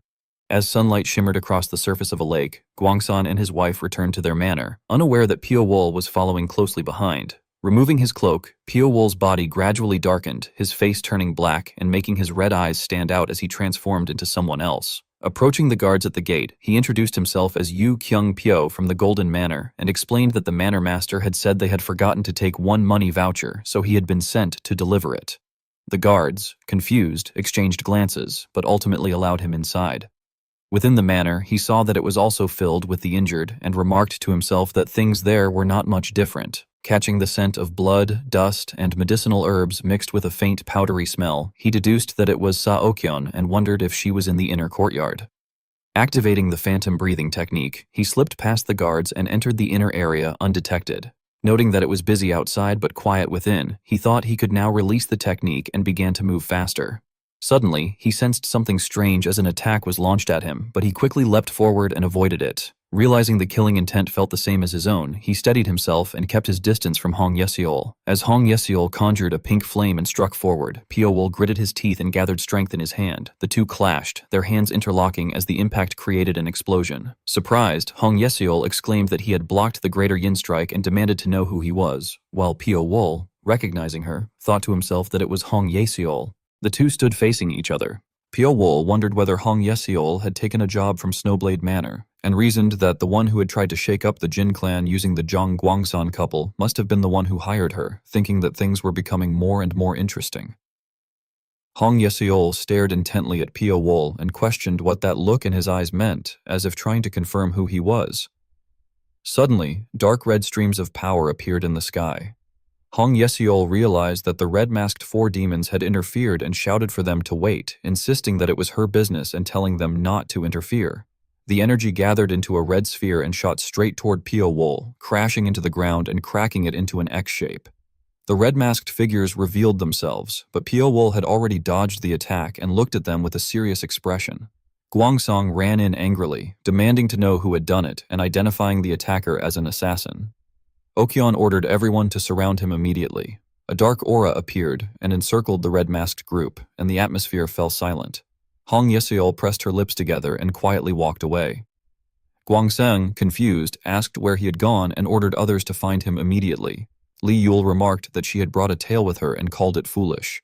Hong Yesiol muttered that it was nonsense and insisted that she was the one who had caught him, questioning whether he had hired other assassins besides her and stating that it was a breach of contract. Li Yul replied that it had only been to make sure things got done. Hong Yesiol, now standing behind him, declared that if that was how he did business, then she was done with him. Li Yul questioned whether that was how the 100 Spirit Troop always handled its deals, and whether they cast aside contracts whenever they pleased. Hong Yesiol frowned and argued that he had broken the terms first and insulted her, adding that she was one of the 10 blood assassins, and that the 100 Spirit Troop leader guaranteed her that level of autonomy. Li Yul closed his eyes and told her to do as she liked. Hong Yesiol quickly left. Watching her go, Li Yul thought that a mere assassin dared to become arrogant without knowing her place. As Hong Yesiol ran through the forest, she kept thinking about Pio-wol's eyes, concluding that he was not someone the red-masked four demons could handle. She also considered using lightning bloodhound incense, noting that once used, it would numb her sense of smell for 10 days, which she had wanted to avoid, but decided to use it if she was going to track down the scent. She sniffed the air and soon found the trail, realizing that she had been right. At an abandoned house, black smoke rose as Pio-wol sat inside, burning a fire. He had burned the book Hong Yesiol had given him. He called out for her to come out. Having been discovered, Hong Yesiol became angry and accused him of knowing from the start and luring her in, saying that it had been a while since she had been this angry. Pio-wol tossed a dry branch into the fire and said that he had something to ask her. Hong Yesiol smiled and questioned whether he really thought she would answer, then threw a prepared medicinal pouch that acted as a bomb into the fire, causing a large explosion. Dust and smoke filled the air, obscuring vision. Pio-wol closed his eyes and smiled faintly. Meanwhile, Hong Yesiol hid behind a wall, realizing that he had vanished and that he knew she had not escaped. She concluded that it had become a battle between assassins. She deployed the technique Inescapable Silver Web, spreading thin threads throughout the house and declaring that he could try to hide, but even the slightest movement would be detected by her web. As time passed and darkness fell, Hong Yesiol remained still, wondering if he had left, noting that it had been far too long for someone to remain motionless, and that he did not seem like the type to give up on a target. Suddenly, her threads began to tremble. She widened her eyes, realizing it was him, and prepared to attack. However, when she moved out, no one was there. Pio-wol had already appeared behind her and stabbed a knife into her shoulder, causing her to grimace in pain. Hong Yesiol swung her cloak, releasing poisonous smoke, which Pio-wol inhaled. She smiled triumphantly, believing she had succeeded in poisoning him and that his internal organs would soon melt. At that moment, a thread wrapped around her leg and yanked her away. Shocked, she questioned how it was possible, realizing they were energy threads and wondering why the poison was not working. Terrified and in tears, she begged him to wait and promised to tell him everything. Pio-wol questioned why an assassin would so easily volunteer secrets and asked what she was plotting. Her lips trembling, Hong Yesiol insisted that she was not hiding any grand secret and promised again to tell him everything, asking him to stop glaring at her like that. Pio-wol manipulated the thread to pull the knife out of her shoulder, causing her to clutch it in pain. Feigning a pitiful expression with tears in her eyes, she complained that it hurt, but Pio-wol ignored her and ordered her to speak, demanding to know who was behind her. Clicking her tongue, she admitted that she had expected that tactic would not work and revealed that Li Yul, the chief steward of Snowblade Manor, was behind it. She explained that he seemed to be the reason the manor had expanded greatly and returned to Runan, though she did not know his true identity, describing him as extremely cold and calculating. Pio-wol asked if even the 100 Spirit Troop did not know his identity. Hong Yesiol replied that they were investigating but had not yet uncovered it. adding that he frequently hired assassins from their troop. Pio Wool asked whether he always hired assassins of her level. She answered that this was the first time he had hired someone of her level, implying that the matter was very important to him and that he had chosen the assassin he trusted most. Pio Wool remarked that for someone so trusted, she spoke quite easily. Angered, Hong Yeseol argued that he had violated the contract first by secretly hiring other assassins behind her back, breaking the unspoken rules of their world. She stated that she had told him everything she knew and, if he had no more questions, she would leave. Pio Wool commented that it was not much. Hong Yeseol put on her hat and said that it was all she knew, adding that her contract with Snowblade Manor was now void, but warning him not to relax, as Li Yule would likely bring in more people. She then bid him farewell and left. Pio Wool reflected that the 100 Spirit Troop was a group bound by necessity whose members acted freely, thinking that if he caught the others, he would know for sure. As morning came and the sky turned clear, Li Yule asked what had happened. A red-masked member admitted that although he did not know about killing techniques, the opponent's stealth and movement skills had been far superior to theirs. Li Yule remarked that their earlier confidence had been baseless and questioned whether assassins of that level were common even outside the 100 Spirit Troop. The red-masked member denied that such a thing had ever been the case. Li Yule frowned, acknowledged the situation, and ordered them to leave. They quickly departed. He then wrote on a piece of paper that the opponent was no ordinary assassin, and wondered how the Jin clan had managed to recruit someone like him, even speculating whether he could be the Reaper from Sichuan. He concluded that if the Jin clan had truly brought in such a person, they would have to rethink their approach. Li Yule then carried the letter to a bird by the window, which took it and flew away. Watching it, his eyes gleamed as he thought that to hunt an assassin, another assassin worked best. It was announced that over 100 people had joined the Jin clan, that a massive unidentified group had appeared in Xinjiang and was said to be heading for Runan, and that a large number of martial artists had also appeared in Yingsheng and were likewise heading to Runan. At the Zhengzhou Hao clan Henan branch, Li Guiyang stood in thought, reflecting that as the Hao clan branch leader, even the main branch was taking the situation involving the Snowblade Manor and the Jin clan seriously. He wondered whether there might be some special commission for the head of the inspection squad to come in person, noting that the Snowblade Manor, the Rainsword Manor, and several other requests were all looking for the same person, Pio Wool. He considered that Pio Wool had only appeared at Mount Wudang not long ago, yet both the Snowblade Manor and the Rainsword Manor were already paying attention to him. He questioned why Pio Wool had entered the Jin clan, reasoning that if it had been for money, the Snowblade Manor would have been the better choice, and wondering if he had some personal connection there. Hong Yuxin murmured that Jin Jianwu had stayed in Sichuan for a while not long ago and must have built a relationship then. He added that Jin Jianwu had died recently, but for some reason the incident had been downplayed and none of the internal details had come out, concluding that it looked like he would have to go there himself. Li Guiyang, sweating, asked if he was going personally. Hong Yuxin turned his head and replied that even if they sent others, they would not be able to get close to him, and that if he went himself, the chances would be highest. After reading a letter, one of his subordinates was startled. Li Guiyang asked what it was, and the subordinate replied fearfully that Shaolin had moved and had sent down warrior monks. Li Guiyang reacted in confusion and asked where they were headed. Hong Yuxin frowned and said that at this point there was only one place they would dispatch warrior monks to. Li Guiyang muttered in confusion that it must be Runan, adding that it could be an appropriate measure, as if Shaolin intervened, the two sects would restrain themselves at least a little. Hong Yuxin wondered whether they really would, noting that Shaolin had moved and that they were not people who would act so easily. Outside, as the wind blew and sunlight filtered through the leaves, Pio Wool looked up at the sky. Saiyong approached and remarked that Pio Wool was up early and seemed to have slept poorly like him, apologizing for having shown an ugly side before with a laugh. Pio Wool questioned why he was drinking in the morning. Saiyong replied cheerfully that liquor tasted best in the morning and added that even if he were dying tomorrow, he could not hold back. Suddenly, a loud cheer rang out. Saiyong wondered who could be making such noise so early in the morning and suggested that it must be some big shot who had arrived, asking if Pio Wool wanted to go take a look. Pio Wool responded with silence, but the two still decided to go see the commotion. Pio Wool silently observed the crowd, looking at each person until his gaze stopped on Yucheon. He remarked seriously that the man was strong. People excitedly exclaimed that the Sword Supreme had arrived and that Warrior Han had come to help the Jin clan. Han Yucheon merely scoffed. Suddenly, his eyes widened as he noticed Pio Wool among the crowd and decided to take a closer look. As people marveled in shock and told everyone to get back, Pio Wool suddenly vanished from sight. Han Yucheon thought in astonishment that the man had disappeared right before his eyes and wondered whether the Jin clan had someone like that. Jin Siwoo greeted him respectfully, welcoming Han Yucheon and asking how he could come without sending word in advance. adding that they would have gone out to greet him if they had known. Han Yucheon frowned and told him not to misunderstand, stating that he had not come to help the Jin clan. Jin Siwoo asked for clarification, and Han Yucheon, standing with his arms crossed, declared that he had come to watch the Jin clan fall. Jin Siwoo fell silent upon hearing this.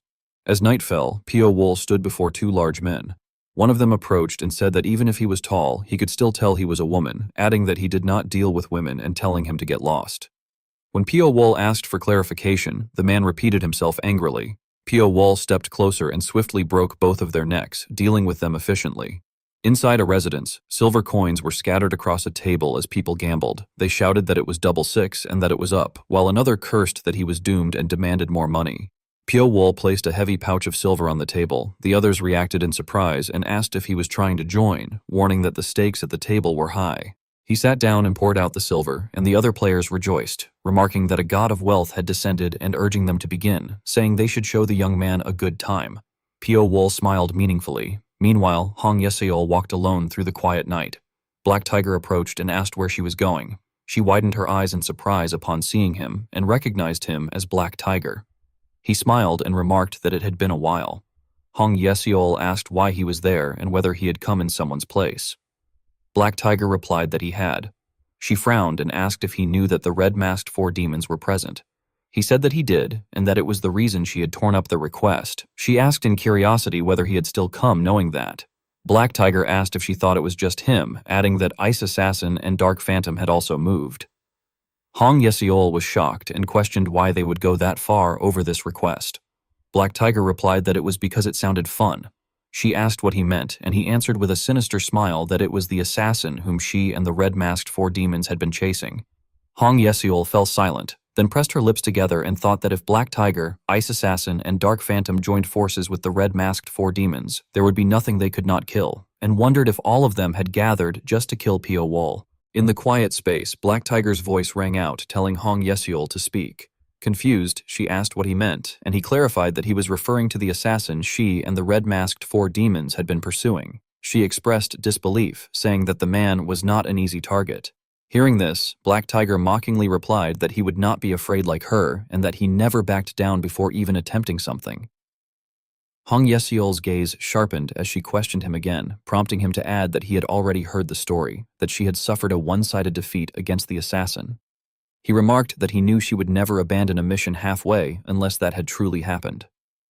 In a stern tone, Hong Yeseol warned him that he would regret it, but Black Tiger confidently responded that he had never failed before and would not regret anything. He then added that she seemed to be in a bad mood and that he would not bother her further, noting that the more she spoke, the more it would hurt her pride. His words caused Hong Yeseol's expression to darken, and she ground her teeth in anger, thinking that he dared to speak to her that way. She then turned and left, her gaze growing even colder as she thought that he should not have treated her like a fool. Back at the gambling house, dice were scattered across the table and the surrounding people wore expressions of disbelief. In front of Pio Wool lay a pile of silver. One person exclaimed in shock, while another asked what was going on with the table that day. He then looked at Pio Wool and angrily demanded to know who he thought he was for interfering with someone else's business, ordering his men to cut off Pio Wool's hands and force him to kneel so they could find out his identity. In the next moment, numerous threads appeared around Pio Wool, while arrows simultaneously threatened the people in the gambling house. The man's face turned pale as he stammered in shock, recognizing it as a telekinetic sword technique. He immediately bowed deeply and begged for forgiveness, admitting that he had made a grave mistake by failing to recognize such a master. Pio Wool slowly stood up and looked down at the trembling crowd, then demanded that they tell him everything they knew about the Snowblade Manor and the Jin clan from the time they began settling in Mount Tianzhong. The request surprised the owner, who hesitated before eventually answering with a sincere expression that they had told him everything they knew and that it should clarify matters. Pio Wool remained silent for a moment, as if piecing everything together, before stating that he would stay in the Jin clan for some time and instructing them to report to him if they identified anyone noteworthy who had recently arrived. The owner, still flustered, asked what they should do with his winnings, to which Pio Wool ordered them to deliver 1/10 to him as a check and keep the rest. The owner, overwhelmed with gratitude, repeatedly thanked him. However, Pio Wool's gaze suddenly turned cold as he warned them to ensure that no word of what had happened that day would spread. The group, frightened once again, hurriedly assured him that of course they would keep silent. Elsewhere, someone expressed gratitude to Buddha, saying that they had finally arrived in Henan. Filled with appreciation, he praised Bo-kyung for guiding them there, and Bo-kyung politely replied that it was no trouble. The man then sighed, remarking that the conflict between the Jin clan and the Snowblade Manor might spark a great war, and that he could only pray that both sides would accept the compromise proposed by Shaolin, as his heart felt heavy. At that moment, another person introduced himself as Goinje Yomiuri, the squad leader of the Snowblade Manor. The Shaolin disciple welcomed him warmly, introducing himself as Sung Woon, a first-generation disciple of Shaolin, and explained that he had come to see the Manor Master because there was something he needed to discuss. He asked whether it would be possible to meet him and was told to wait a moment. Inside a room, two people were conversing. One reported that a first-generation disciple of Shaolin had come for a private meeting with the Manor Master. The other, calmly resting with his eyes closed, remarked that it would be surprising if Shaolin had not become involved, adding that everything was proceeding as planned. He then instructed that once the meeting ended, the guests should be treated to a feast so lavish that it would make them uncomfortable, to which the other person replied that he understood. Another individual entered and reported that a guest had arrived, the one the chief steward had requested. The man responded by telling them to let him in. Soon after, the guest entered, clasped his hands, and introduced himself as Jang Muryang, captain of the Black Cloud Corps, paying his respects. In another place, Pyo Wol was leisurely drinking tea when he heard a familiar voice praising someone for coming all the way there and telling them to rest well until the leader returned. Sakang cautiously advised them not to drink too much. At that moment, Minji seemed to recognize someone and expressed her surprise. Another subordinate also recognized the person and reacted in shock, but Sakang quickly ordered everyone to halt. Minji stepped forward and greeted Pyo Wol, saying she had not expected to see him there. Another person followed up, remarking that they were meeting again. Pyo Wol inferred that they must be there on some mission, which surprised Sakang, who denied it and claimed they were merely stopping by on their way before asking what had brought him there. Pyo Wol replied that he too was just passing by, though the other man laughed, calling it an incredible coincidence. Minji then flirtatiously suggested that perhaps they shared some bond of fate, which irritated Sakang, who internally cursed her for falling for such notions again. At the same time, Minji herself felt uneasy, thinking that seeing him again was making her heart waver and that meeting him in Runan of all places was troubling, especially since they had brought only a few people to conceal their tracks. She worried that this encounter might expose them and concluded that it would be best to kill him quickly. She stepped closer and spoke frankly, telling Pyo Wol to leave immediately, saying that if he did so, they would have no problems with each other. She admitted that she did not know what had brought him there, but insisted that he leave. Pyo Wol's eyes turned cold as he observed that they clearly had a purpose for being there. She sharply retorted that the same applied to him, arguing that an assassin like him would have no reason to remain in one place for so long otherwise. Minji then demanded to know who had hired him, whether it was the Snowblade Manor or the Jin clan. Pyo Wol calmly repeated that he was just passing by, which angered her further as she questioned how he expected her to believe that. At that moment, Sakang grabbed her shoulder and urged her to calm down, asking why she was so heated and joking that she was acting as if she had caught her lover cheating. Minji reacted in disbelief and anger at his remark. Suddenly, another voice interrupted, wondering what had taken them so long and asking what they were doing there. This time, it was Hong Yeseol, who arrived with a cheerful smile as she took in the scene before her. The three of them looked toward Hong Yeseol as she gently reminded them whether they had forgotten that they had promised to have a meal with her, adding that she had waited for a long time and they never came, yet they had been with other people instead. She then remarked that a person's class rises when they spend time with those who match their station. Minji, provoked and flushed red, gritted her teeth and demanded to know who she was. Hong Yeseol innocently replied that she was that man's lover, which left Minji utterly shocked. Trembling, Minji stammered in disbelief, questioning whether the reason he was staying in Runan was because of this woman. Hong Yeseol countered that there was nothing wrong with it, saying it was only natural for a man to be drawn to a beautiful woman, and added that it was probably something Minji would not understand. Enraged at being looked down on, Minji lashed out angrily, insulting her and questioning how a courtesan-like woman could dare to look down on her. Sakang hurriedly tried to stop her, calling out to Ranju, but Minji instead ordered them to grab Hong Yeseol. However, he intervened and told everyone to stop them. As they restrained Minji, she struggled and shouted for them to let her go, warning that if Hong Yeseol fell into her hands next time, she would truly kill her. Hong Yeseol burst into laughter, clearly amused. Sitting beside her, Pyo Wol asked what she was thinking. She replied with a bright smile that it simply seemed like it would be fun, then revealed that someone had entered Runan to take her place and that his target was not the Jin clan, but Pyo Wol himself. Surprised, he asked why she was telling him this. Suddenly, she kissed him on the cheek, leaving him momentarily stunned. She then carefully told him that she would truly be sad if he were killed by that man, urging him to be careful and reminding him that she had clearly warned him. Pio Wol silently watched her leave, thinking to himself that if the person was replacing Hong Yeseol, then he must be one of the 10 blood assassins. He reasoned that they would not have hired only one assassin, and that the one who had brought in the Black Cloud Corps was likely the man behind Snowblade Manor. He concluded that this man was not merely trying to reclaim dominance over Mount Tianzhong and Runan, but was aiming for something beyond that.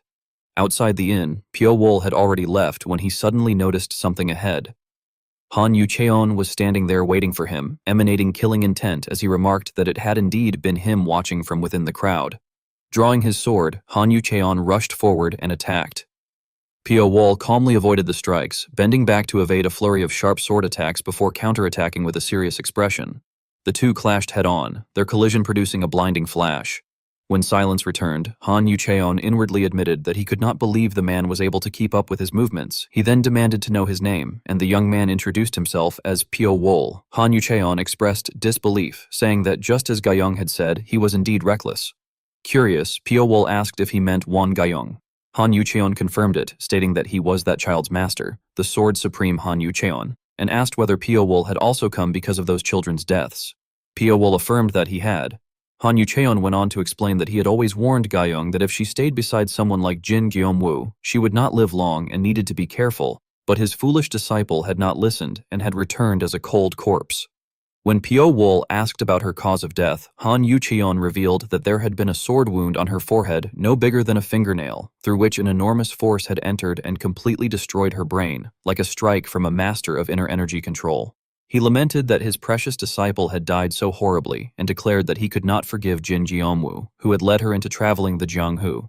Pio Wol argued that this was sophistry, saying that calling it being lured underestimated her, as going with Jin Jiomwu had been her own choice. He added that Han Yucheon simply needed someone to blame, which was why he hated Jin Jiomwu. Han Yucheon admitted that might be the case, but said it did not matter even if everyone cursed him for it, as he had never been a man with a generous heart. He then asked if Pio Wol knew anything about the matter. Pio Wol replied that he had no proof, but had his suspicions, and that the truth would soon become clear. This shocked Han Yucheon, who asked if it was true, and said that if Pio Wol found the murderer and made it possible for him to take revenge, then even if the entire Jianghu turned against him, he would stand by his side and fight, swearing it on his title as Sword Supreme. Elsewhere on another mountain, Sung Woon remarked that Mount Tianzhong's energy was better than he had expected, and Bo Kyung agreed. Sung Woon recalled that everything depended on the Jin clan's decision, and that if they refused to return their homeland, they would take it back by force, with justification on their side, allowing even Shaolin to intervene. He added that they would need the Jin clan to be reasonable. Later that night, Jin Siwoo respectfully greeted them, introducing himself as a member of the Jin clan. Sung Woon introduced himself as well, and said it was an honor to meet him. He then told Bo Kyung that he would speak with Jin Siwoo while Bo Kyung looked around the Jin clan. Bo Kyung agreed. Jin Siwoo expressed his concern that if they were not careful, not only Henan but the entire world could be swept into war, suggesting that if the Jin clan could compromise even a little. However, he then questioned how much more they were expected to compromise, pointing out that it was easy to speak of compromise when it was not their problem. Realizing his tone, he apologized for raising his voice. Sung Woon responded with understanding, saying that anyone else would feel the same, and assured him that Shaolin would also consider what they could do. He then suggested ending the discussion for the day. Jin Siwoo agreed and offered to guide them to their lodgings, for which Sung Woon expressed his thanks.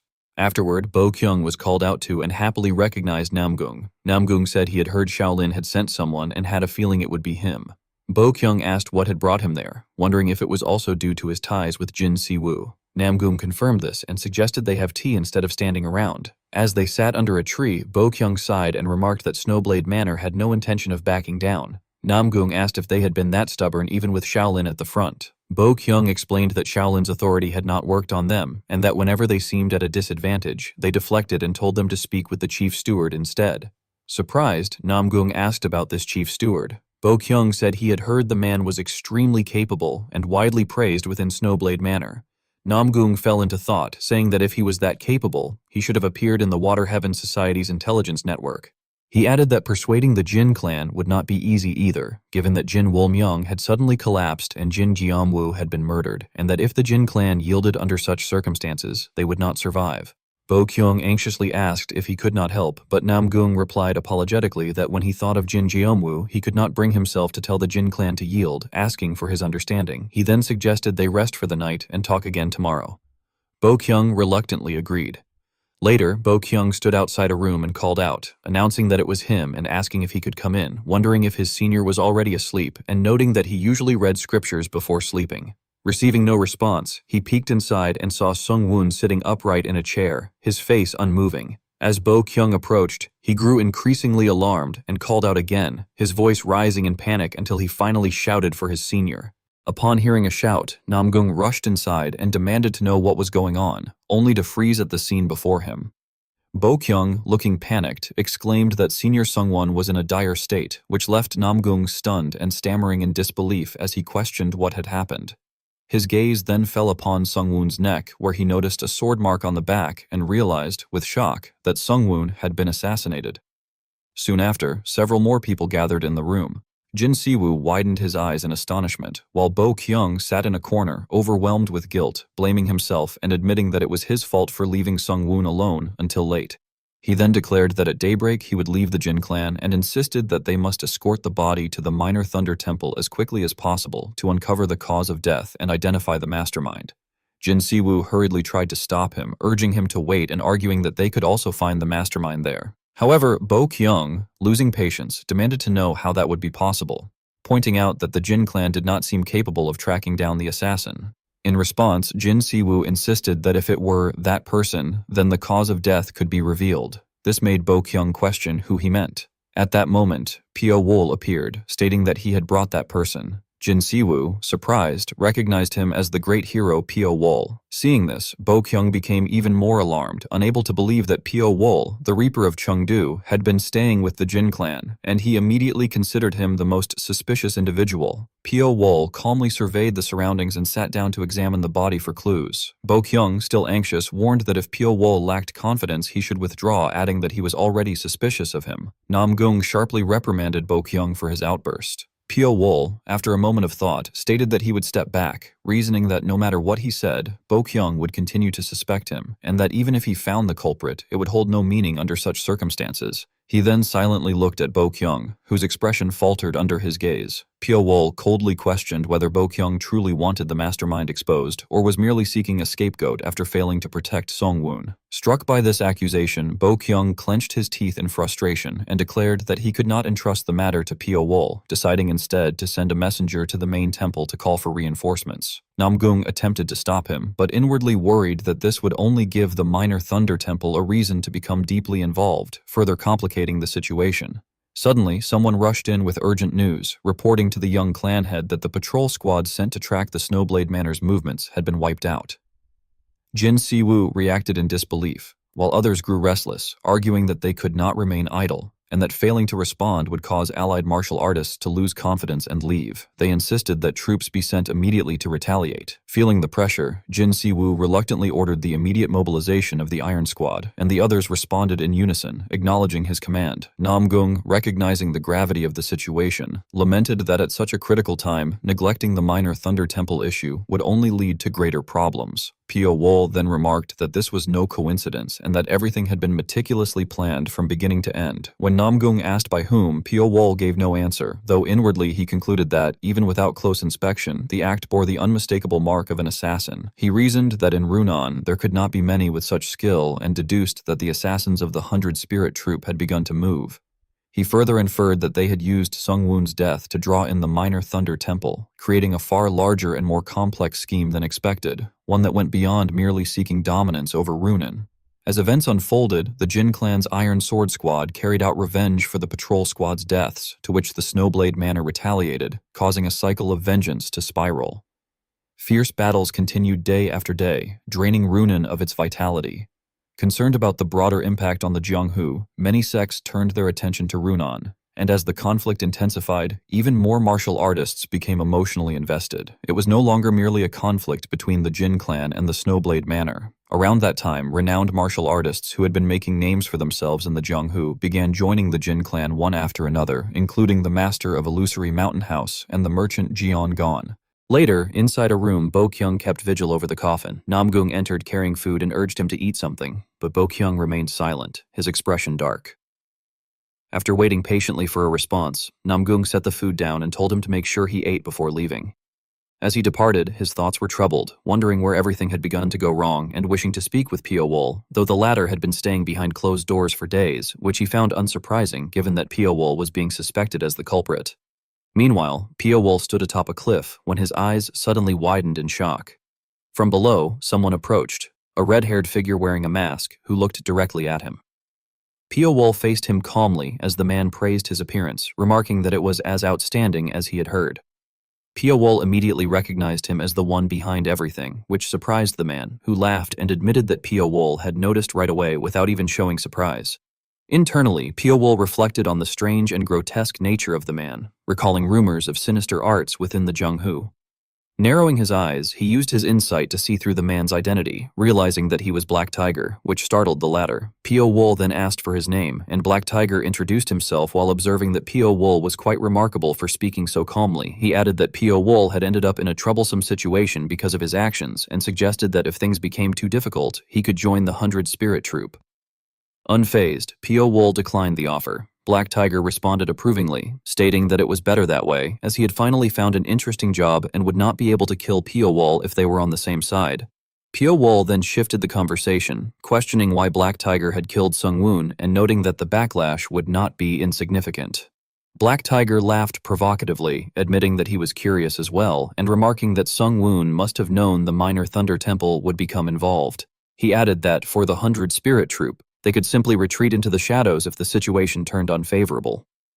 As he spoke, white smoke began to emanate from Black Tiger's mouth, and he declared that, to celebrate their meeting, he would give Pio-wol a present. Immediately afterward, he surged forward at great speed. Pio-wol's eyes sharpened with vigilance as Black Tiger raised his massive hand and brought it down, triggering a massive explosion that destroyed the ground beneath them. However, Pio-wol swiftly leapt into the air to evade the blast. Smoke spread throughout the forest, and trees were left scorched and burning. From above, Pio-wol looked down with a proud gaze, inwardly remarking with excitement that the situation was becoming increasingly interesting. The scene shifted to another location, where someone asked how bad the losses were so far. Lee Yul explained that there had been 55 dead and 27 injured. He questioned whether the Jin clan had not been supposed to be a toothless tiger by now, and wondered why their resistance was so fierce. He added that people said even a rich clan could last 3 years after its downfall. Although their fortunes had already declined, the connections they had built were still significant, with people from all over helping the Jin clan. Seol Gangyan slammed his hand down in frustration and exclaimed in disbelief about those connections. He angrily shouted that after those bastards had stolen their home, the Snowblade Manor had suffered every humiliation, yet they still retained such connections.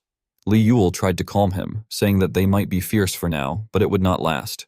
That remark eased his anger, and he cleared his throat before saying that if Lee Yul said so, he would believe it. He then asked whether Lee Yul had also ordered the assassination of that Shaolin monk. Lee Yul quickly denied it, saying there was no reason to drag Shaolin into the matter and told him not to worry, as he had already put measures in place so the Snowblade Manor would not be suspected.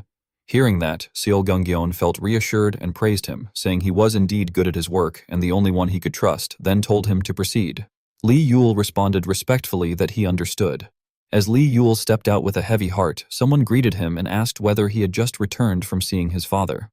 The person was Seol Gwangho, the young manor master. Lee Yul curiously asked if he had led the secret shadow group out again. Seol Gwangho explained that he had been restless and could not just sit still, telling him not to worry and boasting that as the Hellblood Axe, there was no one in Runan who could take him on. Lee Yul cautiously reminded him to be careful, warning that if the manor master found out, he would worry. Seol Gwangho turned away and told him to keep quiet, saying he was heading out. Watching his back, Lee Yul thought with some concern that being a lecher was his only flaw. Even within the Snowblade Manor, no one could match him, and he only hoped he would not cause trouble. The scene then shifted to another residence. Lee Yul opened the door and entered, only to see someone sitting arrogantly in his chair. He angrily demanded to know who had told him to sit there and ordered him to get up. Black Tiger glanced at him, stood up, and mocked him for being so uptight. Lee Yul questioned where he had gone and warned him not to tell him that he had interfered with that man. Black Tiger replied that he had not met him in person, so there was nothing to worry about, adding that he had merely sent a small greeting using puppet arts. Lee Yul complained irritably that he had told him to hold back for a while. Black Tiger retorted in annoyance, asking why he was so jumpy and whether the manor master had scolded him. Li Yule changed the subject and asked about the others. Black Tiger said they were lying low as ordered, but questioned why Li Yule was handling the matter with Pio Wool in such a complicated way. He suggested they could simply kill him themselves or fabricate evidence if they wanted him suspected. Li Yule sneered and called him an idiot, explaining that if they blatantly framed him, people would begin to doubt it. He elaborated that it was far more effective to plant only a small, vague suspicion, emphasizing that what mattered was making the Jin clan cut him off on their own. He described the plan to isolate him emotionally and physically, drive him into a corner, and once another assassination occurred within the Jin clan, he would naturally be singled out as the culprit. He added that the Jin clan would have no choice but to relentlessly pursue him, then asked what he would do in such a situation. Black Tiger responded with a crazed smile that he would kill every last bastard who did not believe him. Li Yule confirmed that this was exactly what he wanted, stating that this was how they would turn him into the public enemy of the Jianghu. The scene shifted again to the mountains, where the people of Shaolin had arrived. Leading them was Woon Hei, who lamented that he had not expected Sung Woon to be dead. A man behind him, Sung Am, cried out loudly, demanding to know who would dare do such a thing, and swore that he would personally punish the one who killed Sung Woon. Veins bulged on his forehead as he roared, his entire body seeming to go mad, which alarmed Woon Hei. Woon Hei called out to him in shock, while inwardly worrying that the so-called crazy Buddha, Sung Am, possessed such violent killing intent and hoping there would not be another rampage. Sung Am's screams only grew louder. Jin Si-woo came out to receive them and welcomed them. Sung Am continued sobbing, while Woon Hei said they should leave the greetings for later and asked to be guided to Sung Woon's body. Jin Si-woo agreed and told them to follow him. At that moment, Bo Kyung was still sitting guard beside the coffin. Sung Am suddenly shouted her name in fury, and before she could react, his large hand grabbed her by the collar. Sung Am angrily demanded to know who it was and who had killed Sung Woon. Bo Kyung tearfully admitted that he had failed to protect monk Sung Woon and begged to be punished. Sung Am snapped that he did not even deserve to cry. Woon Hei quickly intervened, telling Sung Am to stop and saying that Bo Kyung must be having a hard time as well. Hearing that, Sung Am immediately shoved Bo Kyung to the ground, while Woon Hei rushed over to comfort him, saying that he understood how difficult it must have been for him. Afterward, Sung Am opened the coffin, revealing Sung Woon lying motionless inside. Woon Hei's eyes filled with tears as he questioned why Sung Woon was lying there and lamented that he had gone before him, calling him a rotten brat while breaking down in grief. The others gathered around to examine the body, and Sung Am asked Woon Hei for his assessment. Woon Hei carefully analyzed the situation, explaining that, judging by the poison around the nose and mouth, Sung Woon had likely inhaled it. He added that it was not a lethal poison and could not have killed him, but it was enough to render him unconscious. Sung Am, shocked, concluded that Sung Woon must have been ambushed after losing consciousness. Woon Hei affirmed this, further explaining that although the wound appeared small and light, all of Sung Woon's vital meridians had been severed. He described it as a killing technique that pursued efficiency to the extreme, noting that assassins typically used such swordsmanship. Those words drove Sung Am into a rage, and he shouted in fury about an assassin. Grinding his teeth, he demanded to know if it was true that there was an assassin in the Jin clan and asked who it was. Bo Kyung, wide-eyed, revealed that it was Pio Wool. This only made Sung Am even angrier.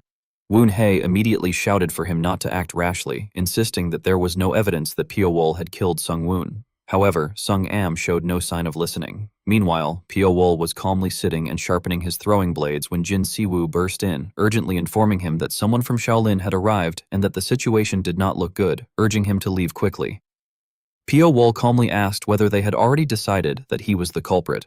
Jin Si-woo desperately tried to persuade him, saying that no matter how much he insisted it was a misunderstanding, they would not listen, and that if given time, the misunderstanding would clear up, so he should leave for now. However, Pio Wool coldly replied that it was already too late. At that moment, Sung Am stormed in with overwhelming force, while Woon Hei followed behind, still trying to stop him. Sung Am stubbornly refused to listen, apologizing for disobeying Woon Hei's orders and stating that he would return to Shaolin to accept whatever punishment awaited him, but he could not stand by while an assassin stood right in front of them. He then accused Pio Wool of being the assassin who had killed Sung Woon and demanded that he prove his innocence. He declared that if Pio Wool could not do so, he should kneel and surrender peacefully, and they would escort him to the main temple for a fair judgment. Pio Wool indifferently asked whether Sung Am was truly a monk. Confused, Sung Am questioned what he meant. Pio Wool mocked him directly, pointing out that he was radiating such violent killing intent and remarking that, seeing him like that, he understood why Shaolin had been forced to close its doors for so long. This only intensified Sung Am's fury, and without another word, he charged forward in anger. In the next instant, the room exploded with a blinding flash. Pyo Wol remained seated calmly with his back turned to them, while Sung Am ordered the others to surround him. Pyo Wol gave a faint smile, as if he had already anticipated everything, and remarked that it seemed they wanted him to become the public enemy of the Jianghu. Showing no fear and instead a hint of excitement, he accepted that if that was what they wanted, he would gladly become exactly that. Sung Am spun the staff in his hand repeatedly before swiftly gathering momentum and leaping forward, directing the weapon straight at Pyo Wol as it carved a blazing red arc through the air. However, in an instant, Pyo Wol had already circled behind him. Enraged, Sung Am shouted that he would use the demon-subduing divine palm strike and mocked that, like a despicable assassin, Pyo Wol only knew how to dodge and run, adding that he would see if he could evade this as well. A barrage of weapons then rushed toward Pyo Wol as the attackers unleashed what they called the demon-subduing 18 strikes, successfully pinning him in place. Seeing this, Sung Am loudly ordered them to deploy the formation, upon which numerous others leapt down to surround Pyo Wol and formed a battle array with him at its center, known as the 18 Arhats formation. Pyo Wol's gaze flickered slightly as Sung Am gritted his teeth and declared that no matter how skilled an assassin he was, there was no way he could withstand Shaolin's ultimate formation, the 18 Arhats formation. At that moment, Woon Hei's expression grew somewhat unsettled as he recalled having previously heard that Pyo Wol might be the one who killed Sung Woon, that he was said to be a famous assassin, and he questioned whether it was truly obvious and whether it could really be true that Pyo Wol was the killer. Meanwhile, Pyo Wol continued fighting against the Shaolin disciples as Woon Hei observed from outside the formation. Nam Gung began to think that it was not only the Shaolin monks who believed Pyo Wol to be the culprit, but even the heroes who had come to aid the Jin clan were secretly displaying hostility and keeping him in check. He reflected that the fact Pyo Wol was an assassin was known only to a tiny handful in the Jianghu, yet within the Jin clan, that truth had somehow spread in whispers, clearly indicating that someone had deliberately leaked it. He further reasoned that Pyo Wol could not possibly be unaware of this, and wondered why he would provoke them by exposing Shaolin's dirty secrets. At that time, Pyo Wol remarked that, seeing them now, he finally understood why Shaolin had sealed itself off for so long. Hearing this, Nam Gung's eyes lit up as he focused intently on the battle. Meanwhile, Pyo Wol still had the composure to calculate, thinking that he could feel the hostility directed at him not only from the Shaolin monks but also from the Jin clan's heroes, concluding that their intention was ultimately to make him a public enemy. He surmised that they must have put considerable effort into devising this scheme and wondered whether he should end the situation then and there. Having reached a decision, Pyo Wol unleashed a transformation technique referred to as Black Lightning, moving like a frenzied bolt of lightning through every corner of the battlefield before appearing directly in front of Sung Am. He kindly warned him to defend himself, but Sung Am responded in confusion, asking what he meant. In the next instant, Pyo Wol's fist struck down directly onto Sung Am's weapon, shattering the staff into countless fragments that scattered from Sung Am's hands. Immediately afterward, Pyo Wol pointed his fingertips straight at Sung Am's chest and executed a technique called body demolition, causing Sung Am to cough up blood as he cried out in agony. Everyone was shocked, calling out for their senior and urging someone to help him. However, Pyo Wol had already drawn his throwing weapons and, with a light flick of his hand, sent them flying in all directions.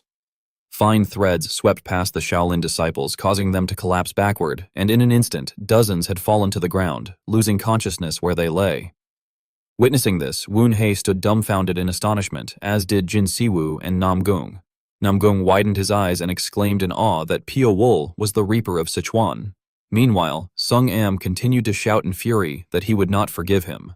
Woon Hei hurriedly asked whether Sung Am was all right, then looked at the other disciples groaning in pain as his expression turned grim. He observed that amid all the chaos, no one had died, and questioned that if Pyo Wol had truly killed Sung Woon, would he have held back even in such an unfavorable situation? At that point, Jin Siwoo addressed Woon Hei, who responded, and Jin Siwoo firmly stated that it was enough and requested that they take Sung Woon's body and leave the Jin clan. Woon Hei attempted to explain, invoking Amitabha and suggesting there had been a misunderstanding, but before he could finish, Jin Siwoo rebuked him, stating that he had witnessed with his own eyes how they had attacked his guest in his home without permission and demanded what could possibly have been misunderstood. He further asserted that even if Shaolin was considered a pillar of the Jianghu, they could not disregard the Jin clan to such an extent, and that although the Jin clan might not have the leeway to fight the Snowblade Manor, there was no reason for them to endure such humiliation, reiterating his demand that they leave. Woon Hei tried to calm him, urging him to settle down, but Sung Am clenched his fists and angrily questioned how a mere Jin clan could dare disrespect Shaolin.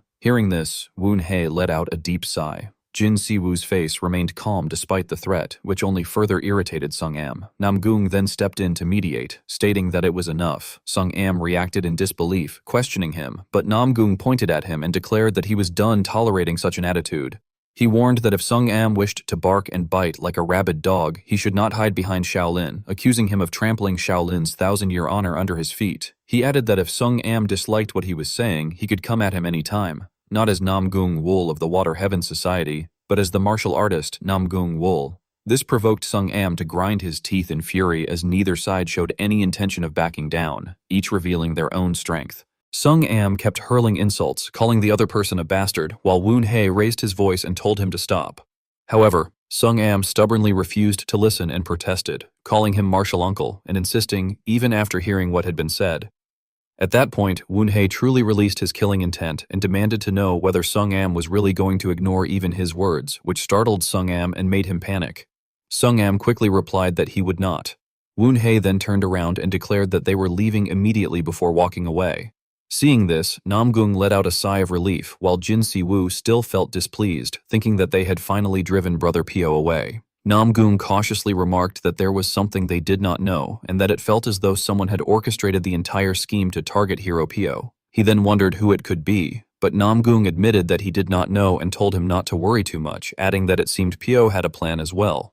The scene then shifted to a grand and luxurious manor. The Lord of Gyum Manor, Gyum Shin-chung, praised the meal, remarking that the chef had clearly put in great effort that day. The blonde girl sitting across from him boasted that she had told him the chef was the best in Henan and asked if he now understood why she had spent so much money to bring him there. Shin-chung teased her, saying that if it were up to him, he would have reduced 2 niang of silver from the chef's monthly pay. Su Ryeon quickly objected, calling him father and insisting that if one wanted to hire someone truly skilled, one had to spend that much money. Hearing this, Shin-chung put down his chopsticks and sighed. Su Ryeon gently asked if he was already done eating, pointing out that the chef had gone through so much effort to demonstrate his skills. However, Shin-chung changed the subject, saying that the promissory note he had lent to Seol Dojong had now become nothing more than a scrap of paper, and that this left him uneasy. This surprised Su Ryeon, who asked why, noting that he had already received the gold back with interest. Shin-chung responded disdainfully, asking whether she really thought he had lent such a valuable promissory note merely to receive some interest. Su Ryeon continued questioning him, asking why he had lent it in the first place, and saying she could not understand why he had handed it over so easily, especially not even to the Lord of Seol Dojong, but to a mere steward. Shin-chung then reminded her that although she knew many things and was smart and quick-witted, there was something she had missed.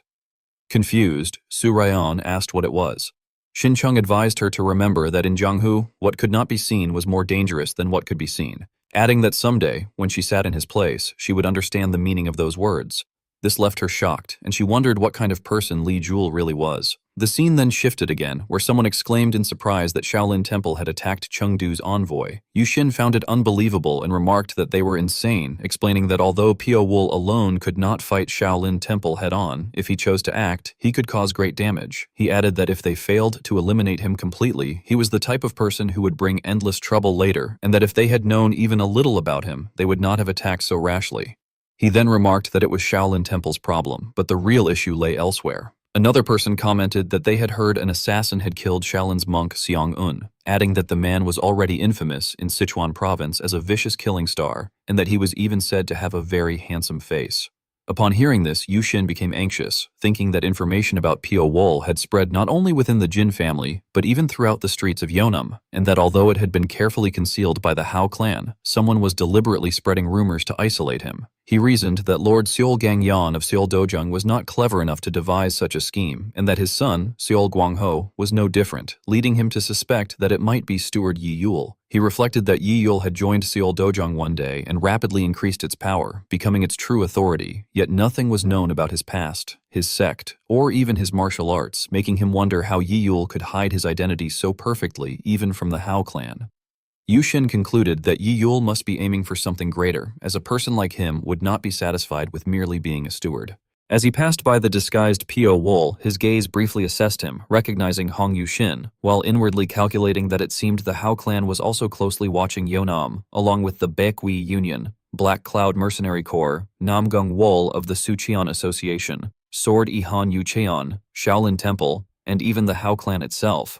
He realized that the situation had gone beyond a simple regional power struggle and had turned into something much larger, and that Yahello had drawn him into this conflict, noting that Yahello was the type to eliminate enemies by using others without staining his own hands with blood, making him a troublesome opponent. Suddenly, someone appeared beside him and asked what he was thinking about so deeply. He immediately recognized the person as Hong Ye-seol, while she remarked that he had recognized her instantly and that she had also recognized him right away, suggesting that perhaps they were destined for each other.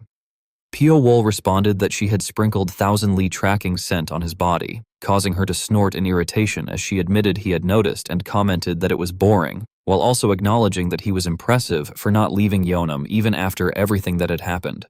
He calmly replied that it was because he had no reason to leave, which she said she had expected, adding that he was not the type to continue living after being wronged. Pio-wol remarked that she spoke as if she knew him well, to which she flirtatiously replied that she was quite interested in him and asked what he thought about her. He showed no interest and told her to say such things only after revealing her real face, prompting her to teasingly ask if he truly wanted to see it. This made him realize that the face she was showing was not her real one either, and he told her that although he knew her pride was hurt, he wanted to be alone and asked her to leave. She responded in surprise, questioning what pride he was referring to and insisting that she had nothing of the sort. Pio-wol then stated that there was probably no one who had not fallen for her seduction, and that she had likely never failed a mission except for him, adding that he understood she wanted revenge but told her to stop. She turned away in frustration, admitting reluctantly that he was right, and warned him to be careful, saying that next time she came, she would not retreat so easily. Pio-wol watched her leave in silence, then released his energy to erase her traces, thinking that she had sprinkled Thousand Li tracking scent again, but that he could burn it away with his internal energy and that it was a useless act, though he acknowledged that she would likely continue bothering him for a while. Afterward, he leisurely strolled through the streets, unaware that someone was following him from behind.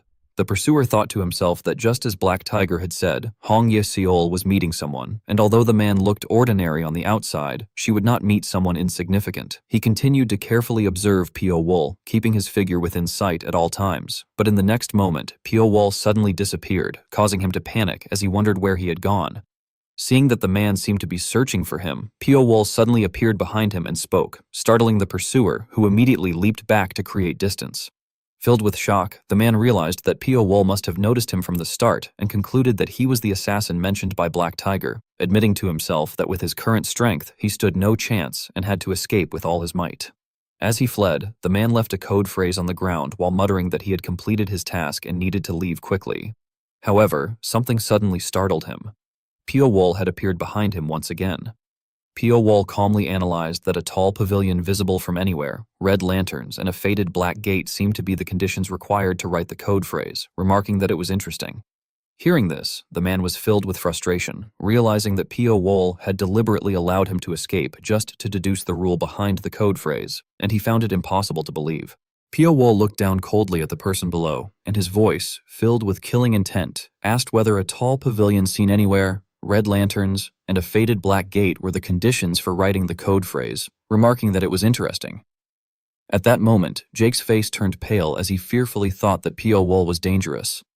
As dark threads wrapped tightly around him, Jake hurled his weapon forward, determined that he would kill him there for sure. Pio-wol calmly noted that they were chain blades and again remarked with faint amusement that it was interesting. Meanwhile, Jake pulled hard to control his weapon, moving skillfully as the space filled with his techniques. However, Pio-wol's cold gaze showed no fear as he waited for the attack to come close before lightly leaping into the air. Internally, Pio-wol scoffed that if that was the level of Jake's ultimate technique, then there was nothing more to see. He then moved his hand behind him and formed a sphere of magical energy. Seeing this, Jake was shocked and thought that they were hidden weapons with energy threads, realizing that if those hidden weapons were thrown all at once, their paths would be difficult to predict. He decided to allow one or two through and then strike back, shouting as he prepared himself. Yet upon seeing Pio-wol's imposing figure and meeting his gaze, Jake's body trembled involuntarily.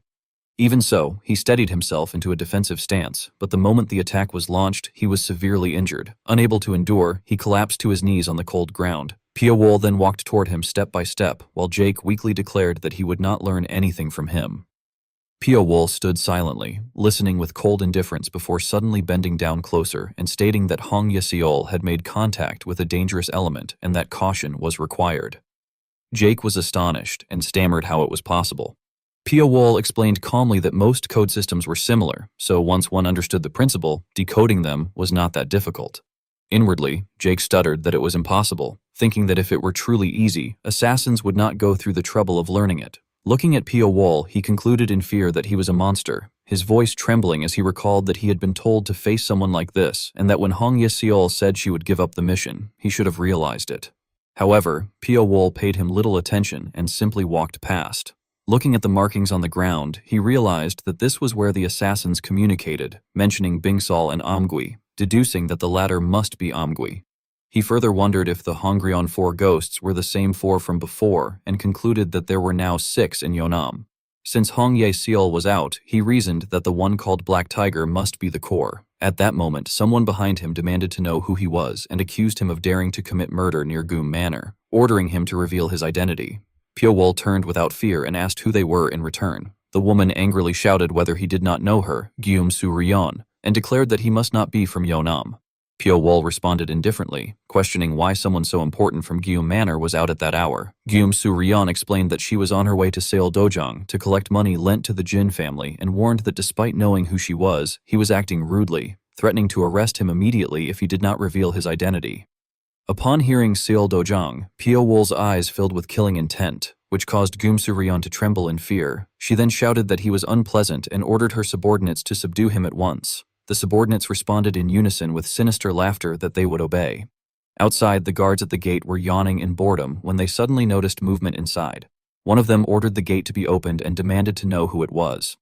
A woman, breathing heavily, identified herself as Im Guan-ok of Gyum Manor and urgently reported that Miss Gyum Su-ryon had been attacked and was in critical condition, pleading to be let in quickly. The guards were immediately shocked, exclaiming in disbelief that it was Gyum Su-ryon of Gyum Manor. Realizing it truly was her, they ordered the gate to be opened at once and called for a physician immediately. Elsewhere, Li Yule frowned and questioned whether he had heard correctly, asking for the report to be repeated. The man reported that Miss Gyum Su-ryon of Gyum Manor had entered with serious injuries and that she had originally come to collect the money lent to the Jin family.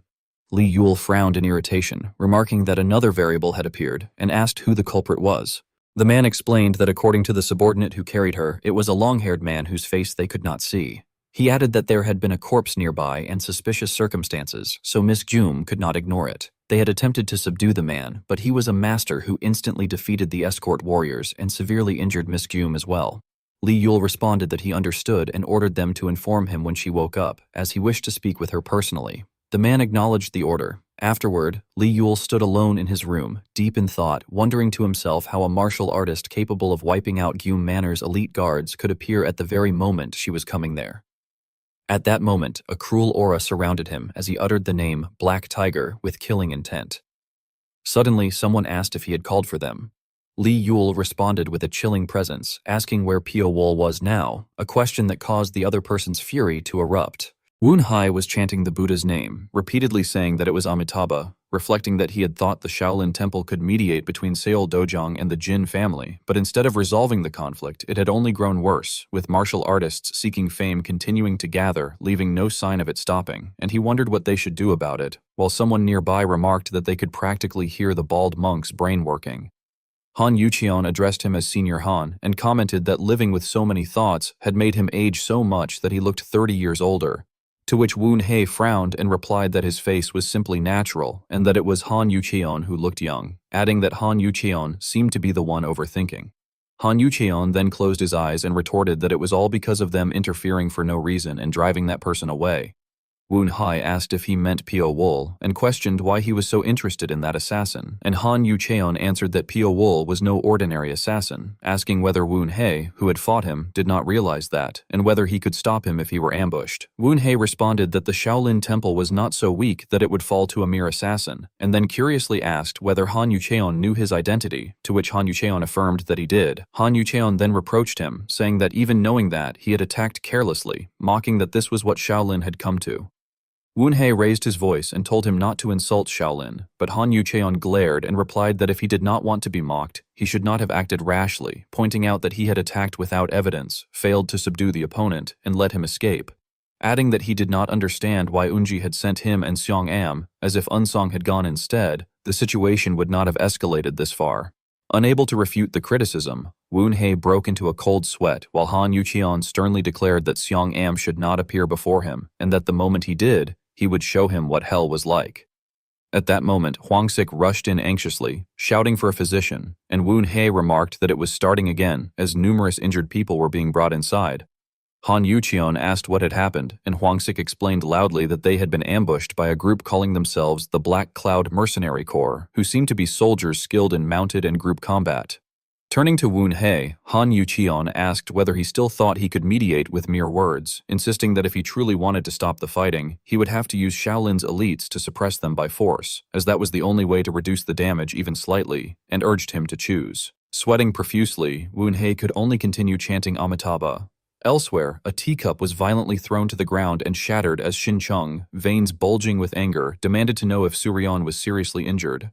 A subordinate, pale with fear, begged him to calm down, but Xincheng ordered Gum Wuxin to bring Suryan to Seoldojang immediately. Wuxin hesitated and explained that her condition was so critical that it might worsen during transport, so she was currently at Seoldojang. Trembling with rage, Xincheng ordered him to go and protect Suryan, warning that if anything happened to her, he would be held fully responsible. Wuxin, sweating nervously, said that he understood, and when Xincheng shouted for him to go at once, he hurriedly left with the others. Grinding his teeth, Xincheng declared that he did not care who the culprit was, and that once he caught him, he would skin him alive.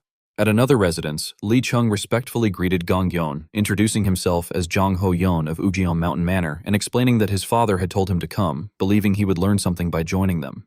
Gong Yon welcomed him and asked about his father's well-being, remarking that he had seen him from afar before and considered him a great martial artist with the aura of a hero. Li Chung smiled and expressed gratitude, saying his father would be pleased to hear that.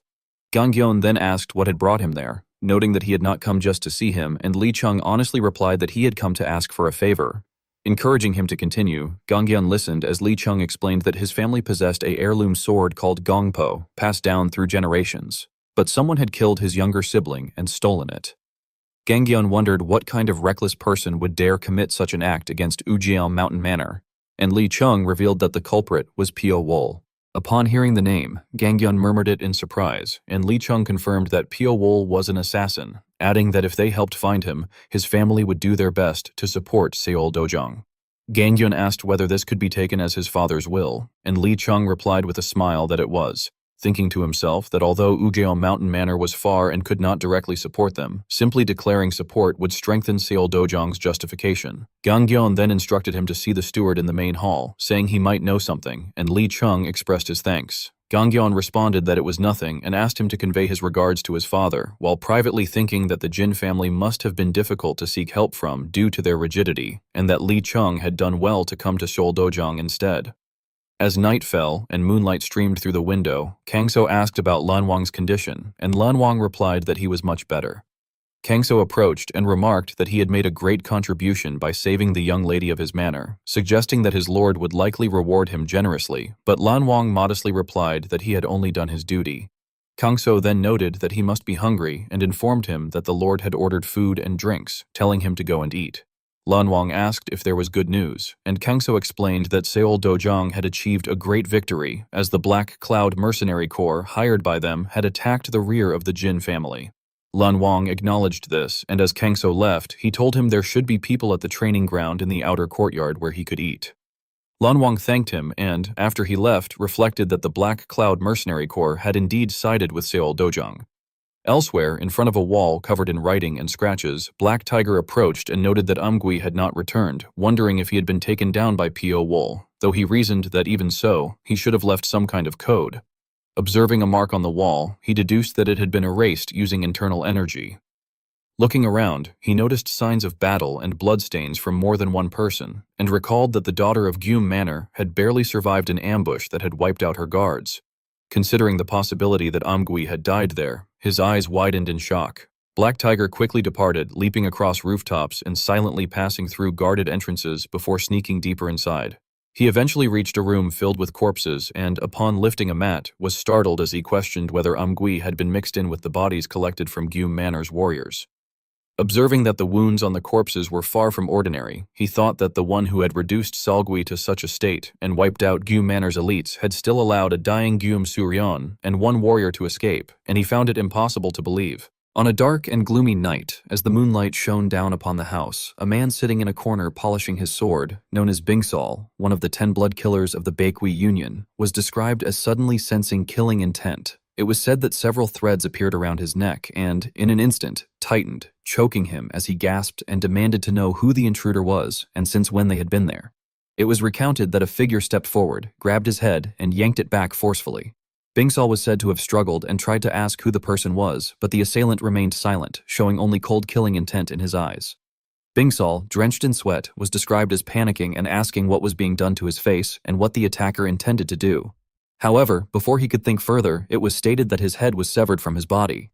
Elsewhere, Lee Yule was described as walking when he heard Black Tiger shouting from behind, saying that there was something urgent to confirm. Lee Yule was said to have turned back and asked what it was, upon which Black Tiger reported that he wanted to know where the warrior who had brought the daughter of Goom Manor was. Lee Yule was described as silently processing the information before ordering him to follow. At Wushin's location, it was said that 3 people turned their attention toward the door. One of them asked what was going on, and another demanded to know where the warrior who had carried Miss Goom Suryan was. A man was described as stepping forward and angrily questioning their rude behavior, but before he could finish, Black Tiger was said to have grabbed him by the neck and declared that he had no time to play games and demanded an answer immediately. Wushin, trembling, was described as pointing to a room and identifying it. Black Tiger then threw the man to the ground and clicked his tongue in irritation. It was recounted that the door was flung open, but the warrior was not there. Lee Yule was described as stepping forward and questioning whether it was time for an explanation of what was happening. Black Tiger turned and shouted that it was Pio Wool, stating that he was the one who had carried Miss Goom and that he was currently inside Seoul Dojang. Lee Yule was then described as falling into deep thought, reflecting that no one had ever gone beyond his expectations until now, but that Pio Wool was someone he could not predict. It was said that a faint smile appeared on his lips as he concluded that Pio Wool likely did not know they had noticed him. He then ordered his men to move secretly and find him, adding that if they could not capture him alive, they were permitted to kill him. Black Tiger was described as acknowledging the order and vowing angrily that he would kill Pio Wool. After they left, Wushin was said to have rubbed his neck in frustration, complaining that they had explained nothing and questioning what they were trying to do, while expressing anger at being ignored.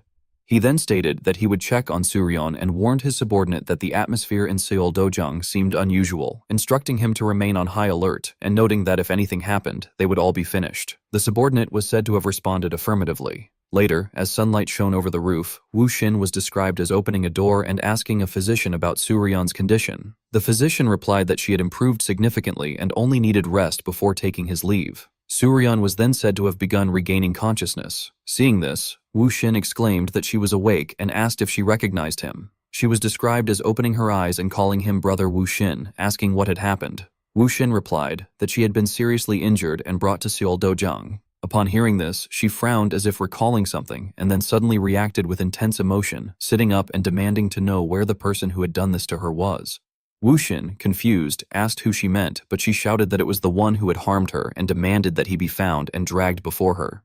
Wushin tried to calm her, suggesting they discuss it later and urging her to rest, but she angrily refused, saying she would die of rage and ordering him to capture the culprit no matter what. She swore that she would tear him apart with her own hands, kill him in the most miserable way, and even kill everyone related to him, demanding that he be brought to her immediately. Wushin, stammering, attempted to soothe her and asked her to calm down for fear that her wounds would worsen. At that moment, it was described that her expression suddenly shifted to shock and fear as she stared upward. A cold figure was said to be poised on the ceiling, who then leapt down and killed Wushin instantly. The figure landed in front of Suryan, appearing in the form of Bingsal. Upon seeing those eyes, Suryan was described as stammering in recognition. The figure then slowly raised a hand to his face and removed the disguise, revealing himself to be Pio Wool. He was said to have pulled his sword from Wushin's body.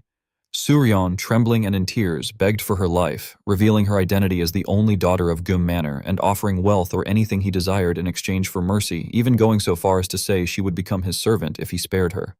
However, it was recounted that Pio Wool mercilessly thrust his weapon through her chest. As blood flowed from her mouth, she weakly asked why. Pio Wool was described as looking at her and stating that what he needed was not a dog, but a sacrifice, one that would fuel Gyum Shin Chung's anger. Wushin had his wounds bandaged, and Lee Yule asked what had happened.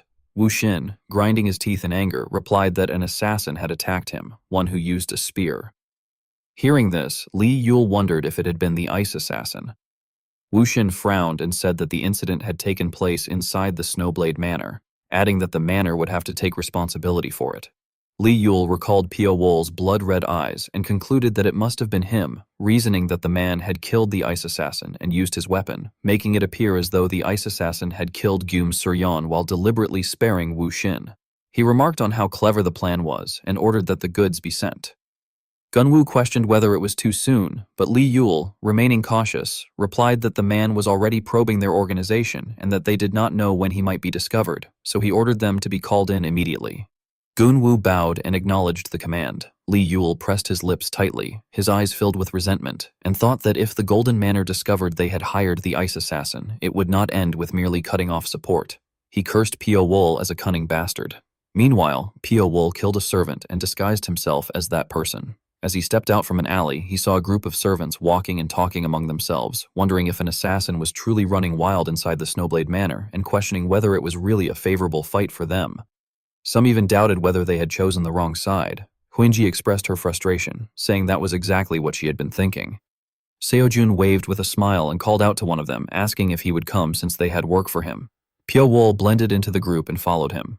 They arrived at a quiet house in a desolate area, and the others curiously wondered what the place was and why there was a residence in such a remote location.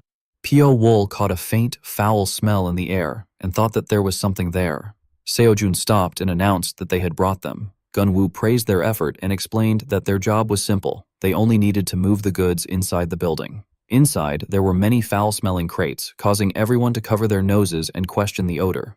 Gunwoo then instructed them to load the crates onto the cart outside and follow. They transported the goods to the port, where the ship's owner ordered them to load everything onto the ship. Some people on board whispered among themselves, remarking that someone must be impressive to have created the demonification pill inside the Snowblade Manor. Soon, all the cargo was neatly arranged on the ship. Seojun smiled in satisfaction and told everyone they had done well, adding that since they had worked hard, he should reward them. Suddenly, he struck the servants with lethal sword blows, causing blood to spill everywhere. The servants were shocked and unable to react, only managing to gasp and question why. Pio Wol fell to the ground, and before losing consciousness, Huinji urged him to run. Seojun, still smiling, wondered if he had missed one. Pio Wol fled in fear, while Seojun laughed and chased after him, asking if he really thought he could escape and survive. Seojun soon caught up and delivered a powerful slash to Pio Wol's chest. Blood gushed out as Pio Wol lost balance and fell into the cold water below. After the water calmed, patches of bright red blood surfaced. Seojun frowned slightly and remarked that the strike had been a bit shallow, though still lethal, and declared that everything was finished, telling the others they could depart with peace of mind. A man on the ship nodded, praised the work, and instructed them to take good care of a certain person, noting that the assassin Vale paid special attention to him before ordering departure. As the ship slowly left the dock, Pio Wol remained underwater, holding his breath and swimming after it. He used healing to treat his wound, which gradually closed without leaving a scratch. He thought about the demonification pill and felt that it was ominous. The ship sailed between towering mountains, and an island gradually came into view. Pio Wol clung to the ship with a dagger and observed that an island in the middle of a gorge would be the perfect location. The people on board stated that the goods were loaded and ordered everyone to disembark and activate the perimeter illusion enchantment, which the others acknowledged. The ship stopped near the island, where thick fog surrounded the area. As the people disembarked, Pio Wol hid behind a rock and observed them, realizing that the illusion enchantment disrupted sight and sound, which explained why such an island had never been discovered. Closing his eyes, he sensed that they were blocking perception with energy.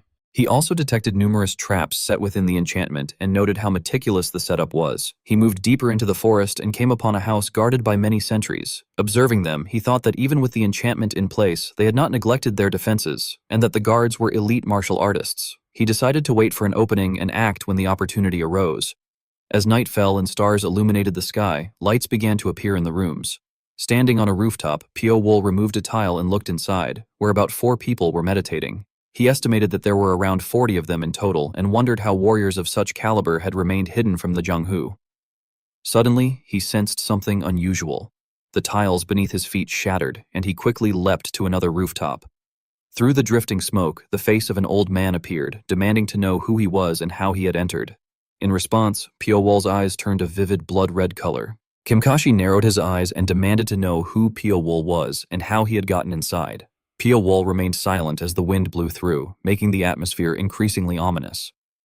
As a pale gust swept past the group, he thought that an intruder had appeared in such an impregnable fortress without causing any disturbance at all. And he wondered if such a group truly existed in the world. He reflected that these people seemed to have crossed countless chaotic battlefields, yet no conflict of that scale had occurred in Jianghu for decades, leading him to question whether they were from the outer Marim and what kind of conditions Li Yule could have offered to bring them here. Hearing this, Kim Kashi smirked and remarked that Pio Wool seemed to know quite a lot and was more dangerous than expected, then asked whether he would offer more if he were told what Li Yule had offered. Pio Wool replied that he did not see why not, which amused Kim Kashi, who said that they believed Pio Wool's life would be sufficient payment. Pio Wool responded that such a demand was a bit difficult for him, prompting Kim Kashi to declare that negotiations had failed and to order his men to kill him. Pio Wool immediately leapt into the air as the soldiers swiftly surrounded him and launched dozens of slashes. However, his figure suddenly vanished, leaving their blades to strike only a piece of cloth as sparks flew. He had already soared upward, thin threads surrounding his body, and with his crimson eyes looking down, one of the men wondered if his face had changed. Kim Kashi observed that Pio Wool was similar to them.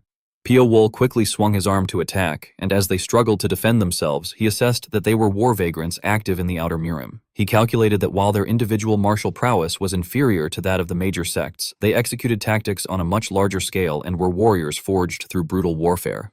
Kachi looked up and asked if Kim Kashi knew who Pio Wool was. Kim Kashi narrowed his eyes and replied that since Pio Wool had mentioned Li Yule, he was likely no ordinary martial artist, adding that Li Yule must have a problem on his end for making such a mistake.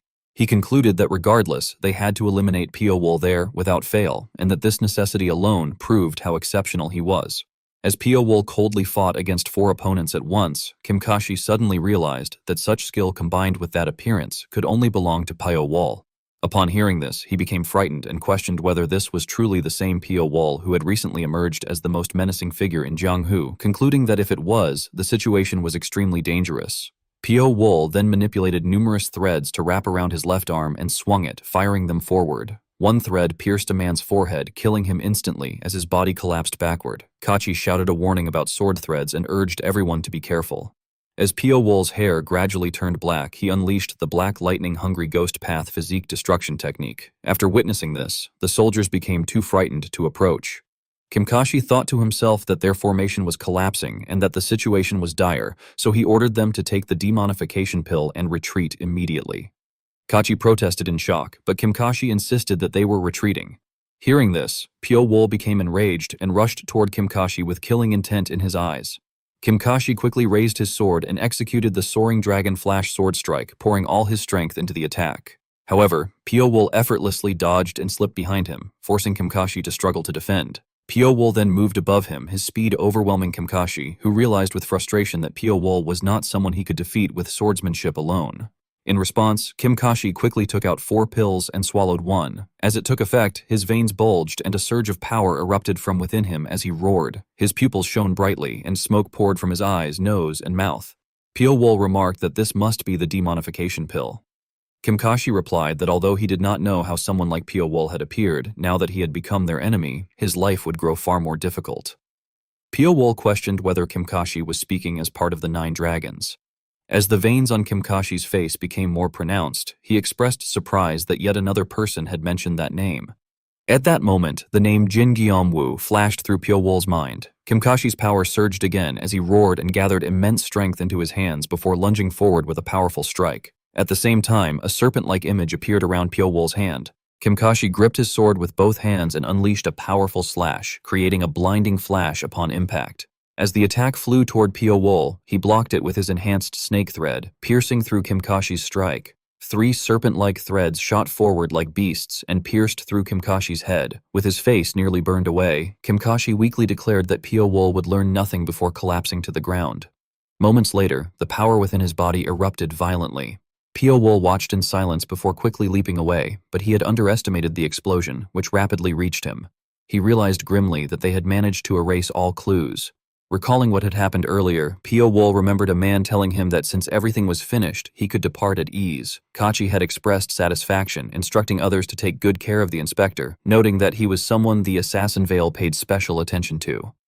Pio Wool then bit his lip and concluded that they were indeed called the 9 Dragons Assassin Veil, and that he had finally managed to grasp their trail. He resolved that he would fulfill Jin Jiamwu's unfinished wish.